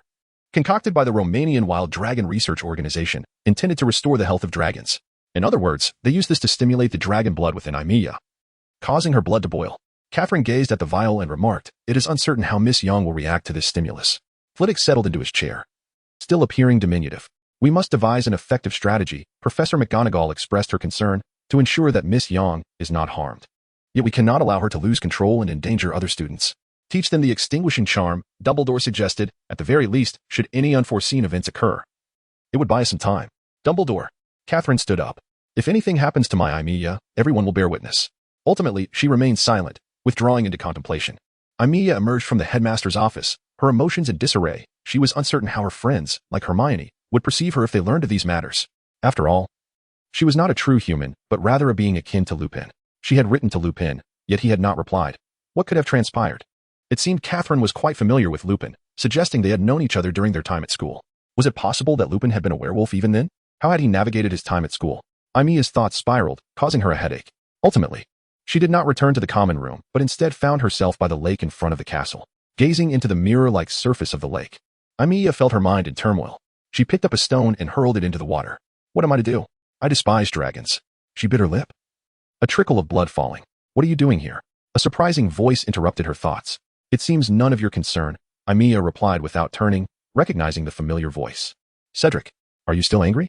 Cedric seated himself beside Aimiya. Your glasses are quite nice, and the color is lovely. Aimiya lowered her gaze, saying nothing. At first, I was genuinely angry, Cedric remarked, observing Aimiya. But upon reflection, it wasn't entirely your fault. I was indeed overwhelmed with anger at that time. Aimiya stared at the soil by the lake, where a small insect crawled back and forth. Therefore, I bear some responsibility as well. She turned to Cedric. Let me ask you something. What is it? Cedric found Aimiya's demeanor peculiar. If one of your classmates were a werewolf, and that classmate was both exceptional and kind, what would you think? Aimiya inquired. Werewolves are quite dangerous, Cedric replied. Why do you ask? He regarded Aimiya with a puzzled expression. Of course, if he harbored no malicious intent, I wouldn't mind, as long as he kept a low profile during the full moon. Is that so? Aimiya tilted her head. So, you hold no prejudice against werewolves? Well, werewolves lose their rationality during the full moon, and they recognize no one, Cedric explained, appearing quite knowledgeable. Yet, that is not their true nature. Even those werewolves that indiscriminately attack humans do so largely because of the prejudice wizards have against them. Do you truly believe that? Aimiya questioned, not convinced by Cedric's words. I do not believe it. She stood up, exclaiming, those who are not of our kind must have ulterior motives. Would you trust them? I would, Cedric calmly replied, meeting Aimiya's furious gaze. As long as he wishes to lead a normal life and desires no harm to others, I would trust him. Humph. Aimiya averted her eyes from Cedric, picking up a stone and flinging it forcefully into the lake. I cannot believe there are such foolish individuals. Are you not afraid? Afraid of those aberrations? What if they lose control? I am certainly afraid. Anyone would fear death, Cedric candidly acknowledged. However, if one were to commit acts that they could not accept out of fear of death, I would rather they perish. I do not believe it. Aimiya walked away. I do not believe it. Cedric stood there, perplexed, observing Aimiya's odd behavior. What is the matter? He wondered. I do not believe it. Aimiya strolled quietly along the lakeside, her emotions a tempest. Though Cedric had expressed his views, she remained unconvinced that such individuals could exist. Eventually, Aimiya wandered back to the headmaster's office, only to suddenly remember that she did not know the password. Had it not been for Professor McGonagall's earlier assistance, she would have been unable to enter. I knew you would come. Dumbledore unexpectedly emerged from the side. Cedric has returned. He asked me to give you this. The old man handed Aimiya a small notebook. Professor Dumbledore, Aimiya accepted the notebook. Is there something you wish to convey? Dumbledore inquired with a smile. If possible, I would prefer to reside outside alone. Aimiya spoke, recalling Hagrid to some extent, though at that time, she was entirely unable to control herself. Overwhelmed by a tempest of murderous intent and a desire to obliterate everything in her path. Fear gripped her. She was terrified that if she lost control again, she might end up killing all her friends. I believe you can control it. Can't you? Dumbledore gazed at Aimiya. I don't know. She shook her head. I really don't. Trust yourself. Dumbledore gently patted her on the head. This isn't merely a matter of trust. Aimiya shouted angrily. Don't you understand? What if I lose control again? My magic could boil over, and I might kill them. I could kill Hermione and the others. With that, she turned and stormed out. Dumbledore let out a quiet sigh, saying nothing in response. Aimiya ran breathlessly to Hagrid's small wooden cabin, where Hagrid was tending to pumpkin vines. Upon seeing her, he greeted, Hi. Aimiya. Hagrid, would you mind having a neighbor? Aimiya inquired. A neighbor. Hagrid looked puzzled, still wrapped in bandages from his recent injuries. Yes, right beside your cabin. Aimiya said apologetically. For if it weren't for her, Such a strong individual wouldn't have been hurt. You're a student. Shouldn't you be in the dormitories? Hagrid seemed to understand. It's nothing, Aimiya replied, retrieving a tent from her sleeve, grateful she had brought it along. After clearing the ground, she set up the tent. I just want to live alone for a while. She lifted the curtain and stepped inside. The interior was fairly spacious, a comfortable two-room suite. As she entered the living area, a sudden thought struck her. She pointed her wand at the door and cast a spell, making it more difficult to open. In the bedroom, without even changing her clothes, she collapsed onto the bed. The events of the past 2 days had been overwhelming, her mind a muddled mess, yearning to simply exist in silence. Before her loomed many wizards, desperately casting spells her way. Anger boiled within her. She wanted to annihilate them all, soaring into the sky, unleashing flames to incinerate and tear them apart. Yet, their spells fell upon her like raindrops. I am still young. I don't want to die like this. I've done nothing but quietly live here. Why are you wizards coming to kill me? I want to accept this. Suddenly, Aimiya shot up from the bed, drenched in cold sweat. What was that? She felt as if she had transformed into a Hungarian horntail, pursued by a throng of wizards, ultimately plummeting from the sky. Grabbing the glasses Dumbledore had given her, she put them on. Is its blood flowing through my veins? She got out of bed, poured herself a glass of cold water, and drank. Instantly, her body cooled, and her mind began to clear. What am I to do? She murmured to herself, but after much contemplation, she could devise no solution. On Monday, Aimiya rose early from bed. She hadn't slept since waking in the night. After a brief tidy-up, she prepared to attend class but suddenly remembered her belongings were all in her dormitory. I'll grab breakfast first, she mechanically decided. Entering the dining hall, she found it nearly empty due to the early hour. Aimiya forced herself to eat a bit, hesitating, but ultimately resolved to retrieve her things. Students in the academy greeted her as she walked by, her distinctive eyes having made her somewhat renowned. Wondering if Hermione was out, she cautiously approached the dormitory, only to find it deserted. She gathered all her belongings into a small bag. Turning around, she was startled. Hermione, where have you been? Hermione blocked the doorway. Having gathered her things, I asked Professor Dumbledore. He didn't expel you. Hermione. Aimiya was at a loss for words. What on earth is happening? Tell me, Hermione urged. Do you think simply telling you will resolve everything? Aimiya replied softly. Can you accept this? She sorrowfully extended her left hand, rolling up her sleeve. Look, I've grown scales. Do you see? She lowered her sleeve and walked away from Hermione. Frozen in shock, Hermione stood speechless. That arm. I think you should try to accept it. Miss Yang. At that moment, she hadn't understood Dumbledore's seemingly nonsensical words, but now she grasped their meaning. What had happened to Aimiya? How had she become like this? Go find Professor Dumbledore, Hermione thought, disregarding her morning defense against the dark arts class, and dashed toward the headmaster's office. Alone in a corner, Aimiya rested her chin in her hands, lost in thought, having absorbed none of Gilderoy Lockhart's chatter. As if this fellow has anything useful to say, Aimiya pulled out the notebook Dumbledore had entrusted to her the previous day, opening it to find a collection of syrupy words meant to console herself. Could this man actually write such things? There must be a trick to it. With that thought, she took out her wand and whispered a spell. The notebook glimmered faintly, its pages flipping rapidly until it settled on the first page. Let us see what this is about. The page contained many spells Aimiya had never learned, including several vile dark arts. Had Dumbledore truly handed this over without a magical inspection? Upon reaching the final page, she discovered a potion's recipe, the venomous draught. In an instant, Aimiya comprehended that Catherine did not wish for her to perish at the hands of others. If she truly were to lose control, then it would be before she succumbed. Today, I shall teach you a spell, Gilderoy proclaimed from the podium, speaking fluently. This spell is quite useful in certain dangerous situations. However, due to the early class, few were interested in his words. The incantation is the extinguishing charm. What is the use of this spell? Seamus questioned, looking skeptically at Gilderoy. It is not likely to be needed. No. If you encounter a fearsome dragon, you'll certainly need it. Gilderoy waved his arms. Dragons are formidable magical creatures, their skin imbued with powerful ancient magic, making our spells difficult to effect. Of course, if it were me, it would be quite effective. Just empty boasts. If you're so skilled, why not demonstrate it on me? Aimiya thought. Chapter 15. Trust. It seemed that Dumbledore had given his tacit approval, as none of the professors objected to Aimiya setting up a tent beside Hagrid's cabin. As for her friends, they flocked to inquire about her situation. But Aimiya remained silent. Harry, perplexed, inquired, have you never sought out Aimiya? What exactly transpired? Ever since he had heard that inexplicable voice, inaudible to others, the current situation had become his greatest source of distress. Are you concealing something from us? Ron chimed in. No, absolutely not. Hermione vehemently shook her head before hastily departing, fearful that she might inadvertently reveal something that could lead Harry and Ron to despise Aimiya. Meanwhile, Aimiya had been listless, spending her days meticulously studying the spells contained within Catherine's small notebook, most of which were dark magic. For Aimiya, her feelings towards dark magic were not one of aversion. She believed that the morality of any magic depended on the wielder's character.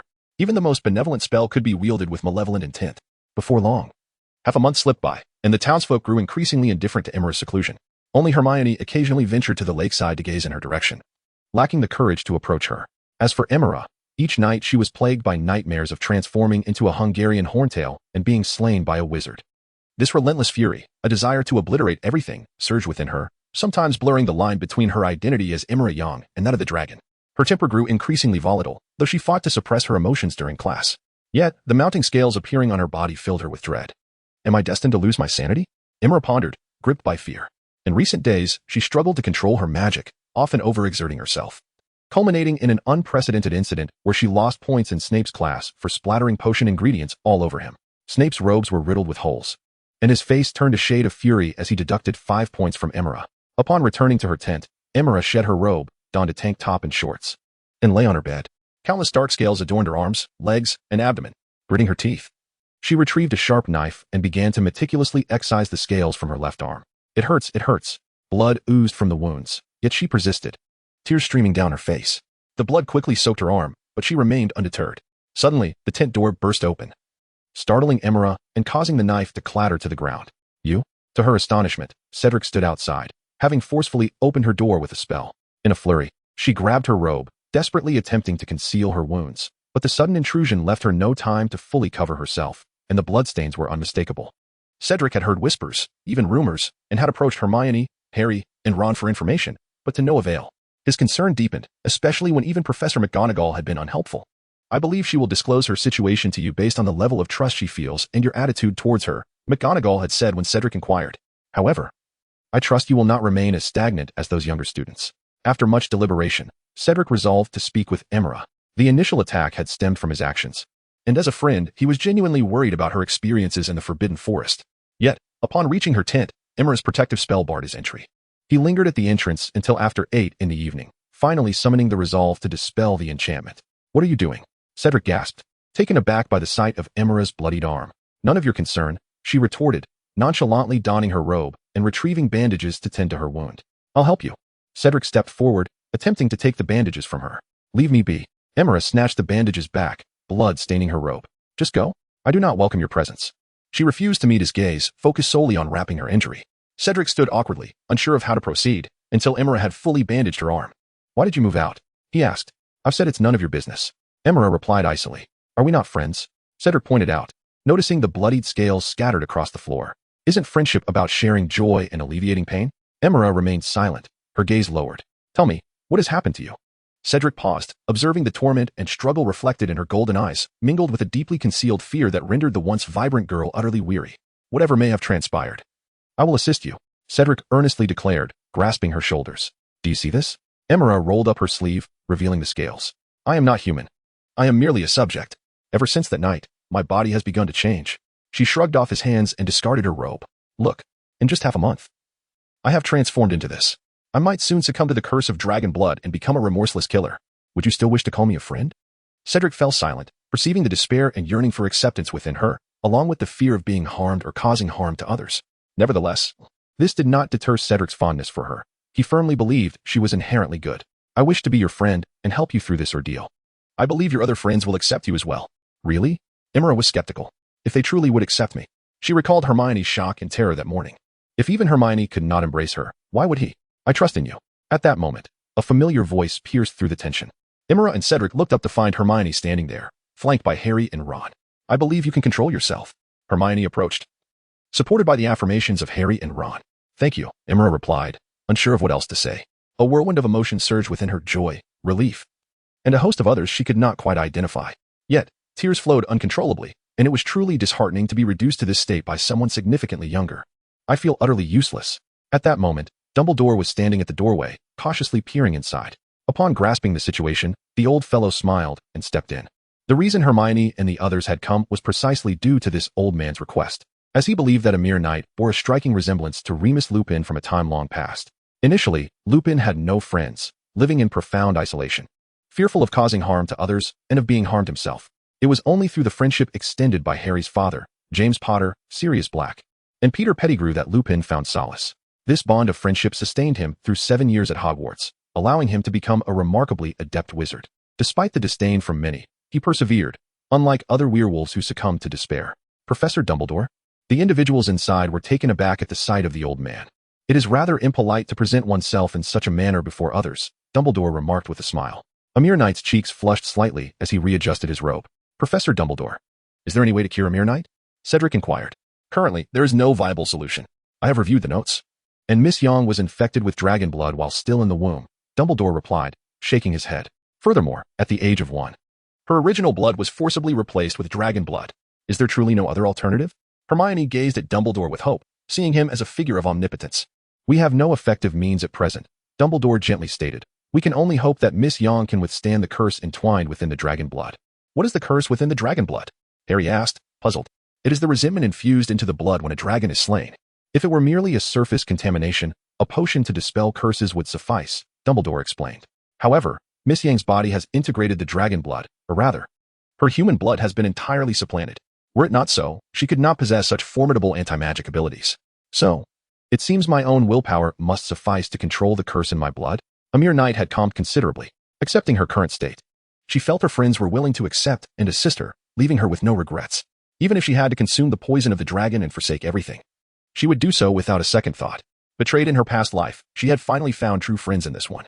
No, listen to me. Dumbledore raised a finger and gently shook it. You have misconstrued my meaning. You are not alone in confronting this curse. Your friends will stand by you to face and conquer it. Remember, friendship and trust wield immense power. Often, people fail to recognize their strength, yet it is undeniably formidable. Amir, we will support you. Harry's emerald eyes radiated determination, offering solace even through the veil of his glasses. Thank you. Amir could only utter those words. At a loss for anything more to say, Hermione approached with a handkerchief, gently wiping away Amir's tears. Amir had carved away the scales from her left arm with a knife, leaving it bloodied and raw, necessitating Hermione and the others to escort her to Madame Pomfrey for treatment. Whether due to Madame Pomfrey's exceptional skills or Amir's dragon blood, her wounds healed swiftly. When Hermione suggested that Amir return to the dormitory, Amir declined. I have not fully mastered that impulse. She felt powerless, unwilling to harm her cherished friends. Before her stood numerous wizards, relentlessly casting spells towards her. Anger surged within her, a burning desire to annihilate them all. Rising into the sky, she breathed fire, wishing to incinerate them, to tear them apart. Yet, the spells fell upon her like rain. I am still young. I do not wish to perish so soon. I have done nothing but live quietly here. Why do these wizards seek to kill me? I refuse to accept it. I refuse. Was it this dream of refusal that haunted her? She too was filled with discontent. She loathed her fate, detested the shackles imposed upon her by others, yearning for freedom. For a joyful existence. You long for that too, do you not? A dragon that should live freely? Then let us make a pact. Chapter 16. The handgun slowly. Her eyes fluttered open, a ray of sunlight streaming through the window. Amir lay quietly in bed, enveloped in a serene atmosphere. That dragon, the Hungarian horntail, was merely a wild creature, seeking a tranquil life, yet its formidable magic had drawn forth peril. Amir deeply resonated with its fury and hatred. The desire to rend those wizards to shreds, for it was they who had transformed her into this state. Those wizards sought only to create more powerful magical beings, recklessly taking countless innocent lives in the process. What should I do? Seek revenge? No, I lack the power for that now. I do not even know who those individuals are, let alone exact vengeance upon them. The one capable of merging dragon blood into their own body must be an immensely powerful wizard. Otherwise, it is an impossible feat, however. One day, I shall eliminate all of them and ensure that they receive their just punishment, not merely for myself, but also for the innocent magical beings who perished. Perhaps it is due to a shared purpose, or perhaps the support of friends, but the scales on Aimiya gradually faded away. Yet she could distinctly feel the surge of magical energy within her becoming more potent. Surely, she would be able to rebound even more formidable spells, but correspondingly, controlling this newfound power would be increasingly challenging, as it was not something she had cultivated gradually. Nevertheless, what does it matter? I firmly believe that I can achieve it, for I am not alone. Donning her glasses, Aimiya picked up her backpack and exited her tent. Achoo. Ron sneezed. Hello, Aimiya. Achoo. He sniffed forcefully, shivering slightly. You should head to Madame Pomfrey immediately, Hermione admonished from the side. Harry nodded in agreement. Aimiya, however, felt her spirits lift. All right, she said. Harry had a slight headache and felt unwell, but not as badly as Ron. Achoo. Achoo. At that moment, Ron's sister emerged from the dormitory, looking rather ill. Many people are catching colds lately, Aimiya remarked, glancing at Ginny Weasley. You should accompany Harry and your brother to Madame Pomfrey to get that cold treated. Okay, Ginny replied, her face turning crimson upon seeing Harry.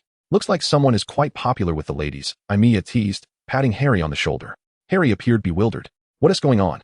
He asked, utterly oblivious. Oh, it's nothing, Aimiya said with a smile, her beautiful expression momentarily disarming Harry. Ginny, acutely aware of this, lowered her head in disappointment. All right. Aimiya and I shall head to the dining hall, Hermione announced to the trio. Do not refrain from taking your potions just because they taste unpleasant. If we find out you neglected to take them, we shall not assist you with tonight's homework. Seriously? Ron exclaimed, his face falling. Hermione grasped Aimiya's hand, whisking her away. Let us go, Harry said to Ron and Ginny. I think Hermione is right. I don't want to go, Ginny protested. No worries. I will bring it to you. Percy's voice called out from the entrance. Upon seeing the cup in her brother's hand, Ginny immediately turned to flee toward the girls' dormitory. Unfortunately, her speed was insufficient, and Percy caught her. I want to drink it, Ginny protested, desperately covering her face. This was quite normal. Children often abhor medication. You must. Your cold is severe, Percy insisted, glancing at Ron and Harry. Come help. Oh, Ron and Harry exchanged glances and approached, each taking hold of one of Ginny's hands. In truth, Harry alone would suffice. For the moment his hand made contact with Ginny's, her face flushed with embarrassment. Seizing the opportunity, Percy forcefully administered the potion to Ginny, causing steam to rise from her ears. Ron, Harry, Percy warned, do not make me treat you as I did Ginny. Hurry to Madame Pomfrey for your potions. I understand. Ron grumbled, irritated by his brother's authoritative tone. He shot a glance at Ginny. Hurry to the dining hall. Class is about to start.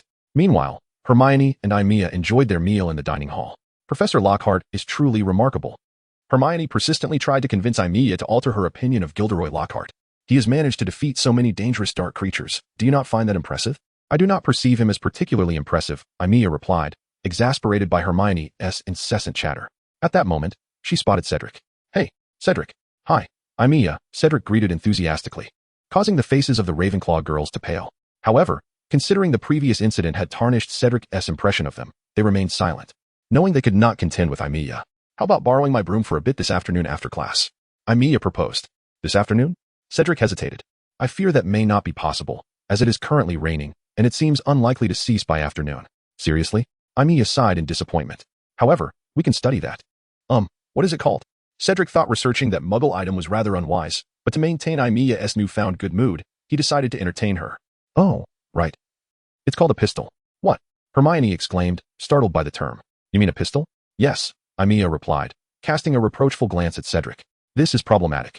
Hermione will surely report this to the teachers or prevent me from researching that pistol. Muggle items are quite fascinating, are they not? Cedric, confused, did not quite understand. Aimiya. Pistols are exceedingly dangerous. You cannot be serious? Hermione exclaimed, her anger palpable. I am well aware, Aimiya retorted. Utilizing the combustibles within the bullets generates vast quantities of gas, propelling the lead projectiles. You cannot deny that many Muggle inventions are more captivating than magic. I believe you ought to present that pistol to Professor Dumbledore, Hermione declared, quite flustered. Seriously? Aimiya lamented, feeling quite disheartened. Do you realize how much effort I expended to obtain it? She pleaded softly. Moreover, modifying such items with magic will greatly enhance our spell casting and control. Magic must be practiced incessantly to achieve proficiency until it becomes instinctual. That item is far too perilous, Hermione insisted. Although a witch, she was born a Muggle and understood the potential of a pistol. Please, Hermione, Aimiya urged, feeling increasingly frustrated. While it is indeed dangerous, it poses no threat to wizards. Consider my wand. Is it not perilous? With it, we can cast extraordinarily formidable spells, even the 3 unforgivable curses. In comparison, a pistol is almost akin to a toy. All right, I believe you both ought to hurry. Class will commence shortly, Cedric interjected with a smile, effectively interrupting their debate. Shall we continue our discussion this afternoon? Fine. Hermione conceded, casting a glance at Cedric and nodding slightly. In the afternoon, however, the group did not gather as planned. Harry, Ron, and Hermione attended Sir Nicholas's 500th birthday celebration, and after much deliberation, Hermione opted to witness the ghostly event. Hence, Aimiya and Cedric found themselves alone in the tent, seated around a table in the living room. On the table lay Aimiya's disassembled pistol. At present, she found herself at a loss regarding the method to retain compressed air within the chamber. Aimiya, distressed, tugged at her hair. Why must it be stored inside? Cedric queried, confusion evident in his tone. Isn't the principle of this pistol to expel its contents? You could simply compress the air and fire it immediately, achieving greater velocity. Oh, how foolish of me! Aimiya exclaimed, striking the table with excitement, her golden eyes sparkling with joy, captivating Cedric beside her. You merely fell into a mental blind spot. He chuckled softly, careful to conceal his amusement. He recognized that Aimiya sought a straightforward friendship, perhaps even a deeper bond. And he wished to avoid any behavior that might jeopardize that. All right, let us give it a try. Aimiya exclaimed, eagerly grasping the chamber and reciting an incantation. I will set it so that pulling the trigger instantly compresses the air and fires it. Cedric watched her with a smile. You know, that expression you had just now was rather silly. He found her previous antics quite amusing. Silly? Aimiya shot him a glance, her heart racing at his unwavering gaze. What are you staring at? Do you fear I might gouge out your eyes? Her face flushed with indignation. Apologies, Cedric replied nonchalantly, a slight smile playing on his lips as he shrugged. Humph. Aimiya raised her chin defiantly, glaring at him before returning to her spell casting. Here. I think we should add a cushioning charm, Cedric suggested, pointing to a section of the pistol. Did you not mention that firing results in recoil?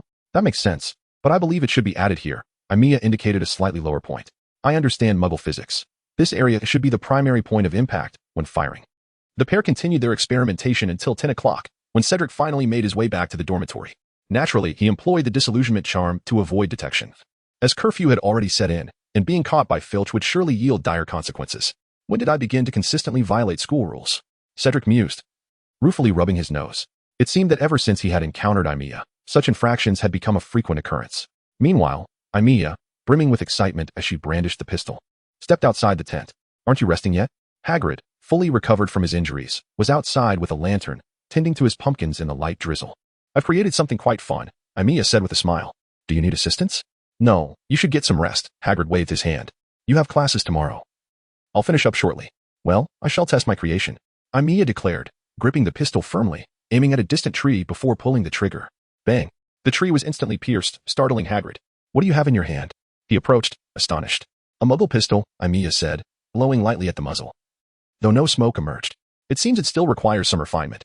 She frowned slightly. The recoil was rather strong, and despite holding it with both hands, her hands trembled from the impact. A pistol? Hagrid, unfamiliar with Muggle devices, had heard of them but only vaguely. I believe that's a Muggle weapon. How did you come by it?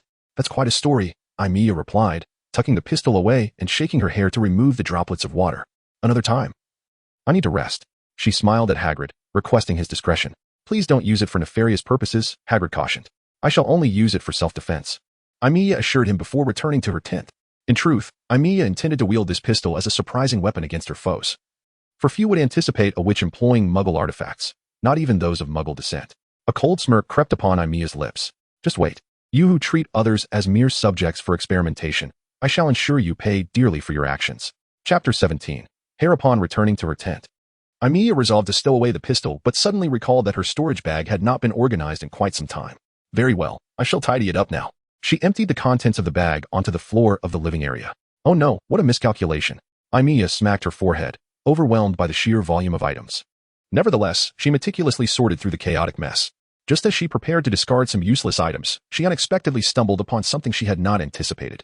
How peculiar, Aimiya mused, picking it up. I distinctly remember discarding this. I must have thrown it out of the window last year while in the dormitory.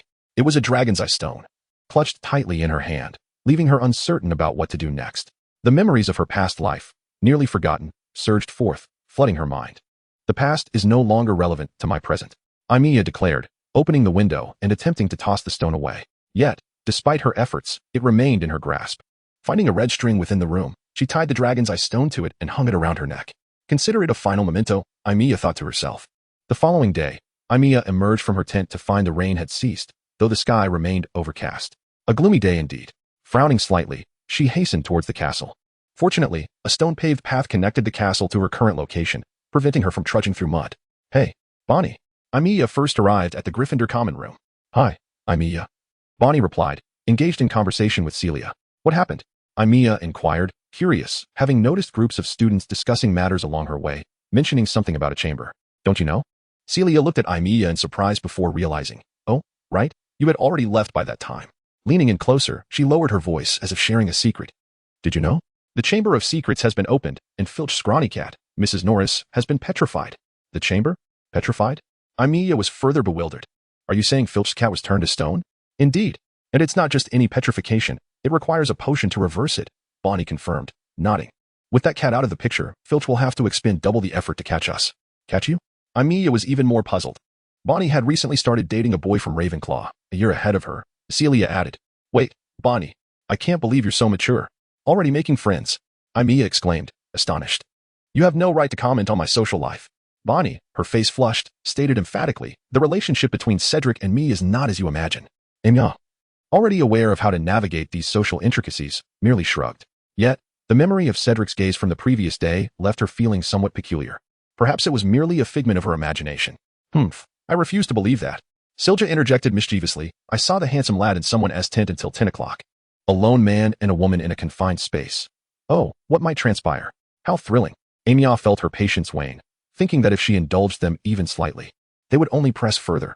Is that so? Since you were so eager to know, Aimiya suddenly lunged at Silja, playfully tickling her. Well, I didn't expect a 12-year-old girl to have such a figure. Emboldened by the notion that one should seize an opportunity when it arises, Aimiya continued her playful teasing. Yet, Bonnie would not allow Aimiya to bully her good friend and soon joined in. What are you doing? At that moment, Hermione emerged from the dormitory, casting a puzzled glance at the trio. All right, enough of the antics, Aimiya said, breaking free from the two and approaching Hermione. How curious that you were awake so late. I was just organizing some things, Hermione replied, her cheeks slightly flushed in an effort to conceal her embarrassment.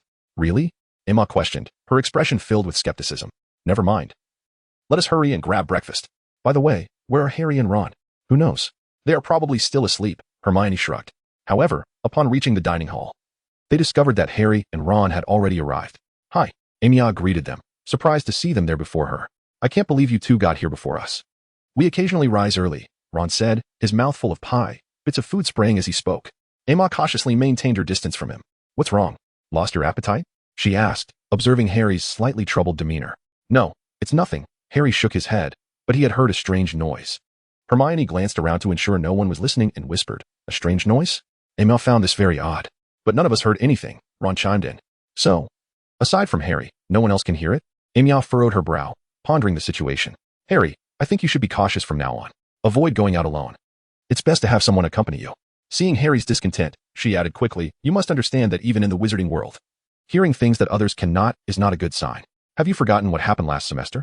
This could be one of Voldemort's new tricks. It's better to be on the safe side. The mention of Voldemort sent a shiver down Hermione and Ron's spines. Aimiya's reasoning struck a chord with Hermione. Perhaps we should consult Professor Dumbledore? Ron suggested after swallowing his pie. No, I don't think we should bother Professor Dumbledore over this, Harry replied, shaking his head. Then be extra cautious, Aimiya urged Harry before starting her breakfast. In the following days, Hermione immersed herself in the library, seemingly determined to uncover something significant. Aimiya, however, paid little mind to this, as her energy was entirely focused on that powerful handgun. Although formidable, the weapon felt somewhat dissonant, leading Aimiya to spend her time, aside from homework, studying it with Cedric. Of course, Cedric was often occupied with Quidditch practice and could not join her frequently. Occasionally, Aimiya would attend practices. But fearing that others might suspect her of spying on their team, she ceased going after a few visits.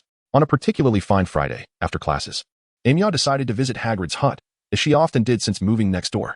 Hagrid would always kindly invite her for tea and enthusiastically offer his homemade rock cakes, which Aimiya had declined to try after her previous experience. Instead, she frequently brought him some of her own baked goods. How odd. Where could he be? Aimiya knocked on the door with vigor, only to find silence within. Disappointed, she had hoped to play with Fong. Just as she turned to leave, she spotted Hagrid carrying a bundle of fresh meat, standing slightly within the forbidden forest, with Fong trotting beside him. Had it been last year, Aimiya would have eagerly ventured into the forest, but after that incident, she no longer wished to set foot inside. Perhaps I should take a look, Aimiya thought, hesitating before finally deciding to enter, reasoning that it was daytime and thus likely safe. Hagrid, she called out. Oh, Aimiya, are you finished with classes? Hagrid turned to her, his expression warm. What are you doing? Aimiya inquired, puzzled.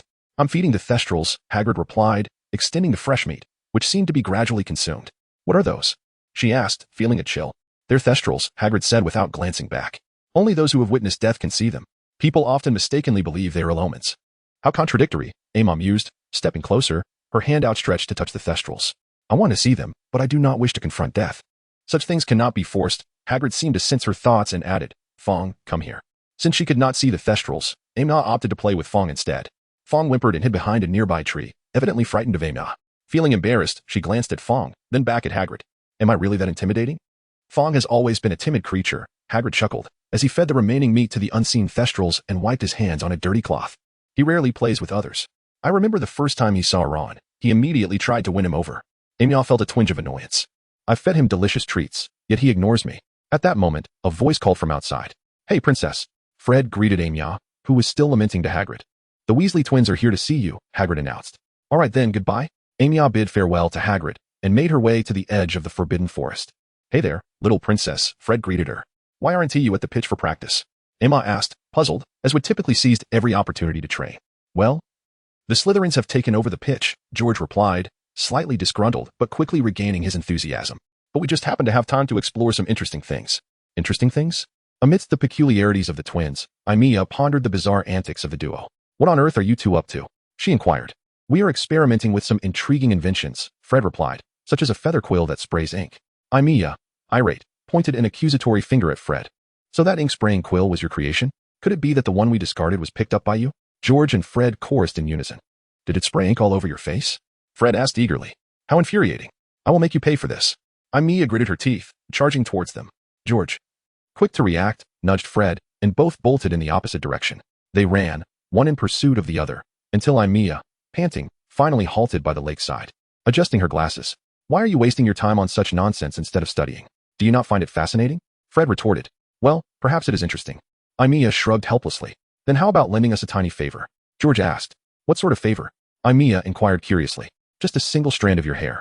Fred chuckled mischievously. What for? Aimiya scrutinized them warily, realizing their intentions lay with her. Just a single strand. George rubbed his hands together, earnestly pleading. Absolutely not. Aimiya shook her head vehemently. If you were to use my hair in some potion to impersonate me and engage in mischief, it would be disastrous. Come on. The twins implored, bowing slightly in deference. First, tell me what you intend to do. Aimiya insisted, determined to clarify their motives. Well, you know Ollivander, right? The twins began. Yes, what of it? Aimiya nodded. Ollivander has placed an advertisement in the Daily Prophet, seeking cores for wand making, George explained cautiously. You want to send my hair to him? Aimiya gasped in disbelief. Are you out of your minds? Human hair cannot serve as a wand core. Of course we know that, Fred replied. But you are different, George added, glancing around secretively. What do you mean? Aimiya's expression darkened. Rest assured, we are friends, Fred assured her. In truth, we gleaned this information from our little brother. You underestimate us, George added. A hint of reproach in his tone. We have noticed your changes and are concerned. Your actions indicate something must be amiss, so we conducted a discreet investigation. And thus, we discovered the truth, Fred concluded. Chapter 18. The note. Aimiya gazed at the twins, unsure how to respond. Ultimately, she buried her face in her hands, wishing fervently to cast a forgetting charm upon them both, to render them a tad less clever. All right, Aimiya, George chuckled. Are we not friends? Encountering you two has been the greatest misfortune of my life. Aimiya lamented. Enough, Fred shrugged. Quickly, provide us with a strand of your hair. We must send it to Ollivander without delay. I am truly curious whether your hair can serve as a wand core, George added. I highly doubt it, Aimiya pouted, brushing her long hair aside and selecting a few prime strands to relinquish. Here, take it. Thank you, George and Fred exclaimed, high-fiving each other in delight. However, if I discover you have used my hair for nefarious deeds, I shall not forgive you, Aimiya warned fiercely. Fear not, we are not troublemakers, George replied cheerfully. Indeed. We have never done anything wrong, Fred echoed. That is the most outrageous lie I have ever heard. Aimiya rolled her eyes, thinking of their countless pranks. We have not lied. The twins insisted in unison.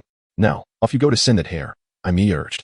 Oh no, George exclaimed, snapping his fingers. What is the deadline? Fred, momentarily stunned, cried, we must hurry. Grabbing George, he waved farewell to Aimiya and they dashed away. Those two. Aimiya sighed in exasperation. What mischief are those rascals up to now? Hagrid approached with Fong, having just fed the nocturnal creatures. I suppose they are attempting to sneak into the Forbidden Forest again?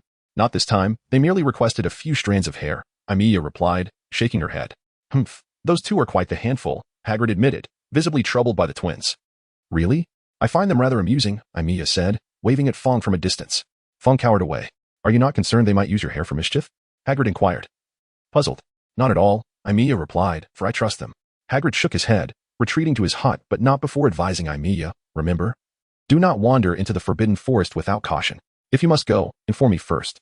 Very well, Aimiya nodded, turning to seek Fong, only to find he had scampered into Hagrid's hut, missing her chance to catch him. As time passed, Hermione could no longer contain her curiosity regarding the Chamber of Secrets and posed a question to the ghost teacher during History of Magic class. Surprisingly, the typically dull ghost responded to Hermione's inquiry, revealing the legend of the Chamber of Secrets to the entire class. After class, Aimiya and her three companions exited the bustling classroom.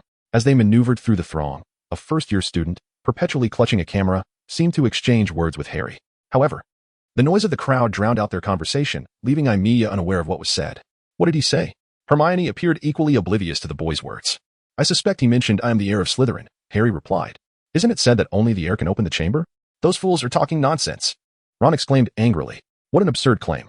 Aimiya found the rumor both amusing and baffling, reasoning that Slytherin would never choose a Gryffindor as an heir. If there were an heir, they would surely be from Slytherin house, yet she had not seen anyone within Slytherin worthy of such a title. Do you truly believe there is a chamber of secrets? Ron questioned, doubt evident in his voice. I do not know. Hermione responded. Though she had received the answer from the ghostly professor, she remained uncertain about Dumbledore's inability to counter the petrification spell.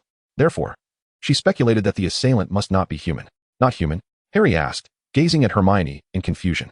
The petrification spell cast by a human can indeed be undone.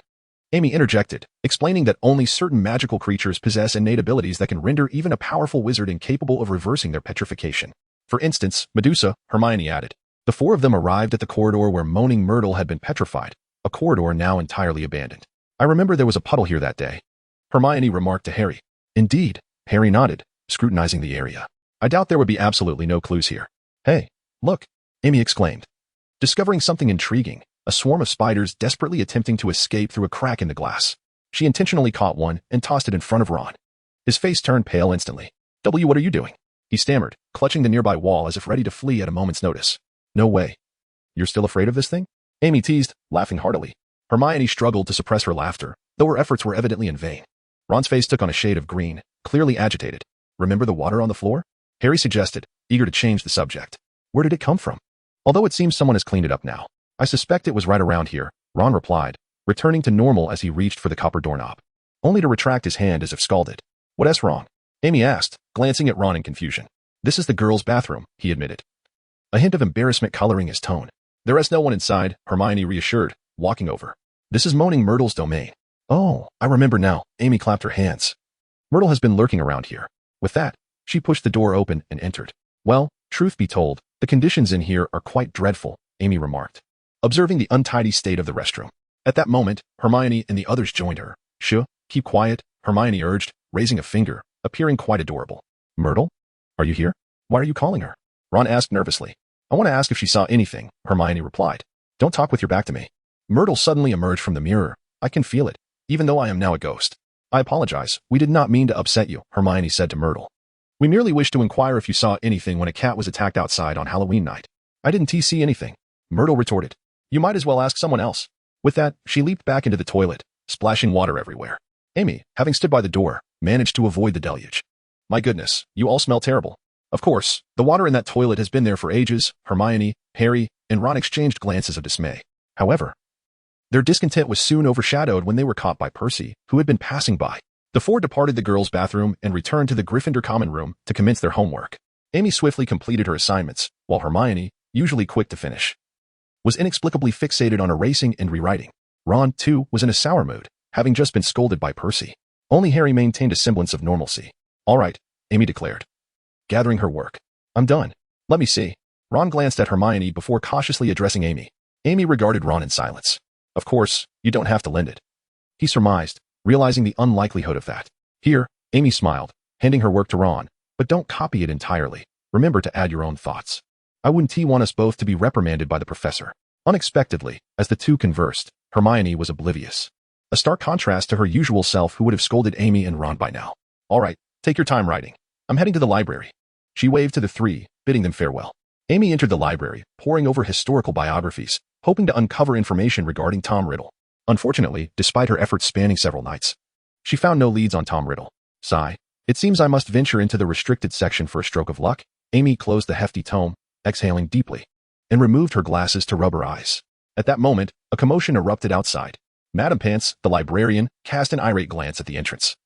Discovering that the source of the disturbance was none other than Gilderoy Lockhart, the Defense Against the Dark Arts professor.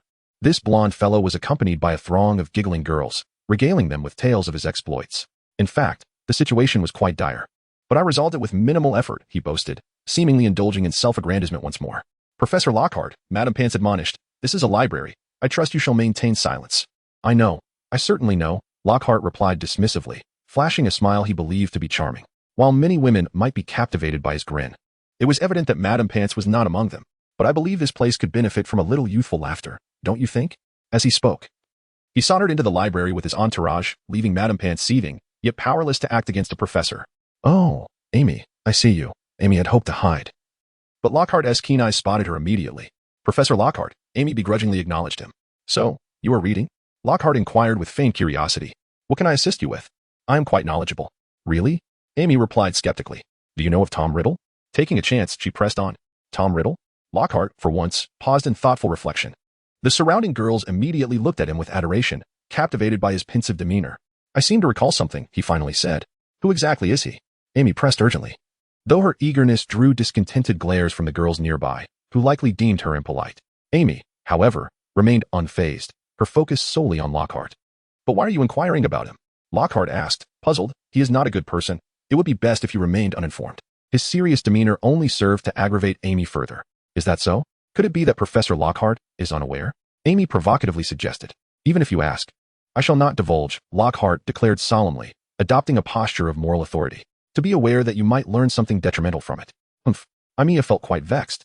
Yet it seemed this individual was unwilling to divulge anything further. Consequently, she took a deep breath, suppressing the fury within her. If that is the case, might I be granted the opportunity to peruse the tomes within the restricted section? I wish to conduct some research. Lowart hesitated. Professor Lowart, let us proceed over there. Indeed. We are eager to hear you recount more of your adventures. The nearby girls appeared somewhat impatient, urging Lowart onward. Professor Lowart, please assist us. Aimiya resorted to casting a beguiling glance at Lowart. Would you be so kind? Very well. After a moment's hesitation, Lowart produced a quill and parchment, inscribing a note which he handed to Aimiya. Thank you, Professor Lowart. Aimiya exclaimed joyfully as she accepted the note. Now, ladies, let us head that way. Lowart nodded at Aimiya, a mysterious smile gracing his lips. Do refrain from gazing at those inappropriate materials. Aimiya shivered, suddenly realizing that she had underestimated this man, whom she had previously dismissed as a foolish chatterbox. He appeared to be quite a formidable character. Chapter 19. The formula. Aimiya presented the note to Madame Pants before entering the restricted section. However, Madame Pants's countenance remained grim, seemingly displeased that Lowart had granted such a privilege to a child like Aimiya. Nevertheless, she said nothing further, as he was a professor after all. Yet, this concern was of little consequence to Aimiya, who had now arrived in the restricted section and began her search. With only a little over an hour at her disposal, she needed to act swiftly. However, she soon realized the abundance of books made it challenging to locate those of particular utility. I ought to have brought this along. She glanced around to ensure no one was watching and retrieved a thick notebook and a quill, a shorthand book and a shorthand pen. With these two tools, I can record as much as possible from these tomes. Let us commence. Aimiya selected several books, including biographies of dark wizards, research and creation of dark magical creatures, anthology of advanced dark sorcery, and directory of dark wizard societies. Kneeling on the floor, Aimiya placed the books upon her lap, setting the shorthand book and pen before her, and brandished her wand. Speed reading and writing. She recited the incantation. The books upon her lap began to flip rapidly as if swept by a gust of wind. The shorthand book, however, turned more slowly, as the writing produced by the pen was quite small, given that there was only one shorthand book. Yet, Aimiya found herself uncomfortable. For the pen required her mental focus to transcribe the knowledge contained in the books, meaning that the information had to pass through her mind. Unfortunately, while she processed the knowledge, Aimiya found herself unable to retain it. If it were just a couple of books, it would not be a problem. But in her endeavor to record as much as possible, she had to continuously write, which took a toll on her mind. Thus, Aimiya diligently recorded book after book until her shorthand notebook was filled to capacity, at which point the library was nearing closing time.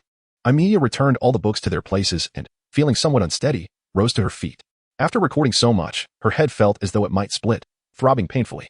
Gritting her teeth, she took a few steps, the pain rendering her nearly unable to maintain her balance. She needed to return to her quarters swiftly. Are you all right? Madame Pants had intended to call Aimiya out, for by now even the irksome Professor Lowart had departed with his admirers, leaving only the young girl in the restricted section. However, she noticed the pallor of Aimiya's face, which indicated distress. I'm fine. I just need to rest a bit, Aimiya replied, shaking her head and carefully making her way out of the library. After a full half hour, Aimiya finally returned to her tent, consumed a calming potion, organized her shorthand book and pen, and succumbed to slumber. I do not wish to perish. I do not wish to perish. The rumbling sound. A cry that reverberated like thunder. Aimiya vaguely perceived a pitch-black dragon flapping its wings desperately in the air, yet it could not ascend, ultimately plummeting from the sky. Aimiya reached out, but grasped nothing. No. Aimiya lunged for something, and this time her fingers closed around a soft object. What is this? It resembles an apple. Smack. In the dining hall. My apologies, Hermione. A careful observer would notice a faint handprint on Aimiya's cheek. Hermione was sulking, eating her meal without glancing at Aimiya. Harry and Ron exchanged puzzled glances, unsure of the situation. Yet, due to Hermione's established authority, they remained silent, despite their curiosity. Hermione, I implore you, do not be angry. It was truly unintentional. Aimiya, still recovering from yesterday's mental exertion, dared not overexert herself. This morning, in a daze, she had unwittingly committed a faux pas. However, the sensation had been rather delightful. She pondered what it might feel like without the barrier of clothing. Aimiya licked her lips, tempted to explore further. Hermione seemed to catch on to Aimiya's intentions and, her expression turning icy, extended a finger to pinch Aimiya's waist, twisting it sharply. Oh. Aimiya yelped, springing to her feet, while Hermione discreetly withdrew her hand. What happened? Harry and Ron queried, perplexed by the peculiar behavior of the two girls. Nothing at all. Aimiya inhaled sharply and sat back down. Leaning close to Hermione, she whispered, your grip is quite fierce. I merely touched you. Why not return the favor? Hermione shot Aimiya a disapproving look, finishing her last pastry. I suggest you reflect on your actions. Her voice was loud, but she quickly lowered it, declaring, you are behaving like a lecher. With that, she gathered her belongings and departed in haste. Hey, Aimiya sighed in exasperation. Harry and Ron exchanged glances, bewildered by the unfolding events. All right, let us depart as well. Aimiya addressed the two of them. Harry, I wonder what character you will embody today. I recall the last time you were a vampire. Harry's face darkened, seemingly recalling the approaching defense against the dark arts class, which had become his least favorite after potions. Come now, Harry. Ron patted Harry sympathetically on the shoulder. This week, we only have this last defense against the dark arts class, and then we shall be free. Let us hope so.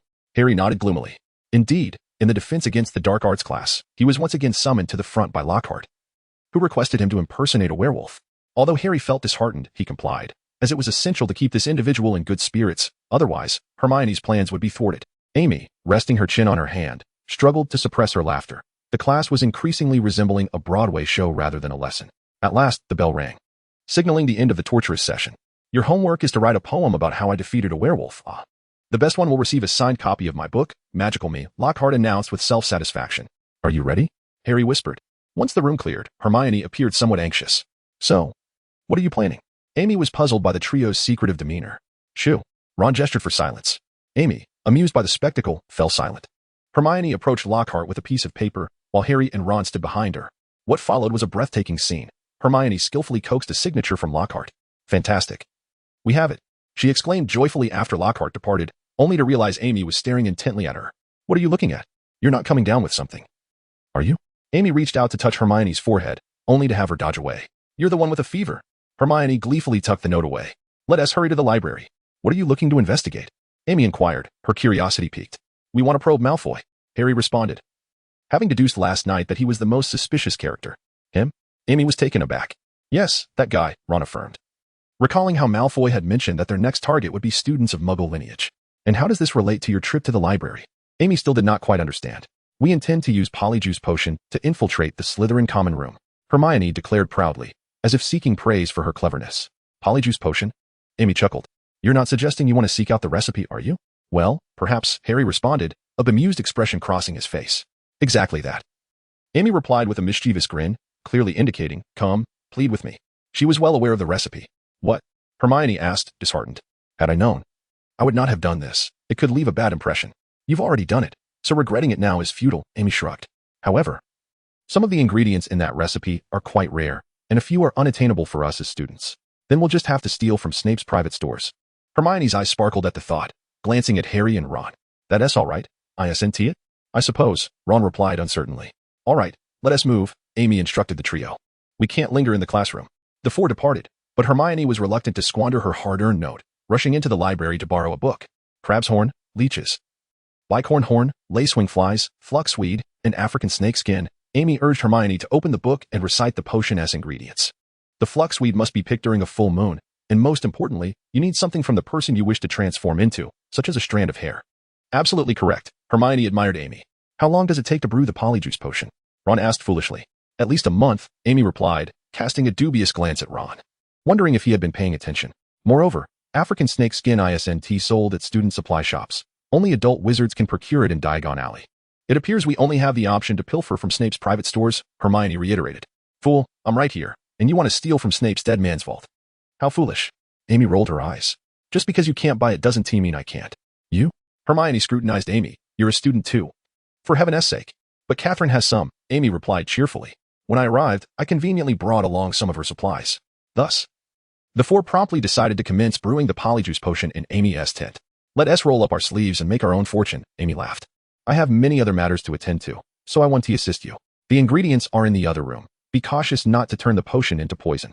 With that, she returned to her chamber, picked up a shorthand book, and began to read diligently. The shorthand book contained the contents of several texts, and as Amy was not a swift reader, it would take considerable time to finish them all. The four busied themselves, some reading, some brewing, until late into the night before they each returned to rest. The following day, a Quidditch match was to take place, pitting Gryffindor against Slytherin. The Gryffindor team members were quite anxious, for the Slytherin players all wielded superb Nimbus 2000 brooms, renowned for their remarkable speed, having previously flown on Harry's broom. Amy was well aware of its capabilities. The weather isn't looking favorable, she remarked, gazing up at the overcast sky. Hagrid, are you going to watch the match? No. I have other matters to attend to. Hagrid shook his head. Why don't you go? I'm not in the mood, Amy replied, setting a mat down on a nearby rock to sit and observe the others soaring with joy while she remained earthbound, feeling quite bored. Don't you have a broom? Hagrid asked casually. Of course, but Lin won't let me buy one. Amy stretched lazily. She insists that I utilize apparition as much as possible, forbidding me from using a broom to unwind. Do you really long to fly? Hagrid inquired. Absolutely. Soaring through the skies is utterly intoxicating, Amy nodded. Would you like to ride a hippogriff? Hagrid set aside his work and turned to her. No, if I want to fly, I'll do it myself, Amy declined, waving goodbye to Hagrid as she retreated to her tent to continue her reading. However, despite spending an entire day perusing the book, she found no useful information, though her knowledge of dark magical creatures had certainly expanded. Gurgle, I'm famished. Amy glanced outside at the now dimming sky. Well, at least the rain has finally ceased. She rose from her bed, stretching languidly before arranging her hair and clothing, casually placing her shorthand notebook on the bed. A day without food indeed left one feeling famished. Aimiya pondered. The rain had passed, leaving the air humid, and a faint mist enveloped the evening, as she carefully avoided the puddles on the path. She hummed a soft tune, strolling leisurely. Though her stomach growled with hunger, her spirits remained high, even after exerting considerable effort with little to show for it. Life, like a dream, had unfolded many events over the past month, and as she reflected, she had come to terms with it all, having already faced death once. What was there left to fear? She chuckled at herself. Her lineage and enemies, though occasionally burdensome, could not diminish her desire to travel the world.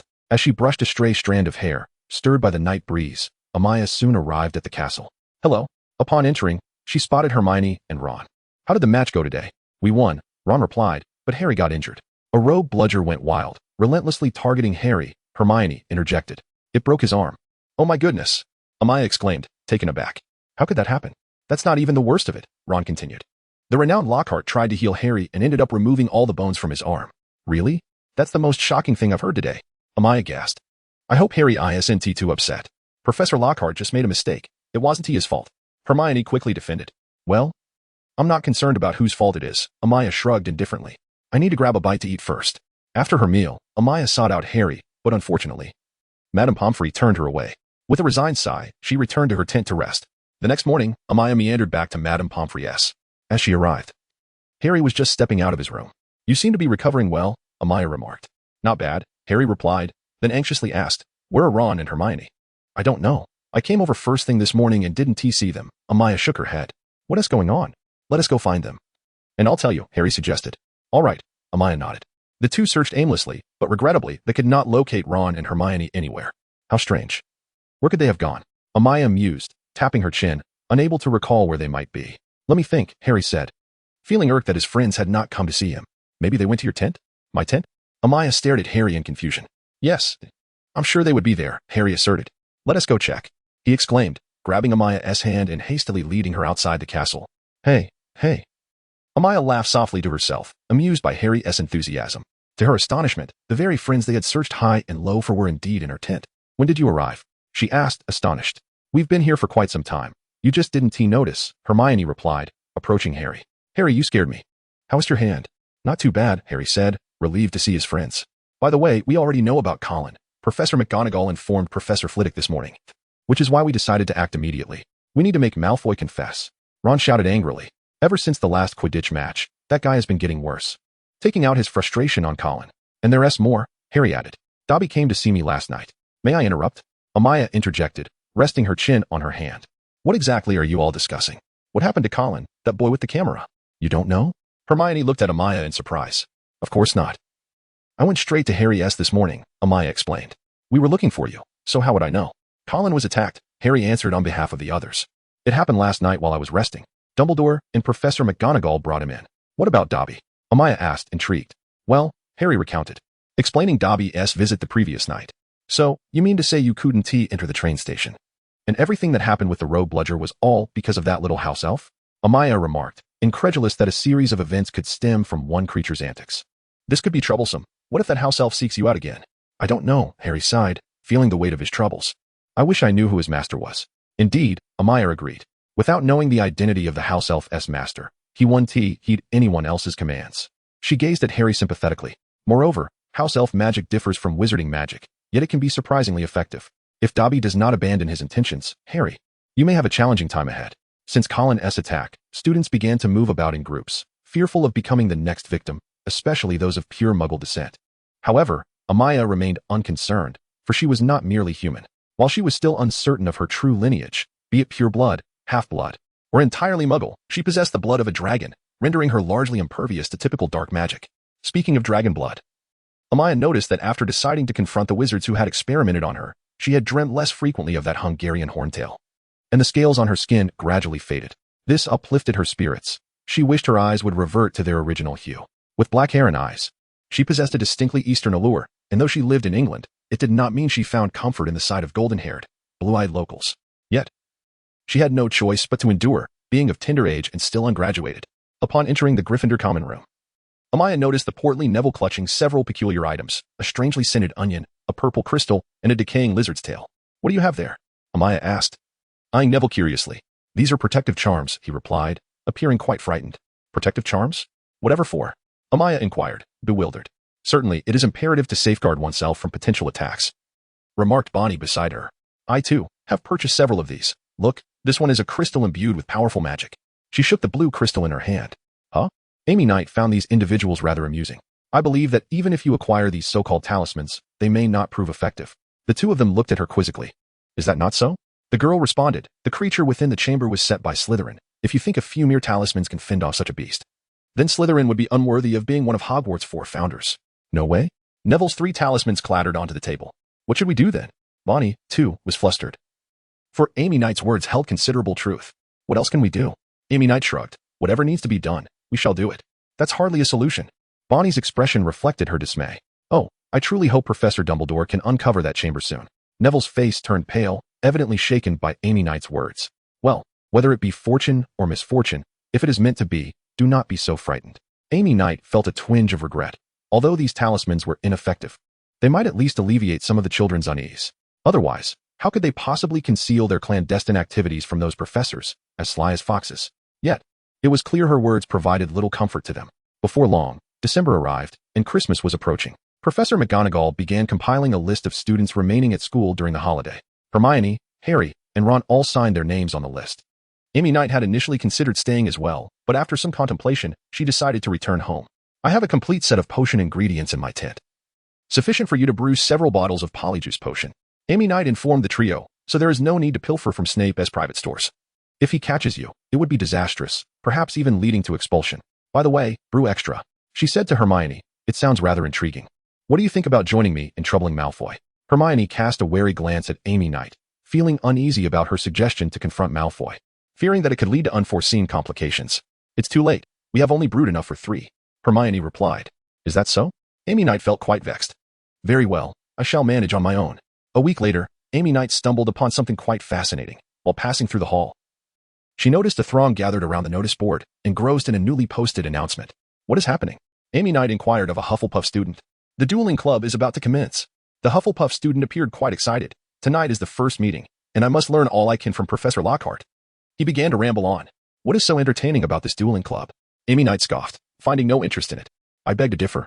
At that moment, the voices of the Weasley twins reached her ears. Why, Fred? Amy Knight turned back, curious, as she was unaware of what made this irritating individual club so appealing. You guessed correctly. You even know I am Fred, Fred said, somewhat surprised. Who founded the club is not important. What matters is who participates, George interjected. What do you mean? Amy Knight still did not understand. It means that if there are Slytherin students in the club, we can, Fred continued. Now I find it somewhat interesting. Amy Knight felt a rush of excitement at the prospect of openly seeking trouble with Slytherins. Was that not exhilarating? Oh, right. At that moment, George pulled 3 gleaming galleons from his pocket. This is from the money earned from your hair last time. Use it wisely. Amy Knight was quite well off. As long as she refrained from extravagant spending, her finances would suffice for a lifetime, hence her desire to travel upon graduation rather than seeking employment. No, this is your hair. Fred shook his head, friendship aside, but this must be distinguished. Indeed, George placed the 3 galleons into Amy Knight's hand. How about this? Amy Knight pondered for a moment before producing 2 coins. Let us each take one. Without hesitation, she placed 2 of the galleons into George and Fred's hands. Had you not seen that news, I would have gained not a single canute. However, George and Fred found this arrangement somewhat inappropriate. If you feel uncomfortable, do inform me first when you come across something novel in the future, Amy Knight suggested. Chapter 21. The duel that evening. When Amy Knight arrived, she discovered that Hermione, Ron, and Harry were also present. The dining tables had vanished, leaving only a beautifully arranged stage in the center. Many people surrounded the stage, indicating that the interest in this dueling club extended beyond their small group. I wonder who will be teaching us. Hermione looked excited. I heard that Professor Flitwick was a dueling champion in his youth. Perhaps it will be him. I highly doubt it. Amy Knight observed as 2 individuals emerged on stage, neither of whom elicited any joy from her. Oh no, Harry emitted a pained exclamation. Ron wore a similarly dismal expression. For the 2 figures standing on stage were none other than the flamboyantly dressed Gilderoy Lockhart and the perpetually oily-haired Severus Snape. Everyone, quiet down and gather around. Gilderoy Lockhart proclaimed from the stage, waving his arms. Professor Dumbledore has allowed me to establish the dueling club, and I am here to train you for self-defense. As I always emphasize, pay attention to the details. Now, let me introduce my assistant, Professor Snape. Lockhart gestured toward the scowling Snape beside him. He assures me he possesses substantial knowledge about dueling and will provide assistance. Rest assured, you will still have your potions teacher. When I point my wand at him, do not be alarmed. I will maintain control. Quite amusing, don't you think?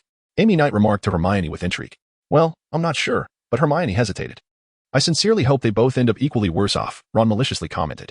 Even Harry found Ron's sentiment agreeable, as his disdain for Lockhart rivaled that for Snape. What transpired next left everyone astounded. Lockhart and Snape commenced their duel, and the outcome was rather comical, as Lockhart was sent flying by Snape, crashing to the side, his wand slipping from his grasp. Rest assured, I am unscathed, Lockhart declared, though he appeared far from as relaxed as he seemed. I merely worry for your potions teacher's well-being. The fellow caught sight of Snape's cold expression and hastily changed his tune. All right, let us begin the groupings. Thus, Ron and Harry joined one group, while Justin Finch-Fletchley and Dennis Creevey formed another. Clearly, Snape was displeased with this arrangement. We must separate the golden duo, he thought maliciously, assigning Malfoy to Harry's group and pairing Hermione with Pansy Parkinson from his own house. Professor, I believe I have yet to be assigned a group, said Amy Knight, unwilling to let this fellow have an easy time. She extended her hand towards Lockhart and Snape, stating, It seems you both have your opponents, but I do not. Perhaps you two could be my adversaries? With a sly smile, she added, I trust both professors will show mercy. Yes? No opponents? Snape glared at Amy Knight, then glanced at Crabbe in the crowd. Come here, Fortin, he called, summoning Marcus Fortin from Slytherin House, evidently intending for the upperclassmen to teach Amy Knight a lesson. You will show mercy, one to you, upperclassmen? Amy Knight smiled at him, drawing out her wand. Marcus Fortin glared maliciously at her. Now, bow to your partner. Lockhart shouted from the side. Amy Knight and Fortin feigned courtesy with slight bows to one another. Prepare your wands, Lockhart instructed loudly. When I say 3, you will disarm each other with the disarming charm. Remember, only the disarming charm. We do not wish for any unfortunate incidents. He surveyed the groups before counting. 1, 2, 3. As Lockhart uttered the word 3, Amy Knight swiftly turned, casting a spell that shot forth. However, Fortin, having acted prematurely, unleashed a spell that was clearly not the disarming charm but rather a curse. Unfortunately for him, his spell had no effect on Amy Knight. The silver light simply ricocheted off her, striking Crabbe instead, who began to dance uncontrollably. When Lockhart counted to 3, Amy Knight's spell struck Fortin, sending his wand flying from his grasp and his body tumbling to the ground. Snape's expression darkened. He had anticipated his upperclassmen resorting to such underhanded tactics and failing to defeat his opponent. With a resounding thud, Fortin's wand fell atop the platform, and Amy Knight stepped forward, crushing it beneath her foot. How dull, to lose so quickly, she shrugged nonchalantly. Just then, 2 upperclassmen from Slytherin swiftly cast spells at Amy Knight from the crowd. With a cold smile, Amy Knight murmured a spell, releasing 2 beams of silver light, sending the 2 Slytherin students flying to join Fortin. Oh dear, how unfortunate, she remarked, now noticing the broken wand of Fortin. Whose wand is this? Such a pity it broke. The expression on Fortin's face suggested he was on the verge of madness. Yet, witnessing her single-handedly take down 2 Slytherin students, no one dared to act rashly. Professor Snape, can it be repaired? Amy Knight pointed to the broken wand on the ground. A wizard without a wand is scarcely better than a muggle. Even a house elf would surpass them. Fortin's face turned pale with anger. You broke it, he accused her. Do you have proof? Amy Knight replied with a smile. That could be construed as slander, don't you think? She looked at Snape, who shot her a venomous glance before descending from the platform to lift the spell from Crabbe, who was still dancing, and then glared at Fortin. Still making a fool of yourself? Get out of here this instant. Fortin, not daring to defy Snape, shot Amy Knight a venomous look before retrieving his broken wand and slinking away from the hall. Very well, let us see how Harry fares, Lockhart announced, separating the remaining participants and pointedly ignoring Amy Knight. clearly miffed that she had stolen his thunder. Malfoy and Harry stood atop the platform, all eyes upon them. Potter, I hope you won't beg for mercy later, Malfoy sneered. You? Harry retorted defiantly. Serpensortia. Without hesitation, Malfoy waved his wand, summoning a dark, venomous snake that slithered towards Harry. Harry, taken aback, froze, unsure of how to respond. Do not be afraid, Potter, Snape drawled lazily, clearly pleased by Harry's predicament with the snake. I shall dispose of it. Lockhart stepped forward, attempting to vanquish the snake with a wave of his wand, but alas, the creature merely rose slightly before crashing down, angrier than before, heading straight for the nearest target, Justin. Justin's face turned pale as he attempted to retreat, but found himself surrounded and unable to escape. Get away from him. A chilling voice escaped from Harry's lips, startling everyone. The snake halted, as if frozen in place. What do you think you're doing? Justin shouted in terror at Harry, forcing his way through the crowd to flee the hall. Snape seemed taken aback, raising his wand to dismiss the snake, which vanished instantly. Come, come. Ron called to Harry, quickly ushering him and Hermione away. A parcel tongue? Amy Knight was quite surprised, contemplating where Harry and the others had gone. Miss Young, a voice interrupted her thoughts. Professor Snape, what is it? She asked, astonished that he had called her. It seems you were quite familiar with dueling. Snape glared at her. Then why not demonstrate your skills for Professor Lockhart? Pardon? Amy Knight was even more astonished, unsure of his intentions. Miss Young's skills are already commendable. I have nothing further to teach her, Lockhart interjected with a smile, addressing Snape. All right. That will be all for today. I shall inform everyone of the next event. He waved his arms, dismissing the gathering before Snape could utter another word. Snape cast a disdainful glance at Lockhart, shook his robes, and strode away. As Amy Knight observed this, she left the hall, only to find that Hermione and the others had vanished. What are these people so afraid of? She harbored no prejudice against Parseltongue, rather. She felt a twinge of jealousy towards certain individuals who could effortlessly acquire a new language without any study. However, it seemed that some individuals were determined to make things difficult for Aimiya. As she attempted to leave the castle and return to her tent, she was obstructed by 4 or 5 Slytherin students, led by Furtlin, who brandished a new wand, its origin unknown, whether it had been stolen or acquired in some other manner. What do you intend to do by blocking my way? Aimiya asked, unperturbed by their presence. Indolently, she scratched her ear and drew out her wand. You scoundrel. You think you can walk away after stepping on my wand? Furtlin threatened, pointing his wand at her. Which I've years witnessed me stepping on your wand? Aimiya retorted with a laugh, scoffing at the sore loser who, during their duel, not only played dirty, but also failed to adhere to the rules of spellcasting, bringing disgrace to Slytherin. Enough of your nonsense. One particularly burly Slytherin barked at Furtlin. Yes, let us teach this arrogant Gryffindor a lesson. Another chimed in loudly. What are you doing? An unexpected voice interrupted from the side. Cedric? Aimiya exclaimed in surprise. He had been preoccupied with diligently studying Transfiguration and had not sought her out recently. Just as Aimiya turned her head, one of the Slytherins swiftly cast a spell, unleashing a silver beam towards her. Watch out, Cedric shouted urgently. Aimiya turned back, only to find the spell hurtling towards her. She quickly dodged, the incantation whizzing past her and striking the adjacent wall, creating a small crater. What are you doing? Are you trying to kill your classmate? Cedric demanded loudly. Yet the Slytherins remained silent, evidently intent on making Aimiya's life miserable, as they launched more spells at both her and Cedric. Cedric swiftly retreated and cast a shield charm upon himself, while Aimiya, irritated, evaded the magic and retaliated with several spells. However, these Slytherins were clearly not like those Ravenclaw girls. Despite their panic, they managed to dodge her spells and coordinated their attacks against Aimiya and Cedric. Instead of countering, Cedric continued to reinforce his defenses, occasionally firing a dazzling flare into the sky to attract the attention of professors and students within the castle. Observing this, the Slytherin students hastened their spellcasting. In a moment of misfortune, Cedric was struck by a spell and flung into a nearby thicket, rendered motionless. Cedric! Aimiya cried out in fury, but he showed no response. The Slytherins, witnessing this, grew anxious. While they wished to teach Aimiya a lesson, they did not desire a fatal outcome. Though they were still students, they were well aware of the consequences that awaited them at Azkaban. Seizing the opportunity, Aimiya unleashed a barrage of spells at the Slytherins, who, led by Furtlin, began to waver and acted on their retreat. This lapse in coordination provided Aimiya with an opening. Chapter 22. The letter. Just as Aimiya prepared to mount a significant counterattack, several spells shot from the direction of the castle, ensnaring the Slytherin students in place. Aimiya was taken aback and turned to see Professor McGonagall, her expression grim. Oh, Cedric. Aimiya suddenly remembered Cedric, collapsed behind the bushes, and rushed over. Cedric lay in the thicket, desperately attempting to rise, but the spell he had been struck with seemed to sap his strength. Despite his exertions, he remained grounded, covered in dirt and dry leaves, his robes torn and several scratches adorning his body. Are you all right? Aimiya inquired, having never encountered a spell that could render someone so utterly powerless. I'm sorry, I've never seen a spell like this. I cannot help you break it. You lot. 50 points from each of you. Professor McGonagall's face turned pale with fury. Do you think this is an acceptable place to attack your classmates? The Slytherins' faces turned ashen. They realized they were in deep trouble. I will ensure that Snape gives you a thorough reprimanding. It's her fault. Fertlin protested stubbornly. She was the one who started it. This liar had no shame. Don't think I didn't, TC. In truth, Professor McGonagall had been in the castle. She had observed from a distance as Fertlin and his companions cornered Aimiya and had rushed downstairs in alarm. However, by the time she descended from the third floor and exited the castle, the confrontation had already escalated. You lot attacking your own classmates, and now you dare to lie. Professor McGonagall was utterly furious. With a flick of her wand, she conjured a Patronus and sent it into the castle. I will summon Professor Snape immediately. You must face the consequences. Professor McGonagall released the binding spells on the students, but Fertlin and his companions, cowed by her authority, dared not flee and stood there obediently. Professor McGonagall, please take a look here. Aimiya struggled to pull Cedric from the bushes. I cannot break the spell affecting him. Professor McGonagall approached, assessed the situation, and gently tapped her wand. Cedric felt his strength return in an instant.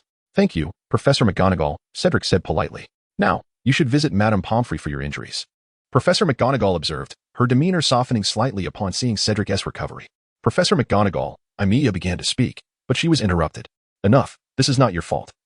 Professor McGonagall's expression softened a fraction. I cannot agree with that, Severus Snape interjected, casting a disdainful glance at Aimiya. What do you mean by that? Professor McGonagall's anger flared at Snape's words, for she had witnessed the students from his house assaulting the girl. Is that so? Snape sneered at Aimiya, then turned to his students.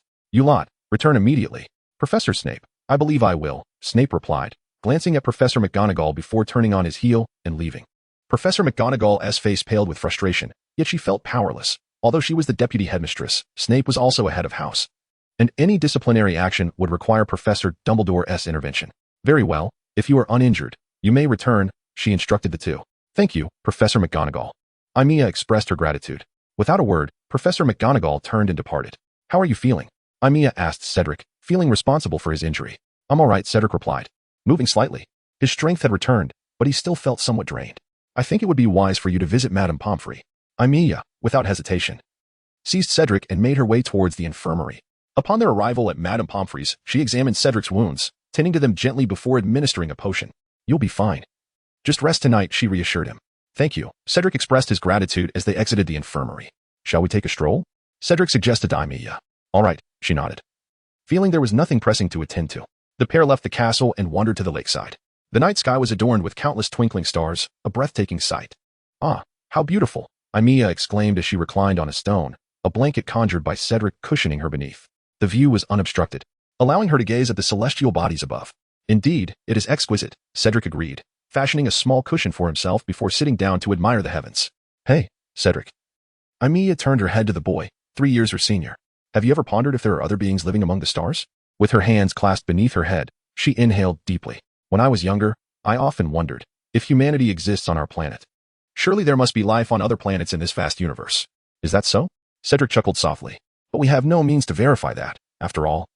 We cannot leave Earth. Haha, while we wizards are bound to this planet, muggles can venture into space, Aimiya replied with a hint of self-deprecation, recalling how, in 1961, the Soviets orbited the Earth in a spacecraft, whereas they, who considered themselves superior, had yet to achieve such feats. You envy that, don't you? Cedric remarked. Yes, Aimiya admitted, extending her right hand towards the sky. I believe there's nothing wrong with muggle life. It's certainly safer than ours. At least they aren't all armed with dangerous weapons. Perhaps, Cedric conceded, but we are born wizards, and thus, we must continue on this path. True, Aimiya said, gazing up at the glittering stars, lapsing into silence. The two remained quiet for a considerable time before each returned to their respective quarters to rest. However, tranquility seemed elusive at their school, as the next day brought a heavy snowfall. Just when Aimiya thought she could enjoy a leisurely afternoon by the Gryffindor common room fireplace with a book, a shocking piece of news broke. Justin and Sir Nick had been attacked, and the one who discovered them was none other than Harry. Soon, rumors spread that Harry was the assailant, and the situation escalated. Ron and Hermione were deeply worried, but Harry was taken away by Professor McGonagall. They decided to hasten the completion of the polyjuice potion, swiftly heading to Aimiya's tent and leaving her alone in the common room. What do you make of this situation? Aimiya inquired of the twin brothers, who were surprisingly industrious that day, diligently working on their homework. I can hardly believe it, Fred replied. Harry would never attack anyone. George added. To do so would require a truly wicked heart, Fred continued. However, aside from his occasional temper, I see no malice in him, George concurred. Though it is true he can speak Parseltongue, Lee Jordan chimed in, his spider perched on his shoulder. Actually, knowing Parseltongue is quite a gift, Aimiya remarked enviously. Imagine not having to study to acquire a foreign language and being able to converse with animals and comprehend their speech. Indeed, George agreed. It's a pity we lack that ability, Fred lamented. Sigh, Lee Jordan sighed in agreement. But it's understandable. Half of those who can speak parcel tongue are dark wizards. Now, it has practically become synonymous with dark magic. True, Harry is in that predicament now, Aimiya mused, resting her chin on her hands. Having completed her homework, she felt a bit bored. I recall that the most infamous parcel-mouth of this century was Salazar Slytherin, one of Hogwarts' founders. She glanced toward the entrance of the Gryffindor common room, hoping Harry would not face expulsion or worse, Azkaban. Fortunately, Harry was not subjected to Aimiya's fears of expulsion. Dumbledore did not believe Harry could command a monstrous creature to attack others, and upon visiting the headmaster's office, he received comfort and trust rather than reproach. This reassured Hermione, Ron, Aimiya, and those who genuinely believed in him. Yet, it seemed not everyone welcomed this outcome, particularly the students of Slytherin, who largely believed Harry was responsible for the attacks. The notion that the heir of Slytherin was a Gryffindor and not one of their own was particularly irksome to them. Thus, whenever they encountered Harry, they hurled insults, and when unobserved, would even cast curses at him. After Harry narrowly escaped a Slytherin curse for the 7th time, the Weasley twins took it upon themselves to protect him. Though they did not believe Harry would attack anyone, their playful nature led them to make jokes, even in the face of Percy's furious warnings to write to Mrs. Weasley. Make way for our Slytherin heir. Our Harry is off to the Chamber of Secrets for tea with his feigned servant. They quipped, seemingly amused by their antics. Of course, not everyone shared their amusement.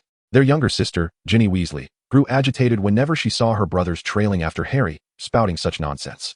Draco Malfoy, too, protested vehemently, unable to suppress his frustration, as he was the true instigator behind the attacks. You know how much he despises being overshadowed, yet here you are, taking the blame for his actions, Ron chuckled. It won't be long now. The Polyjuice potion will soon be ready, and we can reveal the truth at any moment, Hermione remarked sarcastically. I too wish to join you for a visit to the Slytherin common room, Aimiya said. The three shot her wary glances. All right, you needn't worry so. I'm prepared to head home, she reassured them. Just hope you don't make a mess of things.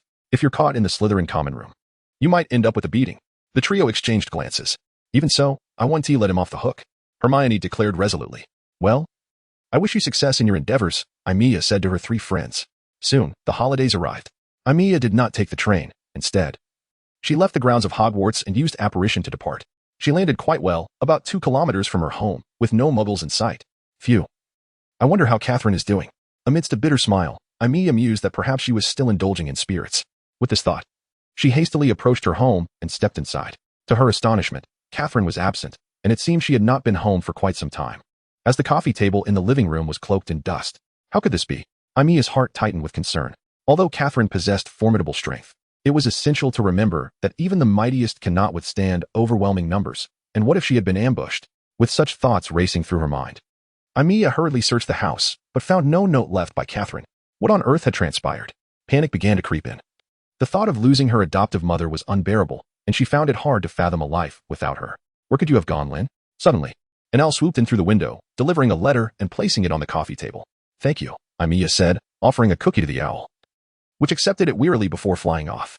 Once the owl had departed, Aimiya quickly snatched up the letter. Upon examining it, she recognized Catherine's handwriting, which brought her a momentary sense of relief. Chapter 23, Worry. Aimiya eagerly tore open the letter and read it with care. To her dismay, it contained only a few sentences, stating that Catherine would be away for a while and would not return for Christmas. She urged Aimiya to take care of herself and not to leave the house unnecessarily, attempting to reassure her. How could I possibly be at ease? Aimiya placed the letter back on the table, pacing restlessly in the living room. Where had Lynn gone? Her anxiety deepened, and despite having seen Catherine's message, she remained in the dark regarding her whereabouts, as Catherine rarely ventured out and had no friends to speak of. Although Aimiya was filled with worry, she felt powerless. Reluctantly, she decided to tidy up the house. Dust covered the floors and tables, and even the blankets were laden with grime, indicating that Catherine had been gone for quite some time. It was not until evening that Aimiya, exhausted, managed to clean the house. Her face and clothes were now dust-covered from the effort. All right, I'll take a shower and then have something to eat, she murmured, patting her stomach in fatigue. Entering the bathroom, she turned on the hot water heater, which operated in a muggle fashion rather than the typical wizarding household setup. Once the water was heated, Aimiya shed her clothes, removed her glasses, and stood in the shower, activating the spray. The water cascaded over her, washing away the grime. Observing her developing figure, Aimiya sighed in resignation. She was still a girl, after all. Squeezing shampoo into her hands, she lathered it into her hair. What is there to complain about? Surviving is already a considerable feat. Whether male or female, it matters not. As long as I live, that is enough. Just as she was rinsing off the soap and preparing to dry herself, A sudden knock echoed from the door. Wrapping a towel around herself and grasping her wand, she stepped out of the bathroom.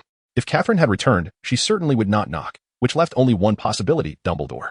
Yet, she tightened her grip on the wand. Just in case. Come in, Aimiya said softly as she entered the living room. Is Stirk home?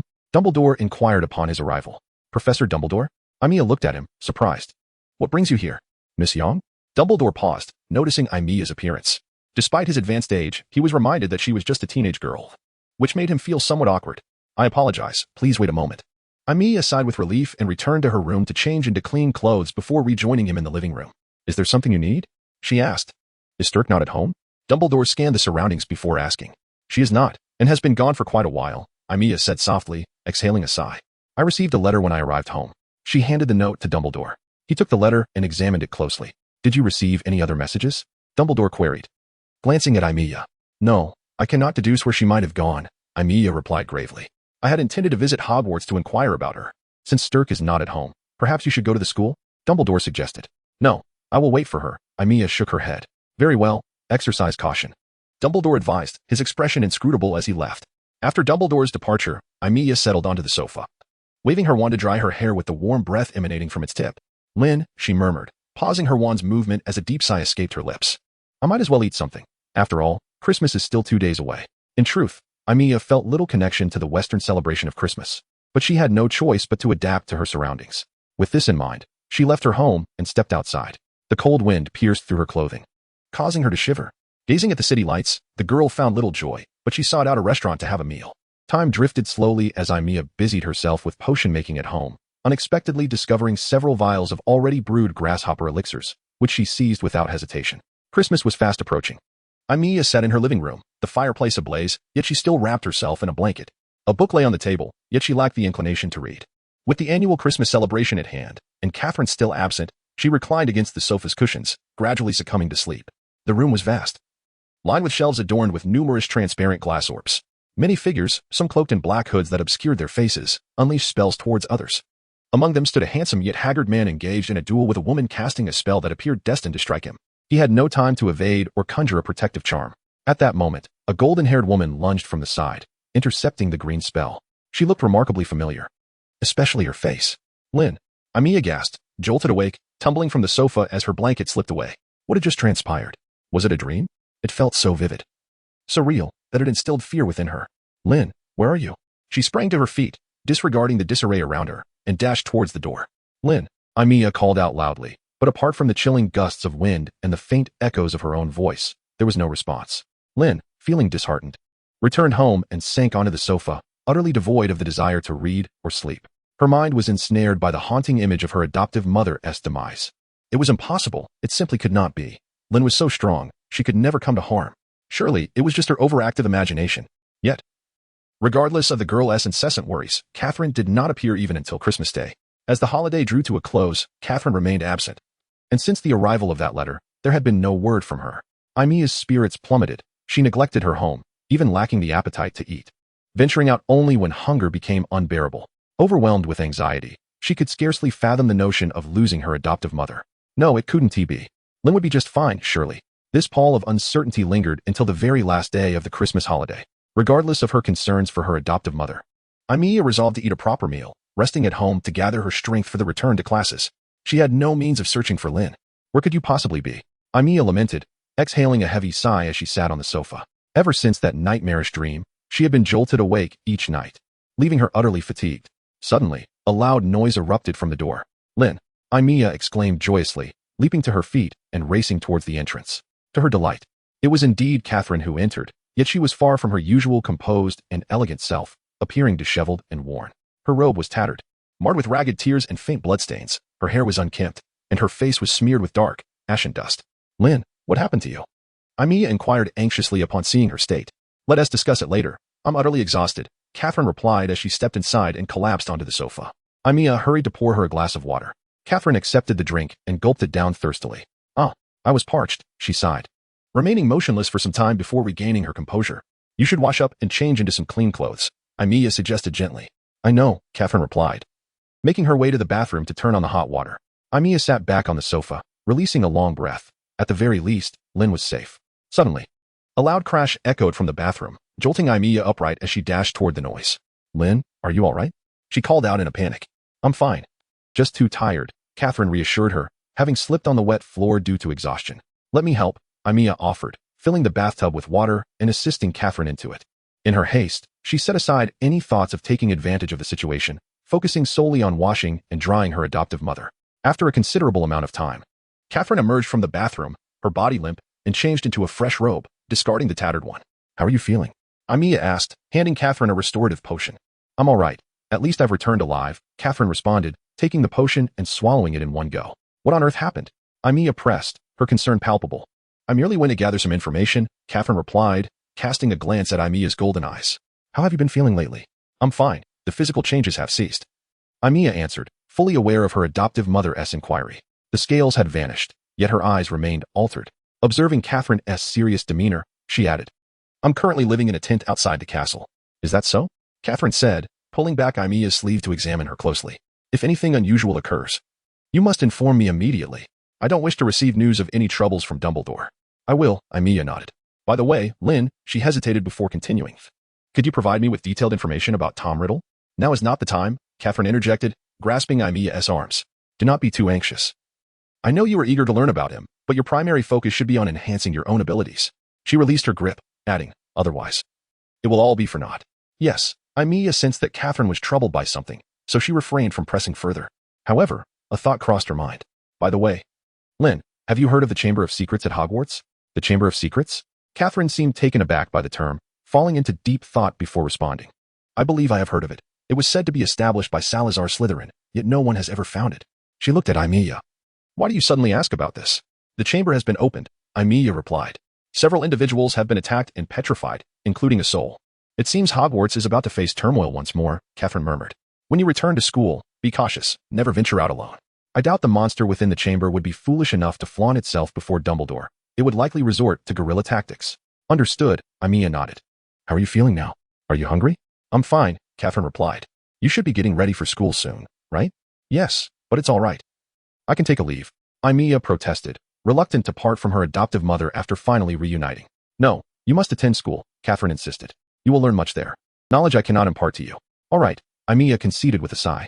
Chapter 24. The diary, though filled with apprehension, Aimiya could not defy Catherine and ultimately left home, using apparition to arrive at Hogwarts.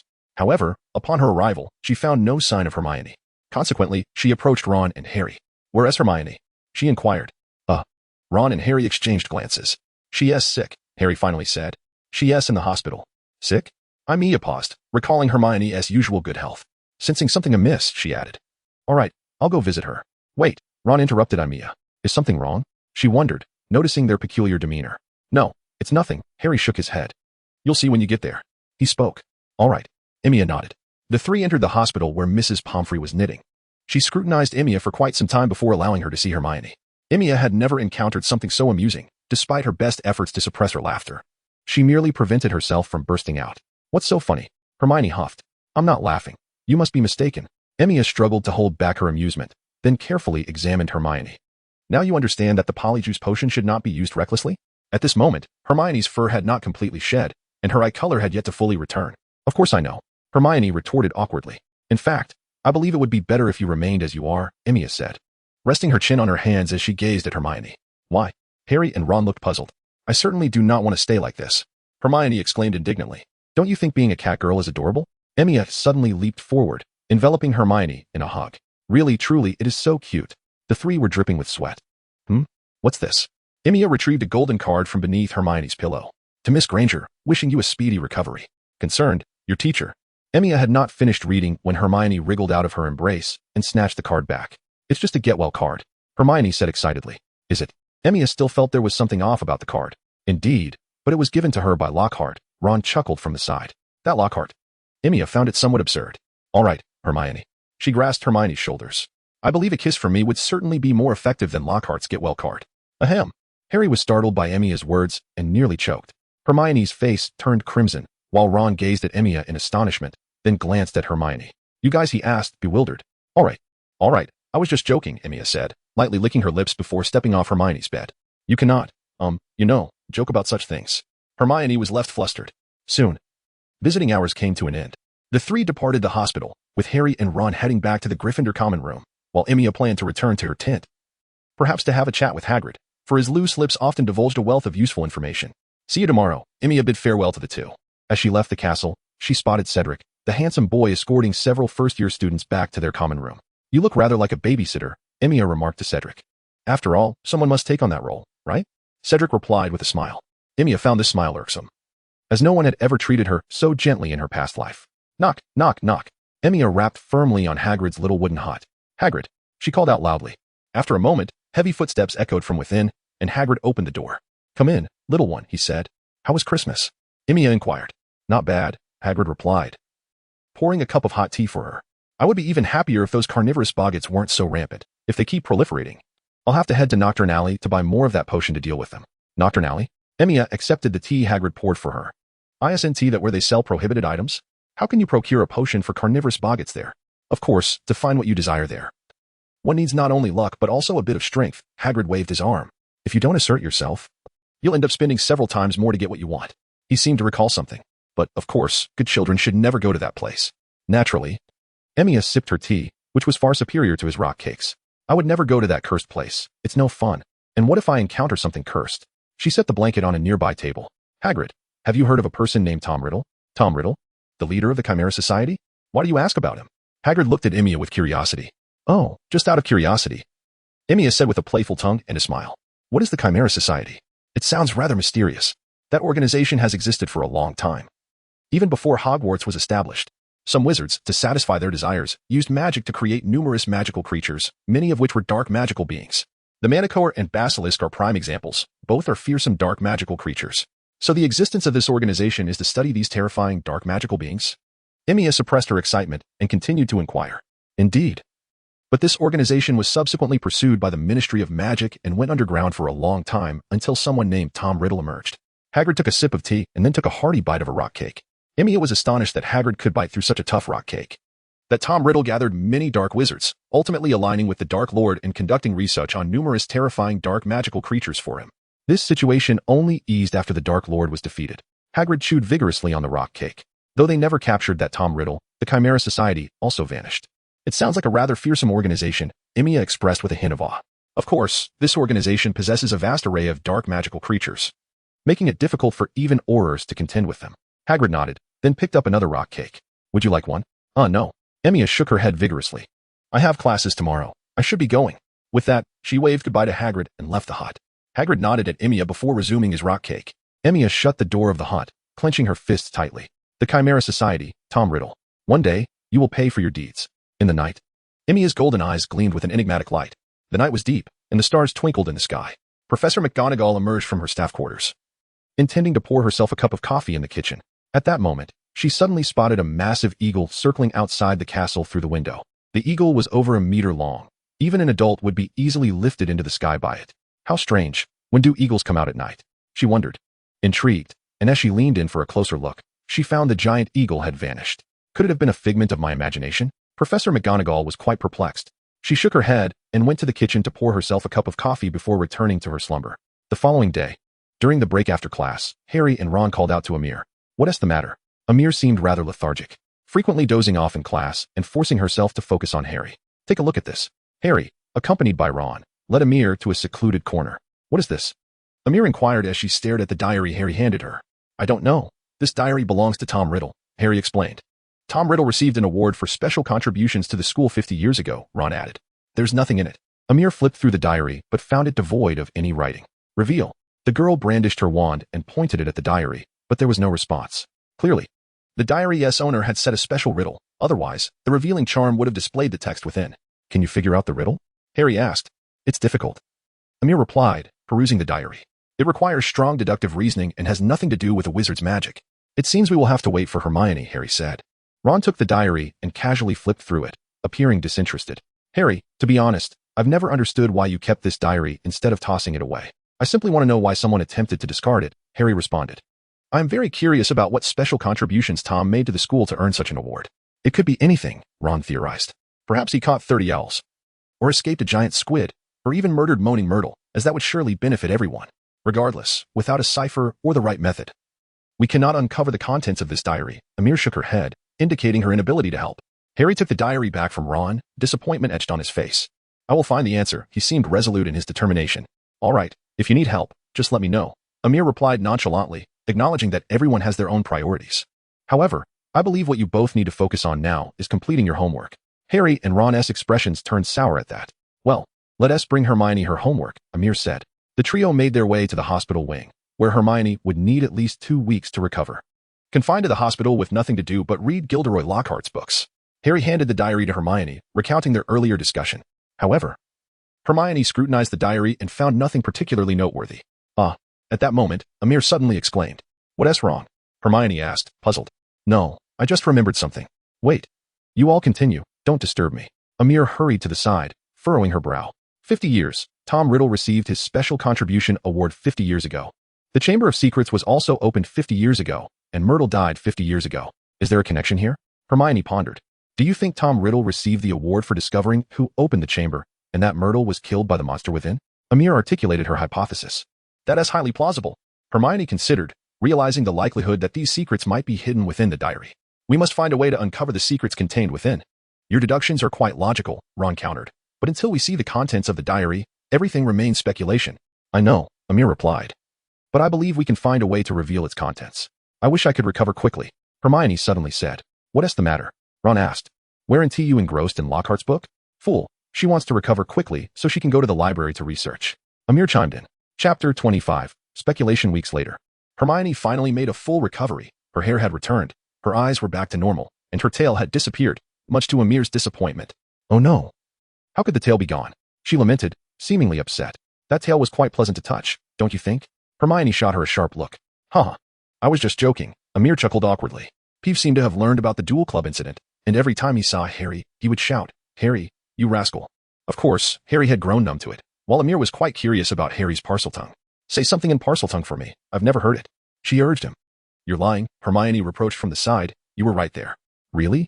I don't remember, Amir said, oblivious to her lie, chuckling awkwardly before retreating to a corner. Harry, are you going to practice today? Ron inquired. Yes, Harry nodded. The weather had begun to warm, prompting Wood to start rambling again. All right. I'm off to the library then, Hermione declared. Ron, unsure of what to do, decided to play wizard's chess with Neville. You go ahead, I'll borrow a broom. Amir stated, eager to fly with the Gryffindors. You don't have a broom? Ron asked, surprised, as Amir was perceived as quite affluent. Indeed, Amir replied, downcast. Feel free to laugh. Lin won't let me buy a broom to avoid distractions while learning apparition. What do you mean? Ron didn't understand. Nothing, Amir sighed. Relieved she hadn't let slip that the Weasley twins already knew. It had to remain a secret, otherwise she would surely be summoned for tea by the Ministry of Magic. Ultimately, Amir was unable to borrow a broom, as her target, Cedric Diggory, also needed to train, albeit in a different location than Gryffindor. Thus, Amir reluctantly returned to her tent to read and practice spells, which left her quite disheartened.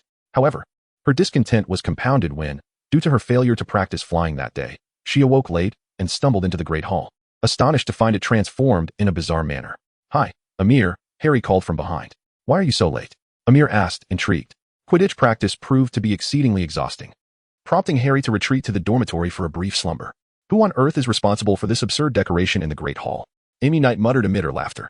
The hall's walls were adorned with large, vibrant pink flowers, while the blue ceiling was draped with numerous heart-shaped cutouts. Harry seemed equally unimpressed by the embellishments. As the two approached the Gryffindor table, they found Ron grimacing at the spectacle, while Hermione struggled to suppress her laughter. What's so amusing? Amy inquired, settling beside Hermione. Her curiosity piqued. Oh, it's nothing, Hermione managed to say, quickly covering her mouth in an effort to stifle her giggles. This left Amy feeling perplexed, prompting her to turn to Ron for clarity. What on earth is happening? Harry echoed, casting a questioning glance at Ron. With a look of revulsion, Ron pointed towards the staff table, evidently disgusted. Amy's eyes widened in astonishment at the sight of Gilderoy Lockhart, clad in a flamboyant pink robe and gesticulating wildly for silence.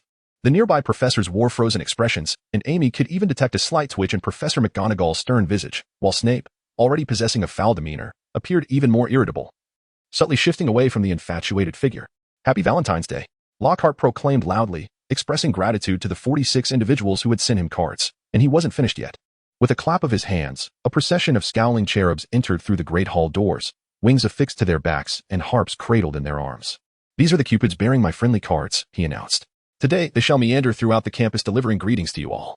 Is this man utterly foolish? Amy rolled her eyes. Don't you think it's rather romantic? Hermione chimed in, to which Bonnie and Celia concurred. Amy quickly distanced herself from the trio, muttering under her breath about how a mere man could so easily enchant them. What are you saying? Hermione's keen ears caught her words. Nothing, Amy hastily replied, not wishing to invite trouble from Hermione, which would be quite bothersome.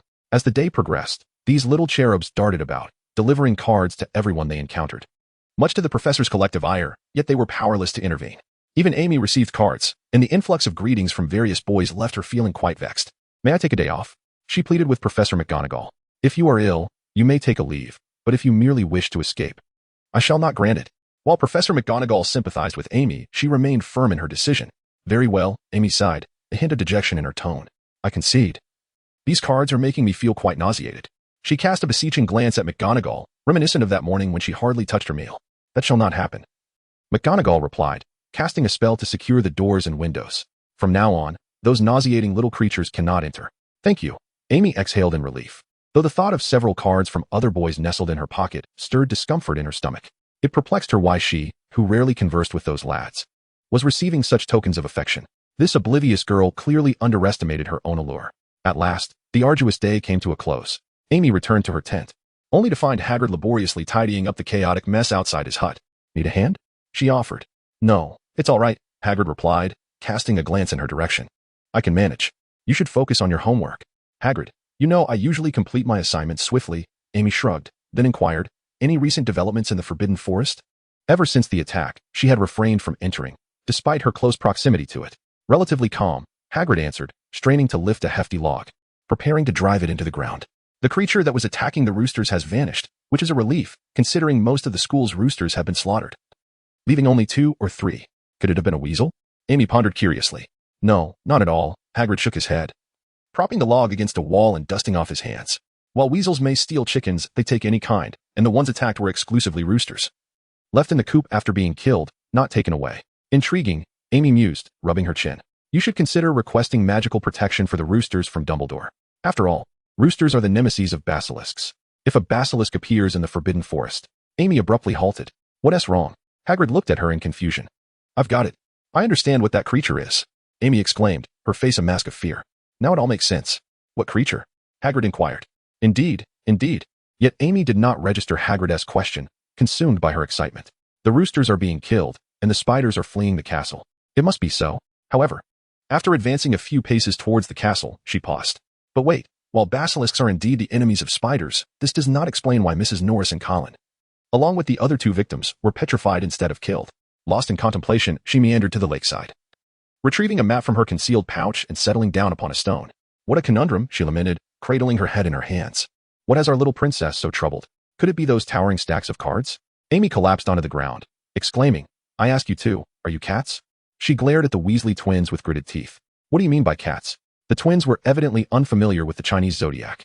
Nothing, Amy dismissed, her spirits dampened, unwilling to enlighten them. Shall we take a trip to Hogsmeade? Fred suggested. It has been ages since we last went. Not today, I'm deep in thought, she replied, brushing off the dust from her attire and resuming her seated position on the mat. And it's a rather significant matter. Will you share it with us? The twins inquired, their curiosity piqued. Sharing it would be futile. Amy stood up resolutely. I've made my decision. I'm going to find Hermione. Farewell. Upon finishing her words, the young man swiftly dashed towards the castle. The twin brothers exchanged puzzled glances, feeling a sense of helplessness as they departed. Aimiya hurried toward the castle, but suddenly she shivered. What was that? She quickly halted and scanned her surroundings, yet saw nothing. It was peculiar. What had just happened? Her instincts warned her that the entity that had previously attacked her had now set its sights on her once more. Aimiya clenched her fists tightly. Very well. If that is the case, then she would not hold back. Exhaling deeply, Aimiya entered the castle. Upon reaching the Gryffindor common room, she spotted Hermione diligently working on her assignments. Hi. Aimiya approached her. Hello. Hermione glanced up at Aimiya before returning to her work. You are quite the hard worker, Aimiya remarked with a shrug as she took a seat beside Hermione. Where are those 2? Harry seems to have gone for Quidditch practice, and Ron went to watch. Hermione replied, her quill moving swiftly across the parchment. Hermione, Aimiya said beside her, I have a question to ask you. What is it? Hermione replied without lifting her head. It's about the attack incident. Aimiya dropped the bombshell. What? Hermione's quill halted as she looked up at Aimiya in disbelief. Here's the thing. Aimiya recounted her deductions and concerns to Hermione. What puzzles me is why the victims of the attack were not killed outright, but instead petrified. How do you know all this? Hermione asked, clearly astonished. Aimiya scratched her head awkwardly and retrieved the transcription book from her bag. I copied this from the restricted section, she said proudly. The approval slip was signed by Gilderoy Lockhart. May I take a look? Hermione's eyes sparkled with curiosity as she reached for the book. Sure, Aimiya nodded, but what do you think of my hypothesis? It's too early to say. We should gather more information, Hermione replied as she tucked the transcription book away. However, we must first finish our assignments. A dark cloud of frustration loomed over Aimiya's head as a sudden thought sprouted in her mind, taking root instantly, prompting her to spring into action. While Hermione continued her writing, she pondered what Aimiya had just shared, when suddenly a wave of warmth invaded her ear, followed by a damp, cool sensation that brushed against her earlobe. Ah! Hermione's face flushed crimson as she turned to glare at the instigator. He, you were so cute, Aimiya exclaimed. Chapter 26, Shadows in the End. Aimiya regretted teasing Hermione, for Hermione was quite furious about it. Please, don't be so angry, alright? I promise I won't do it again, Aimiya pleaded with a mischievous glint in her eyes. However, Hermione merely huffed, only returning to her normal demeanor after they both completed their assignments. I will help you get to the bottom of this, Hermione said as she organized her work. I knew you were the best, Hermione. Aimiya grinned, stretching her arms. Well, I'd better head back. See you tomorrow. Yes, see you tomorrow, Hermione nodded in response. Aimiya initially thought that this matter would soon reach a resolution, for Hermione was an exceptionally bright witch, indeed far more astute than herself. However, the next day, she received astonishing news from Harry. What did you say? Aimiya was taken aback. Are you joking? Hagrid is the one who opened the chamber? She found it hard to believe. You must understand, Harry. She insisted, Hagrid is not particularly skilled in magic, although he has great strength. If I were Salazar Slytherin, I would never choose Hagrid as my heir. But that's exactly what Tom Riddle's diary states, Harry argued. Feeling aggrieved as he too struggled with the idea of Hagrid being the one who opened the chamber. Perhaps he didn't even realize he opened it, or never intended to harm anyone, Ron suggested. Intelligent, cunning, and crafty. Aimiya could not accept this revelation. It was a description befitting Slytherin House. Do you really think Hagrid fits that description? Furthermore, I doubt Hagrid was ever a student of Slytherin House.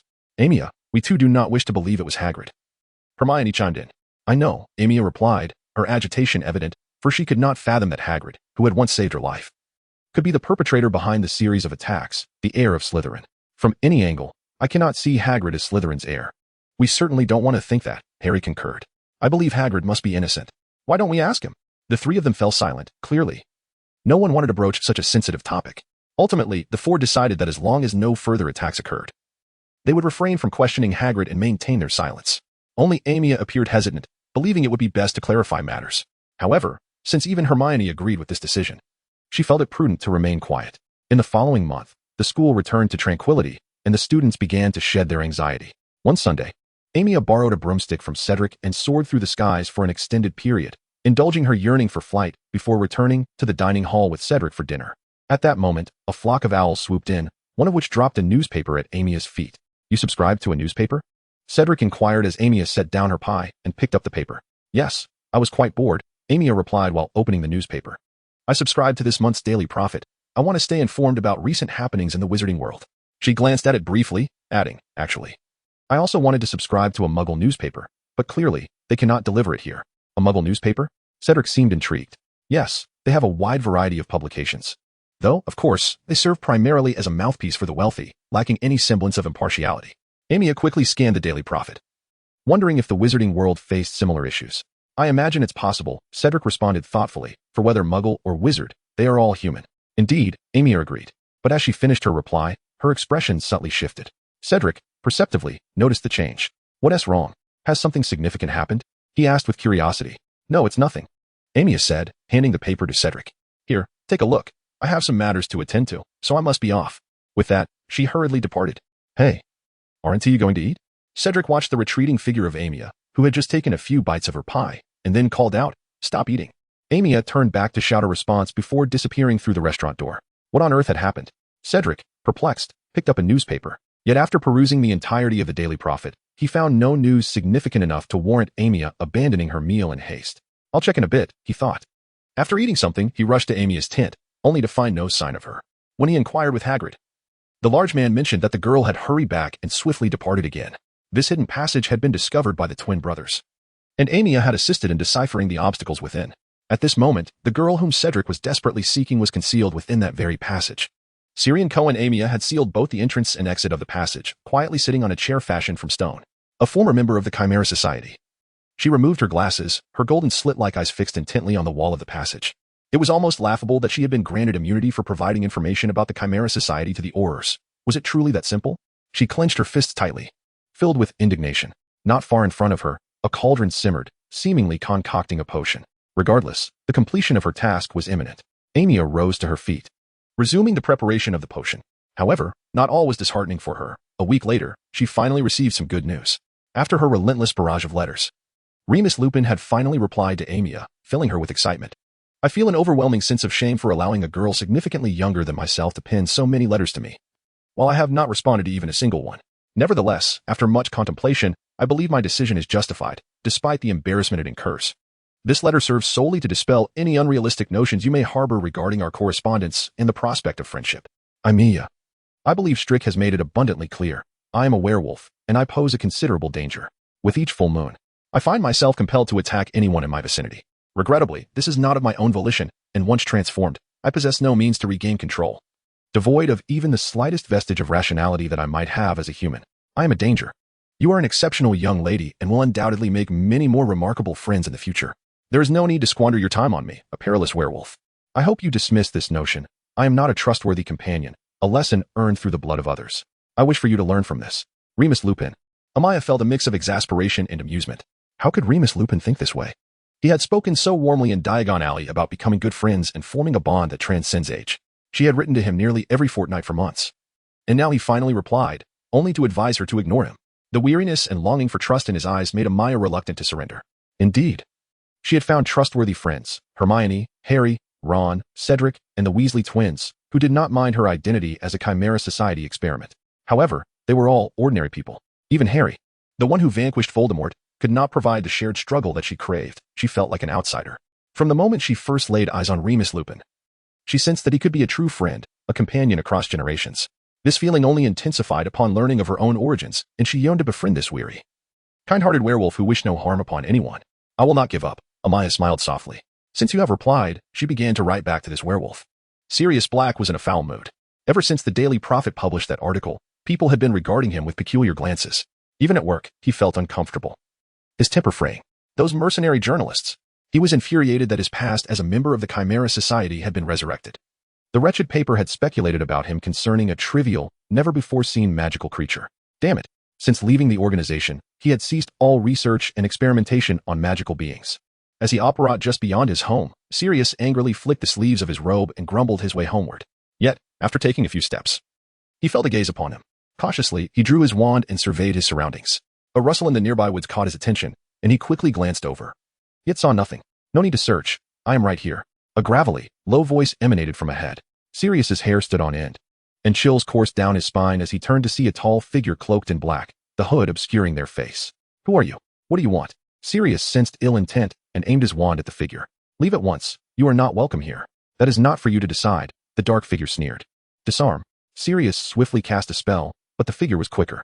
As he uttered the incantation, a counterspell struck him, sending his wand flying into the nearby woods. And he fell heavily to the ground. His own spell sailed past the figure, failing to make contact.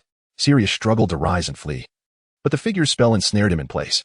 Do not fear. I will not kill you. The cloaked figure approached menacingly. Provided you cooperate. What do you want?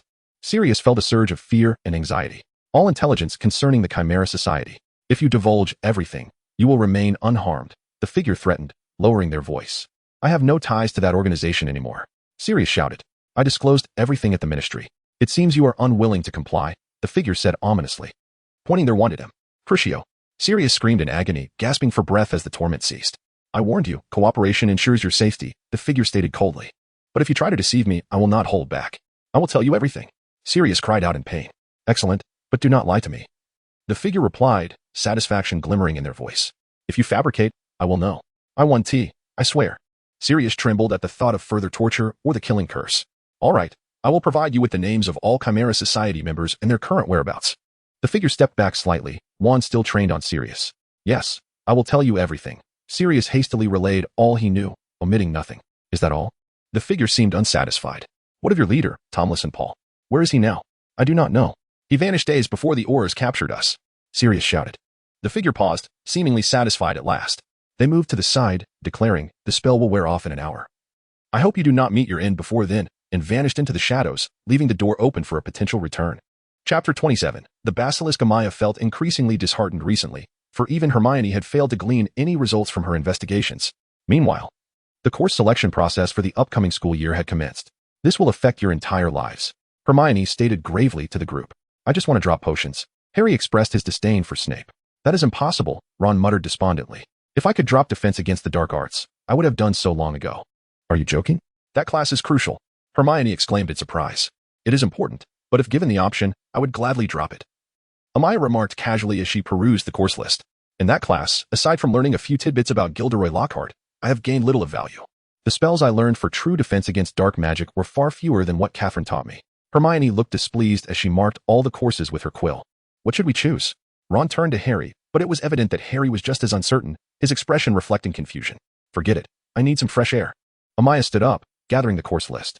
Thinking about this is driving me mad. With that, she sauntered out of the Gryffindor common room. Should I write to Catherine and ask for her advice? Aimiya pondered as she made her way outside. When she arrived at the entrance of the castle, she unexpectedly encountered a person approaching her. It was Qiuzhang, who evidently noticed Aimiya as well, causing her expression to become rather awkward. The atmosphere was uncomfortable for Aimiya too, as she pondered how she could possibly run into her here. However, with only the two of them at the entrance, both were hesitant to avoid each other, yet concerned about the other's thoughts, which ultimately drew them closer. Hi, senior. Aimiya greeted her first, as she was a year younger. Hi, Qiuzhang replied with a forced smile. After exchanging pleasantries, they fell silent. Aimiya faced outward while Qiuzhang looked into the castle, both feeling the tension, although they held favorable impressions of one another. The previous incident left them uncertain about how to proceed. Are you selecting courses for the third year? Qiuzhang hesitated before turning to ask. Yes, that's right, Aimiya responded, surprised but maintaining a calm demeanor. However, I still haven't decided what to choose. There are too many courses. Consider what you want to do in the future and what you enjoy, Qiuzhang said with a gentle smile. You can base your course selection on those 2 points. Aimiya felt enlightened by this advice. Thank you, senior. Her worries vanished, and she waved goodbye to Qiuzhang before swiftly making her way to the Gryffindor common room. After her departure, a figure approached from the direction of the Hufflepuff Tower and greeted Qiuzhang before leaving with her. Had Aimiya been present, she would have instantly recognized this person as Cedric Diggory. Aimiya soon finalized her course selections, and upon her suggestion, Harry and Ron also settled on their choices. Meanwhile, Neville Longbottom was overwhelmed, scattering letters from all the wizards in his family across the table, his face flushed with anxiety as he scribbled and crossed out repeatedly. With the course selection submitted, Aimiya could enjoy a leisurely life, though she had yet to glean any useful insights from Hermione regarding her deductions. How's that book coming along? Aimiya quietly inquired of Hermione in the library. I just finished it yesterday, Hermione replied, retrieving a hefty tome from the shelf and sitting beside Aimiya. So, what conclusions have you drawn from the materials I provided? Aimiya rested her head on the table, the book before her seemingly forgotten. I can't draw any conclusions yet. Your deductions are quite logical, but we currently lack evidence, Hermione said, flipping through the pages with great care. Does evidence require someone to confront that creature directly? Aimiya lamented. But Aimiya was not the only one feeling disheartened. Harry too was troubled. After training for Quidditch and returning to the dormitory, he discovered that Tom Riddle's diary had been stolen, and his belongings were in disarray, scattered across the floor. It's certain that the thief is someone from Gryffindor. No one from other houses could know our passwords, Hermione remarked upon hearing the news. Well, that diary was anything good anyway, Aimiya shrugged, indifferent. It's better off lost. I refuse to believe Hagrid is the one who opened the Chamber of Secrets. We don't believe it either, Ron and Harry chimed in. I think you should ask around. Someone might know something, Hermione strongly suggested to Harry. No, if others learn about the diary, they might also uncover damaging information about Hagrid. Harry expressed his concerns. Harry is right, Aimiya added. I could attempt the summoning charm to see if it works. She took out her wand and declared, Diary. Come to me. Concentrating intently, she cast the spell, but it yielded no response. If only I had taken a closer look at that diary back then. I'm not familiar with what it looks like, Aimiya sighed in frustration. In the end, Harry chose not to reveal the matter of the diary until the next day. Today is the day of the Quidditch match, isn't it? Aimiya said, feeling somewhat lethargic, yawning repeatedly at the table while nibbling on her food. Just look at Wood State, Ron laughed, observing their captain who was distributing fried eggs to all Gryffindor Quidditch players while chattering incessantly. Like a monk, Aimiya muttered softly. Nearby, Harry was eating while scanning the room as if he could spot the person who stole the diary. What were you up to last night? Hermione asked curiously. Noticing Aimiya struggling to stay awake. Nothing much, Aimiya nearly spilled ketchup, appearing extremely drowsy. I just felt really lonely. Why don't you keep me company? She suggested, reaching out to touch Hermione's face. Hermione blushed and swatted Aimiya's hand away. With Harry's match today, how could you possibly go looking like this? She exclaimed, somewhat annoyed. Yet Aimiya remained unfazed, having already curled up in her chair and fallen asleep. Hermione was left exasperated, wondering what Aimiya had been up to. Even if one were to stay up all night in mischief, it wouldn't leave them in such a state, she thought. It was quite a dilemma. She had to find a way to get Aimiya back, as leaving her here was out of the question. Hey, Aimiya, Hermione urged, shaking her vigorously. But Aimiya showed no signs of waking. What is wrong with her? Harry, having abandoned his search for the suspect, turned to look at them. She is asleep, Hermione replied. Frustrated. Can she really sleep here? Ron exclaimed, astonished. Stop being surprised and wake her up. She needs to go back, Hermione instructed the boys. Worried that sleeping here could make her sick. Just pour a cup of cold water on her head, Ron suggested, though it seemed more like an act of revenge. If you want her to cast a hex on you when she wakes, go ahead, Fred chimed in. Just look at her sleeping. It's hard to imagine she is such a feisty girl, George added, joining in. Aimiya, wake up, Hermione insisted, grabbing Aimiya by the collar and shaking her vigorously. What is going on? Aimiya groggily opened her eyes, adjusting her glasses and looking at Hermione with confusion. Don't sleep here. Hurry back, Hermione urged, shaking her without relenting. All right. Aimiya yawned widely, stood up, and said, Sorry, Harry, I can't cheer for you. She wobbled as she walked away. What do you think she was doing all night? George asked Fred. She must have been researching some secret, Fred replied. Definitely. Otherwise, she wouldn't be this exhausted. George concurred with Fred's speculation. You too. Wood glared at the Weasley twins with a gaze as sharp as a knife, urging them to eat quickly as the competition awaited them. If you two fail to nourish yourselves, and our team suffers as a result, I will not let you off the hook. With that, Aimiya stumbled back to her tent, collapsing onto her bed and falling into a deep slumber, only to rise wearily at 2 in the afternoon. It seemed she could no longer afford such indulgence. Moderation was necessary. Rubbing her eyes, she glanced into the mirror, noticing dark circles forming beneath them. Yet, what did it matter? She tidied her hair and attire before stepping out of the tent, pondering whether Harry's match had concluded and the outcome remained uncertain. Stretching languidly, she made her way towards the castle. Is it truly the basilisk? Aimiya murmured to herself, suddenly halting as a terrifying thought struck her. Surely he couldn't be the culprit? Her lips trembled. It must be that she was mistaken. Upon arriving at the castle, she was astonished to find it entirely deserted, the surroundings enveloped in an eerie silence. What on earth has transpired? She inquired upon spotting a ghost. There has been another attack, and it is a double incident. One fifth-year Ravenclaw and a second-year Gryffindor, the ghost replied solemnly. All students have returned to their respective common rooms under the professor's supervision. You should hurry there as well. A second-year Gryffindor? What is their name? Aimiya pressed urgently. It seems to be something like Hermione Granger, the ghost responded. Hermione. Aimiya gasped, sprinting towards the Gryffindor common room. Inside, all the students were huddled together, and Professor McGonagall's expression was one of profound sorrow, her voice choked with emotion. Undoubtedly, I have never felt such grief. If the perpetrator behind these attacks is not apprehended, this school may very well face closure. She surveyed the Gryffindor students, imploring, therefore, I urge any student with information to come forward courageously. I know, Professor McGonagall. Aimiya exclaimed breathlessly as she entered the Gryffindor common room. Miss Yang, tell me what you know. McGonagall did not chastise Aimiya for acting on her own. Instead, she turned and inquired hastily. The Gryffindor students stared at Aimiya in astonishment, with Harry and Ron feeling a knot in their throats, fearing Aimiya might reveal Hagrid's involvement. It is the basilisk, Aimiya declared, unaware of Harry and Ron's thoughts. Had she known, she would have given them a piece of her mind. The basilisk? Yes, the basilisk. Aimiya shared her incomplete deduction, although I have yet to understand why the attacked individuals were merely petrified rather than killed. Considering the creature's ability to slay from within the school grounds and the escape of those spiders, it is highly likely that this monster wreaking havoc is indeed a basilisk. She hesitated to voice her remaining thoughts. Come with me immediately. McGonagall instructed Aimiya, appearing taken aback by the revelation and casting a worried glance at Harry. Very well. Aimiya nodded and followed McGonagall out of the common room. Professor, how is Hermione? She asked, unable to contain her concern after noticing Hermione was absent from the room. She has been petrified, but her life is not in danger, McGonagall replied tersely. May I see her? Aimiya inquired. First, we must go to the headmaster's office. McGonagall said sternly, moving briskly ahead. I will accompany you shortly. All right. Aimiya reluctantly suppressed her anxiety. In the headmaster's office, Dumbledore sat behind his desk, hands clasped together, listening intently to Aimiya's conjectures, his face betraying no emotion. Professor, here is my reasoning. Aimiya spoke hesitantly, avoiding Dumbledore's gaze, fearful he might discern her secret of having perused restricted texts. Miss Yang, I am aware. McGonagall attempted to interject, but Dumbledore interrupted. However, I cannot believe Harry is responsible, he stated, looking at Aimiya.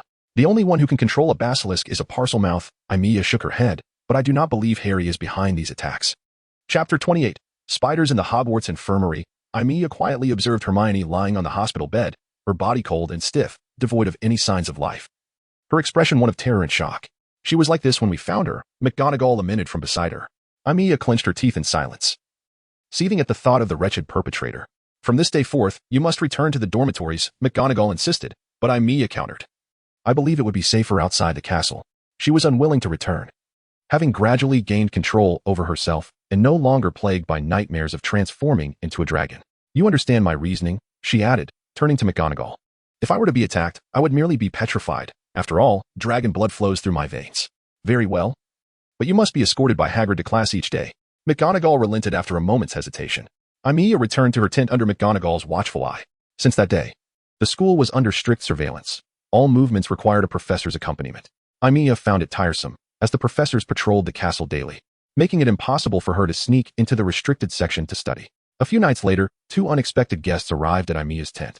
You shouldn't have left the dormitory, she exclaimed, wand in hand, having just awoken, clad in her nightgown, glaring angrily at Harry and Ron. What if you encounter the basilisk?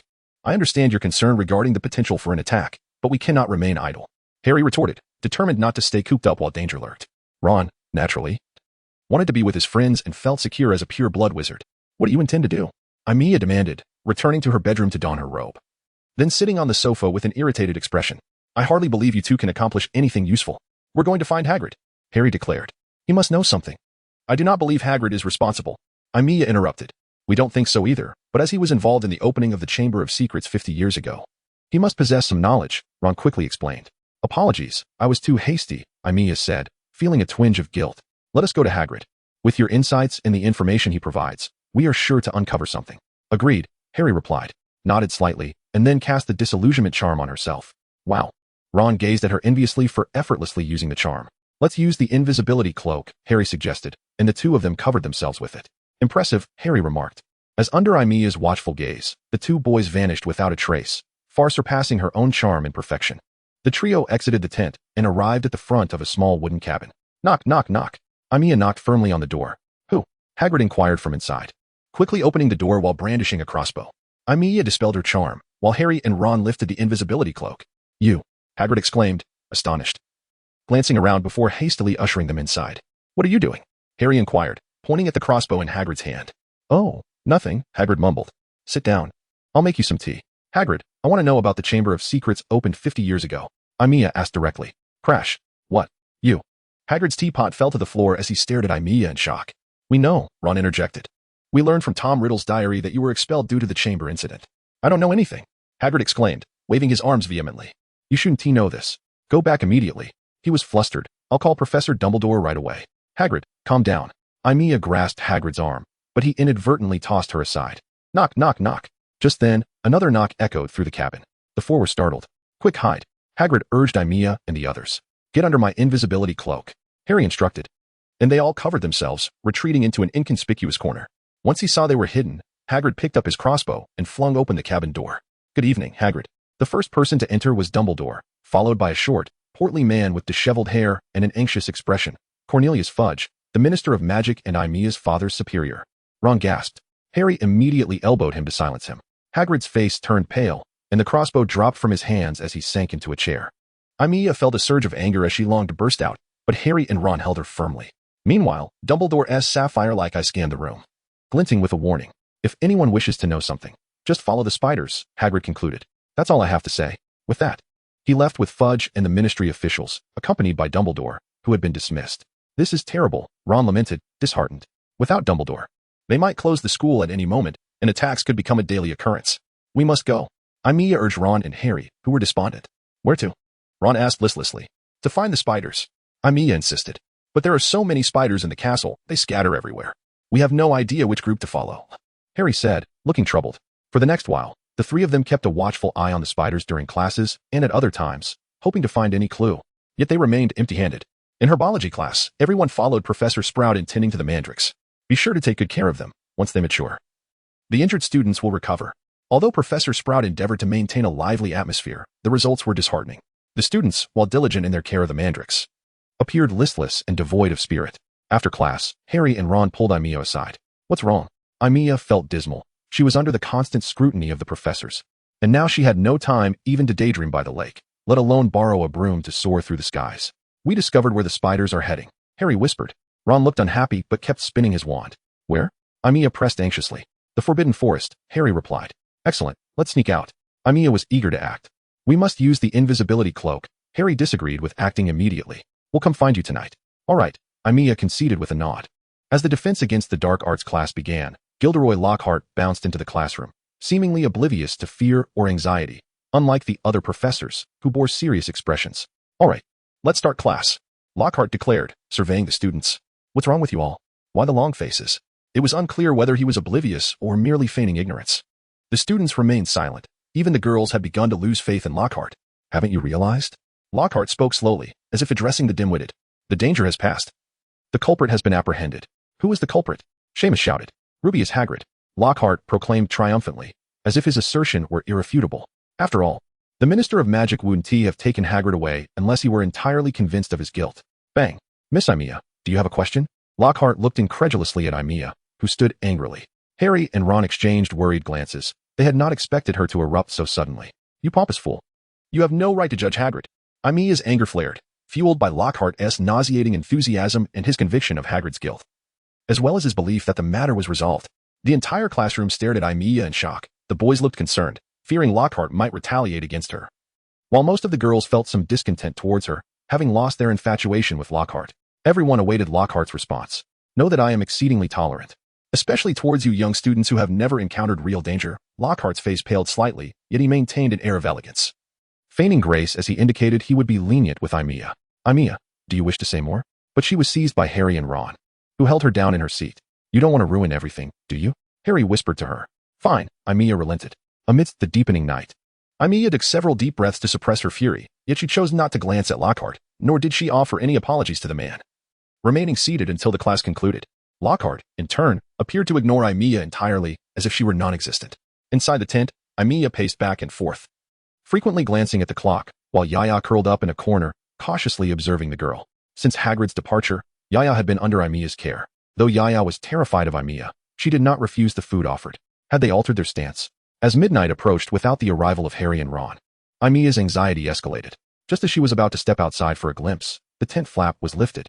Aimiya, Harry, and Ron finally arrived. Aimiya pointed to Yaya, who was huddled in the corner. It seemed unnecessary for her to mention it, for upon Harry and Ron's appearance, Yaya joyfully rushed towards them, enthusiastically licking Ron's face, forcing him to push her paws down to regain composure. Yaya, let's go for a walk. Harry gently tapped Yaya's leg, and she happily dashed out of the tent. A flicker of light illuminated the area as Harry encountered a spell, the tip of his wand glowing brightly. I could have done that, Ron remarked, following closely behind Harry. But you know, that might lead to an explosion or something. At that moment, a light flared beside him, and Aimiya approached. Do not utter unnecessary words. She handed a cold object to Ron. This weapon is for you. Your wand is broken. Should danger arise, pull the trigger and aim at the enemy. She succinctly instructed Ron. How did you acquire a handgun? Harry inquired, astonished at the sight of the weapon in Ron's hand. That is of little consequence, Aimiya replied, casting a glance at Ron. Do not mistake it for a toy. Should it be mishandled, you may find yourself in peril. At that moment, Ron was peering down the barrel. Remember, unless you wish to perish or harm your friends, do not point the barrel at yourself or them. If the handgun discharges, it may create a hole in your body. Understood. Ron swallowed hard, gripping the handgun tightly, refraining from any further movements. After approximately half an hour of trudging through the increasingly dense woods, the trio found themselves obscured from the stars above, relying solely on the faint light emitted from their wands to navigate. At this juncture, they observed that the spiders had left the path, burrowing deeper into the thicket. What shall we do? Harry asked Ron and Aimiya. We have come this far, Ron replied, unwilling to abandon their course despite his reluctance to follow the spiders. Let us proceed. Aimiya, resolutely at the forefront, led the way towards the spiders. Chapter 29, The Eyes, the three of them, with Yaya in tow, meandered through the thickets for another half hour, frequently snagged by branches and tripping over roots, their robes becoming tattered. After a while, they noted the ground beginning to slope downward, though the foliage remained dense. Suddenly, Yaya emitted a loud, echoing cry that startled them all. What was that? Ron grasped Harry's arm. Something is moving over there. Harry inhaled deeply, striving to dispel his inner trepidation, sensing the presence of a large creature. Silence. Aimiya extinguished her wand's light and lowered her voice. Not far to the right, something was snapping branches, attempting to carve a path through the undergrowth. Oh no! Ron exclaimed in terror. I told you to be quiet. Aimiya retorted. It will hear us. Harry added. They have already heard. Ron replied, somewhat disgruntled. Yaya's noise will only attract attention to her, not us. Aimiya spoke darkly. The noise ceased, and just as the trio believed the creature had departed, a sudden burst of brilliant light illuminated the right side. The brightness was so intense against the night that they had to shield their eyes with their hands. Yaya yelped. attempting to flee, but became ensnared by a branch, resulting in an even more frantic cry. Harry, it's our flying car. Ron seemed to breathe a sigh of relief. What? Come here. Ron dashed into the underbrush, followed closely by Harry and Aimiya. In a clearing, they discovered an old-fashioned car with its headlights ablaze. Ron approached with his mouth agape, the car resembling a dog eagerly moving towards its owner. It has been here all along.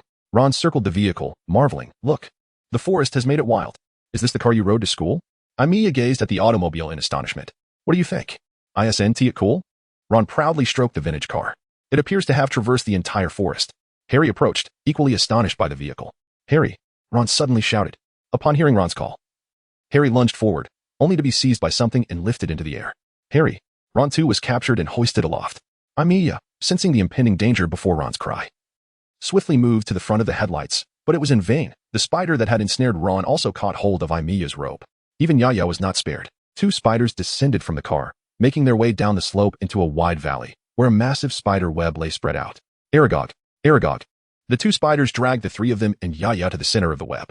Harry and Ron, frozen in fear, could not utter a word, while Yaya was also rendered silent. Aimiya, her complexion pale, cautiously drew her wand, ready for battle.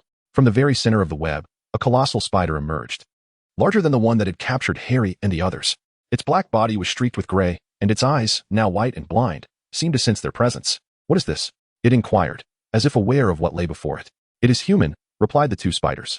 Is it Hagrid? Aragog asked. No, it is strangers. One of the spiders responded. Then kill them. Aragog snapped irritably. I was sleeping. Wait, we are friends of Hagrid, Harry exclaimed urgently, while Ron stood speechless beside him, paralyzed by fear. Hagrid is in trouble. That is why we have come, Harry implored. In trouble? An elderly spider questioned. But why did he send you? They believe Hagrid released something within the castle, Aimiya interjected, rising to spider pallor. So he was taken to Azkaban. Aragog furiously waved its grotesque claws, and the entire valley of spiders erupted with the sound of clicking pincers. It was a long time ago, Aragog finally said, a distant memory, yet I recall it vividly. That was precisely why they expelled Hagrid from there. His anxious, grotesque claws flailed about, and they believed I was the monster lurking in the Chamber of Secrets. They thought Hagrid had unleashed me. Then you were not released from the chamber? Harry seemed to pose a rather foolish question. Spiders do not petrify humans, said Hermione beside Harry. I was not, Aragog retorted angrily. I hail from a faraway place, bought by a man named Hagrid. Hagrid is a good man. He concealed me in a cupboard and fed me with breadcrumbs. He defended me when I was accused of slaying a girl. Later, I took refuge in the forest, and he still visited me, even finding me a wife, Mozag. Look how vast our family has grown now. Have you ever attacked anyone? Harry stammered. Never, Aragog replied. It may be my instinct, yet out of respect for Hagrid, I have never harmed anyone. The girl who was killed was discovered in the girls' restroom. But apart from the cupboard, I have never ventured into the castle. We spiders prefer darkness and solitude. Do you know who killed that girl? Harry swallowed hard. The creature resides within the castle, Aragog said uneasily. It is ancient, and we spiders dread it. I felt it moving within the castle, and it was then that I implored Hagrid to release me. That creature is the basilisk, isn't it? Hermione interjected. Do not utter that name. Aragog began to retreat. We must leave. Hermione observed the encroaching spiders. Yet Harry seemed inclined to inquire further, while Ron stood frozen in fear. Leave? Aragog slowly articulated as he backed away. I do not think so. We are friends of Hagrid. Harry realized why Hermione had urged him to depart. My offspring will not harm Hagrid at my command, but I cannot prevent them from feasting on fresh meat, especially when it is offered. With that, Aragog retreated into the center of his web, bidding, farewell, friends of Hagrid. The surrounding spiders surged forward frantically. Ron's face paled with fear, and he seemed at a loss for how to move. Harry drew his wand, uncertain of what to do. Stand back. Hermione took a deep breath and unleashed a torrent of flames, a 30-foot jet incinerating the spiders, creating chaos among them. Hurry, Harry urged Ron, who seemed to regain some composure, seizing Fong as they followed Hermione through the fray. However, the spiders soon rallied, enraged by the flames, pursuing them in a furious swarm. Obstacles abound. Hermione and Harry cast spells in haste, but their efforts were futile, as each spell could only repel a couple of spiders, while the pursuing horde numbered in the hundreds. Hermione hesitated, contemplating a forbidden spell in order to escape. Although she considered apparition, it would be exceedingly difficult to transport 2 people and a dog, risking leaving something behind, an unwise move, for these spiders would not wait for anyone to reclaim their body. Just as Hermione was about to stow her wand and resort to the spell, a thunderous sound approached. Mr. Weasley's car is speeding in, Harry exclaimed. The 3, along with Fong, dashed towards the vehicle. Mr. Weasley's car required no driver. It swiftly turned and sped away. The car, resembling a tank, bulldozed through the encroaching spiders, vanishing into the depths of the forest, leaving them far behind. That was close. Hermione exhaled deeply. If we had been any later, would you have been all right? Harry observed Ron, who appeared dazed, sitting there with glassy eyes, motionless. I recall you mentioning using a potion to control the flames? Harry could not resist asking. Since after Christmas, I have been able to manage the flames, Hermione replied from the back seat. After a while, Ron began to regain his senses, his eyes starting to move. Suddenly, Mr. Weasley's car came to a halt, nearly throwing Harry and Ron against the windshield. While Hermione almost tumbled from the back seat to the front, the three of them and Fong disembarked. And the ancient car swayed at the forest's edge before disappearing into the forbidden forest. I will never forgive him. Ron finally snapped back to reality, following those spiders. We are fortunate to have survived. He likely believed Aragog would not harm his friend. Harry weakly defended Hagrid. Well, you should hurry back. Damn it. I will never forgive him, Ron muttered, and with Harry's assistance, he retrieved the invisibility cloak from Hermione's tent, draping it over himself as he stumbled back towards the castle. Hermione sat on the sofa, exhaling deeply. The urgency of the moment had compelled her to focus solely on casting spells, and now she felt her body trembling. Particularly her legs and arms. Though she had lived many years, she had never encountered such a spectacle. Massive spiders, not just one, but countless others, like calves, lunging towards her. I will likely have nightmares all night, the girl self-deprecated. Lying in bed, Hermione found herself wide awake, the events she had just experienced too exhilarating to allow for sleep. Memories of encountering those spiders replayed in her mind, and suddenly, Aragog's words flashed through her thoughts. The girl who was killed was found in the girls' restroom? Hermione sat up abruptly. Could that girl be Moaning Myrtle? Unable to contain herself, she donned her robes and glasses. After casting the disillusionment charm, Hermione exited the tent. Inside the castle, professors patrolled continuously, but as they turned, she managed to slip inside. Soon, she arrived at Moaning Myrtle's restroom. Myrtle? Hermione called softly. Splash. Water sprayed as Myrtle emerged from the toilet. Who is calling me? Don't you know it's very late? She appeared quite displeased. It is I, Hermione said, dispelling the charm and stepping through the water to stand beside Myrtle. I wish to know how you died. Myrtle's demeanor brightened instantly, as if she had never encountered such a captivating question. Oh, it was utterly terrifying.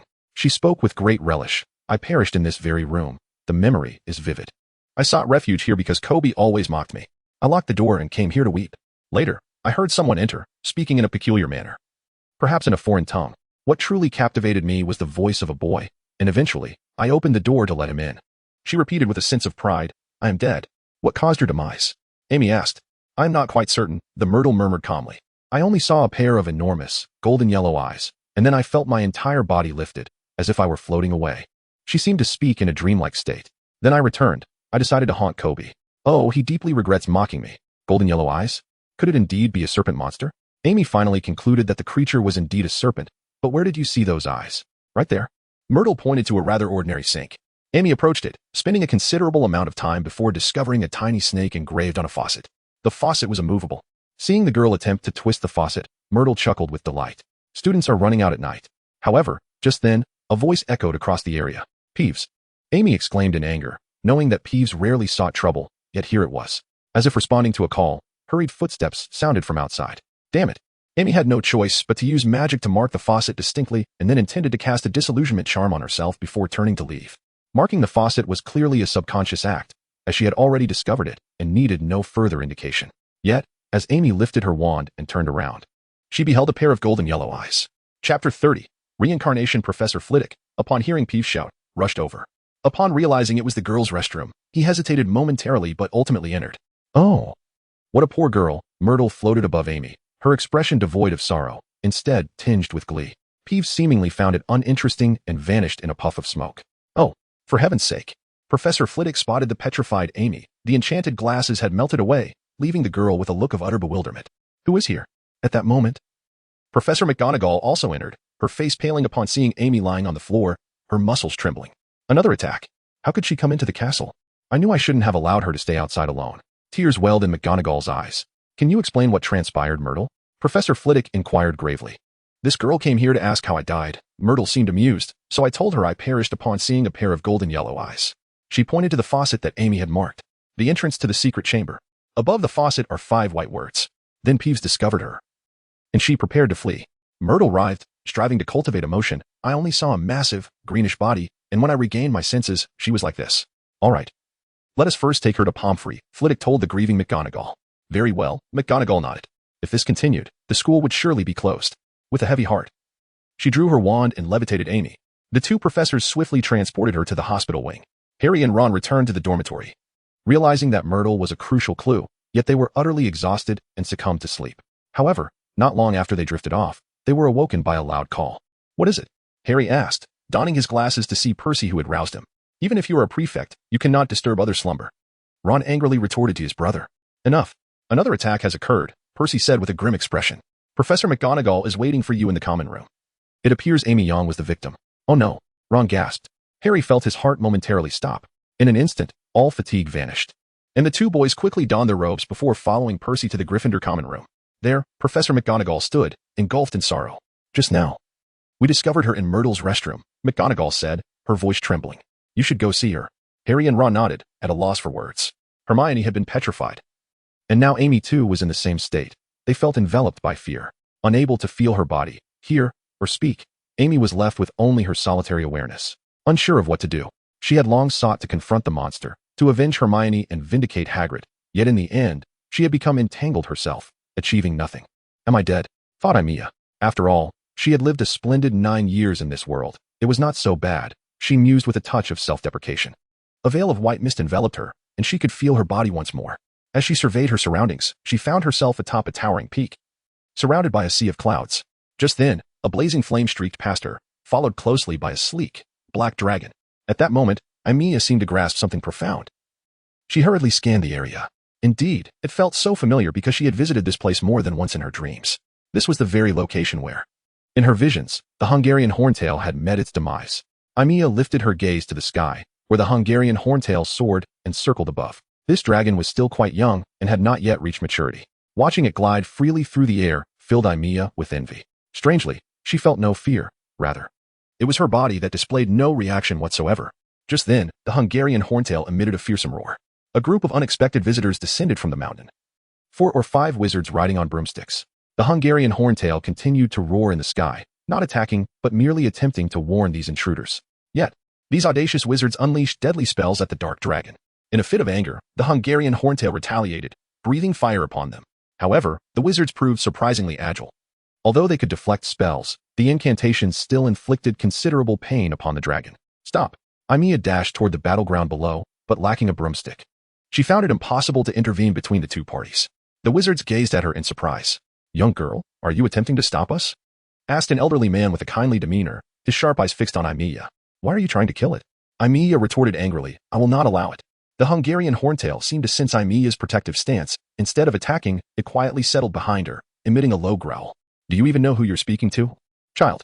A sinister wizard behind the elderly man sneered, promptly casting a spell. Aimiya, taken aback by the sudden attack, instinctively attempted to evade. She stepped forward, only to hesitate as the Hungarian horntail loomed behind her. To the wizard's astonishment, the spell ricocheted off Aimiya and flew away. Seizing the opportunity, she summoned her wand through the pane and cast a disarming charm. The wizard was caught off guard, causing his wand to fly from his grip, and he plummeted from his broomstick. "Broomstick, come." Aimiya directed her wand toward the fallen broom, which instantly soared to her side. The girl deftly mounted it. "How fascinating." The elderly man seemed immensely intrigued by Aimiya. "What is your name?" "Aimiya Yang," she responded, oblivious to the perilous path she was treading. "What a lovely name," remarked the elderly man, turning to a young wizard at the back. The young wizard paused for a moment, then smiled gently, unaware of the trials that awaited him. "Very well." The elderly man's penetrating gaze seemed to pierce through Aimiya. "Who are you?" Aimiya thought of a name but hesitated to speak it aloud. "Toulouse Paul." "That is my name," the old man replied with a hint of a smile. "At last, I comprehend what my most exquisite creation is destined to become." In that fleeting instant, Aimiya yearned to flee on her broom, but a spell struck her, petrifying her in place. "Then, let us slay this dragon," Toulouse Paul uttered ominously. The wizards surged forth, unleashing a torrent of lethal spells upon the Hungarian horntail. The dragon roared in fury, yet it could not alter its fate, and soon it fell silent. The creature collapsed, gasping for breath, its wounds draining its lifeblood, which in turn siphoned away its existence. It let out a mournful cry directed at Aimiya. It was gone. Aimiya was released from the broomstick's grasp. The wizard she had disarmed was eager to take her life, but was halted by steel. "I am sorry, but you must understand, Toulouse's will cannot be defied," the young man told Aimiya before dispelling her petrification and following the others who had taken the dragon away. "Father," Aimiya cried softly as she fell to the ground. A profound sorrow enveloped her. The valley would never again witness the Hungarian horntail's graceful flight. She cupped her hands around the remnants of the dragon's blood upon the stone and took a gentle sip. The dragon's blood ignited within her like flame, causing her very essence to boil with newfound vigor. "Why must I consume this dragon's blood?" This was the last thought of Aimiya. The ceiling above was a stark white. The walls equally so, and it felt as though a heavy blanket was draped over her. Where am I? Aimiya sensed a stiffness enveloping her body. Yes. She recalled glimpsing those yellow, glimmering eyes. Were they the basilisks? The mere fact that she was alive was likely due to the pair of glasses gifted to her by Dumbledore. Without them, she would certainly have perished. Was that recent experience merely a dream? Yet it felt so vivid, so clear. As she pondered in silence, a sudden warmth surged through her, coursing within her body, and wherever that warmth flowed, her stiffness began to dissipate, restoring her senses. After what felt like hours of lying there, immobile and mute, on the brink of madness, the warmth receded, and she could finally move. Throwing off the blanket, the girl stepped down from the bed, astonished that she had broken free from her petrification through sheer willpower. It must be due to the dragon's blood coursing through her veins. Glancing beside her, she noticed Hermione still lying there, rigid. How long was I petrified? Had the mandrake yet to mature? Goodness. At that moment, a gasp echoed through the room. Madame Pomfrey approached to check on the petrified students. Her astonishment evident upon seeing the girl who had been brought here half a week ago had miraculously recovered. Apologies for startling you, Aimiya said sheepishly. Madame Pomfrey hurried away. Aimiya awkwardly scratched her head, then exited the hospital wing. Just as she hesitated, uncertain of where to go, Professor McGonagall appeared, guided by Madame Pomfrey. Professor McGonagall. Aimiya greeted the stern yet fair professor. You've recovered? McGonagall expressed her surprise. You actually recovered. Are you disappointed? Aimiya found this amusing. No. It's simply good that you are well, McGonagall replied with genuine delight. Professor, now Minerva? At that moment, Flitwick rushed in. Lockhart is missing. He may have fled. I knew it. McGonagall replied with a knowing expression. Is it possible the basilisk has not yet been captured? Aimiya asked, her gaze darting toward Flitwick and McGonagall. I recall marking the faucet. It should be the entrance to the Chamber of Secrets. We've tried various methods, but we found no mechanism there. Flitwick shook his head. Could it be that it is not there? Aimiya exclaimed, astonished. If even Flitwick could not uncover anything, it was likely she had misjudged. But I encountered the basilisk right there. That is not your concern, McGonagall said firmly. Now you shall accompany me back to my office. You are to remain there and go nowhere else. Very well. Aimiya nodded cautiously at the stern expression on McGonagall's face. The two entered McGonagall's office, only to find someone already present. Professor Dumbledore? Aimiya exclaimed, gazing at the venerable figure with long, white beard. Indeed, I have been dismissed, Dumbledore replied. But that does not imply I cannot visit the school. His blue eyes twinkled mischievously. In fact, I am here accompanying the Weasley couple. My apologies, Aimiya said, feeling somewhat embarrassed, and approached the grieving couple. Mrs. Weasley wept inconsolably by the fireplace, while Mr. Weasley comforted her, though he too bore a sorrowful expression. Professor, I believe the entrance to the Chamber of Secrets must be in Moaning Myrtle's bathroom. Aimiya turned to Dumbledore, sharing her insights and deductions. Upon hearing Aimiya's words, Dumbledore's smile faded, and he rose. Minerva, you shall stay here and look after them, he instructed. Dumbledore, I must take Miss Yang with me, he interjected, interrupting McGonagall. Dumbledore, you must realize, Miss Yang is still a child. McGonagall clearly disapproved. I am aware, but Miss Yang is not an ordinary child, Dumbledore replied. Chapter 31. In Dumbledore strode ahead, while Aimiya quietly followed, the two moving in tandem. Aren't you going to ask why I returned? Dumbledore inquired. I assume you would divulge nothing. Aimiya retorted. How could you think that? Dumbledore smiled. Because that is simply your nature, Aimiya responded. Moreover, though you have been dismissed, you are not barred from Hogwarts. Quite right, Dumbledore nodded gently. As long as there are those who remember me, I shall not depart. They soon arrived at Moaning Myrtle's bathroom, where Myrtle floated in midair, staring intently at a dark passageway. Hello, Myrtle. Dumbledore greeted the weeping ghost with gallantry, yet she ignored him completely. Ugh, how revolting, Aimiya remarked, eyeing the filthy passage. It seems Harry and the others must have descended.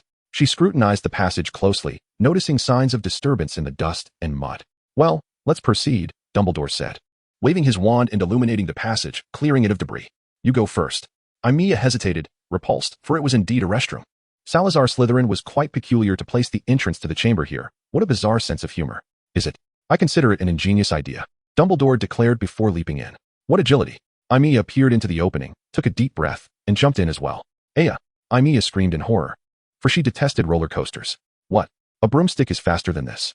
Please, a broomstick is under one's control, whereas in this passage, one could only slide down uncontrollably. Aimiya felt herself sliding faster and faster down the tunnel until she was abruptly ejected. Her face paled in fear as she glimpsed the pitch-black tunnel, managing to adjust her body before finally landing on the ground. Ugh, how disgusting. Aimiya realized she had landed in a puddle of muck. It seems you have safely arrived, came Dumbledore's teasing voice from nearby. Are you not at all anxious? Aimiya retorted, feeling exasperated, knowing they could very well be battling the heir of Slytherin at that moment. I am fully aware, for Fawkes has already departed, Dumbledore replied in the darkness. Then let us hurry. Aimiya rolled her eyes, utterly speechless at the old man. The two drew their wands, illuminating the pitch-black passage. Goodness, this place is filled with the corpses of small creatures. Aimiya inadvertently stepped on an unknown skeleton. And upon closer inspection, she discovered that the ground was littered with bones. I hope we haven't arrived too late. Professor Dumbledore. At that moment, a familiar voice echoed. Mr. Weasley, calm down, Dumbledore instructed Ron, who was struggling with a pile of stones. Who are you? You look quite old. Gerald Lockhart remarked with evident curiosity towards Dumbledore. Aimiya stared at this fellow in bewilderment. Are you an idiot? She venomously retorted. Who are you? Wow, your eye color is quite peculiar. Lockhart exclaimed, surprised upon seeing Aimiya. This fellow intends to cast the Obliviate spell on us, Ron observed, noticing Aimiya's puzzled expression. He set down the stone he was holding and explained. But he used my wand, and this is the result. He waved the wand in his hand. You brought this upon yourself, Aimiya remarked. Step aside, Ron. The girl pulled Ron aside and faced the stone pile blocking the passage. Shatter. The stones immediately exploded into fragments, revealing the pathway. Professor, let us hurry. Aimiya called back to Dumbledore. Mr. Weasley, I entrust Lockhart to you, Dumbledore said to Ron before following Aimiya into the dark passage. The two moved swiftly through the corridor until they reached a spacious entrance that resembled a palace. We've arrived, Aimiya exclaimed, eager to rush forward, but Dumbledore stopped her. I can manage from here, he said, holding Aimiya back. The basilisk is not something you can confront. Aimiya hesitated for a moment, but ultimately stayed put. Though she was reluctant to admit it, she truly lacked any means to combat the basilisk. Dumbledore, wand in hand, ventured inside swiftly. Aimiya stood there, fidgeting anxiously. That old man, why bring me along if I cannot assist? However, at that moment, Dumbledore's phoenix, Fawkes, soared to the stone door. Is it over? Aimiya murmured upon seeing the phoenix. Sure enough, she soon spotted Dumbledore supporting Harry and Ginny as they approached. Harry, how are you? Aimiya rushed over to inquire. It's over. Harry replied after glancing at Ginny. The basilisk was slain by Fawkes and me. His robe bulged, and from a corner that peeked out. Aimiya recognized it as the sorting hat that had once placed her in her house. Joy surged within Aimiya upon hearing this news. You beat me to it. I was planning to finish it off, she declared, drawing her wand and incanting, Patronus. A silvery unicorn erupted from her wand, prancing joyfully towards the outside. What is that? Harry asked, having never seen such a spell before. It's the Patronus charm, Aimiya replied with a smile, feeling elated. I merely added a little twist to send the good news to the school. It seemed that Strick was indeed a good teacher. I might consider having her teach next semester, Dumbledore said with a smile, revealing that this magic was actually his own invention. By the way, how's Hermione? Is she recovering? Harry suddenly asked, believing that since Aimiya had recovered, Hermione should have as well. Not yet. Aimiya's joyful demeanor faded abruptly. I was freed from petrification by the power of a dragon, but rest assured, the mandrakes will mature soon, and all those petrified will be restored. That's wonderful. Harry sighed in relief. In the office, Professor McGonagall was anxiously pacing. Dumbledore and Aimiya had been gone for what felt like an eternity to her. Mrs. Weasley was weeping inconsolably by the fireplace, while Mr. Weasley attempted to comfort her, though it was evidently in vain. The basilisk is dead. Harry has slain the basilisk. And Ginny Weasley is safe. Just then, Aimiya's loud voice rang out from outside. Hearing her, McGonagall and the Weasley couple rushed to the office's entrance, where a pristine white unicorn galloped down the corridor.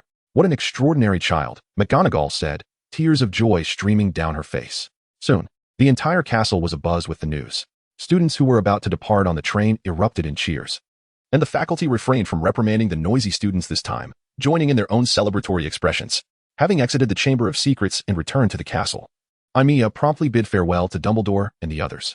I must check on Hermione's recovery, she exclaimed before dashing off. She looks quite enchanting, doesn't she?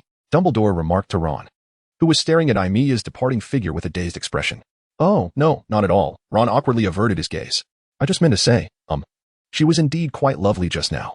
Ginny, still with tears on her cheeks, giggled softly. Ron shot a flushed glare at his sister. She's always been beautiful, Harry interjected, tugging on Lockhart's sleeve. She's among the most beautiful of all the second-year Gryffindor girls. What are you talking about? That beautiful girl? Lockhart chimed in. Be quiet. It's none of your business, Harry retorted, but then glanced at Dumbledore, realizing he had just insulted a professor, albeit one who was in such a state. How unfortunate. My ears are not quite functioning today, Dumbledore smiled, winking at Harry with his blue eyes. Harry, Ron called out. What? Harry looked at his friend in confusion. Did you notice? Aimiya isn't wearing glasses, Ron pointed out. Harry paused for a moment. Looking into her eyes seems less daunting now. When Aimiya arrived at the hospital, Madame Pomfrey had just finished administering the antidote to those who had been attacked. Madame Pomfrey, how are they doing? Aimiya asked urgently. They will recover shortly, Madame Pomfrey responded, having heard Aimiya's encouraging news and feeling particularly good. Indeed, after about an hour, all the attacked individuals were restored. Hermione, Aimiya rushed to Hermione's side. Thank goodness. You're finally awake. She embraced Hermione tightly. I thought I might never see you again. Tears welled in her eyes, for Hermione was her best friend in this world. Though strict and often lecturing her, she truly cared for her. I'm all right now, Hermione replied softly, returning the embrace. Harry won, Aimiya said, releasing Hermione and wiping her tears. The basilisk is dead, Harry killed it. I can hardly believe that Harry managed to slay a basilisk, considering they are nearly immune to most spells. Is that true? Harry really won. Hermione was overjoyed upon hearing the news. Is it true? How splendid. He is truly remarkable. No wonder he was the one who vanquished the Dark Lord. The victims, now freed from petrification, embraced one another and cheered. Let us go find him. Hermione hastily leaped from her bed and rushed outside. Aimiya hesitated, retracting her outstretched hand, feeling a twinge of discomfort, more precisely, a pang of jealousy. She couldn't comprehend why Hermione wouldn't invite her along. She yearned to possess that girl entirely, utterly, yet in Hermione's heart. She felt she was not as significant as Harry and the others. With a self-deprecating smile, Aimiya exited the hospital and ambled toward Professor McGonagall's office. As she traversed a broad corridor, she spotted a disheveled Draco Malfoy, bruised and battered, staggering toward her. He cast a glance of loathing at Aimiya before stumbling away. Humph. Aimiya scoffed at his audacity despite his unfortunate state. That evening, the Great Hall was alive with celebration, as nearly everyone relished a sumptuous feast. Beyond the thrilling news of Harry and Ron saving the school, the most joyous announcement was Professor McGonagall declaring the cancellation of all exams. Another piece of news that delighted the boys but dismayed the girls was that Professor Lockhart would be unable to teach next semester, as he needed to recover his memory. Oh, no. Hermione sat at the table, her expression one of palpable disappointment. She had been eager to grab a chicken leg, but upon hearing McGonagall's proclamation, she felt disheartened. How could exams be cancelled? She had devoted so much time to studying. It seemed so unjust. Did it truly matter whether one was formally examined as long as the knowledge was acquired? Aimiya, seated beside her, absent-mindedly picked at her food, her demeanor lacking vitality. What's wrong? Hermione inquired, noticing Amiya's unusual behavior. Nothing. Aimiya casually took a pastry and nibbled at it. By the way, Aimiya, I heard from Harry that you used a Patronus charm. Could you teach me? Sure. Aimiya nodded absently, but it's quite challenging. It took me 2 years to master it completely. No problem. I will definitely learn. Hermione exclaimed with enthusiasm. The ensuing days were decidedly mundane, to the point of inducing lethargy. As she departed the school, Aimiya received Harry's phone number, yet she chose not to leave with him, opting instead to disapparate directly. She had initially wanted to walk with Hermione, but seeing her animatedly converse with Harry and Ron left Aimiya feeling quite disheartened. See you next year, everyone. Aimiya said softly to her friends before vanishing with a snap. Chapter 1. The hospital. Selena gently opened her eyes, the first sight being her beloved husband. You've worked hard. Steele said softly to his wife. We have a lovely little princess. He carefully lifted their slumbering daughter from the cradle. The ordeal had truly frightened him. His wife nearly lost her life during childbirth, but thankfully, she had awakened. Look, how adorable. Steele presented the fruit of their love to Selena. Indeed. Our child shall surely be a great beauty. Steele sat at the bedside while Selena leaned into his embrace, cradling their precious child with utmost care. I have yet to name her. I leave the task to you. Steele gazed tenderly at his wife. All right. Selena nodded gently. I have thought of a name for a while. I conceived it while in labor. She smiled faintly, recalling the pain that had prompted her to distract herself. The new mother gazed lovingly at her child. Let us name her Aimiya. Aimiya slowly opened her eyes, quietly observing the ceiling, lying still as the alarm clock rang incessantly. Mama, she whispered softly, a sound only she could hear. What a gentle soul she was. Aimiya felt her heart near to shattering, her fist clenched tightly. Her lips bitten and bloodied. I shall exact my vengeance upon you. She sat up from the bed. Ever since Christmas, Catherine had been wandering aimlessly, her purpose unclear. Even during the holidays, she would often venture out, returning home utterly exhausted. After breakfast, Aimiya routinely made her way to the library of their home, which housed a considerable collection of books. Of course, it paled in comparison to Hogwarts, but it surpassed that of an ordinary household, containing many volumes deemed forbidden at Hogwarts, entirely inaccessible to students. Yet, Aimiya had grown up immersed in these texts. Clatter. A noise echoed from the doorway, as if something had fallen to the ground. Aimiya sprang to her feet, assuming her adoptive mother had once again collapsed due to fatigue or hunger. Rushing to the living room entrance, she was met with a sight far worse than she had anticipated. Catherine, what has happened? Catherine lay sprawled at the threshold, her robe stained with blood, a wound in her abdomen bleeding profusely. No. Aimiya quickly retrieved bandages, hastily binding her mother's injury, then grasped her firmly. All right, I have never attempted this before, but I shall succeed. Taking a deep breath, she operated. Catherine slowly opened her eyes, even that movement proving arduous.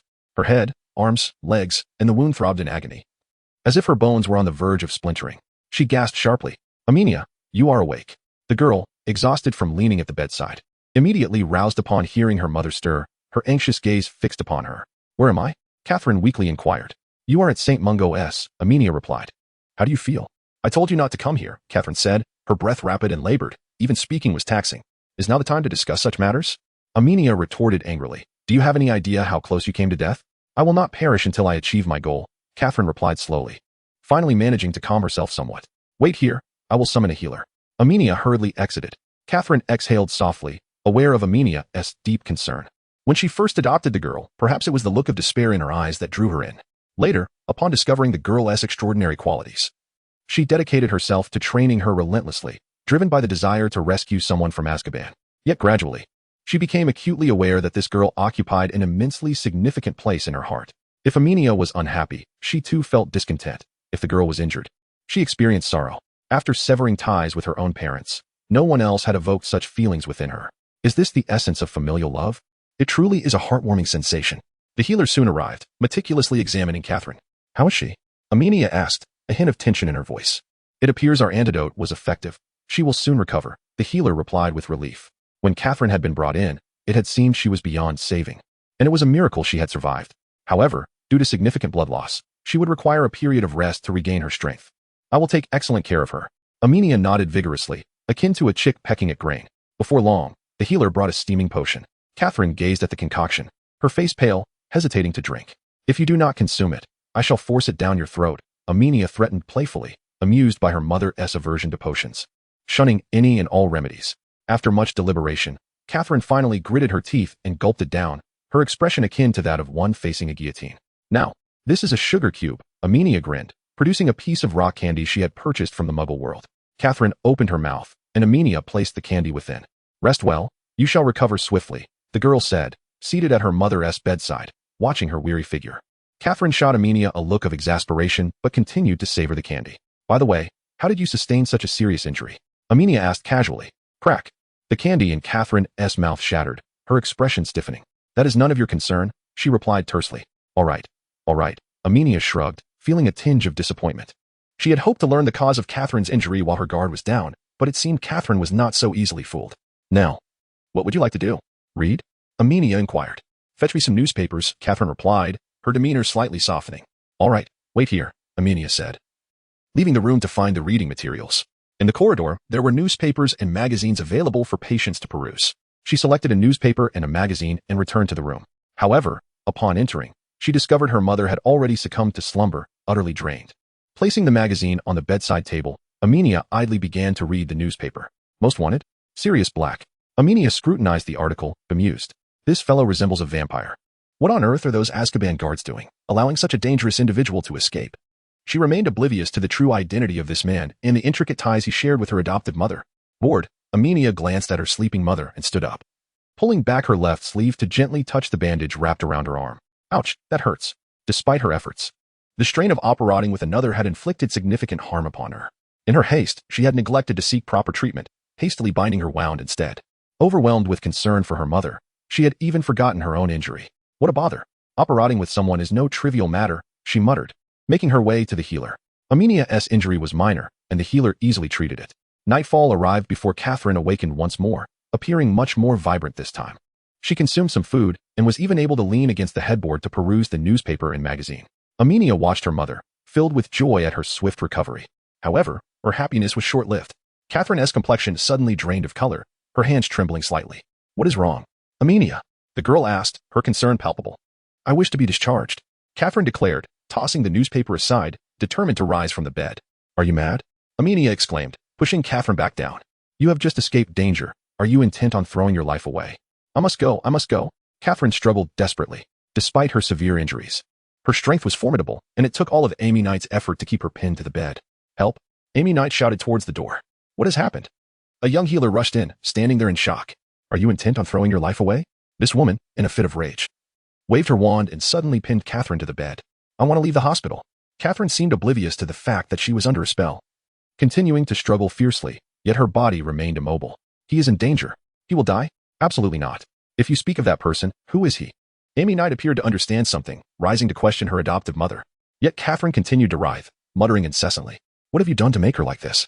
The healer asked angrily. Do you wish for your mother to die? Do you realize the immense effort we expended to save her from the brink of death? I don't know. She changed after reading this newspaper. Amy Knight looked on innocently, seeing her adoptive mother distressed to the point of losing her senses, and felt a deep sadness. How could a newspaper have such an effect? I suggest you refrain from lying. The healer was unconvinced. I truly did not, Amy Knight retorted. Angered, do you think I desire my only relative to end up like this? The spell will last for approximately 15 more minutes. You must calm your mother within that time. The healer stormed out in frustration. Lynn, Amy Knight slapped Catherine's face with urgency. If you still consider me your daughter, tell me why. Why have you become like this? Catherine appeared gaunt, her eyes red and glistening with tears, somewhat hysterical.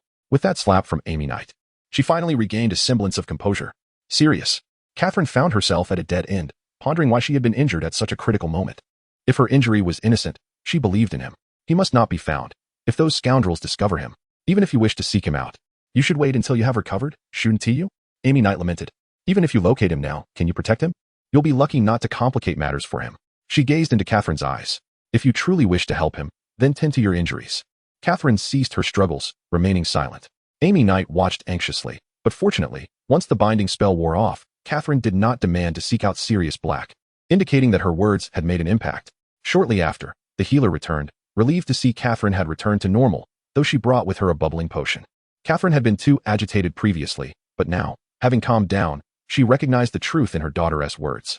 She no longer cared about the potion's unpleasant taste and drank it all in one go. When can I be discharged? She inquired of the healer. We have devised the best treatment plan for you. The healer assessed Catherine, ensuring she posed no further threat. Before responding, you will be discharged in 2 days at most.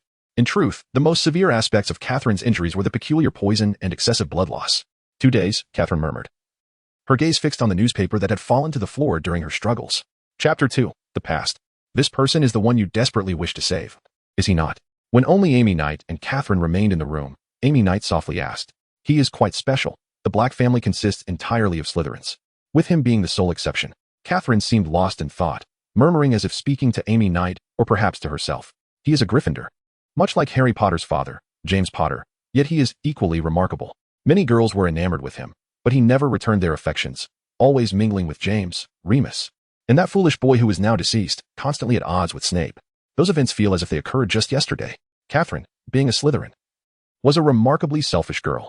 Although she was stunningly beautiful, exceptionally intelligent, and incredibly strong, she had few friends within Slytherin. She looked down upon those who engaged in petty scheming. Was that what one could call intrigue? It was simply too childish, too naive. Snape was an exception. The only one who could rival Catherine within the school was this fellow. Catherine's entire academic life was spent in competition with him, both rivals and friends, but nothing more. Such a girl, indifferent to the lives of others, could not escape the grip of love. She fell for a Gryffindor. One could only imagine how much this Gryffindor despised her, yet she remained unfazed, even disregarding the cold words of her own housemates. Eventually, even the head of Slytherin ceased to favor her. Nevertheless, Catherine did not surrender. In her quest for Sirius Black's attention, she employed every means possible, only to elicit greater disdain from him, as well as ridicule from both Slytherin and Gryffindor, and even the other two houses. Snape ignored her too, as he and Sirius, along with his friends, were bitter enemies, ever ready to seize any opportunity to cast curses upon one another. Ultimately, Catherine became isolated, with no one paying her any heed. Yet she still refused to give up. In the end, even her father and mother severed ties with her in indignation, leaving her despondent. Yet the stubborn girl, despite it all, persisted in her pursuit of the man who loathed her. You selfish, callous, cruel woman. Do not force me to cast a curse upon you. Sirius had never regarded her kindly. Had it not been for her gender, she might have already suffered some unknown curse, lying dead in a corner. She felt immense sorrow, her heart aching painfully. Eventually, Sirius was imprisoned for the alleged murder of the Potters, a claim Catherine could never accept. Though she harbored a deep resentment for the Potters for having taken Sirius from her, she had even wished them dead. She sought out the Ministry of Magic, approached Dumbledore, and visited Remus Lupin, anyone she could find, but to no avail. Sirius was sentenced to Azkaban for life, never to be released. In that moment, Catherine felt that death would be preferable, yet her pride forbade her from taking her own life, so she resolved to break him out of prison. However, she was caught. And if that person had not been a friend of her parents, she might have ended up in Azkaban herself, although she would have gladly welcomed the chance to be with him there. In her hopelessness, she succumbed to despair. For more than 2 years before meeting Amy Knight, Catherine had lost track of time, drowning herself in alcohol in a futile attempt to numb her pain. Each glass consumed only deepened her suffering. As she recounted her story, tears streamed down her face. She could no longer hold on, even with Amy Knight's presence, which distracted her from thoughts of that man. The sudden outpouring of emotion only intensified her anguish. The weary woman writhed in agony on the bed, as if trying to expel all her torment. Amy Knight sat quietly by her side, embracing her foster mother without uttering a word, unsure of what to say. Although their pains were not identical, she understood suffering all too well. After what felt like an eternity, Catherine gradually fell asleep, exhausted from her tears. Amy Knight gazed at her, filled with uncertainty. Should she truly seek out the fugitive? Even if he were innocent, what difference would it make? Was there any evidence to prove it? In the end, he was simply a wretched wanted man. The following morning, Catherine awoke unexpectedly calm. After revealing the secrets she had harbored for over a decade, her mood seemed to lighten. Having taken her medicine and eaten breakfast, she sat quietly by the window, saying nothing, neither demanding to be discharged nor continuing to weep in pain. "Lynn, I'm fine," she assured Amy Knight, sensing her worry. "I've come to terms with it. If he managed to escape from Azkaban, he must have a way to evade those pursuing him. After all, he was the first to escape that dreadful place without outside help. There hasn't been anyone else before, and there likely won't be anyone after." "Where do you think he would go?" Amy Knight inquired. "Who knows?" Catherine replied, gazing out the window. "He would never betray James Potter, if he wanted to. He had ample opportunities to sell out James and Lily without revealing his supposed Death Eater identity. The newspapers claiming he intends to kill Harry Potter are utterly ridiculous, but he will definitely seek out Harry Potter, won't he?" Amy Knight suddenly remarked. "As you said, if he was a good friend of James Potter. After being imprisoned in Azkaban for so many years, he must be very eager to see how his friend's son is faring." Catherine turned her gaze sharply towards her foster daughter. "What do you have that can prove your identity? Give it to me, and I will help you find him." Amy Knight stood up from the bedside. Catherine's face lit up with joy, but that expression quickly faded. "He won't trust you, because he doesn't trust me," she said, seemingly disheartened. "But Harry trusts me," Amy Knight countered. "If he is indeed a friend of James Potter, then a friend of his friend's son should at least inspire some measure of trust, shouldn't it?" Catherine remained silent, lost in thought. And the room fell into a heavy silence. "You go ahead.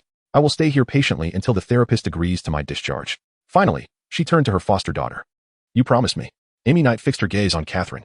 "If you sneak out or force your discharge before you're fully healed, I will never forgive you." Although her intention to find Sirius Black was to allow Catherine peace to recover, it would also mean losing sight of this reckless woman, though she did not voice it. Amy Knight felt a premonition that Catherine's injuries were largely due to her own actions, stemming from her investigation into the Chimera Society. Catherine had suffered for her. So what harm was there in doing something for her in return? "I promise you," Catherine finally nodded. "I'm off then." Amy Knight cast one last glance at Catherine before departing the hospital room. Once Amy Knight left, Catherine let out a long sigh. She was torn. She desperately wanted Amy Knight to find Sirius Black and move him to safety, yet feared that he might harm Amy Knight in the process. But now, she could do nothing but lie in bed. From her bag, she retrieved a notebook, a compilation of information Catherine had painstakingly gathered when Amy Knight was in her second year. This was something she could not share with her, at least not at this moment. Suddenly, a soft sound echoed from outside number 4, Privet Drive, as a girl with long black hair, dressed in a white shirt and jeans, appeared in a secluded corner. "Hey, is this where Harry lives?" Amy Knight scrutinized her surroundings, realizing the houses looked remarkably similar, making it difficult to discern which one was Harry's. "All right, let me think," she murmured, scratching her head before stepping onto Privet Drive. Which number was it again? Amy Knight couldn't recall, but suddenly remembered something crucial. Oh no, yesterday was Harry's birthday. Had she forgotten to send him a gift? Surely, he would be upset. Although she had never celebrated her own birthday, she knew that living with those dreadful relatives, Harry would certainly be disappointed if he received nothing. A birthday cake seemed a bit cliché. "I've got it." Amy Knight thought of a brilliant idea. Number 4, Privet Drive must be the right one. She glanced at the house and gently knocked on the door. Knock, knock, knock. "Who is it?" A woman's voice inquired from within. "Cousin, go open the door." A boy's voice called out. Could they be referring to Harry? Amy Knight opened the door to find Harry, who looked utterly astonished to see her. "You. How did you get here?" "Well, how should I put it?" Amy Knight smiled. "I wanted to surprise you and also apologize for not sending you a birthday gift yesterday." "Who is it?" A gaunt, sharp-featured woman approached. "Who are you looking for?" "I have found the person I was looking for," Amy Knight replied, indicating Harry. "Mom. Who is she?" A chubby boy, resembling a bear, squeezed his way through, blocking the entrance and pushing Harry out. "Hello, may I take Harry out for a day?" Amy Knight asked politely, "Just for one day. I am a witch, just like Harry," she added with a smile, believing her charm was enough to win them over. Dudley, upon hearing the word witch, bolted into the kitchen, slamming the door behind him and desperately trying to hide beneath the table, though he was too large to fit. Amy Knight hadn't anticipated such an extreme reaction. "Leave. Get out of here. You are not welcome." Petunia Dudley screamed, seizing Harry and pulling him back inside, forcefully shoving Amy Knight aside and slamming the door shut. "We have no wizards here," she exclaimed, pulling back the curtains and glaring fiercely at Emmeline. "You little brat. We provide you with food and shelter, and you dare to invite those lunatics into our home." The woman seemed almost mad as she shouted at Harry. "I want to have you making any more noise. Go back to your room at once," Petunia Dudley said furiously. Harry felt deeply aggrieved. He never expected Emmeline would come directly here. The consequences of this event were far more severe than when Ron had called him. He hoped that his permission to visit Hogsmeade wouldn't fall through, for that would mean he could not go at all. With that thought, he reluctantly returned to his room. Once Harry had left, Petunia hurried to the kitchen door. "Darling, the lunatic has gone," she said in a sickly sweet voice to her son Dudley. "It's all right, sweetie. Mommy is here. Open the door." However, Dudley seemed petrified, refusing to move or open the door, no matter what his mother said. Emmeline found the Dursley's fear of magic quite amusing. "I merely wish to take Harry out to celebrate his birthday. Is this truly necessary?" she said, leaning against the door. "And do you really think such a flimsy door could keep a wizard out?" With that, she produced her wand, knowing she had special permission. And no one would know it was she who cast the spell. Alohomora. She incanted. Chapter 3. The mishap. The door to the Dursley residence burst open, causing Petunia to emit a piercing scream. Startled, Harry dashed out of his room, only to find Emmeline standing innocently at the door, looking exasperated at the screaming woman. "Sorry, Harry," Emmeline shrugged. "I didn't expect her to react like that. They despise magic. They avoid anything related to it." Harry found both anger and humor in the situation. It seemed his plans for Hogsmeade were dashed, yet he dutifully explained the circumstances to Emmeline. Such self-deceiving individuals, Emmeline thought, observing the still screaming woman. In truth, if she hadn't come to this world, she would have never believed in the existence of magic. Bang, bang, bang. At that moment, 3 adult wizards suddenly appeared outside, rushing in and scrutinizing everything in the room. "Who are you?" The 3 Aurors finally determined that the one who had cast the spell was the girl before them. "Sorry. I just wanted to take Harry out for some fun." Emmeline turned to the 3 tense Aurors, looking rather sheepish. "Hand over your wand and come with us," one of the short-haired Aurors said sternly. "Now, Hass, she is just a little girl," another Auror interjected. "You're still a student at Hogwarts, aren't you? Surely you know you cannot use magic outside of school, especially in front of muggles," the last witch said with a serious expression. "Well, though I'm reluctant to say." Emmeline reached into her sleeve. "I have special permission from Cornelius Fudge, the Minister of Magic." She produced a piece of parchment. The 3 Aurors exchanged glances, and the female Auror took the parchment, inspecting it closely. Indeed, it bore the signature of Minister Cornelius Fudge. "I'm so sorry," Emmeline said, having apologized too many times already. "I merely wanted to take Harry out to celebrate his 13th birthday." "Harry Potter cannot leave here," the short-haired Auror said sternly. "While you possess special permission to use magic outside, what you're doing is an illegal intrusion into someone else's home." He maintained a stern demeanor. "And right in front of a muggle. Young lady, there better not be a next time. You were fortunate to encounter us. Otherwise, you would have faced a fine." The more amiable Auror advised Emily. "Quickly return. You'll have plenty of time to play at school. Harry Potter cannot leave here." Perhaps due to Emmeline's unfinished sentence, the witch cast a spell, erasing her words. "You'd best leave here immediately," the female Auror insisted. All right. Emmeline resignedly stowed her wand, reclaimed the parchment, and turned back to Harry. "I'm truly sorry for all this trouble. I'll see you at school." With that, she departed from number 4, Privet Drive. "Now, we must modify their memories," the female Auror instructed Harry. "You should return to your room."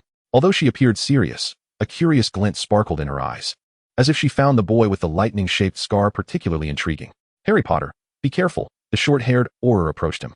"Don't open the door to just anyone. If a dark wizard were to use Polyjuice Potion to disguise themselves as your friend and come here, you would be in danger. Dimwar, don't frighten him." The amiable Auror interjected. "Need any assistance, Tonks?" he offered to the female Auror. "Not necessary," Tonks replied, directing her wand toward Petunia Dursley. "What are you going to do?" Petunia shrieked, firmly blocking the kitchen door. "Don't worry, it'll all be quick. We won't harm you," Tonks reassured her. "Don't you dare touch Dudley." Petunia cried out in alarm. "Tonks, stop wasting time with this muggle," the short-haired Auror declared impatiently. "Glow, you come," he commanded the amiable Auror. "Don't worry, Tonks can handle it, and she'll do it well," Glow advised Dimwar. Emmeline had no idea how they would alter the Dursley's memories. By now, she had retreated to a corner of Privet Drive. It seemed she would have to wait patiently. She lamented that she had intended to take Harry out to celebrate his birthday while cautiously observing whether Sirius Black would make an appearance. However, with the arrival of the 3 Aurors, her plan was thwarted. She lacked the power to defeat 3 Aurors and erase their memories without a trace. If she were to keep watch, it would require significant time, so it would be best to procure some food first. With this thought, Emmeline prepared to visit a muggle supermarket for some provisions. But when she reached into her pocket, she discovered she had only 2 galleons and some sickles, with not a single pound to her name. "Damn it. It seems I must make another trip to Gringotts," Emmeline grumbled as she withdrew her wand and disapparated. Arriving in the bustling Diagon Alley, she struggled to navigate through the throngs of wizards. What on earth were they all doing? Out of curiosity, she squeezed her way into the crowd. In the heart of the crowd, she discovered a flying broom that resembled a masterpiece. The Firebolt broom represents the pinnacle of craftsmanship. Its handle exquisitely fashioned from white waxwood, boasting a streamlined design of unparalleled beauty, polished to a diamond-like sheen with a hardening agent. and intricately engraved with a registration number. Each slender twig at the broom's tail has been meticulously selected to ensure aerodynamic perfection, rendering it unmatched in terms of balance and precision. The firebolt accelerates to 150 miles per hour within 10 seconds, and its braking system is nothing short of enchanting. The price is negotiable. Amy was instantly captivated by this broom. I must acquire one. I shall act first and inform later. Surely, once I bring it home. Catherine would not dare to discard it. She chuckled at the thought. Fortunately, thanks to Lynn, had I purchased a broom last semester, I would not be able to buy this one this term. Surrounding onlookers regarded the girl with expressions of disbelief, lamenting the fact that such a beautiful girl was, in their eyes, a fool. If Amy were aware of their thoughts, she would undoubtedly feel disheartened. After exchanging a substantial amount of pounds in Diagon Alley and negotiating the price with the sellers of the firebolt, she returned to Privet Drive with an abundance of food. The night having fallen. Thus, Amy set up a tent in an inconspicuous spot outside Privet Drive, periodically casting the disillusionment charm and surrounding the area with muggle-repelling charms. When muggles approached, they would suddenly recall something urgent and hastily depart. Catherine was indeed obedient, remaining within St. Mungo's, especially after the healer discovered a lingering toxin in her system that continued to weaken her, compelling her to stay for further treatment. It seemed she understood that, even if faced with Sirius Black, she would be at a loss for words, or perhaps she trusted her foster daughter, so despite feeling despondent, she complied with the healer's advice. Upon hearing this news, Amy grew concerned and took the time to visit St. Mungo's. We have conducted several tests and will soon find the antidote's formula. You need not worry, the healer reassured her. With that, Amy returned to her tent on Privet Drive. In truth, she was reluctant to remain there, staring at that detestable household, and even less inclined to wait for the man known as Sirius Black. However, for Catherine's sake, she resigned herself to wait. During the holidays, Amy had intended to accept Hermione's invitation to France, but due to Catherine's intensive training, she could not go. Although she understood that Catherine had her best interests at heart, she still felt profoundly disappointed. Sitting outside the tent, the girl sighed in boredom, listlessly gazing at room 4 of Privet Drive. Night had fallen. Should she continue to watch, or, like the previous days, cast a warning charm at the Dursleys' door before retreating to sleep? At that moment, a large black dog resembling a bear ambled down the street, surveying its surroundings before gradually making its way to Amy's tent. Hey, pup, come here, Amy exclaimed, thrilled to see the dog after days of solitude. The enormous black dog glanced at her but ignored her, continuing on its path. Hey, dog, Amy called, rushing over, pulling a roast chicken from her bag and waving it enticingly. If you play with me, I'll share something delicious. It was evident that the large dog was a stray, as only a stray would be so emaciated, alternating between hunger and fullness. The black dog hesitated, taking a few steps towards Amy, but then seemed to reconsider. All right. Amy sighed, gently tossing the roast chicken wrapped in oil paper. Here, take it. You look so hungry. The dog paused, sniffed the chicken cautiously, glanced at Amy, then seized the chicken and scampered away. Humph, Amy huffed, kicking a small stone by the roadside before returning to her spot in front of the tent. I knew it. Aside from Fox, no animal would acknowledge my presence. Despite their brief acquaintance, Amy had grown fond of that adorable little falcon, only to lose it due to her own negligence. Amy sat there, lost in thought, when suddenly Harry dashed out of number 4, Privet Drive with a trunk and all his belongings, leaving behind Aunt Marge, who was inflating and floating towards the sky, and Vernon Dursley, desperately trying to rein her in. By the time Amy realized what was happening, the Ministry of Magic staff had arrived to address the chaos. What transpired? She wondered cautiously, ensuring the Ministry personnel did not notice her presence. Once the Ministry staff resolved the situation and modified the memories of the Dursleys, Amy carefully approached, observing intently until she confirmed that Harry, enduring Aunt Marge's deliberate torment, had finally departed. When exactly had he left? Amy had no way of knowing. This was troublesome. She scratched her head, feeling frustrated. Yet, there was no solution. Amy hurried back to her tent, packed it up, and began her search for Harry. Unfortunately, he had vanished without a trace, but eventually, Harry sent her a letter via his owl, informing her that he was at the Leaky Cauldron, which relieved her greatly. All right. I will meet up with Hermione and Ron. Amy scribbled a few words on parchment and handed it to Harry's white owl. What was its name again? She couldn't recall. But the owl quickly took flight. In Diagon Alley, countless wizards roamed. Sirius Black would never dare to seek Harry there, regardless of his motives. With that thought, Amy returned to St. Mungo's. For the ensuing days, she remained within the hospital, and upon hearing Amy's deductions, Catherine did not urge her to continue searching for the escaped convict. Of course, she felt a twinge of disappointment at not having found any trace of Sirius. But the toxins in her body had been eliminated, and she would be discharged in a couple of days. How do you feel? Amy inquired with happiness as Catherine prepared to leave the hospital, appearing quite healthy. Not bad, Catherine replied, stretching her arms and legs. You're about to start school, right? Yes, but it's all right. I can apparate there quickly, Amy responded. Let us have a grand feast first, then we can search for Sirius Black together. The two departed Street Mungo-s, heading to a secluded corner to apparate home. I can manage on my own, Catherine assured her foster daughter. Rest assured. I'm no longer impulsive. I've outgrown that phase. I refuse to believe that. Aimiya harbored a profound lack of confidence in her adoptive mother. We can correspond every 2 or 3 days. I assure you that I will write back this time, Catherine solemnly promised. All right, for now. I shall put my trust in you, Aimiya replied, feeling rather helpless, especially since the commencement of school was imminent. Chapter 4. Disappointment. After resting at home for several days and ensuring that Catherine's emotions had finally stabilized, Aimiya found herself compelled to gather her belongings into her storage bag, preparing to venture to Diagon Alley for supplies. You must write to me, she urged her adoptive mother anxiously. Despite Catherine's recent convalescence at home after her discharge from the hospital, Aimiya remained concerned. She packed essential provisions and antidotes, urging Catherine to exercise caution. For no one could ascertain how much he had changed over the years. You must remain calm and vigilant. I am not a child. I will not make such mistakes. Catherine retorted with mild annoyance. Aimiya was astonished by Catherine's demeanor, especially since she had refrained from drinking since returning from St. Mungo's. If you were to perish. Aimiya gazed intensely into her adoptive mother's eyes, as if making a vow. I would exact revenge, no matter the cost. Without awaiting a response from Catherine, she dashed out of the house. Catherine, taken aback by Aimiya's declaration, ultimately allowed a faint smile to grace her lips, a mysterious sentiment swelling within her heart. Unbeknownst to Aimiya, her words had profoundly touched her adoptive mother. Presently, she had already apparat to Diagon Alley. After a summer of practice, her skills had become quite adept, ensuring she would not land 2 kilometers away from her intended destination. Her first stop was the shop selling broomsticks, where she collected the firebolt she had ordered, paying the full amount. Although she was quite wealthy, handing over a hefty bag of galleons still tugged at her heartstrings. Yet, when she held the firebolt, all her discontent vanished. It was a magnificent sight, especially as the envious gazes of those around her filled her with satisfaction. After purchasing her textbooks and a birthday gift for Harry, Aimiya found herself outside the leaky cauldron. Hey, Aimiya. At that moment, she heard someone call her name. Hi, Hermione. Ron. She spotted Ron and Hermione enjoying ice cream at the front of Florian Fortescue's ice cream parlor. Aimiya felt a twinge of discomfort, as Hermione had chosen to seek out Ron first rather than her, but she approached them nonetheless. What are you two doing here? Why not go inside to find Harry? Aimiya inquired, taking a seat beside Hermione. In fact, we just arrived, Hermione replied. We plan to have some ice cream before looking for Harry. Ron chimed in, a dollop of cream adorning the corner of his mouth, which made Aimiya feel quite nauseated. Aren't you having one? No, ice cream is a sweet treat. It makes one gain weight, Aimiya declined, much to the displeasure of the shopkeeper behind the counter. Harry.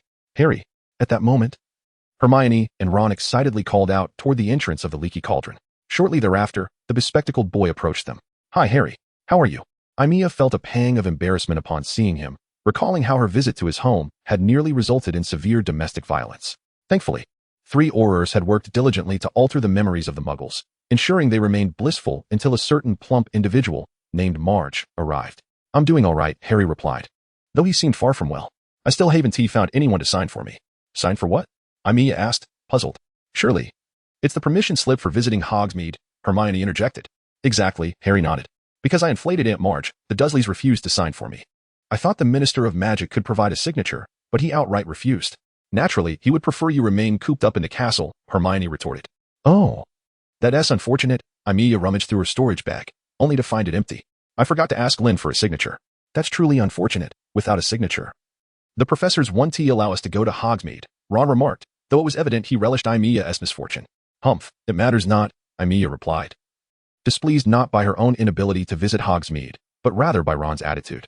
I know many secret passages. Your twin brothers have divulged all the castle's secrets to me. She shrugged. At worst, I could leave the castle grounds and apparate there. It's not far at all. Aimiya, you mustn't think that way, Hermione admonished sternly. All right, Aimiya replied, glancing at Hermione with a sense of resignation.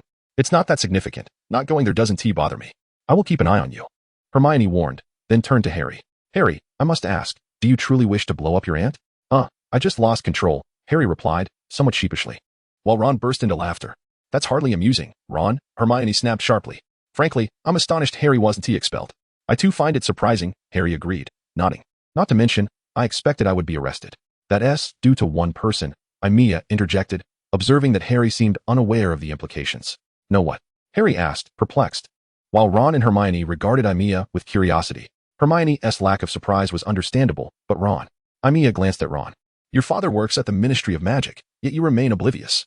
My father never discusses work with us, Ron replied, his face tinged with embarrassment. If that is the case, it suggests they wish to keep Harry uninformed. Aimiya mused, resting her chin on her hand and looking at Harry sideways. So it is best I remain silent. Otherwise, I may find myself in trouble. Noticing Harry's discontent, she added, of course. If you were to guess it or overhear it by chance, that would be a different matter. What is it?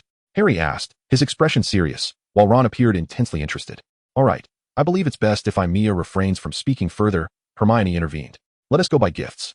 September is my birthday, and my parents gave me some money to purchase a gift in advance. How about a lovely book? Ron suggested without hesitation. No, I don't think so. Hermione resolutely declined, expressing her desire to purchase an owl. After all, Harry had his Hedwig, and Ron had Errol. She noticed a peculiar expression on Amy's face, prompting her to cease her remarks. Errol isn't mine. He belongs to my family, Ron clarified. Only Scabbers is mine. He produced his pet rat from his pocket, which appeared notably frail, having lost considerable weight, with drooping whiskers. I must examine him. Perhaps Egypt isn't the best environment for him. Amy knew of a place that could provide the necessary checkup, and Hermione could find a suitable owl for herself. Harry was already well acquainted with Diagon Alley. What are we waiting for? Hermione exclaimed as she stood up. After paying for their ice creams, the four of them headed towards the wizarding pet shop at the magical menagerie. Amy's fox had not been purchased here, but rather from the Elop's Emporium. What's wrong? Just as they exited the Florian Fortescue's ice cream parlor, Amy suddenly turned to look in one direction, which struck Hermione as odd. No, it's nothing, Amy replied. The three others exchanged puzzled glances with her before continuing on to the destination Harry had mentioned. Is it just my imagination? Or do I feel as though someone is watching me? Amy had just scanned the area carefully but had not spotted anyone. Upon arriving at the magical menagerie, they found it to consist of a single room, its walls lined with various cages containing an array of peculiar creatures, all producing cacophonous sounds, creating a rather boisterous and odorous environment. Oh my, the smell here is unbearable, Amy exclaimed, covering her nose and complaining to Harry. I think we would be better off at Elop's. But don't you find this place fascinating? Hermione interjected excitedly, observing the intriguing animals. And quite dangerous, Amy retorted bluntly, gesturing towards a departing wizard who had just purchased a two-tailed salamander. Hermione, however, was unperturbed by Amy's warning, continuing to wander between the cages. Amy stood at the entrance, hoping to alleviate the unpleasant odors within. At that moment, Ron approached the counter with Scabbers in hand. It was evident that the rat had endured significant hardship. As the witch noted Scabbers was missing a toe, rather than treating him, you might as well get a new one, she suggested, pointing to another cage housing a group of rats. Those rats, initially observing Scabbers quietly, suddenly began to swing on their perches, chase their tails, or frolic within their cage, seemingly attempting to attract Ron's attention. I think you should consider getting a replacement, Amy chimed in. At the sight of the girls, the rats visibly trembled, and one even fell from its swing. Well, perhaps I was wrong. Scabbers seems better than these rats, Ron conceded. Since you don't wish to replace him, why not try this? It's a remedy for rats, the witch offered, producing a small red vial. All right, how much is it? Ron muttered, rummaging through his pockets. Just then, an unexpected occurrence transpired. A large ginger cat leapt from a shelf and landed atop Ron's head, hissing at Scabbers, who was nestled in Ron's arms. No, Crookshanks, no, the witch cried out. However, it was too late. Scabbers, startled, slipped from Ron's grasp like a bar of soap and disappeared in an instant. Oh no, Ron exclaimed, halting his search through his pockets and bolting after the rat. Ron, Harry shouted, seeing Ron rush out, and he hurried after him. Oh dear, the witch appeared exceedingly frustrated. Could you not cause me any more trouble? She grabbed the somewhat awkward-legged cat. I regret purchasing you. All you do is eat and create chaos. How much is it? At that moment, Hermione, who had been observing the bizarre creatures in the corner, approached, clearly intrigued by the large fur ball. Are you interested in buying it? The witch's expression brightened. Yes. Hermione nodded eagerly, extending her hand towards the cat. The creature, named Crookshanks, promptly wriggled free from the witch's grasp, leaping onto Hermione's shoulder and then nestling into her arms, displaying a contented demeanor. It was evident that the witch was eager to rid herself of the troublesome cat. And Hermione acquired the ginger feline for a mere 3 galleons, with the witch generously providing her with a fair amount of cat food, even foregoing the fee for the rat remedy Hermione intended to buy for Ron. It's truly beautiful, Hermione remarked, gently stroking Crookshanks as they left the magical menagerie. Indeed. It is quite lovely, Amy admitted, casting a mix of jealousy and admiration at the sight of Crookshanks nestled in Hermione's embrace. May I pet it? She inquired. Of course. Hermione responded joyfully. Yet, as Amy reached out to touch Crookshanks, the large feline grew tense, escaping Hermione's grasp and perching on Amy's shoulder, eyeing her warily. Huh, I knew it. Amy chuckled self-deprecatingly, then surrendered the idea. All right, let us hasten to find Harry and Ron, she said, quickening her pace, pondering whether Ron would be able to find his rat again. This is all my fault. If it weren't for me, Fox wouldn't have. The girls felt a sense of disappointment. Chapter 5. Reunion. When the two girls and Crookshanks finally located Harry and Ron, They found the two boys standing in front of the quality Quidditch supplies shop, with Ron still wearing a dejected expression. "You bought that monster?" Ron exclaimed, his mouth agape in astonishment upon seeing Hermione with Crookshanks. "Did you not realize it nearly tore my scalp off? It's beautiful, isn't it?" Hermione replied, brimming with excitement. "And it wasn't intentional, was it, Crookshanks?" "Only in your mind," Harry quipped under his breath. "But what about Scabbers?" Ron pointed to a bulge on his chest. "He needs to relax and rest. How can he do so with your cat around?" "Don't worry, Crookshanks will sleep in my dormitory," Hermione shrugged, then added, "Oh, right. Here's your rat remedy." She handed the small red vial to Ron. "Oh, splendid," Ron said sarcastically, taking the vial without a word of thanks. The four returned to the leaky cauldron, where they found Mr. Weasley seated at the bar, engrossed in a newspaper. Harry noticed a familiar face on the front page. "Haven't they caught him yet?" he inquired. "No, not yet," Mr. Weasley replied wearily. "The Ministry has exhausted all methods, but it seems we are lacking a bit of luck. To escape the Dementors of Azkaban, one must possess some extraordinary abilities. It cannot be so easily accomplished." Amidst the gathering, Aimiya remarked, "Hello, Mr. Weasley." Unlike Hermione, she was not as familiar with the Weasley parents. After all, her foster mother had left a rather poor impression on the couple last semester. "Greetings, Aimiya," Mr. Weasley responded, seemingly indifferent, yet he remembered her name. "If we capture him, will there be a reward?" Ron mused whimsically. "Offering a bounty would be quite nice. But I hardly believe a 13-year-old wizard who hasn't graduated from school could apprehend him," Aimiya retorted to Ron. "I concur with Aimiya. It would be wise for you to exercise caution." Mr. Weasley nodded in agreement. At that moment, Mrs. Weasley entered, carrying large shopping bags, followed by the Weasley twins. And Percy, now a 7th year and student council president, with Ginny, the sole daughter of the Weasley family, bringing up the rear. "Hello," Ginny exclaimed upon seeing Harry, her face instantly flushing red, and she greeted him in a voice barely audible. "Hello," Harry smiled back at Ginny. "Harry, it's so wonderful to see you," Percy exclaimed, as if it were their first encounter. "Hello," Harry and Percy exchanged a handshake. "Hey, I knew it." George approached Aimiya. "We'll definitely see you around here." Fred nudged George aside. "Indeed, we were correct." George dashed back, seizing Fred, and with a swift tug, both tumbled to the ground. "Oh, you too." Mrs. Weasley placed her items on an empty chair, turning to her troublesome sons with exasperation.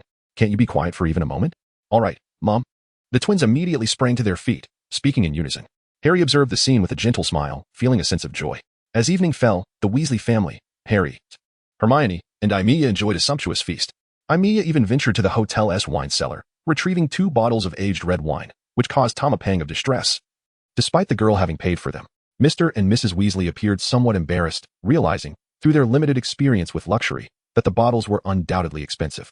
"This is an apology for my foster mother's behavior last year," Aimiya said, her expression tinged with awkwardness due to her foster mother's influence, making her feel uncomfortable at the table. "Your sentiment is appreciated, but I believe it would be best to return those bottles," Mrs. Weasley suggested hesitantly. "This is my money." "Unrelated to my foster mother," Aimiya asserted, tapping the cork with her wand, which promptly popped out. "I hope you can accept my gesture." She poured some for everyone, including herself. Ever since Aimiya learned to control the flames in her lungs, she could finally indulge in the exquisite taste of fine wine and beer. "Wow," Ron exclaimed after taking a sip, his eyes widening in amazement. "This is fantastic." Percy too exhibited a satisfied demeanor, though he maintained a composed expression, savoring the experience. "Well, this is delightful. It's even better than the butterbeer at the Three Broomsticks," the Weasley twins exclaimed, their revelry unabated.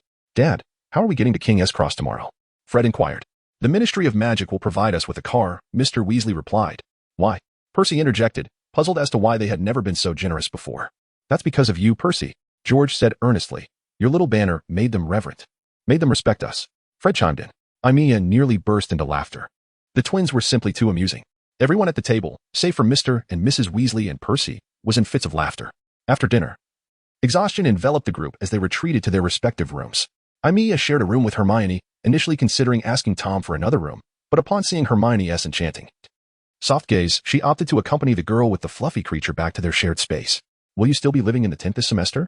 Hermione inquired, lying on her bed with Crookshanks beside her. "Perhaps," Aimiya replied, avoiding Hermione's gaze as she lay back, staring at the ceiling. "I heard Harry say you can control yourself now, able to breathe fire at will." "So what?" Aimiya said, a hint of irritation creeping into her tone. "Is there nothing else to discuss besides Harry? Am I so insignificant in your eyes?" "Fine, I won't ask any more," Hermione replied, somewhat displeased, as she cradled Crookshanks, shed her clothes, and crawled under the blanket. Aimiya, restless and clad in her robe, quietly left the room. The door to room 12 was ajar, and she could hear Percy and Ron bickering, which only soured her already fragile mood. As she descended the stairs, she spotted Harry. "Hi, why aren't you asleep?" She forced a greeting. No, It's nothing. Harry seemed distracted. I'm helping Ron get some rat tonic. Nodding, Aimiya continued down the stairs, only to hear the Weasley twins laughing heartily. Curiously, she followed the sound and discovered them hiding in a shadowy corner of the hallway, engrossed in something. What are you up to? Aimiya whispered, straining her voice to match Percy's. Nothing.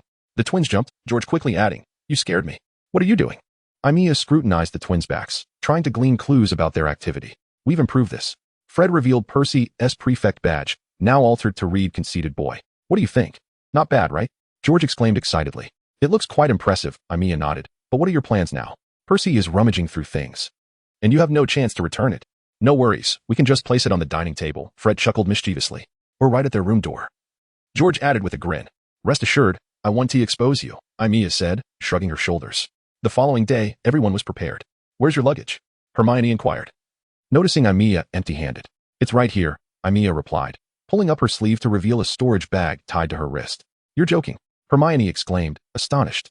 It's just a simple application, Aimiya said, pulling out a corner of her tent. See, this is my tent. How did you do that? Hermione asked eagerly. Amidst the confines of this pocket, a spell was cast. If memory serves, it was one of spatial expansion. Aimiya raked her fingers through her hair. Her mood had noticeably lifted after a night's rest, and her anger had dissipated, for such feelings were ultimately futile. This is something I procured from Catherine. How marvelous. Hermione expressed with palpable envy. You should place your luggage inside as well, Aimiya suggested. What are you two up to? The Weasley couple had already loaded the entirety of their family's belongings into the vehicle provided by the Ministry of Magic. Hurry and stow your luggage. Right. The two girls hurried over. From the outside, the Ministry's vehicle appeared rather modest, yet the space within was surprisingly ample. Seemingly enchanted with the same magic as Aimiya's storage pouch. Aimiya harbored doubts about Mr. Weasley's explanations. It was peculiar that they would provide a vehicle along with a driver, not to mention the hidden aura surrounding them, likely due to concerns over Sirius Black, a notorious escapee potentially attempting to harm Harry Potter. Well then, we shall meet at school, Aimiya addressed Hermione and Harry. Are you not joining us in the vehicle? Ron inquired, curious. No, I intend to use apparition, Aimiya replied, reluctant to endure the cramped confines of the vehicle. I think it best you travel with us, Mr. Weasley interjected, knowing that the Ministry had stationed Dementors around Hogwarts for safety. If you apparate outside the school, you might find yourself attacked. Aimiya, do come in. George called from behind. There's still room. Very well. Aimiya pouted slightly as she squeezed into the vehicle. To be frank, the appearance of this train was rather unimpressive. Aimiya remarked, observing the steam billowing from it. What? Hermione, cradling Crookshanks, had not caught Aimiya's comment. Nothing. Aimiya shook her head in mild frustration before stepping aboard the train. Farewell, we are off to Finley. The twin brothers rushed past the two girls, pulling their luggage. Ginny, reluctantly led by Percy, entered the compartment. Though Percy was not particularly well-liked, he treated his sister decently.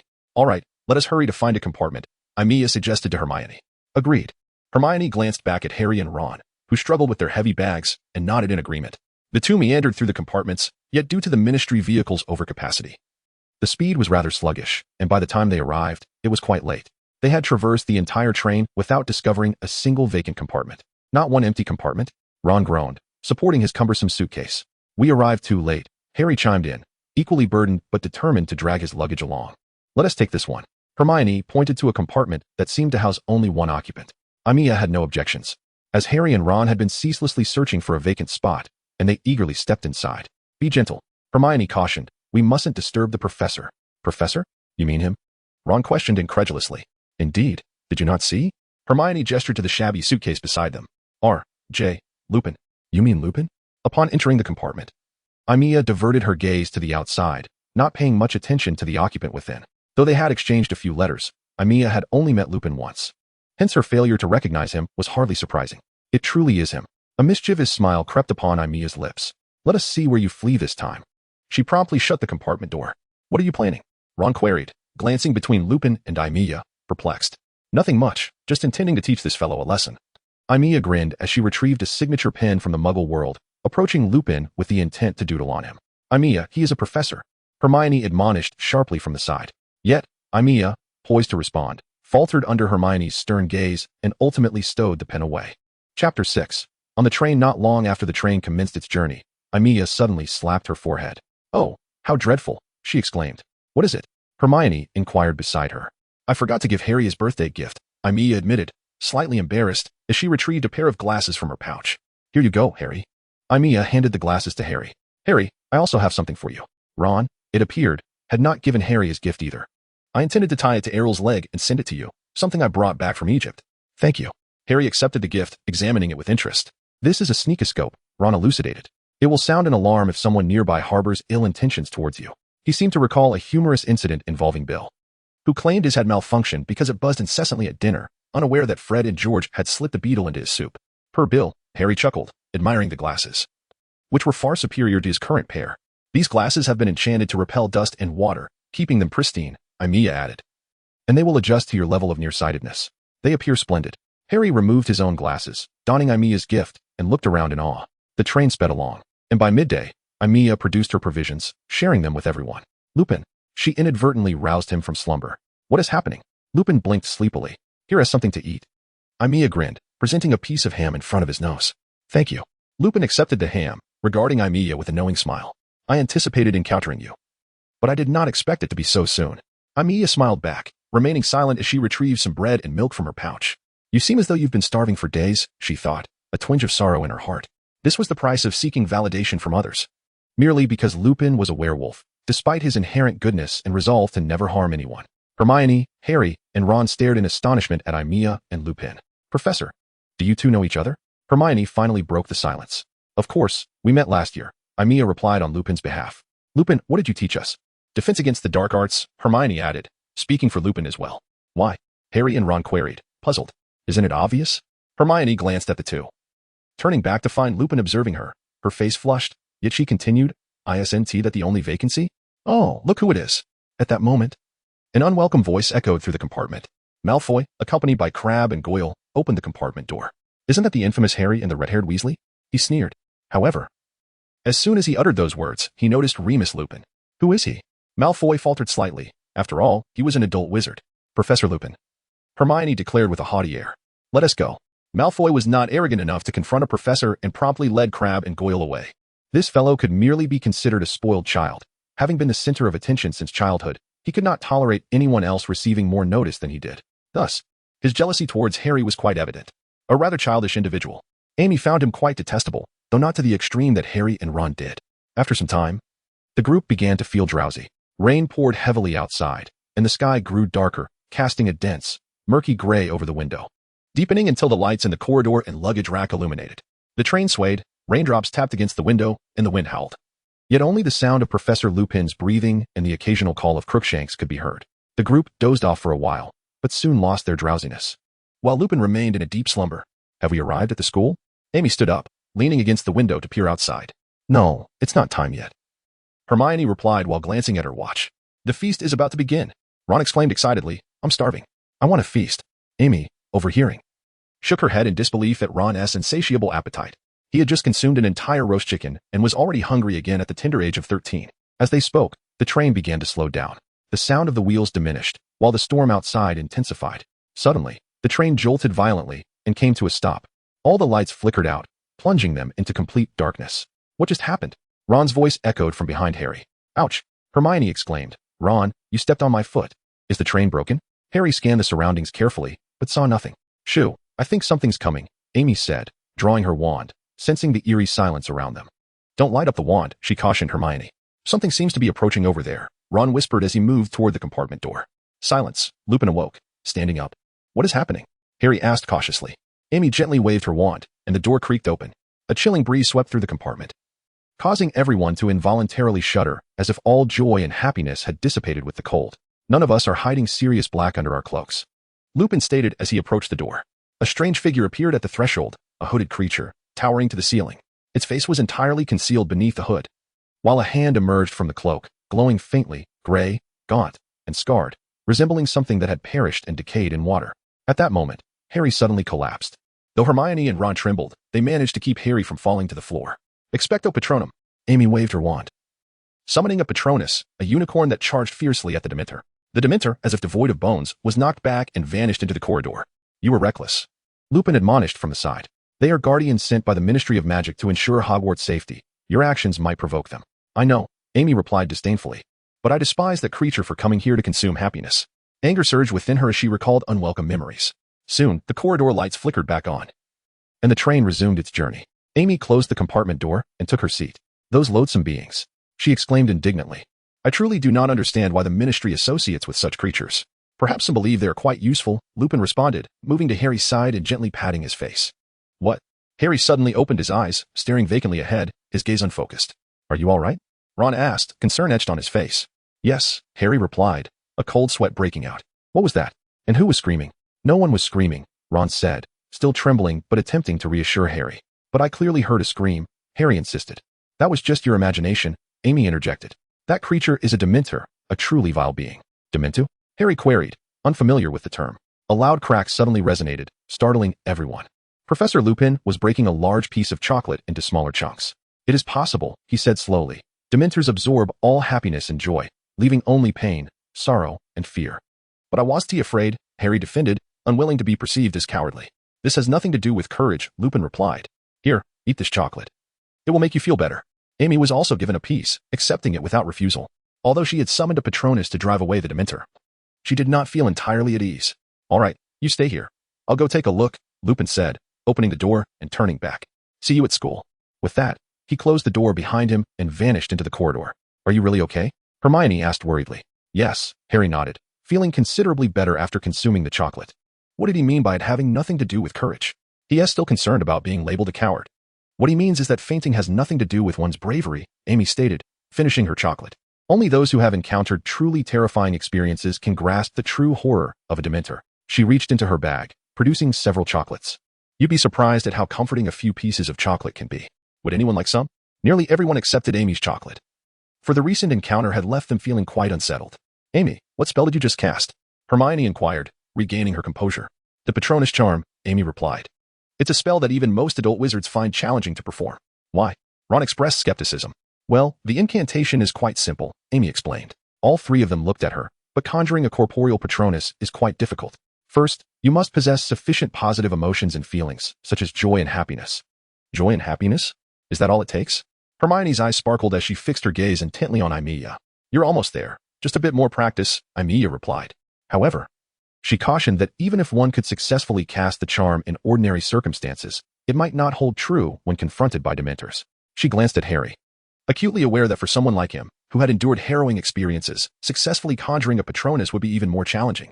After all, Dementors drain away all joy and happiness, leaving only despair in their wake. Harry sat in his seat, listening to Aimiya's words. Why don't you teach us? He proposed. This semester, Dementors will be patrolling Hogwarts, and I think it would be wise to learn the Patronus charm for our own protection. Hermione and Ron looked at her with hopeful expressions. Very well. If you are all willing, Aimiya nodded gently, but made it clear that the spell was extraordinarily difficult, taking her quite a long time to master. Do not let its complexity dishearten you or cause you to abandon your efforts. The trio readily agreed. The train continued on its journey, and as night descended, they finally arrived at Hogwarts. Hermione's luggage was unloaded, to be collected later and taken to their dormitories. Harry carried his owl, while Hermione held Crookshanks, and the four of them made their way through the throng of people. Amidst the crowd, Aimiya spotted a familiar figure and excitedly called out. But her voice faltered when she noticed a Ravenclaw girl with long black hair standing beside that person. Her hand, once raised in greeting, slowly fell back down. What's wrong?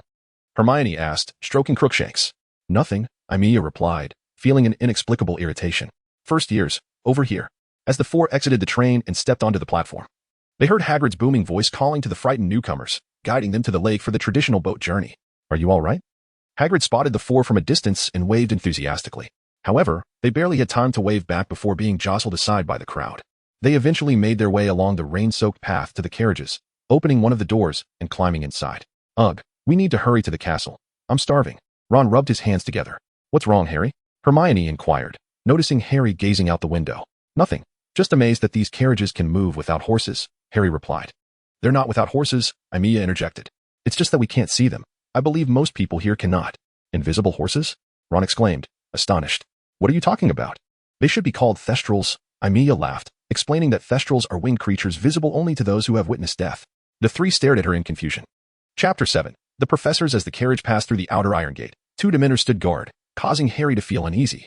Aimiya rummaged through her bag and tossed several chocolate frogs to Harry. The carriage sped up, finally stopping before the castle, and the four emerged into the downpour. This wretched rain, Aimiya complained, her robes and shoes soaked through, making her pout in annoyance.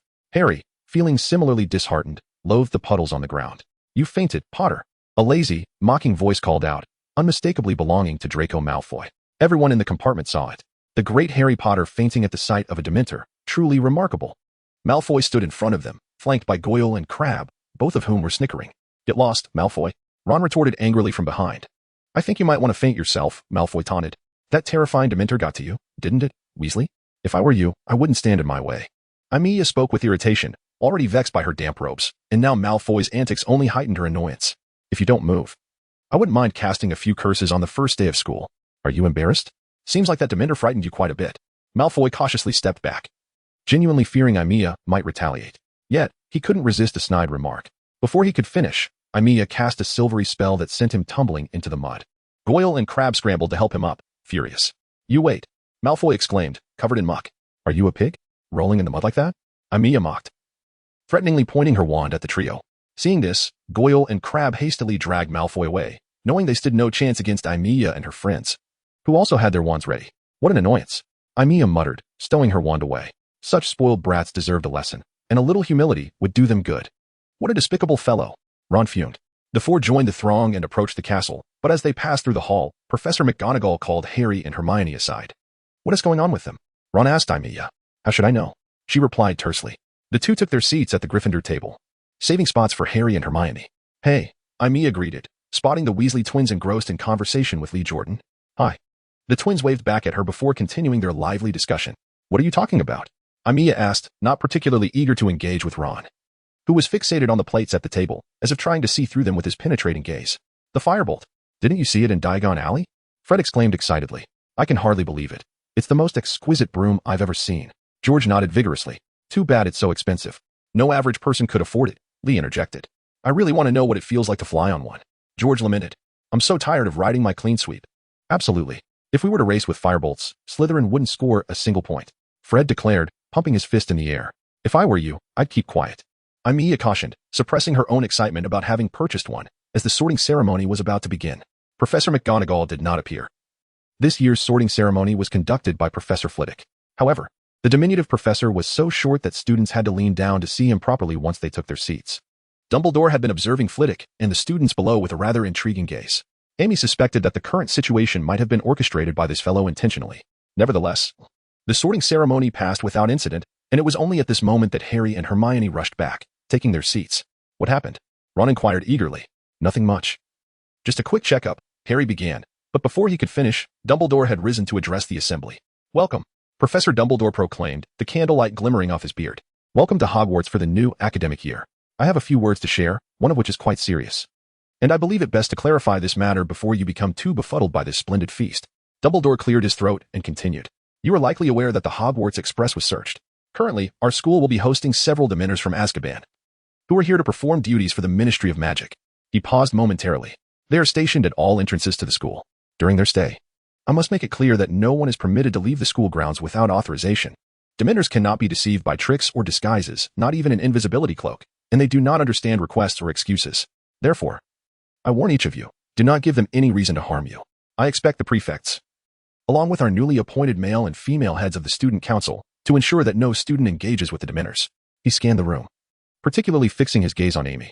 Furthermore, I must announce that this year, the restriction on apparition will be extended to the outermost iron gates to prevent any potential incidents. Oh no. This was the most disheartening news Amy had heard as the term commenced. On a brighter note, Dumbledore continued. I am delighted to welcome two new professors to our ranks. The first is Professor Lupin, who has graciously agreed to fill the vacancy in the Defense Against the Dark Arts class. I knew it, Hermione declared with a hint of pride. Well, it seems my days are about to become rather challenging, Amy remarked, leaning back in her chair. Why's that? Don't you know him? Ron asked, bewildered. It's precisely because I know him that it will be difficult. You see, he is familiar with only a handful of students in the class. And whatever those few do will not escape his notice, Amy pouted. Look, Snape. Ron suddenly whispered. Professor Snape, the potions master, was glaring intently at Professor Lupin from the teacher's table. Everyone knew that Professor Snape had long desired to teach defense against the dark arts. But the expression with which he regarded Lupin was inappropriate. It transcended mere annoyance and veered into loathing. It seems Catherine was entirely correct, Amy mused inwardly. Snape harbored a deep-seated animosity towards that quartet, and she hoped he would not make things difficult for the new instructor this term. Observing the gentle, smiling Remus Lupin, Amy chuckled softly. It appeared that Snape had little recourse against him. Although this was only their second meeting, and they had exchanged few letters, Amy sensed that Lupin was not the type to be easily provoked. As the sparse applause faded, Dumbledore introduced the second new professor.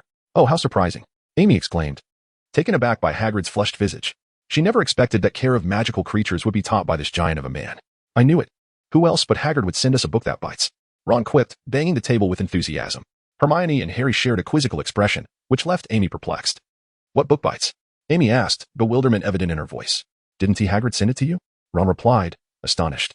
He did, but how could a book bite? Amy was even more confused. The three friends stared at her in disbelief. You weren't bitten?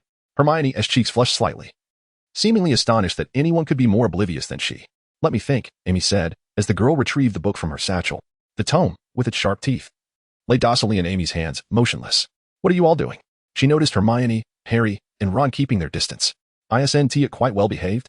Amy grinned, inching closer, prompting the trio to retreat further. Put it away, Ron exclaimed loudly. It's quite simple, Amy said, gently stroking the spine of the book. It seemed as if it had consumed some wondrous elixir, shivering with pleasure before obediently opening itself. Had it not been for Catherine getting her hands on it first, I might have had a rather unfortunate encounter. She recalled the day the book arrived while Catherine was resting at home after her hospital stay, nearly biting off the fingers of the recovering woman. Well, at least it didn't bite me. This creature appeared rather pleased with itself. Now, I have one final and most crucial matter to address, Dumbledore said, winking mischievously. Let us commence the feast. It was indeed astonishing that this old man had ascended to the role of headmaster. Amy muttered to herself as she reached for the food that had mysteriously appeared on her plate.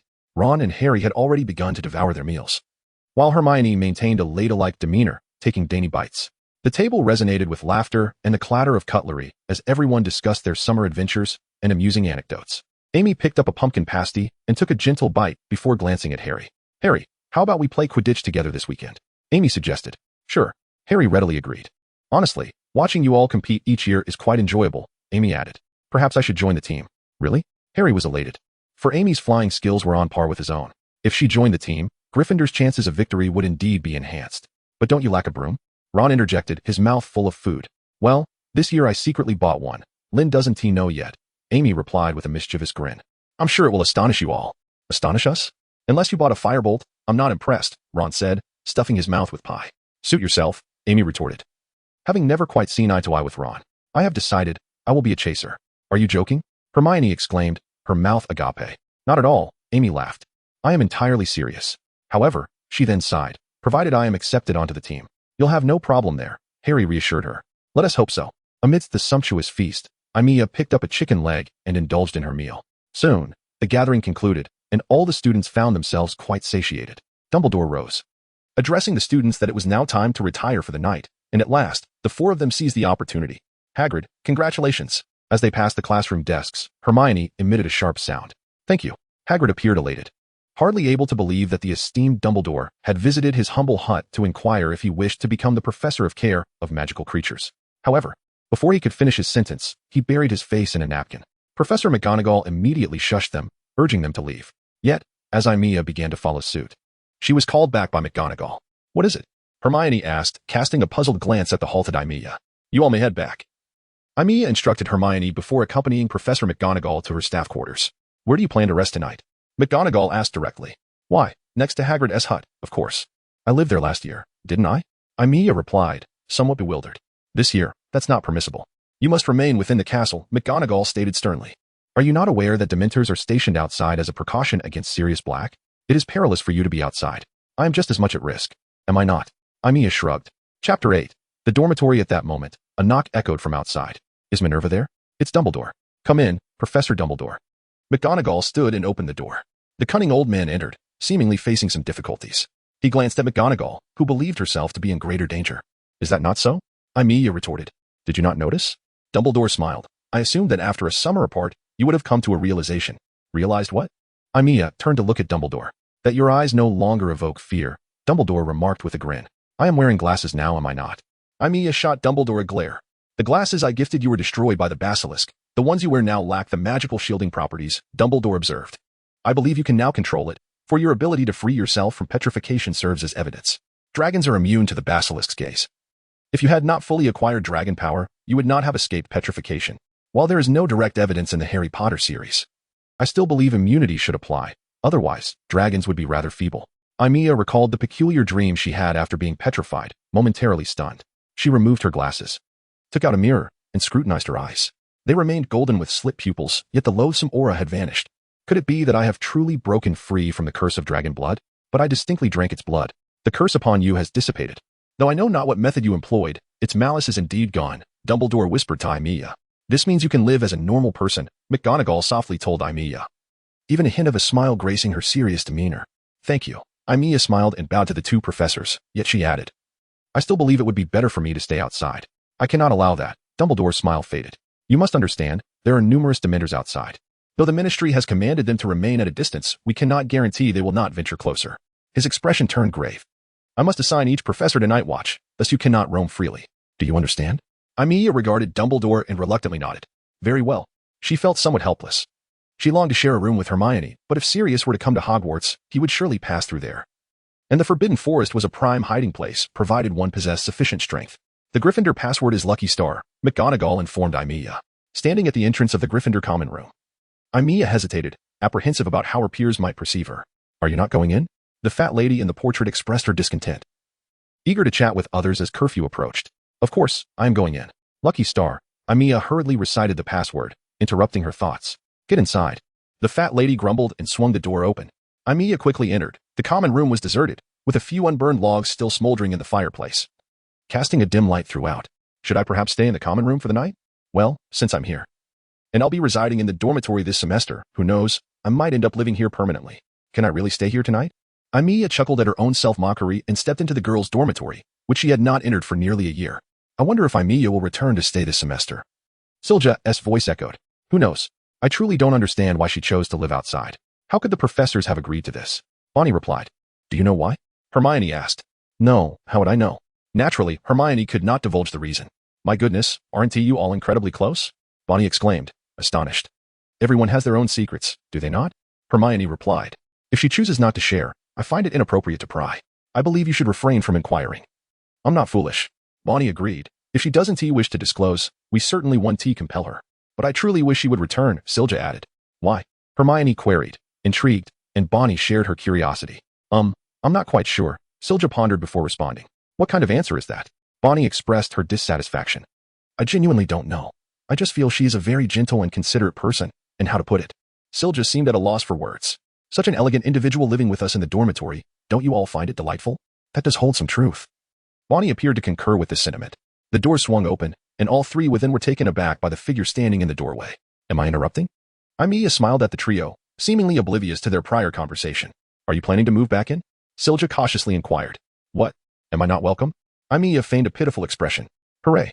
Silja and Bonnie cheered. Hermione descended from her bed and embraced Aimiya.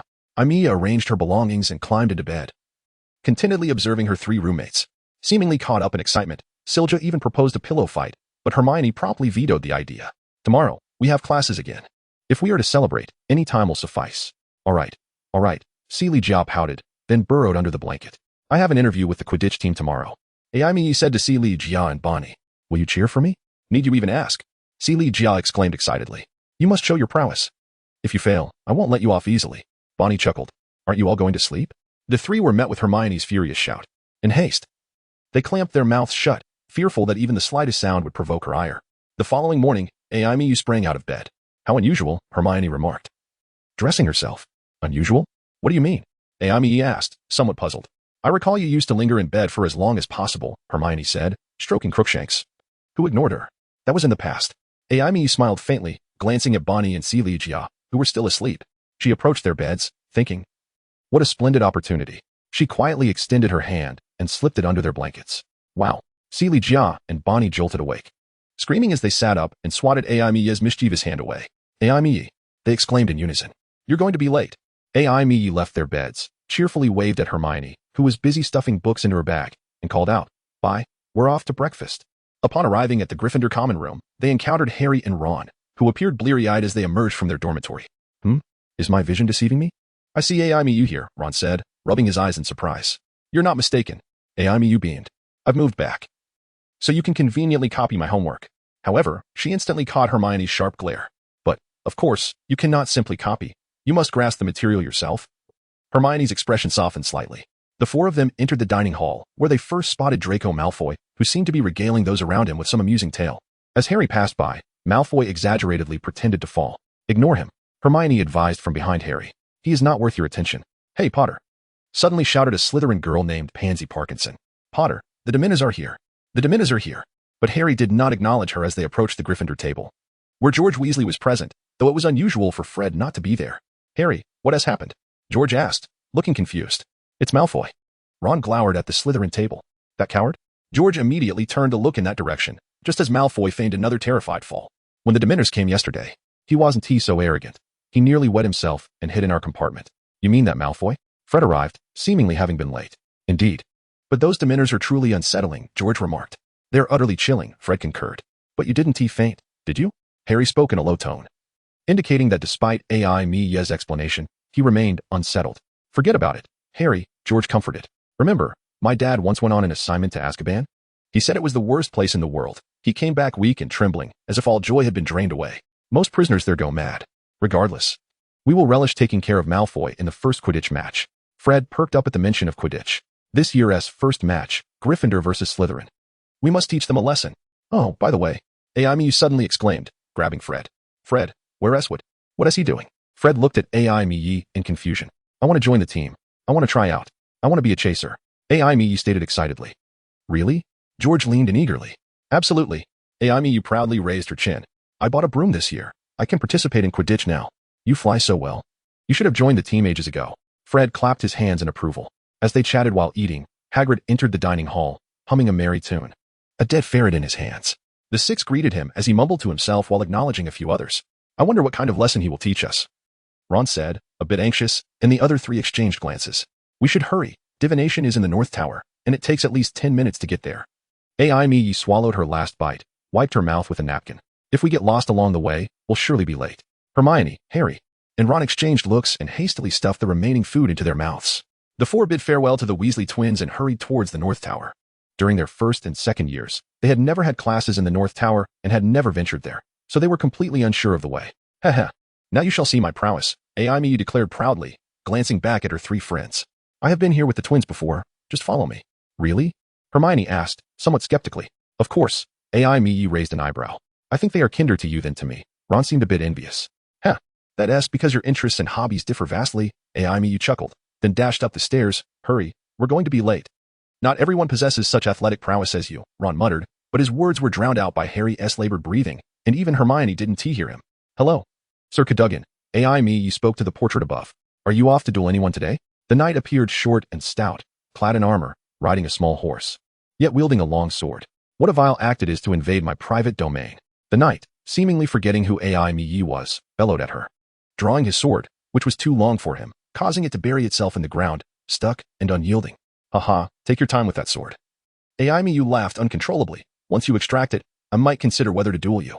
Sir Cadogan paid no further attention to Emmy Knight, nor did he acknowledge Harry, Ron, and Hermione, who had just caught up with them, as he was preoccupied with pulling a sword that had become embedded in the grass. Chapter 9. Changing classes under Emmy Knight's guidance, everyone hurried to the front of the divination classroom. Why have we stopped? Ron inquired, glancing at the ceiling above. Well, I only know it's around this area because there's no other place that could serve as a classroom. Emmy Knight shrugged and replied casually. Does that mean we might have found the wrong place? Ron exclaimed. Just then, the ceiling opened, revealing a silver staircase that slowly descended. Oh, it seems we are indeed in the right place, Emmy Knight remarked, gazing at the shimmering staircase. I will follow behind you, Ron told Harry, who nodded silently before stepping inside. The classroom appeared quite peculiar. In truth, it resembled more of an attic mixed with an old-fashioned tea room than a conventional classroom. At least 20 small round tables were crammed into the space, each surrounded by armchairs upholstered in Indian print and plump cushions. Everything was illuminated by a dim crimson light. The curtains were drawn, and many lamps were adorned with deep red shades. The room was oppressively warm, with a fireplace stuffed full and a large copper kettle simmering over the flames, releasing a heavy, cloying aroma. The circular walls were lined with shelves filled with dust-covered feathers, candle stubs, tattered playing cards, countless silver crystal balls, and an array of teapots. All the students had arrived, yet the teacher was nowhere to be found. Where is she? Ron asked. Suddenly, a voice emerged from the shadows, soft and indistinct. Welcome, the voice said. It is delightful to finally see you in the tangible world. Emmy Knight rolled her eyes, thinking what a pretentious individual this was. In truth, she had little fondness for divination. She had no interest in prophecies or fate. But in the end, she had been at a loss for what classes to choose, hence her enrollment in this subject. Professor Sybil Trelawney was exceedingly thin, her oversized glasses magnifying her eyes considerably, and she wore a shimmering, diaphanous scarf around her neck, adorned with numerous necklaces and beads. Her arms and hands were bedecked with bracelets and rings. Her attire seemed to proclaim to all, "I am a great seer," and Aimiya Yang regretted her decision. Had she known, she would have opted for Muggle studies, a class in which she could excel, rather than attend this farce.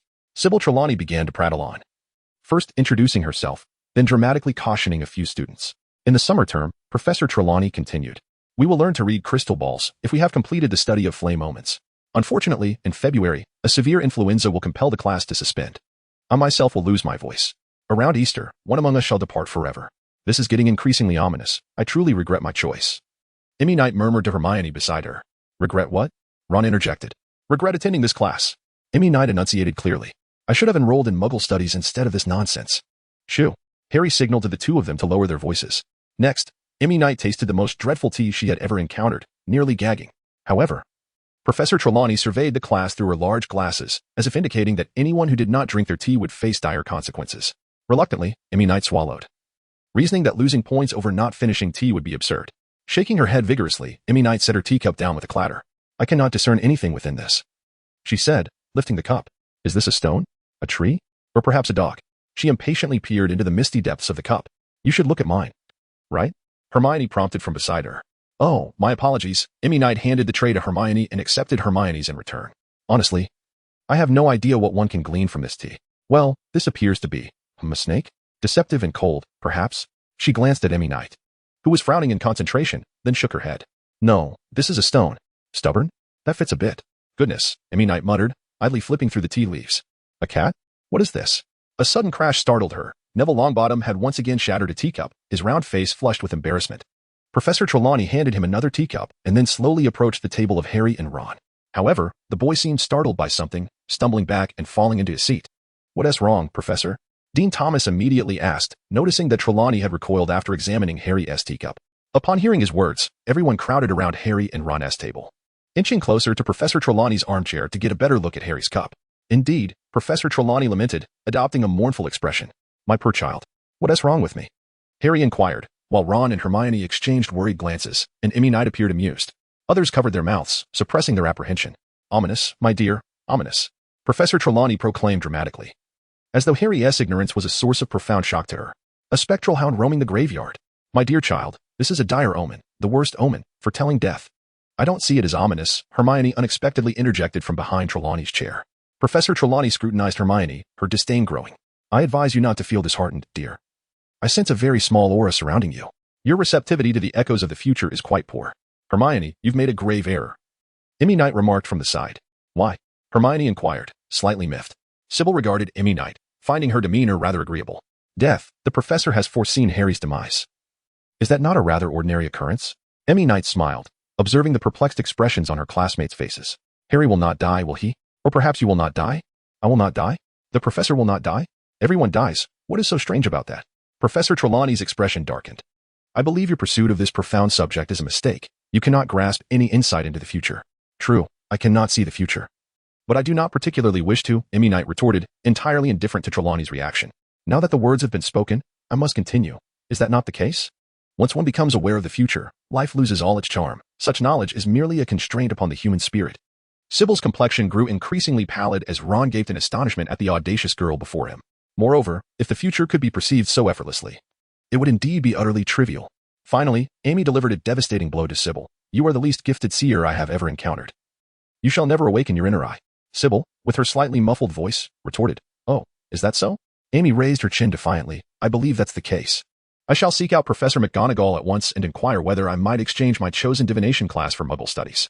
She returned the cup to Sybil Trelawney and gathered her books. "Well then, farewell." She flicked her hair and approached the door, only to turn back suddenly. "Oh, I wanted to ask. What is it?" Sybil's expression was devoid of emotion, yet it was evident to all that she was nearly beside herself with rage. "Regarding today's occurrence, specifically, my decision to abandon this course, did you foresee it?" With a hint of smugness gracing her smile, Amy departed briskly. Sybil's face was ashen. It appeared she was genuinely infuriated. Upon leaving the classroom, Amy stretched her arms wide, inhaled deeply, and let out a melodic laugh. She performed a few somersaults, landing on the staircase railing and sliding down, utterly unconcerned about the possibility of her undergarments being exposed. Well, as she reached the stairs, she leaped from the railing, nearly colliding with Hagrid, despite his considerable stature being quite conspicuous. "Be careful, be cautious." What you're doing is exceedingly dangerous, Hagrid admonished Amy. Oh, my apologies. She replied with a shrug, her cheeks flushed. I simply slid down too quickly and couldn't stop in time. Well, I must hurry to class. She dashed out. Calling back, prepare well. I have high hopes for you.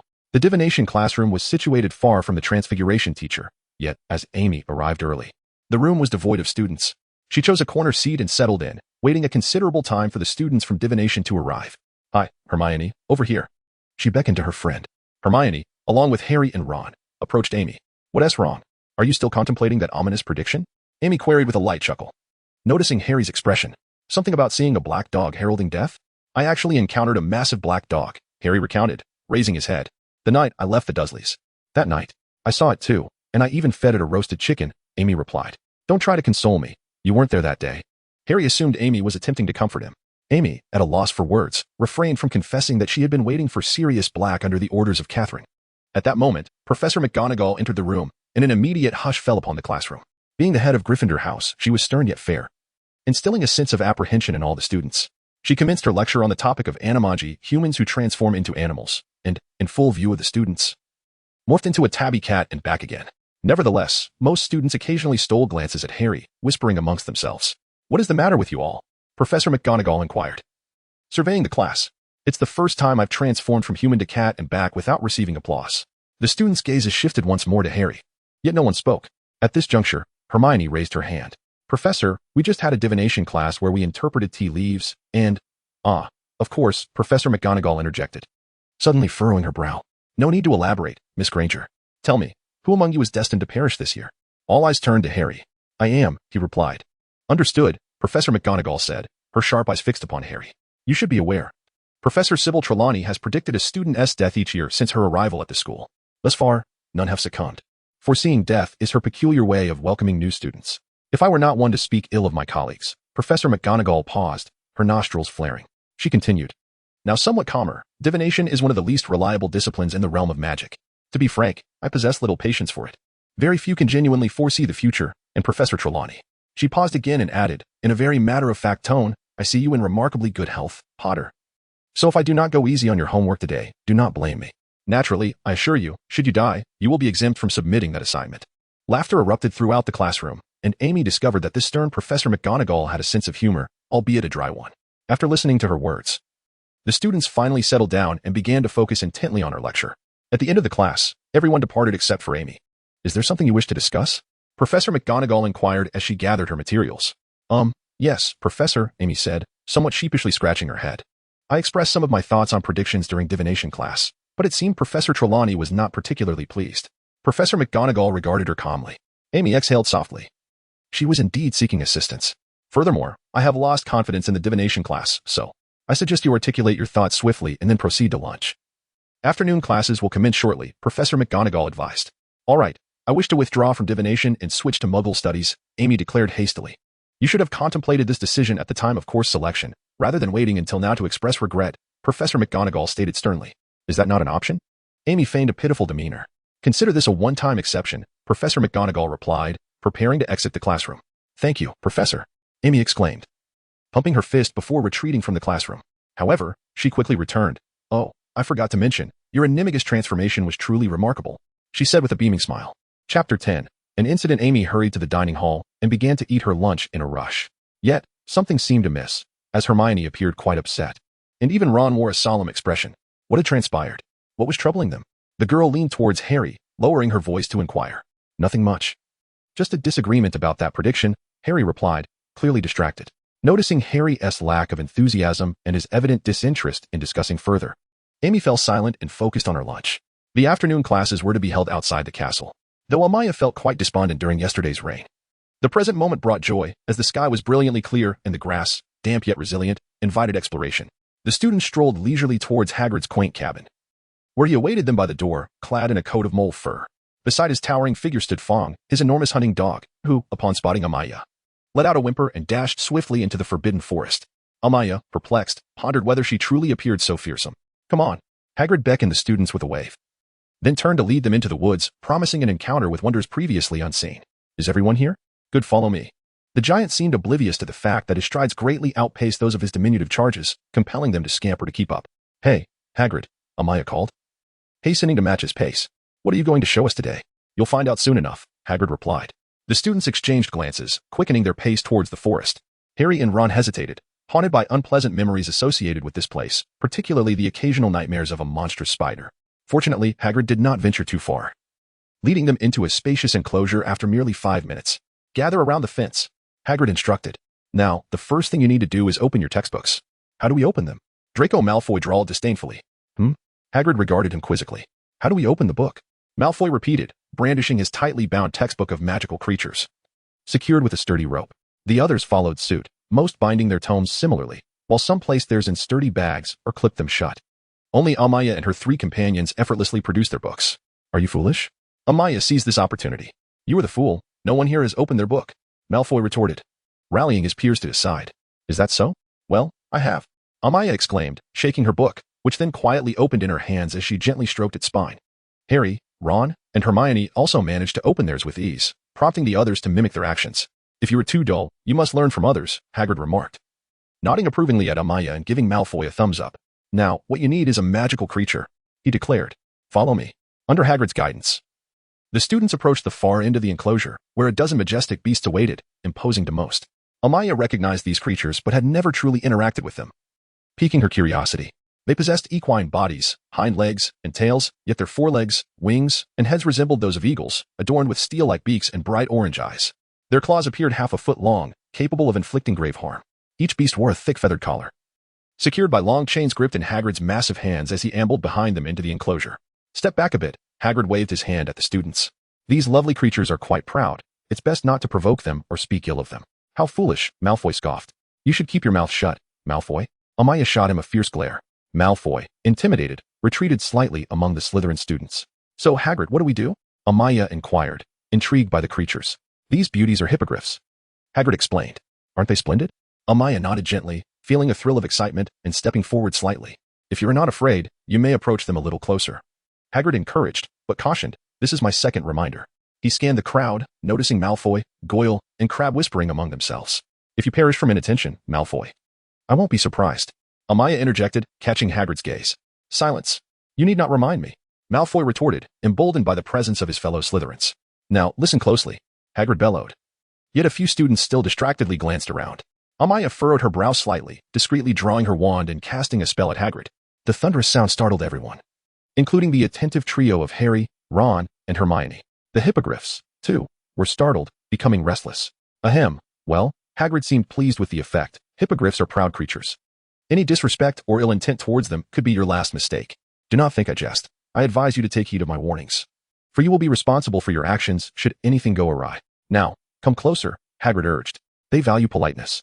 Approach them closely, bow, and if they bow back, you may gently stroke their beak. If they do not, it is best to retreat slowly, for their claws can easily rend you apart. Who will go first? Hagrid surveyed the students, but no one seemed willing to take the initiative. I'll go, Aimiya volunteered, stepping forward to face the nearest hippogriff. Good. First, you must look it in the eye. Do not blink, for too many blinks will erode its trust. Aimiya locked her gaze onto the creature's orange-yellow eyes as it stared back fiercely. Now, bow, Hagrid directed. Aimiya, filled with anticipation, believed in Hagrid's assurance that the formidable creature would not attack her. She slowly bowed to the hippogriff. The creature regarded her haughtily, remaining motionless. Hagrid appeared anxious. All right. Retreat, Aimiya. Slowly. She backed away cautiously, but the hippogriff did not return her bow. I knew it, she thought. The young girl appeared somewhat dejected. Malfoy, upon noticing Aimiya's demeanor, erupted into hearty laughter. However, Aimiya was in no mood to entertain them, for at that moment, Harry had approached and successfully coaxed the hippogriff to bow before him. I believe you can ride it now, Hagrid exclaimed, his joy palpable as Harry triumphed. Do not grab its feathers. They do not appreciate that. Instead, embrace its neck. His voice, amplified by Aimiya's spell, resonated throughout the enclosure, even reaching the outside. All right, continue. Hagrid gave the hippogriff carrying Harry a firm pat on its rear, and the creature leapt into the sky with a powerful surge. Well, the students below gasped in astonishment. Shortly, you may try again. I am confident you will succeed, Hagrid encouraged. Noticing Aimiya's despondency, Hermione approached to offer comfort. Indeed, we will go together shortly, Sorceress declared, shaking her fist. I have no desire to try, Bonnie remarked slowly. Though it appears quite thrilling, I prefer the sensation of being on solid ground. I have forgotten. You seem to have a fear of heights, Sorceress snapped her fingers. No need for you to remind me, Bonnie's face paled, as if recalling a painful memory. Never mind. You all go ahead. I am not inclined to join. Aimiya shook her head, addressing the three girls. I am simply not favored by animals. I recall you possess a rather beautiful falcon, Sorceress immediately inquired. Well, Harry has descended. Let us go? Hermione interjected, cutting off Sorceress. You two go ahead. Bonnie waved at them, then turned to Aimiya. Fowler is gone. It was the first creature to take a liking to me. Aimiya smiled faintly, tinged with sadness. In due time, other creatures will come to appreciate you, Bonnie replied. Once the first arrives, the second will follow, as long as you do not forsake any opportunity. That is true, Aimiya nodded. Well done, Hermione. Hagrid's voice carried over as it seemed Hermione had also taken to the skies atop a hippogriff. Oh dear, I forgot. Aimiya hastily dispelled the spell she had cast on Hagrid. Was that spell of yours? Bonnie inquired. Yes, for those Slytherins were hardly paying attention, Aimiya answered. Indeed. Those fellows are utterly repugnant, Bonnie concurred. If you pass the interview this afternoon, ensure you put them in their place. Of course. Aimiya felt that dealing with them would be a breeze. No one could outfly her. As the two conversed, students continued to mount the hippogriffs and soar into the sky. Hagrid's first lesson appeared to be a resounding success, nearing its conclusion. Suddenly, a blood-curdling scream pierced through the air. What happened? Bonnie gasped. Oh no. Aimiya noticed Malfoy being struck by the claws of a hippogriff, her concern not for the obnoxious boy but for Hagrid's potential loss of confidence in continuing the lesson. I am going to die, Malfoy shrieked, inciting panic among the class. Many students who had previously succeeded hastily dismounted the hippogriffs, retreating to the sidelines. You shall not perish. Hagrid firmly grasped the hippogriff, shouting, Quickly, fellow students, assist in getting him to the hospital. As he spoke, he tethered all the nearby hippogriffs to a large post at one end of the enclosure. Thus, the first lesson in care of magical creatures came to an untimely end. Malfoy was swiftly taken to the hospital, where Madame Pomfrey promptly mended his injuries. However, Hagrid appeared somewhat despondent as he retreated to his hut, ignoring everyone. Aimiya intended to check on him but was halted by Fred. Hey, what is waiting for you, he said. Aimiya shrugged, having made a prior appointment, and followed Fred away. Upon arriving at the pitch, she found fellow chasers Angelina Johnson and Katie Bell present, along with the Weasley twins, Wood, and Seeker Harry Potter. Hermione, Sorceress, Bonnie, and Ron also stood at the edge, watching. Although the team lacks no players, I am not averse to acquiring skilled ones, Wood informed Aimiya. I have long wished to invite you to join the team. How will the tryout be conducted? Aimiya inquired. Quite simply, you must seize the ball from us, Wood replied, tossing the quaffle into the air. Myself, Angelina, Katie, Fred, and George will pass the ball among ourselves, and you must take possession. Very well, let us commence. Aimiya smiled as she retrieved her broomstick. Chapter 11. Friends. As Aimiya brandished her broomstick, nearly everyone gasped in astonishment. That is a firebolt, isn't it? Ron exclaimed, rushing over in disbelief. Not just him, but all present gathered around to catch a glimpse of Aimiya's broom. Indeed, I purchased it discreetly, Aimiya nodded. May I see it? Ron asked, his voice filled with envy. Of course, Aimiya willingly handed over the firebolt. Ron examined it closely, and the surrounding crowd watched intently. You are extravagantly indulgent, Aimiya, Hermione remarked. What does it matter? Aimiya shrugged nonchalantly. A high-quality broom is invaluable, especially when portkeys, apparition, and other means are unavailable. And you are not an animagus capable of transforming into a flying creature. A broom is your sole option. Yet you managed to acquire a firebolt. You must be quite wealthy, Katie Bell remarked with a tinge of bitterness, knowing her own broom was far inferior. Were I given the choice, I would prefer to be without such wealth, Aimiya murmured, her voice subdued, wishing for her parents rather than riches. No amount of galleons could replace her biological parents. All right, Wood interjected. Sensing that the interview could not proceed under such circumstances, Aimiya requires space for her tryout. You may resume your observations afterward. Oh, fine, George seemed unsatisfied. What a surprise. Fred exclaimed joyfully, with a firebolt on the team, those Slytherins will surely score not a single point. Now, let us ascend, Wood declared as he propelled himself off the ground, soaring into the sky. Katie, Angelina, and the Weasley twins followed suit, while Wood held the quaffle. Upon reaching the height of the goalposts, they began passing the ball among themselves. Here I come. Aimiya mounted her firebolt, winking at Hermione before soaring into the air with a swift whoosh.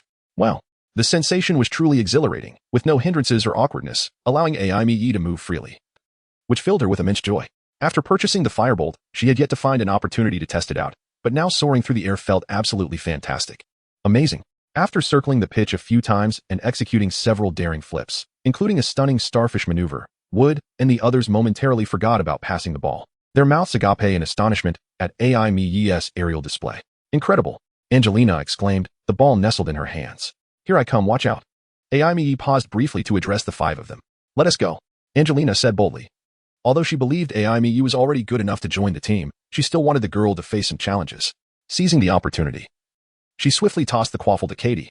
In a split second, Aimiya dashed past her and closed in on Katie, realizing the urgency. Katie quickly passed the ball to Fred. George. Fred called out to George, yet he threw the ball to Wood, and George, perfectly in sync, made a catching motion. Humph. A faint smile crept across Aimiya's lips as she charged toward Wood. Just as Wood lofted the ball to Katie, she executed a breathtaking maneuver, forcefully pressing her broom, performing a backflip while reaching for the ball. Everyone gasped in horror. If she fell from her broom, the consequences would be catastrophic. Giggling, Aimiya caught the quaffle and laughed, her body plummeting downward. However, the firebolt swooped in just 5 meters from the ground, reaching her side. Gripping the broom with one hand, she pulled herself upwards with a powerful thrust. Aimiya swung her arm triumphantly, seeing she was unharmed and had secured the ball. Wood and the others began to descend slowly, breaking into applause. While you did manage to catch the ball, that was exceedingly dangerous, Wood cautioned. Absolutely no next time. Wasn't it because I had no teammates? Aimiya replied with a grin. Yet, upon landing, her smile faded as she noticed Hermione glaring at her with a stern expression. Sigia and Bonnie kept their distance, wary of being caught in the crossfire. How could you? Hermione exclaimed angrily. I distinctly remember telling you not to do this. Not just once. This is playing with your life. If you fall from that height, you'll be shattered. I'm sorry, I just got too excited, Aimiya said, a bit frightened. Excitement is no excuse. Hermione's face paled, her lips quivering with anger. All right. I won't engage in such reckless behavior again. Aimiya apologized with a wry smile. You said the same thing in your first year. Hermione pressed on relentlessly. What do you want me to do? Aimiya felt utterly helpless, casting a pleading glance at Bonnie and Sigia, but they both stepped back, shaking their heads. So ungrateful. Aimiya thought to herself. Hermione, I'll keep an eye on her. As long as I'm around, I won't allow her to engage in such perilous actions. Would interjected. While I strive for victory, I would never put Aimiya in danger. We'll watch her too, Fred and George chimed in. You too? Hermione clearly doubted their sincerity. All right, we'll help keep an eye on her. Katie and Angelina joined in. After a considerable amount of time, Hermione finally calmed down, allowing Aimiya to escape. The firebolt is with you. Just return it to Harry when you're done. With that, she dashed away. Where is she off to? Angelina asked curiously. Who knows? Katie replied, equally perplexed. Let me see the firebolt. I want to try riding it. Ron shouted as he rushed over. I know where she is headed, Sigia said with a mischievous grin. Oh, I know too. Bonnie suddenly looked enlightened. You two better not spread rumors. Hermione shot them a disapproving glance. Should we go see what she is up to? Sigia suggested with a sly smile. I agree. Bonnie nodded. And the two quickly ran off. Hey. Hermione hesitated, however. The other party did not respond. Instead, they suddenly embraced him and initiated a kiss. Cedric was taken aback. Just then, Aimiya, who had just rushed past a large tree by the lakeside, witnessed the passionate scene and quickly halted, feeling it inappropriate to disrupt their romantic moment. Unfortunately, she seemed to have stopped too abruptly and accidentally kicked a small stone. With a splash, both Qiuzhang and Cedric, startled like frightened birds, pulled away from each other. Qiuzhang's face flushed crimson as she lowered her head, feeling utterly insane for having taken the initiative to kiss him. Cedric, on the other hand, felt an overwhelming sense of embarrassment, especially upon seeing Aimiya standing before them. Aimiya, unsure of what to say, chuckled awkwardly. I didn't see anything. She began to back away, urging them to continue. After saying this, she turned on her heel and fled. Aimiya. Cedric wanted to chase after her. But the moment he started running, he felt someone tug at his hand. Turning back, he found it was Qiuzhang. She looked at him with pleading eyes, causing Cedric to hesitate, feeling a pang of guilt. Ultimately, he chose to stay. Panting heavily, Aimiya ran to a secluded corner of the castle, finally stopping to catch her breath. So Cedric had been dating Qiuzhang all along? A sense of discomfort settled in her heart, but their relationship was their own affair. What did it have to do with her? With a self-deprecating smile, she resolved to check on the boy's progress on the court. However, just as she emerged from around a corner in the corridor, she nearly collided with Hermione, who was followed closely by Bonnie and Silica, all wearing solemn expressions. You scared me, Aimiya exclaimed, placing a hand over her heart as she sighed in relief. I'm sorry, Aimiya, Hermione suddenly said. I shouldn't have been so harsh with you today. Aimiya was taken aback, wondering what had come over her. Did you eat something strange today? She asked, reaching out to touch Hermione's forehead. Don't be sad, Aimiya, Bonnie chimed in, leaving Aimiya even more bewildered. When was I ever sad? Did you see something I didn't see? Indeed, there are plenty of good men. You don't need to be upset over that two-timer. Silica added, further confusing Aimiya. There are plenty of good men? She echoed, but wasn't he at that two-timer who had upset her? And besides, she wasn't sad at all. What on earth is wrong with you all? Aimiya asked nervously, sensing something was amiss with the three of them. About what just happened, Silica finally spoke up. That guy named Cedric actually kissed another girl. It's utterly disrespectful to you. Oh, I thought you were talking about something serious. So it's just this? Aimiya sighed, relieved. She thought they were discussing something profound, but who Cedric chose to befriend was his own business. She had no right to interfere. But aren't you two dating? Bonnie timidly inquired. What? Aimiya gasped, looking at Hermione. Do you all think the same? Isn't it so? Hermione asked, bewildered. My goodness. How many times must I explain this? Aimiya felt utterly exasperated. We are merely good friends. Nothing more. Chapter 12. Misunderstanding. Aimiya spent a considerable amount of time and effort persuading the three girls to begrudgingly accept that she and Cedric were not in a romantic relationship but were merely friends. Exhausted, she thought it would be simpler to face a dragon than deal with these three. Nevertheless, during dinner, the trio would occasionally cast furtive glances at Aimiya, leaving her feeling quite uncomfortable. What is wrong with you? Ron asked, looking perplexed. Harry also shot a curious glance at the four girls. This is a matter among us girls. You boys needn't concern yourselves. Silica declared fiercely. Ron, bewildered by the reprimand, could only transform his confusion into appetite, diving into the food before him. Having not tasted school food in a while, Aimiya also indulged, prompting the three girls to look at her with astonished expressions. See that? She must be lying to us, Silica whispered to Bonnie. Yes, it must be so, Bonnie nodded. What is going on? Hermione inquired, joining in on the conversation. She's binge eating after a breakup, while insisting they're just friends, Silica whispered. Exactly. She doesn't even care about her figure, Bonnie added quietly. What are you talking about? Aimiya asked, chewing on a piece of steak, looking curiously at the three conspirators. Aren't you going to eat? Nothing. Bonnie and Silica replied in unison. Could she really be like that? Hermione, who had initially believed Aimiya, now seemed to waver, but she is so resolute in her words. Silica remarked, displaying her characteristic curiosity. Exactly. Haven't you noticed? Last semester, they were inseparable, spending more time together than you, Harry, and Ron did, Bonnie pointed out. Oh right, now that guy suddenly has feelings for someone else. She must be heartbroken, Silica continued eagerly. Cough, cough. Hermione suddenly interrupted, her silence shattering as she began to cough. What's wrong? Bonnie asked, puzzled. If it were Silica who was unwell, she would have halted mid-sentence. I mean, I've always had a large appetite. Are you saying I can't eat just because I'm hungry? Aimiya expressed her exasperation to Silica and Bonnie. That's a lie. You used to eat very little. Silica immediately called out Aimiya's deception. I was just really happy today because I got accepted for an interview. Aimiya, unsure why she was so hungry, sensed that the situation was coincidental. However, she knew if she didn't say something, the two gossiping girls wouldn't relent and might even draw Hermione into their circle of gossip. That's a lie. You didn't fly for long at all, Bonnie countered. Aimiya had run out of things to say and felt like surrendering. All right, fine. Yes, I am sad. I'm heartbroken because he kissed someone else. She glared at the two. Are you satisfied now? After saying this, she sighed in frustration, wiped her mouth with a napkin, and declared, I'm full, before storming off alone. I think we may have gone too far, Bonnie said to Silica. Yes, perhaps a bit, Silica admitted, feeling a twinge of regret. Aimiya. Hermione hurriedly chased after her. Aimiya dashed to the lakeside, breathing in the cool air, suddenly overwhelmed by a desire to vent. She shouted fiercely. After releasing a powerful yell, her mood lightened slightly. She took a blanket from her bag, spread it on the ground, and lay down, gazing at the starry sky. How beautiful! She crossed her arms beneath her head, lost in the celestial view. Aimiya. At that moment, Hermione approached. Come, lie down here. Aimiya shifted aside and patted the blanket. Hermione sat beside her, gazing up at the sky. Are you all right? She gently inquired. How could I possibly have any issues? Aimiya removed her hands from beneath her head and stretched towards the sky. Let us not speak of friendship and such. Hermione looked at Aimiya. You've been crying. What? Aimiya was taken aback, propping herself up and staring at Hermione in astonishment. You're joking, right? You say I cried? If I had, how could I be unaware of it? You actually like him, don't you? Hermione chose not to pursue the topic of tears. Well, yes, I do like him. Aimiya replied earnestly, because I believe he could be a wonderful friend, one to whom I could entrust my back. Don't change the subject, Hermione said sternly, fixing her gaze on Aimiya's eyes. You're avoiding the truth. Please. Aimiya was genuinely upset. Today, she had made the Gryffindor team, which should have thrilled her. If she had known, she wouldn't have sought Cedric out. He would find out about her joining the team sooner or later. Why did she feel compelled to rush over and tell him, resulting in this current predicament? We are merely friends. Aimiya insisted, her annoyance evident.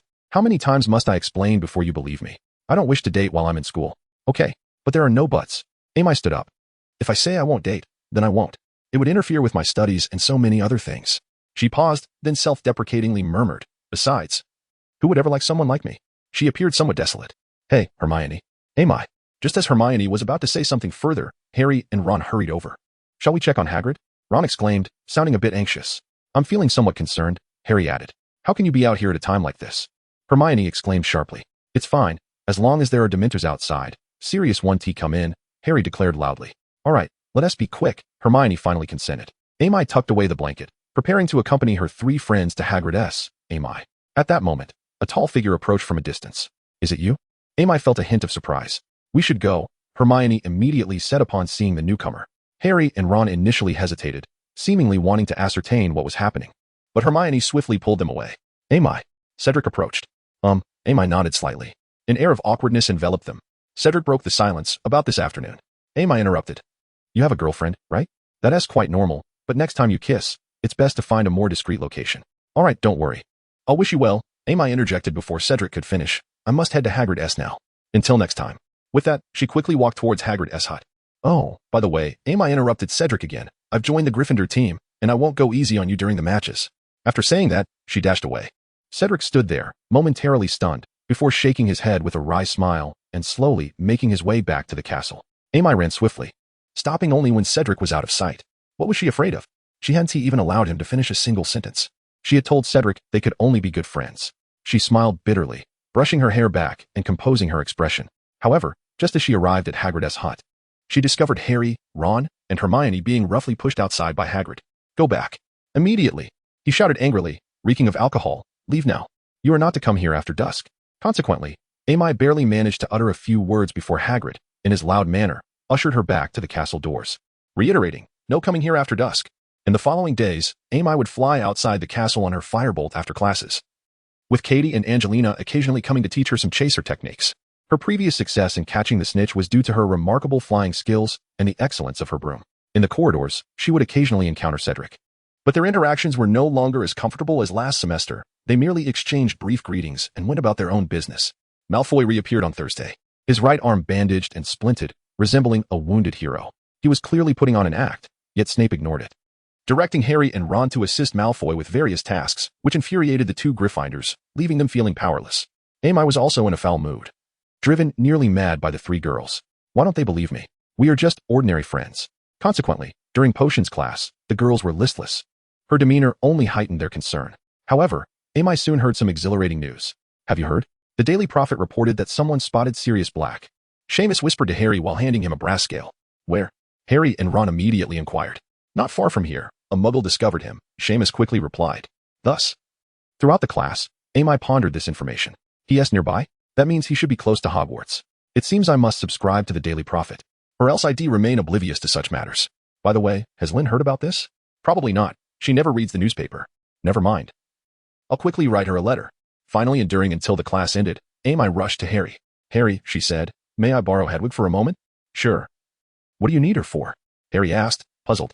I want to write a letter to Lynn, Amy replied. I'll return shortly. With that, she hurried off. What is up with her? Ron asked Harry, bewildered. I don't know. She just said she needed to borrow Hedwig, Harry answered. Oh, that makes sense, Ron nodded. But Hermione, why didn't you mention that it was all Neville's doing? Hermione said nothing. Hey, where did she go? She was just here, Ron remarked. Looking around curiously, Amy didn't go to the dining hall. Instead, she returned directly to the common room and wrote down all the news she had heard in her letter. Hey, Harry.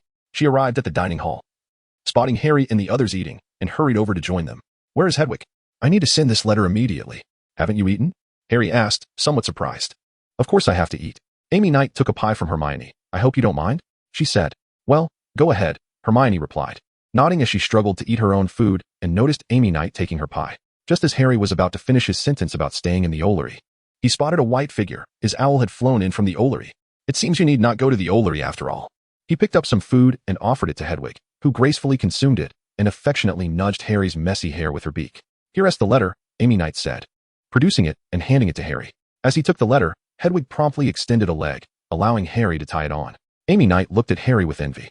Please help deliver this to my guardian, Catherine Stark, she said earnestly to Hedwig. Thank you. Hedwig gave Amy Knight a proud glance before spreading her wings and swiftly disappearing from sight. She will deliver it, right? Amy Knight asked Harry, a hint of anxiety in her voice. There has yet to be a letter that Hedwig cannot deliver, Harry replied with utmost confidence. Phew, that is a relief. Amy Knight sighed. Chapter 13. Instruction. The afternoon was dedicated to the defense against the dark arts class, taught by Remus Lupin. Everyone, including Amy Knight, was exceedingly excited. However, upon arriving at the classroom, they found no sign of Lupin. Amy Knight felt a twinge of worry, but before she could act, Lupin entered the classroom through the door. He appeared much more vibrant, seemingly from having enjoyed a hearty meal at school. Good afternoon, he said. Please put your books away. Today is a practical class. You will only need your wands. Oh, indeed. He is certainly different from that Gilderoy Lockhart, Amy Knight smiled.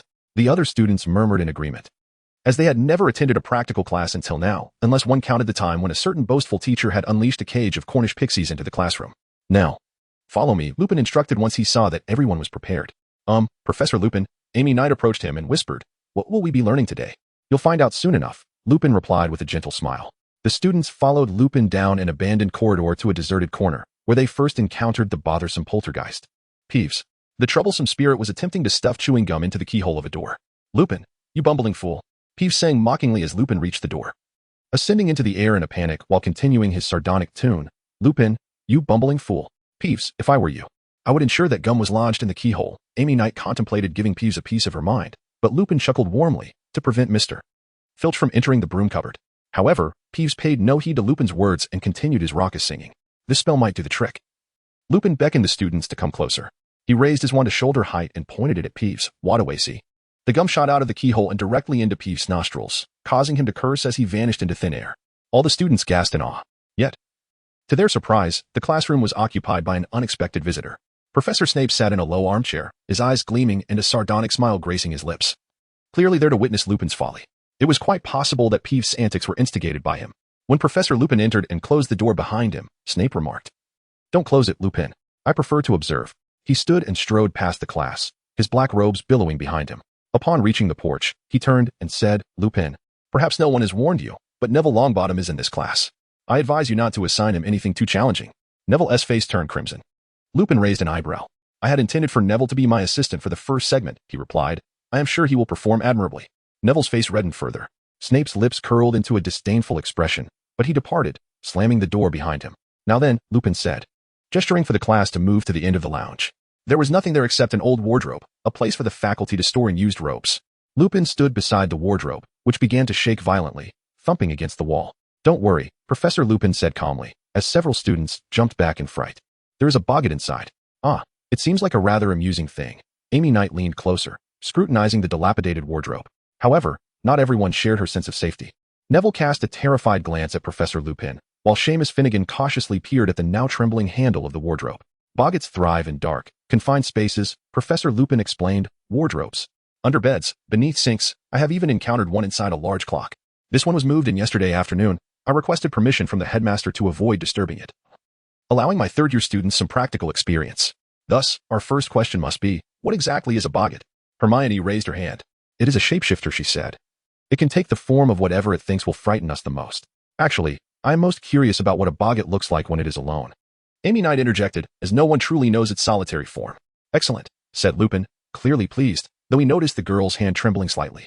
This creature seemed to have a unique method of retribution. Its vengeance was subtle, yet profound. Under his guidance, Neville's greatest fear, Professor Snape, transformed into a vision of a woman clad in green robes, adorned with an old, stuffed vulture hat, and carrying a large red handbag.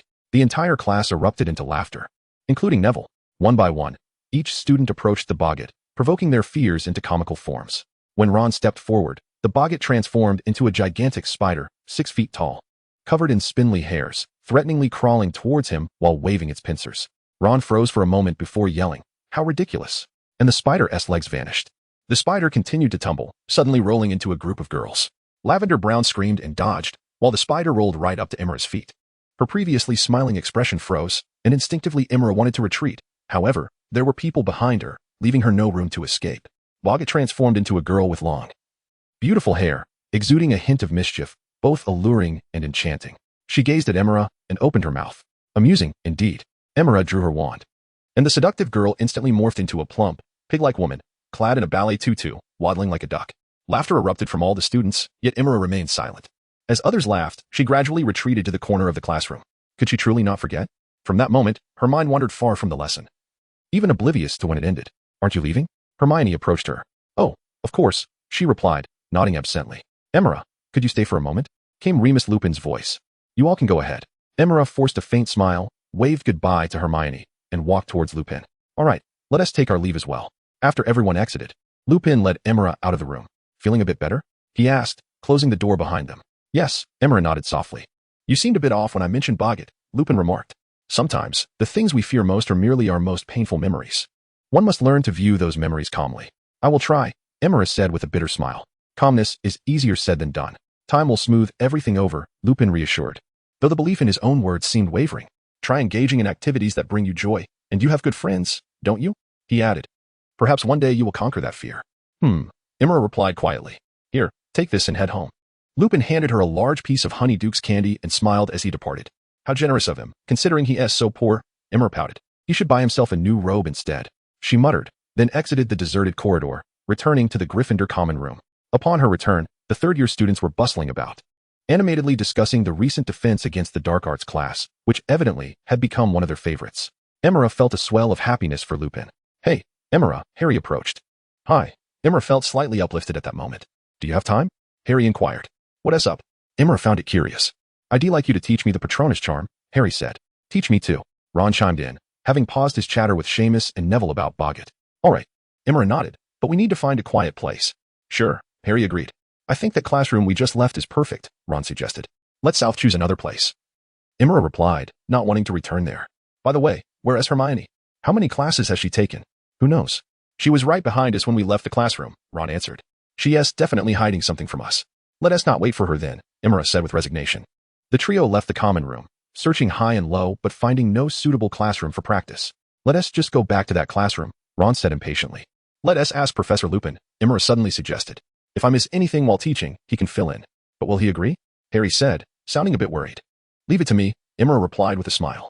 Soon, the three reached Lupin's office. After explaining their purpose, Lupin smiled warmly and led them through a series of winding corridors to a secluded room. Notice how he seems more familiar with the school than we are? Ron whispered to Harry. Shoo. Harry quickly gestured for silence as Lupin glanced back. Ron looked up and, seeing Lupin, promptly shut his mouth. However, Lupin said nothing more and simply closed the door behind them. How about this room?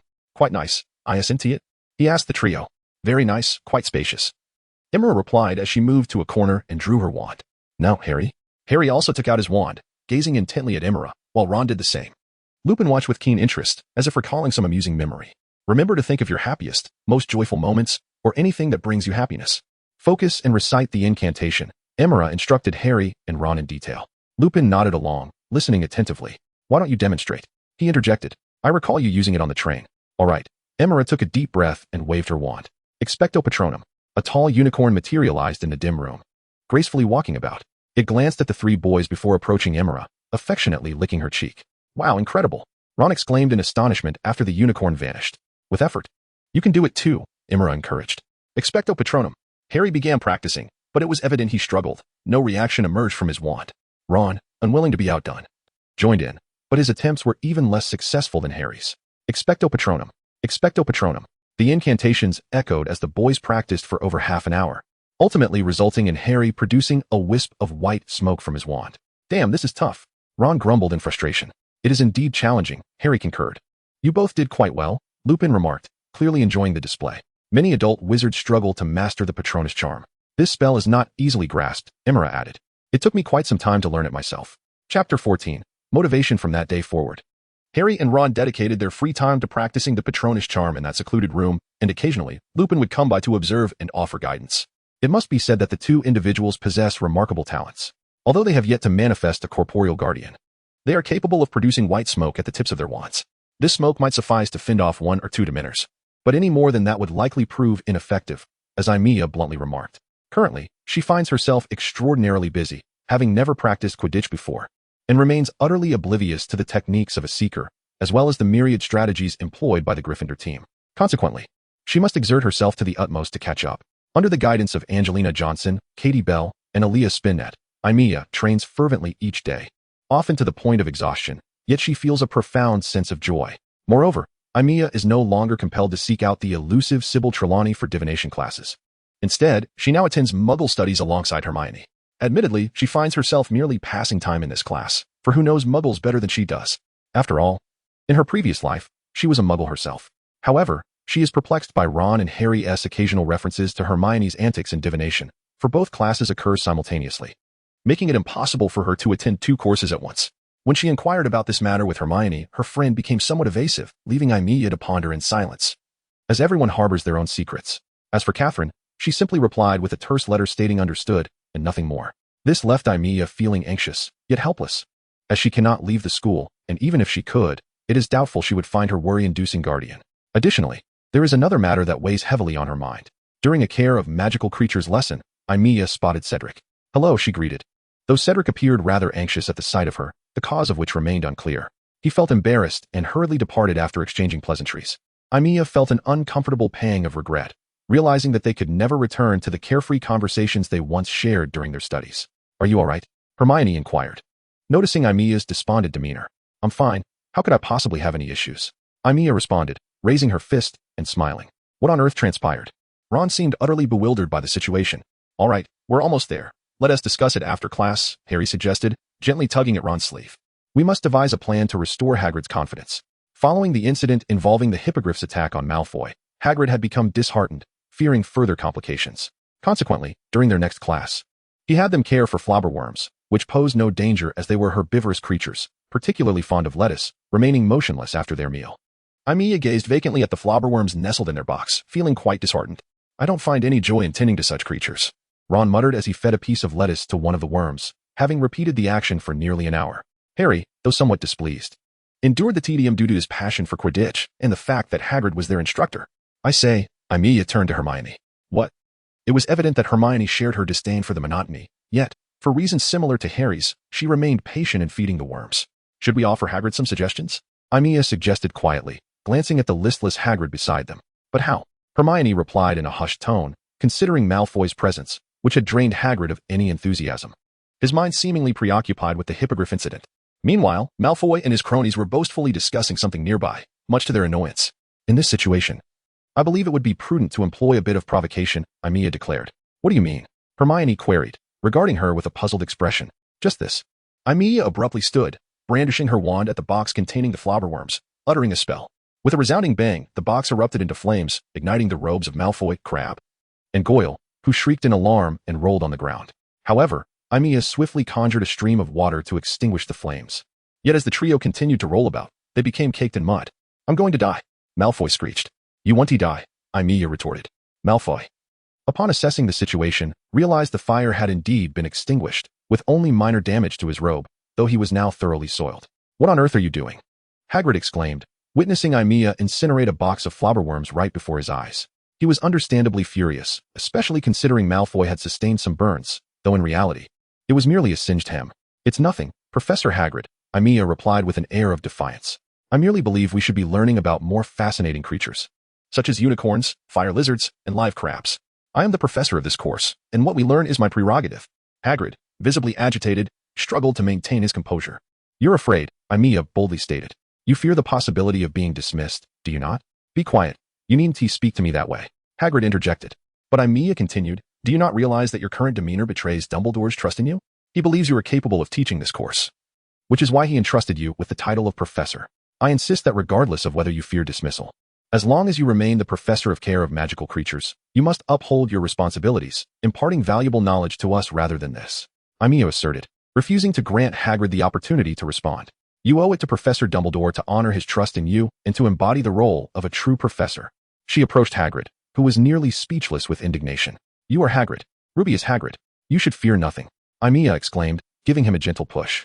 Hagrid's face flushed with anger. Yet as he absorbed Aimiya's words, his fury began to dissipate. "Apologies, I seem to have become somewhat agitated." Amy stepped back cautiously and remarked that if she were to lose points due to her words or actions, she would not be the least bit surprised, naturally. Being assigned labor would not seem odd either. At this moment, it was essential for her to apologize, as there were not only Hagrid and the others present, but also students from both Gryffindor and Slytherin houses. All the students gaped in astonishment at Hagrid and Amy, including the trio of Malfoy. She, Ron stammered, pointing at Amy, rendered speechless. Hagrid, on the other hand, wore a look of concern. However, he remained silent, merely breathing heavily and standing there in a daze. "I apologize for startling you a bit, but I believe this will be beneficial for you," Amy said, casting a spell to clean the mud off Malfoy and his companions. "What do you think?" The girl chuckled softly before gracefully departing. Malfoy stared blankly at Amy until Goyle gently nudged him, prompting him to snap back to reality. Logically, this Gryffindor should be punished severely for embarrassing him so, or he should have his father intervene to find a way to have her expelled. Yet, for reasons unknown, he found himself reluctant to pursue such actions. "Hagrid, we support you," Harry suddenly declared. "Hagrid, let's meet some fascinating creatures." Ron, summoning his courage, added loudly, his face flushing. "All right," Hagrid boomed suddenly. "Enough of those damned flobberworms. I'm going to show you some truly magical creatures." His face was flushed, and his beard quivered slightly, but he continued. You must listen to me. If anything else happens, I will certainly deduct points. With that, he cast a glance in the direction of Slytherin. Except for Harry, Ron, Amy, and Hermione. Everyone exchanged bewildered glances, but Hagrid, now invigorated, pressed on regardless. While Hagrid seemed to regain his spirit, at times he appeared somewhat distracted, particularly during class. The hippogriff he called Buckbeak was awaiting a ruling from the Dangerous Creatures Committee, and though he was reluctant to admit it, Malfoy's involvement did not bode well for Buckbeak's future. However, Amy felt powerless in this situation, knowing that no amount of studying could save Buckbeak's life unless Malfoy abandoned his intent to harm the creature, which seemed nearly impossible. Currently, aside from reading the Daily Prophet and occasionally corresponding with Catherine, Amy dedicated herself to her studies, mastering nearly everything. Now, she sat in the Gryffindor common room, staring blankly at the Daily Prophet. Should she venture out? To Hogsmeade?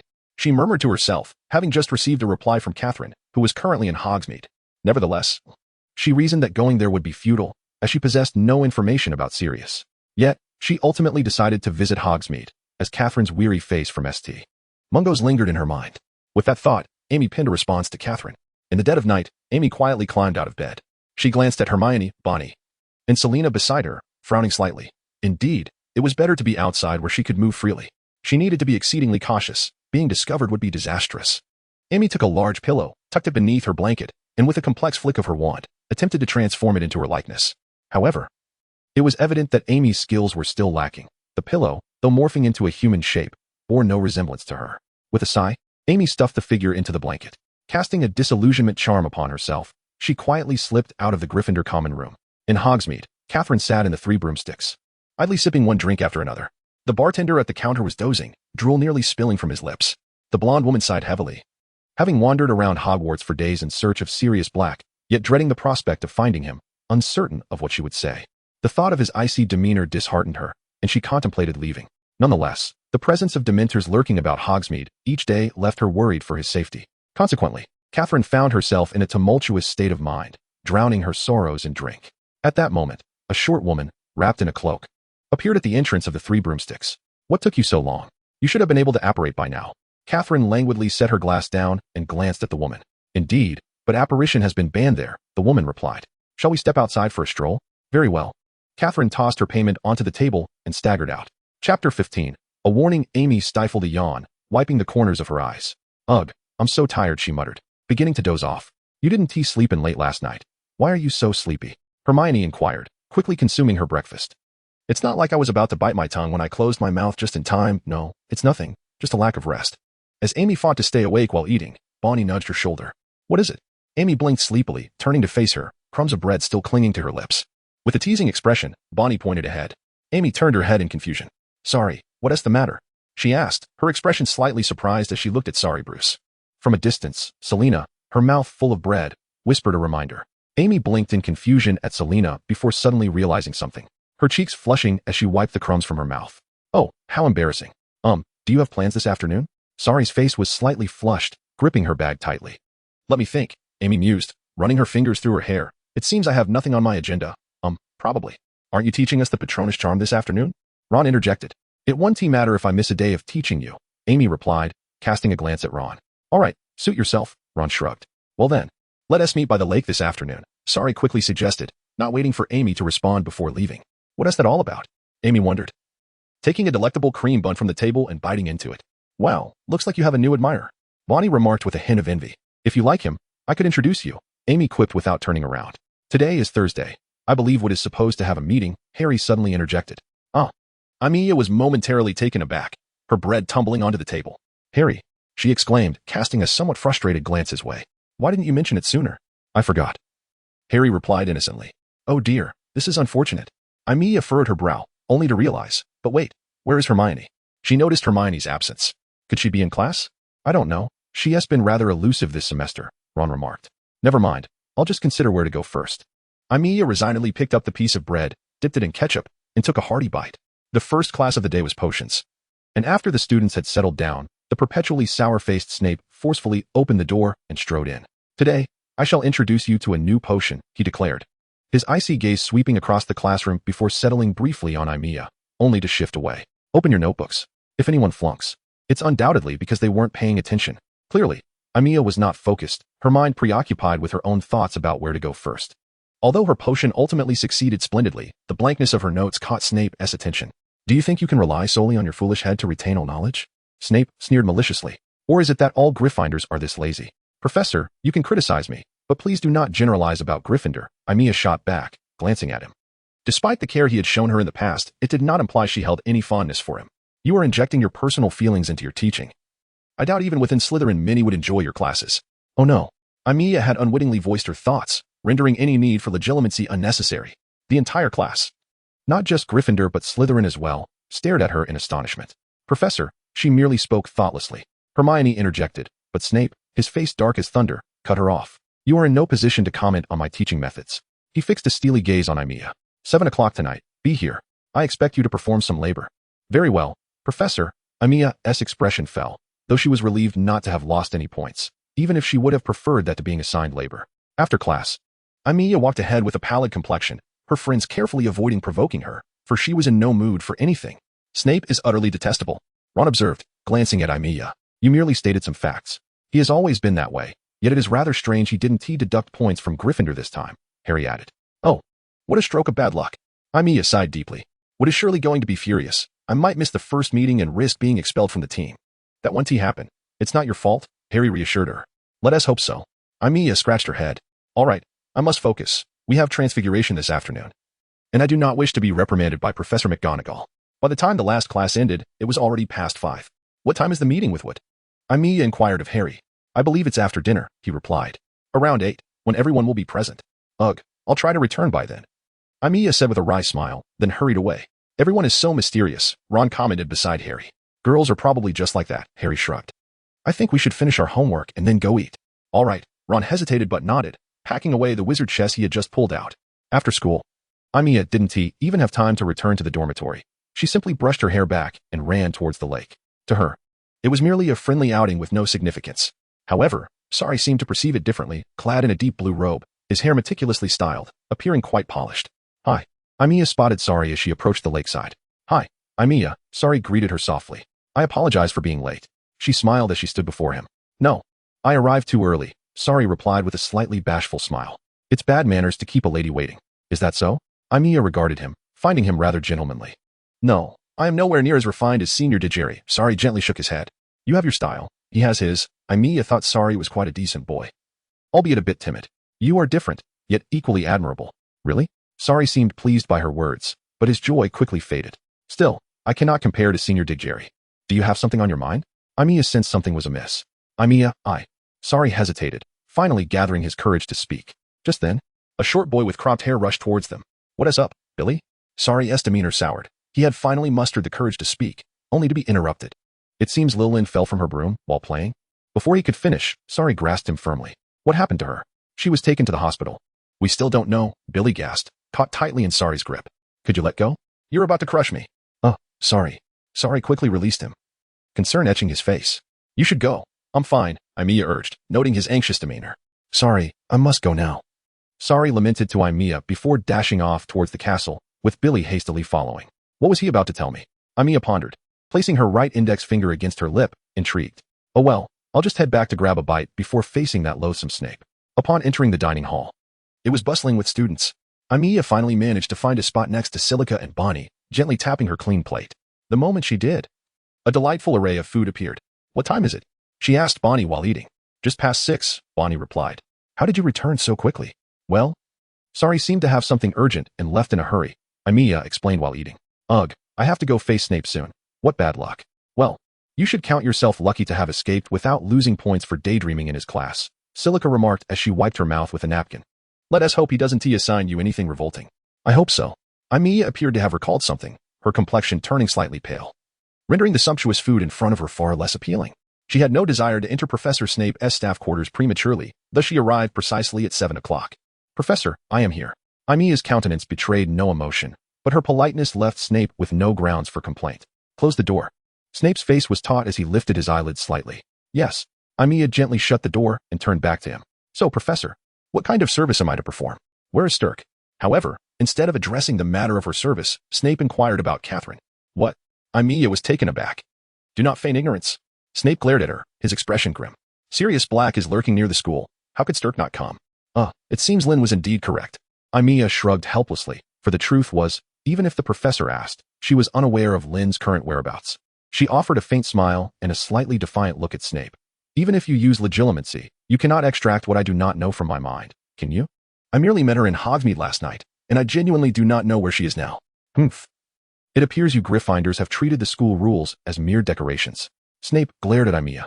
If one day your soul is sucked away by a Dementor, I would not be the least bit surprised. But that was Lynn's request. You know, if I hadn't gone out, she might have barged in. Aimiya rolled her eyes, speaking somewhat resignedly. You tell Stirk. Snape looked at Aimiya with a complex mix of regret and disdain. If she continued her reckless behavior, even Madame Pomfrey would be unable to protect her any longer. Madame Pomfrey? Who is that? Aimiya asked curiously. You have no right to ask. Snape snapped, striding forward with determination. Now leave this place. Take my words with you. Fine, I'll go. Why intimidate me? Aimiya hastily retreated and slipped out the door, leaving Snape with a dark expression. This fellow found such a flimsy excuse. Outside, Aimiya pursed her lips, but it is a decent excuse. With that thought, she hurried back to the Gryffindor common room, where the team members were engaged in animated conversation. Indeed, Wood is pacing in the center of the room, expressing his frustration. The Quidditch trophy should have had our names engraved on it during the 2 years since Harry joined. I believe it should be an easy feat. Yet we still have not achieved it, and this year is my last chance to have our names on the trophy, Wood lamented. His expression so disheartened that even George and Fred felt a twinge of sympathy for him. Oliver, this is our year, Fred exclaimed. We will succeed, Oliver, Angelina added. Exactly, Harry chimed in, feeling invigorated. Although I only caught snippets of the conversation, Aimiya admitted somewhat shyly, I believe Fred is right, Wood. We will surely win. She lifted her chin. Despite being merely a substitute, she had faith that their team was the best. Chapter 16. Signatures clearly. Wood's words had a significant impact. Even Aimiya, during their Wednesday training sessions, exerted herself rigorously, as she had never played as a chaser before and thus had much to learn.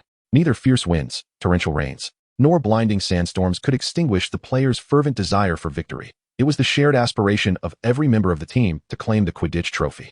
Sensing the players' determination, all the Gryffindor students showed immense concern for their team. If the players returned too late from practice, students would bring them food from the dining hall, ensuring they did not go hungry. One evening, Harry returned from the pitch, weary from the cold and rigorous training, yet his joyful spirit remained unquenched. He discovered the common room abuzz with excited chatter. What is happening? Harry inquired of Hermione and Ron, who were seated in the best chairs by the fireplace, sketching astrological charts for astronomy class. The first weekend to Hogsmeade, Ron pointed to the tattered notice board displaying announcements, is at the end of October, just before Halloween. Great, Fred exclaimed as he followed Harry. I need to visit the joke shop. I've run out of stink bombs. Yes, I want to buy some dung bombs and fireworks too, George chimed in. That place isn't all that fun. If you want fireworks, you might as well come to me. Aimiya entered, looking a bit fatigued. Harry sat next to Ron, and his cheerful mood began to wane. Harry, I think you'll be able to go next time, Hermione assured him. They'll surely catch Black soon. He has already been spotted. Black can't be that foolish to attempt something in Hogsmeade, Ron interjected. Ask Professor McGonagall. If you can't go this time, who knows when the next opportunity will arise? Ron, Hermione admonished. Harry should stay at school. He can't be the only third-year student left behind. Go ask Professor McGonagall. Harry, yes, I think I will, Harry resolved. Clearly, Professor McGonagall would never allow you to go, Aimiya said as she settled beside Hermione, stretching her arms. They wouldn't put you in danger. Hearing Aimiya's words, Harry's expression grew even gloomier. Harry, it's not that big of a deal, Aimiya reassured him. Hogsmeade doesn't have much to offer. You'd be better off flying a few more laps or reading a book. Aren't you going?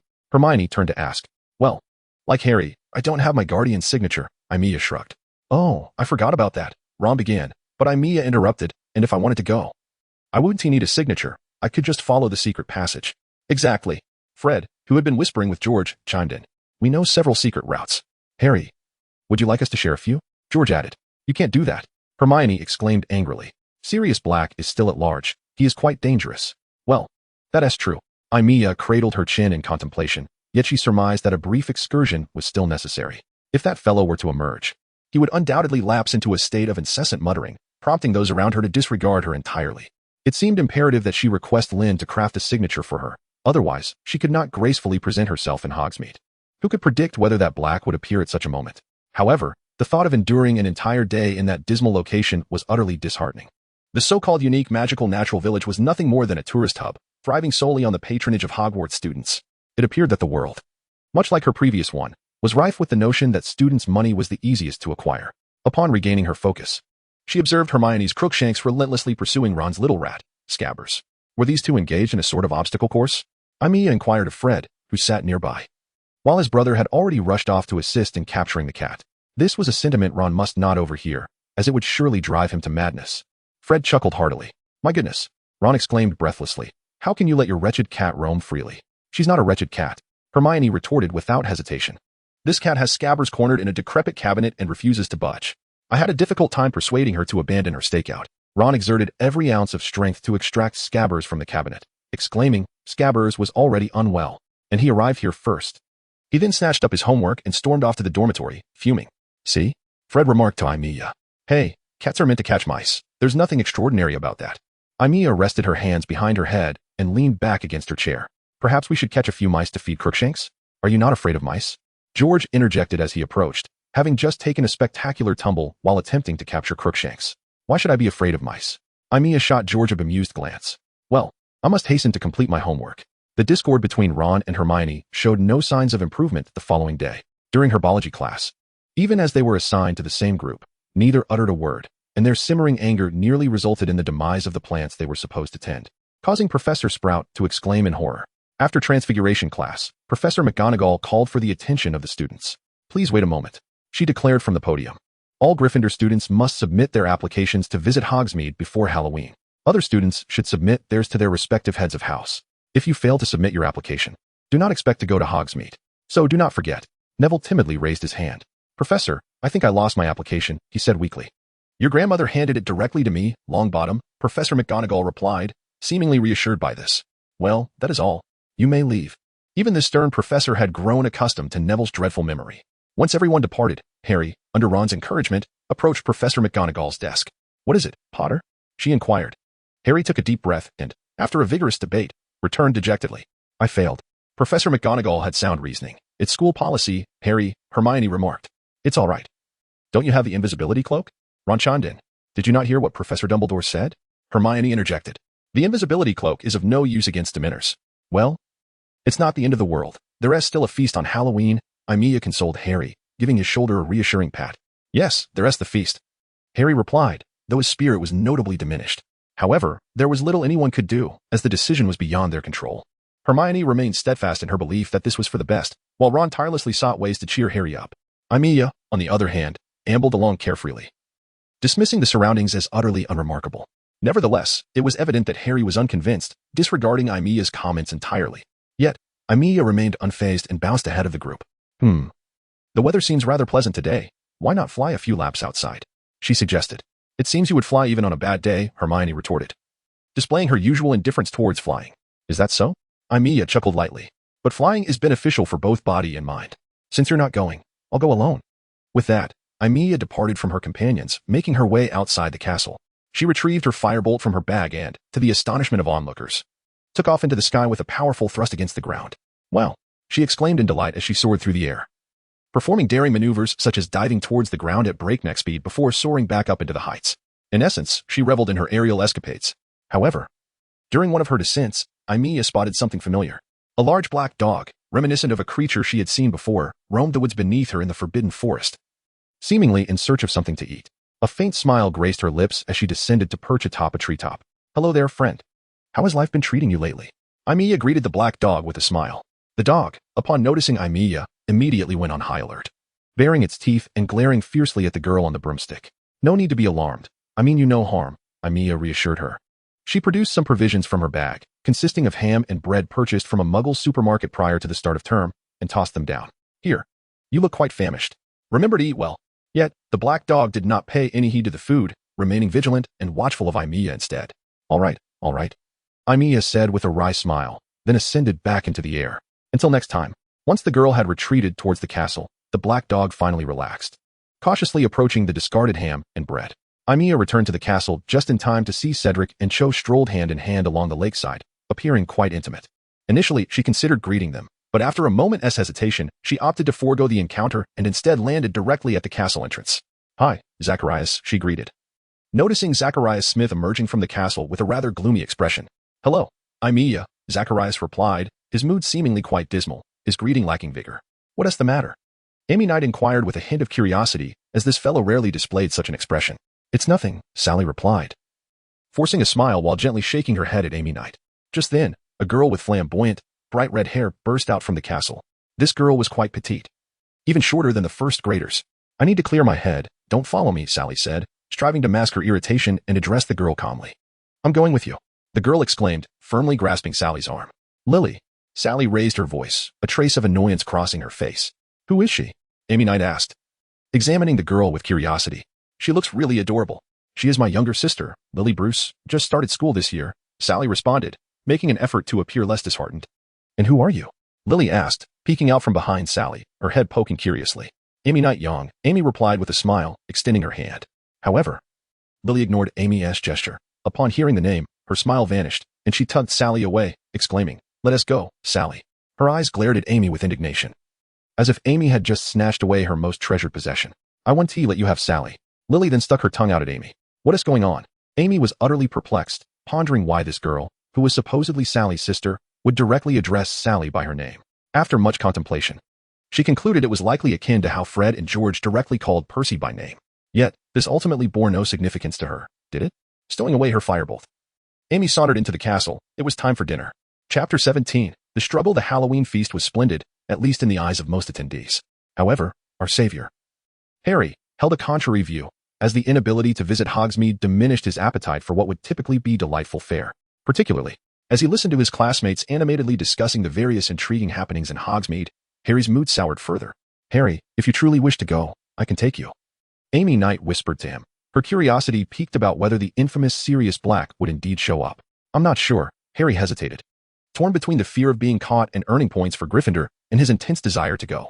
All right, if you want to, just let me know, Amy remarked, sensing Harry's indecision. Ultimately, Harry remained uncertain, appearing quite despondent the following day. We'll bring back a mountain of sweets from Honeydukes, Hermione insisted, feeling conflicted but maintaining that Harry should remain at school rather than venture outside. Indeed, we'll return with heaps of candy, Ron echoed Hermione's sentiment, temporarily reconciling with her for Harry's sake. Don't worry about me. I'll be fine waiting here at school, Harry said weakly. Don't wear that look as if someone has died. Remember, I can't go either, Amy Knight interjected. How about we take a broom and fly around for a bit? I can let you ride the firebolt. Never mind. I think I'll head to the library instead, Harry replied, seemingly disinterested in anything. With a resigned shrug, Amy turned to the two. Once Hermione and Ron departed with the crowd, Harry drifted away like a lost soul, claiming he was heading to the common room. For Amy, the inability to visit Hogsmeade was of little consequence, as she had visited numerous times during her childhood, leaving her with no interest in the village now. What shall I do? Amy mused, scratching her head in contemplation. I cannot squander such a splendid opportunity. I must proceed with that experiment. It must be completed before graduation. Though 4 years remain, time waits for no one. With a peculiar smile, Amy quickly vanished from sight. Catherine stood atop a secluded hill, appearing quite weary. Ever since she learned that Sirius had been spotted near Hogwarts, she had come here. However, after nearly a month of searching with no leads, the absence of any trace of Sirius left her feeling utterly despondent. Where are you? Catherine Stark's heart brimmed with bitterness. Though she searched tirelessly, she remained uncertain of what to say upon finding him or what to do. The thought of his disdainful gaze directed at her tightened her chest. What should I do? She murmured to herself. Suddenly, Catherine darted away from her spot as a tremendous crater erupted where she had just stood. Who was there? She turned to see 3 figures and a flurry of spells flying towards her. Catherine swiftly evaded the spells and retaliated with several of her own, disrupting their assault. It's you again. She stood atop the hill with haughty defiance, gazing down at the trio of wizards. You truly have a knack for survival. You've endured such severe injuries, and yet you're still standing, one of the leading wizards said coldly. What? Is that notebook so crucial to you? Catherine retorted with a derisive expression. Does that scoundrel, Tom Riddle, desire it so badly? Silence.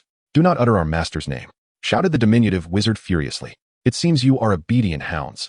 I haven't even spoken yet, and you're already barking, Catherine said, her wand aimed at the 3 below. Is it just the 3 of you? If so, you cannot hope to defeat me. Silence. The lead wizard snapped, raising his wand, sending a spell hurtling toward her, while the other 2 wizards joined in the assault. I thought you learned your lesson by now. Catherine dodged their spells, her expression frosty as she waved her wand with intricate gestures. A nearby stone suddenly transformed into a perfectly round object, rolling swiftly downhill. The 3 wizards hurriedly unleashed spells at the stone, shattering it to pieces. Yet, at that moment, a red spell struck the small wizard. Ah! He screamed, flames igniting upon him, swiftly reducing him to ashes. The remaining 2 wizards looked on in terror at their fallen companion, yet none moved to assist him. It seems you've forgotten my name. Catherine descended with a chilling demeanor, her formidable presence rendering the 2 individuals motionless, paralyzed by the fear of meeting the same fiery demise as their companion. The flame-wielding sorceress remained silent as the trembling wizard gazed at Catherine, suddenly extending a finger and screaming in terror. This gesture led Catherine to mistakenly believe he was about to attack, and in an instant, a crimson spell struck him. No. The wizard cried out in anguish, but his wail was short-lived as he was reduced to ashes. You do not revel in your triumph, if you slay me. Retribution will surely follow. The leading wizard retreated slowly, asserting that their master would avenge them. Let her be my finest creation. Kill you. Kill me? Catherine scoffed, regarding him with disdain. If it weren't for your numbers and those peculiar beasts, do you truly believe you could have harmed me last time? Suddenly, the wizard erupted into laughter. What are you laughing at? You are on the brink of death. Catherine furrowed her brow, becoming increasingly vigilant. Come forth, Scorpion-tail. He called out to the woods nearby. Catherine swiftly dodged back as her previous position was engulfed by a torrent of dark green liquid, emitting acrid smoke, completely eradicating the surrounding flora. Recognizing the peril of that venom, Catherine brandished her wand, unleashing a fierce blaze that rapidly transformed into serpentine and feline forms. Devil's flame. Are you mad? The leading wizard, witnessing the flames barreling toward him, hastily retreated, only to trip over an unseen object. He felt a sharp pain as something clamped onto his neck. Before he could comprehend, a monstrous creature with a saber-toothed tiger's head, eagle's forelimbs, goat's hindquarters, and a scorpion's tail loomed before him. Are you Scorpion-tail? Catherine cautiously manipulated the devil's flame, her gaze fixed upon the terrifying beast. Foolish human, Scorpion-tail remarked, taking a few bites of the wizard's flesh before losing interest and stepping forward. Your flames cannot harm me. Merely a creature. Catherine's fury ignited. How dare a creature? The result of human experimentation. Challenge her. Boom.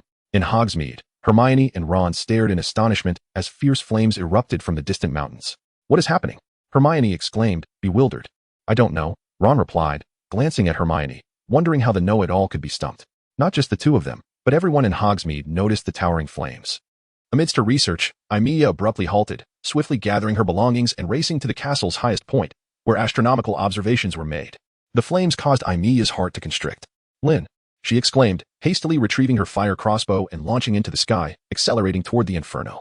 The professors within the castle also witnessed the infernal blaze. Devil's flame. Severus Snape murmured, his lips pressed together. Only one person possesses the skill to wield such flames with this level of potency. Is she embroiled in a conflict?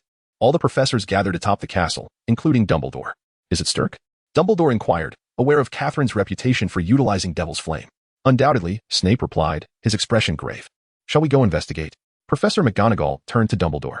I can go alone, Dumbledore stated. At his words, Snape's demeanor darkened, yet he remained silent. Fawkes, Dumbledore called softly. And without warning, the phoenix appeared above them. To that location, he instructed, and as Fawkes descended, Dumbledore grasped his tail, vanishing in an instant. Aimiya reached the edge of the school when the Dementors appeared, their presence chilling the air further, turning her breath into mist and slicing through the cold like a knife. Get away from me, she incanted, summoning a pure white unicorn that charged toward the Dementors. The creatures stumbled, scattering as Aimiya commanded her Patronus to disperse them, swiftly breaking free from their encirclement and racing toward the inferno. Her decision to purchase the fire crossbow proved wise, for without it, she would have struggled to reach the scene with such speed. Lynn, she called out. The flames raged on, as Catherine stood amidst the inferno, gasping for breath. The strange beast showed no fear of the devil's flame. Despite being engulfed by fire, its fur merely singed. Truly, that Tumulcin Paul was formidable. You are doomed. Scorpion-tail hissed, standing in the flames, licking its tongue and crushing a fire serpent beneath its foot as it advanced toward Catherine. Do you believe I possess no means beyond fire? Catherine panted, brandishing her wand and gently waving it. Moss lightning. A white bolt surged from her wand, weaving countless electric webs in the sky, aiming for Scorpion-tail. However, Scorpion-tail was remarkably agile, darting around and evading the lightning before lunging forward. Sensing danger, Catherine attempted to evade, but it was too late. Dozens of ropes swiftly ensnared Scorpion-tail, binding it to the ground. Extinguish the flames, Stirk. Dumbledore appeared beside Catherine, with Fawkes circling above them. Dumbledore? Catherine sighed in relief upon seeing him. The creature was far too powerful. That Tumulcin Paul had indeed created a formidable beast. Lynn. Just then, Aimiya finally arrived, diving down on her broomstick and landing before Catherine. Are you all right? She asked, concern etched on her face.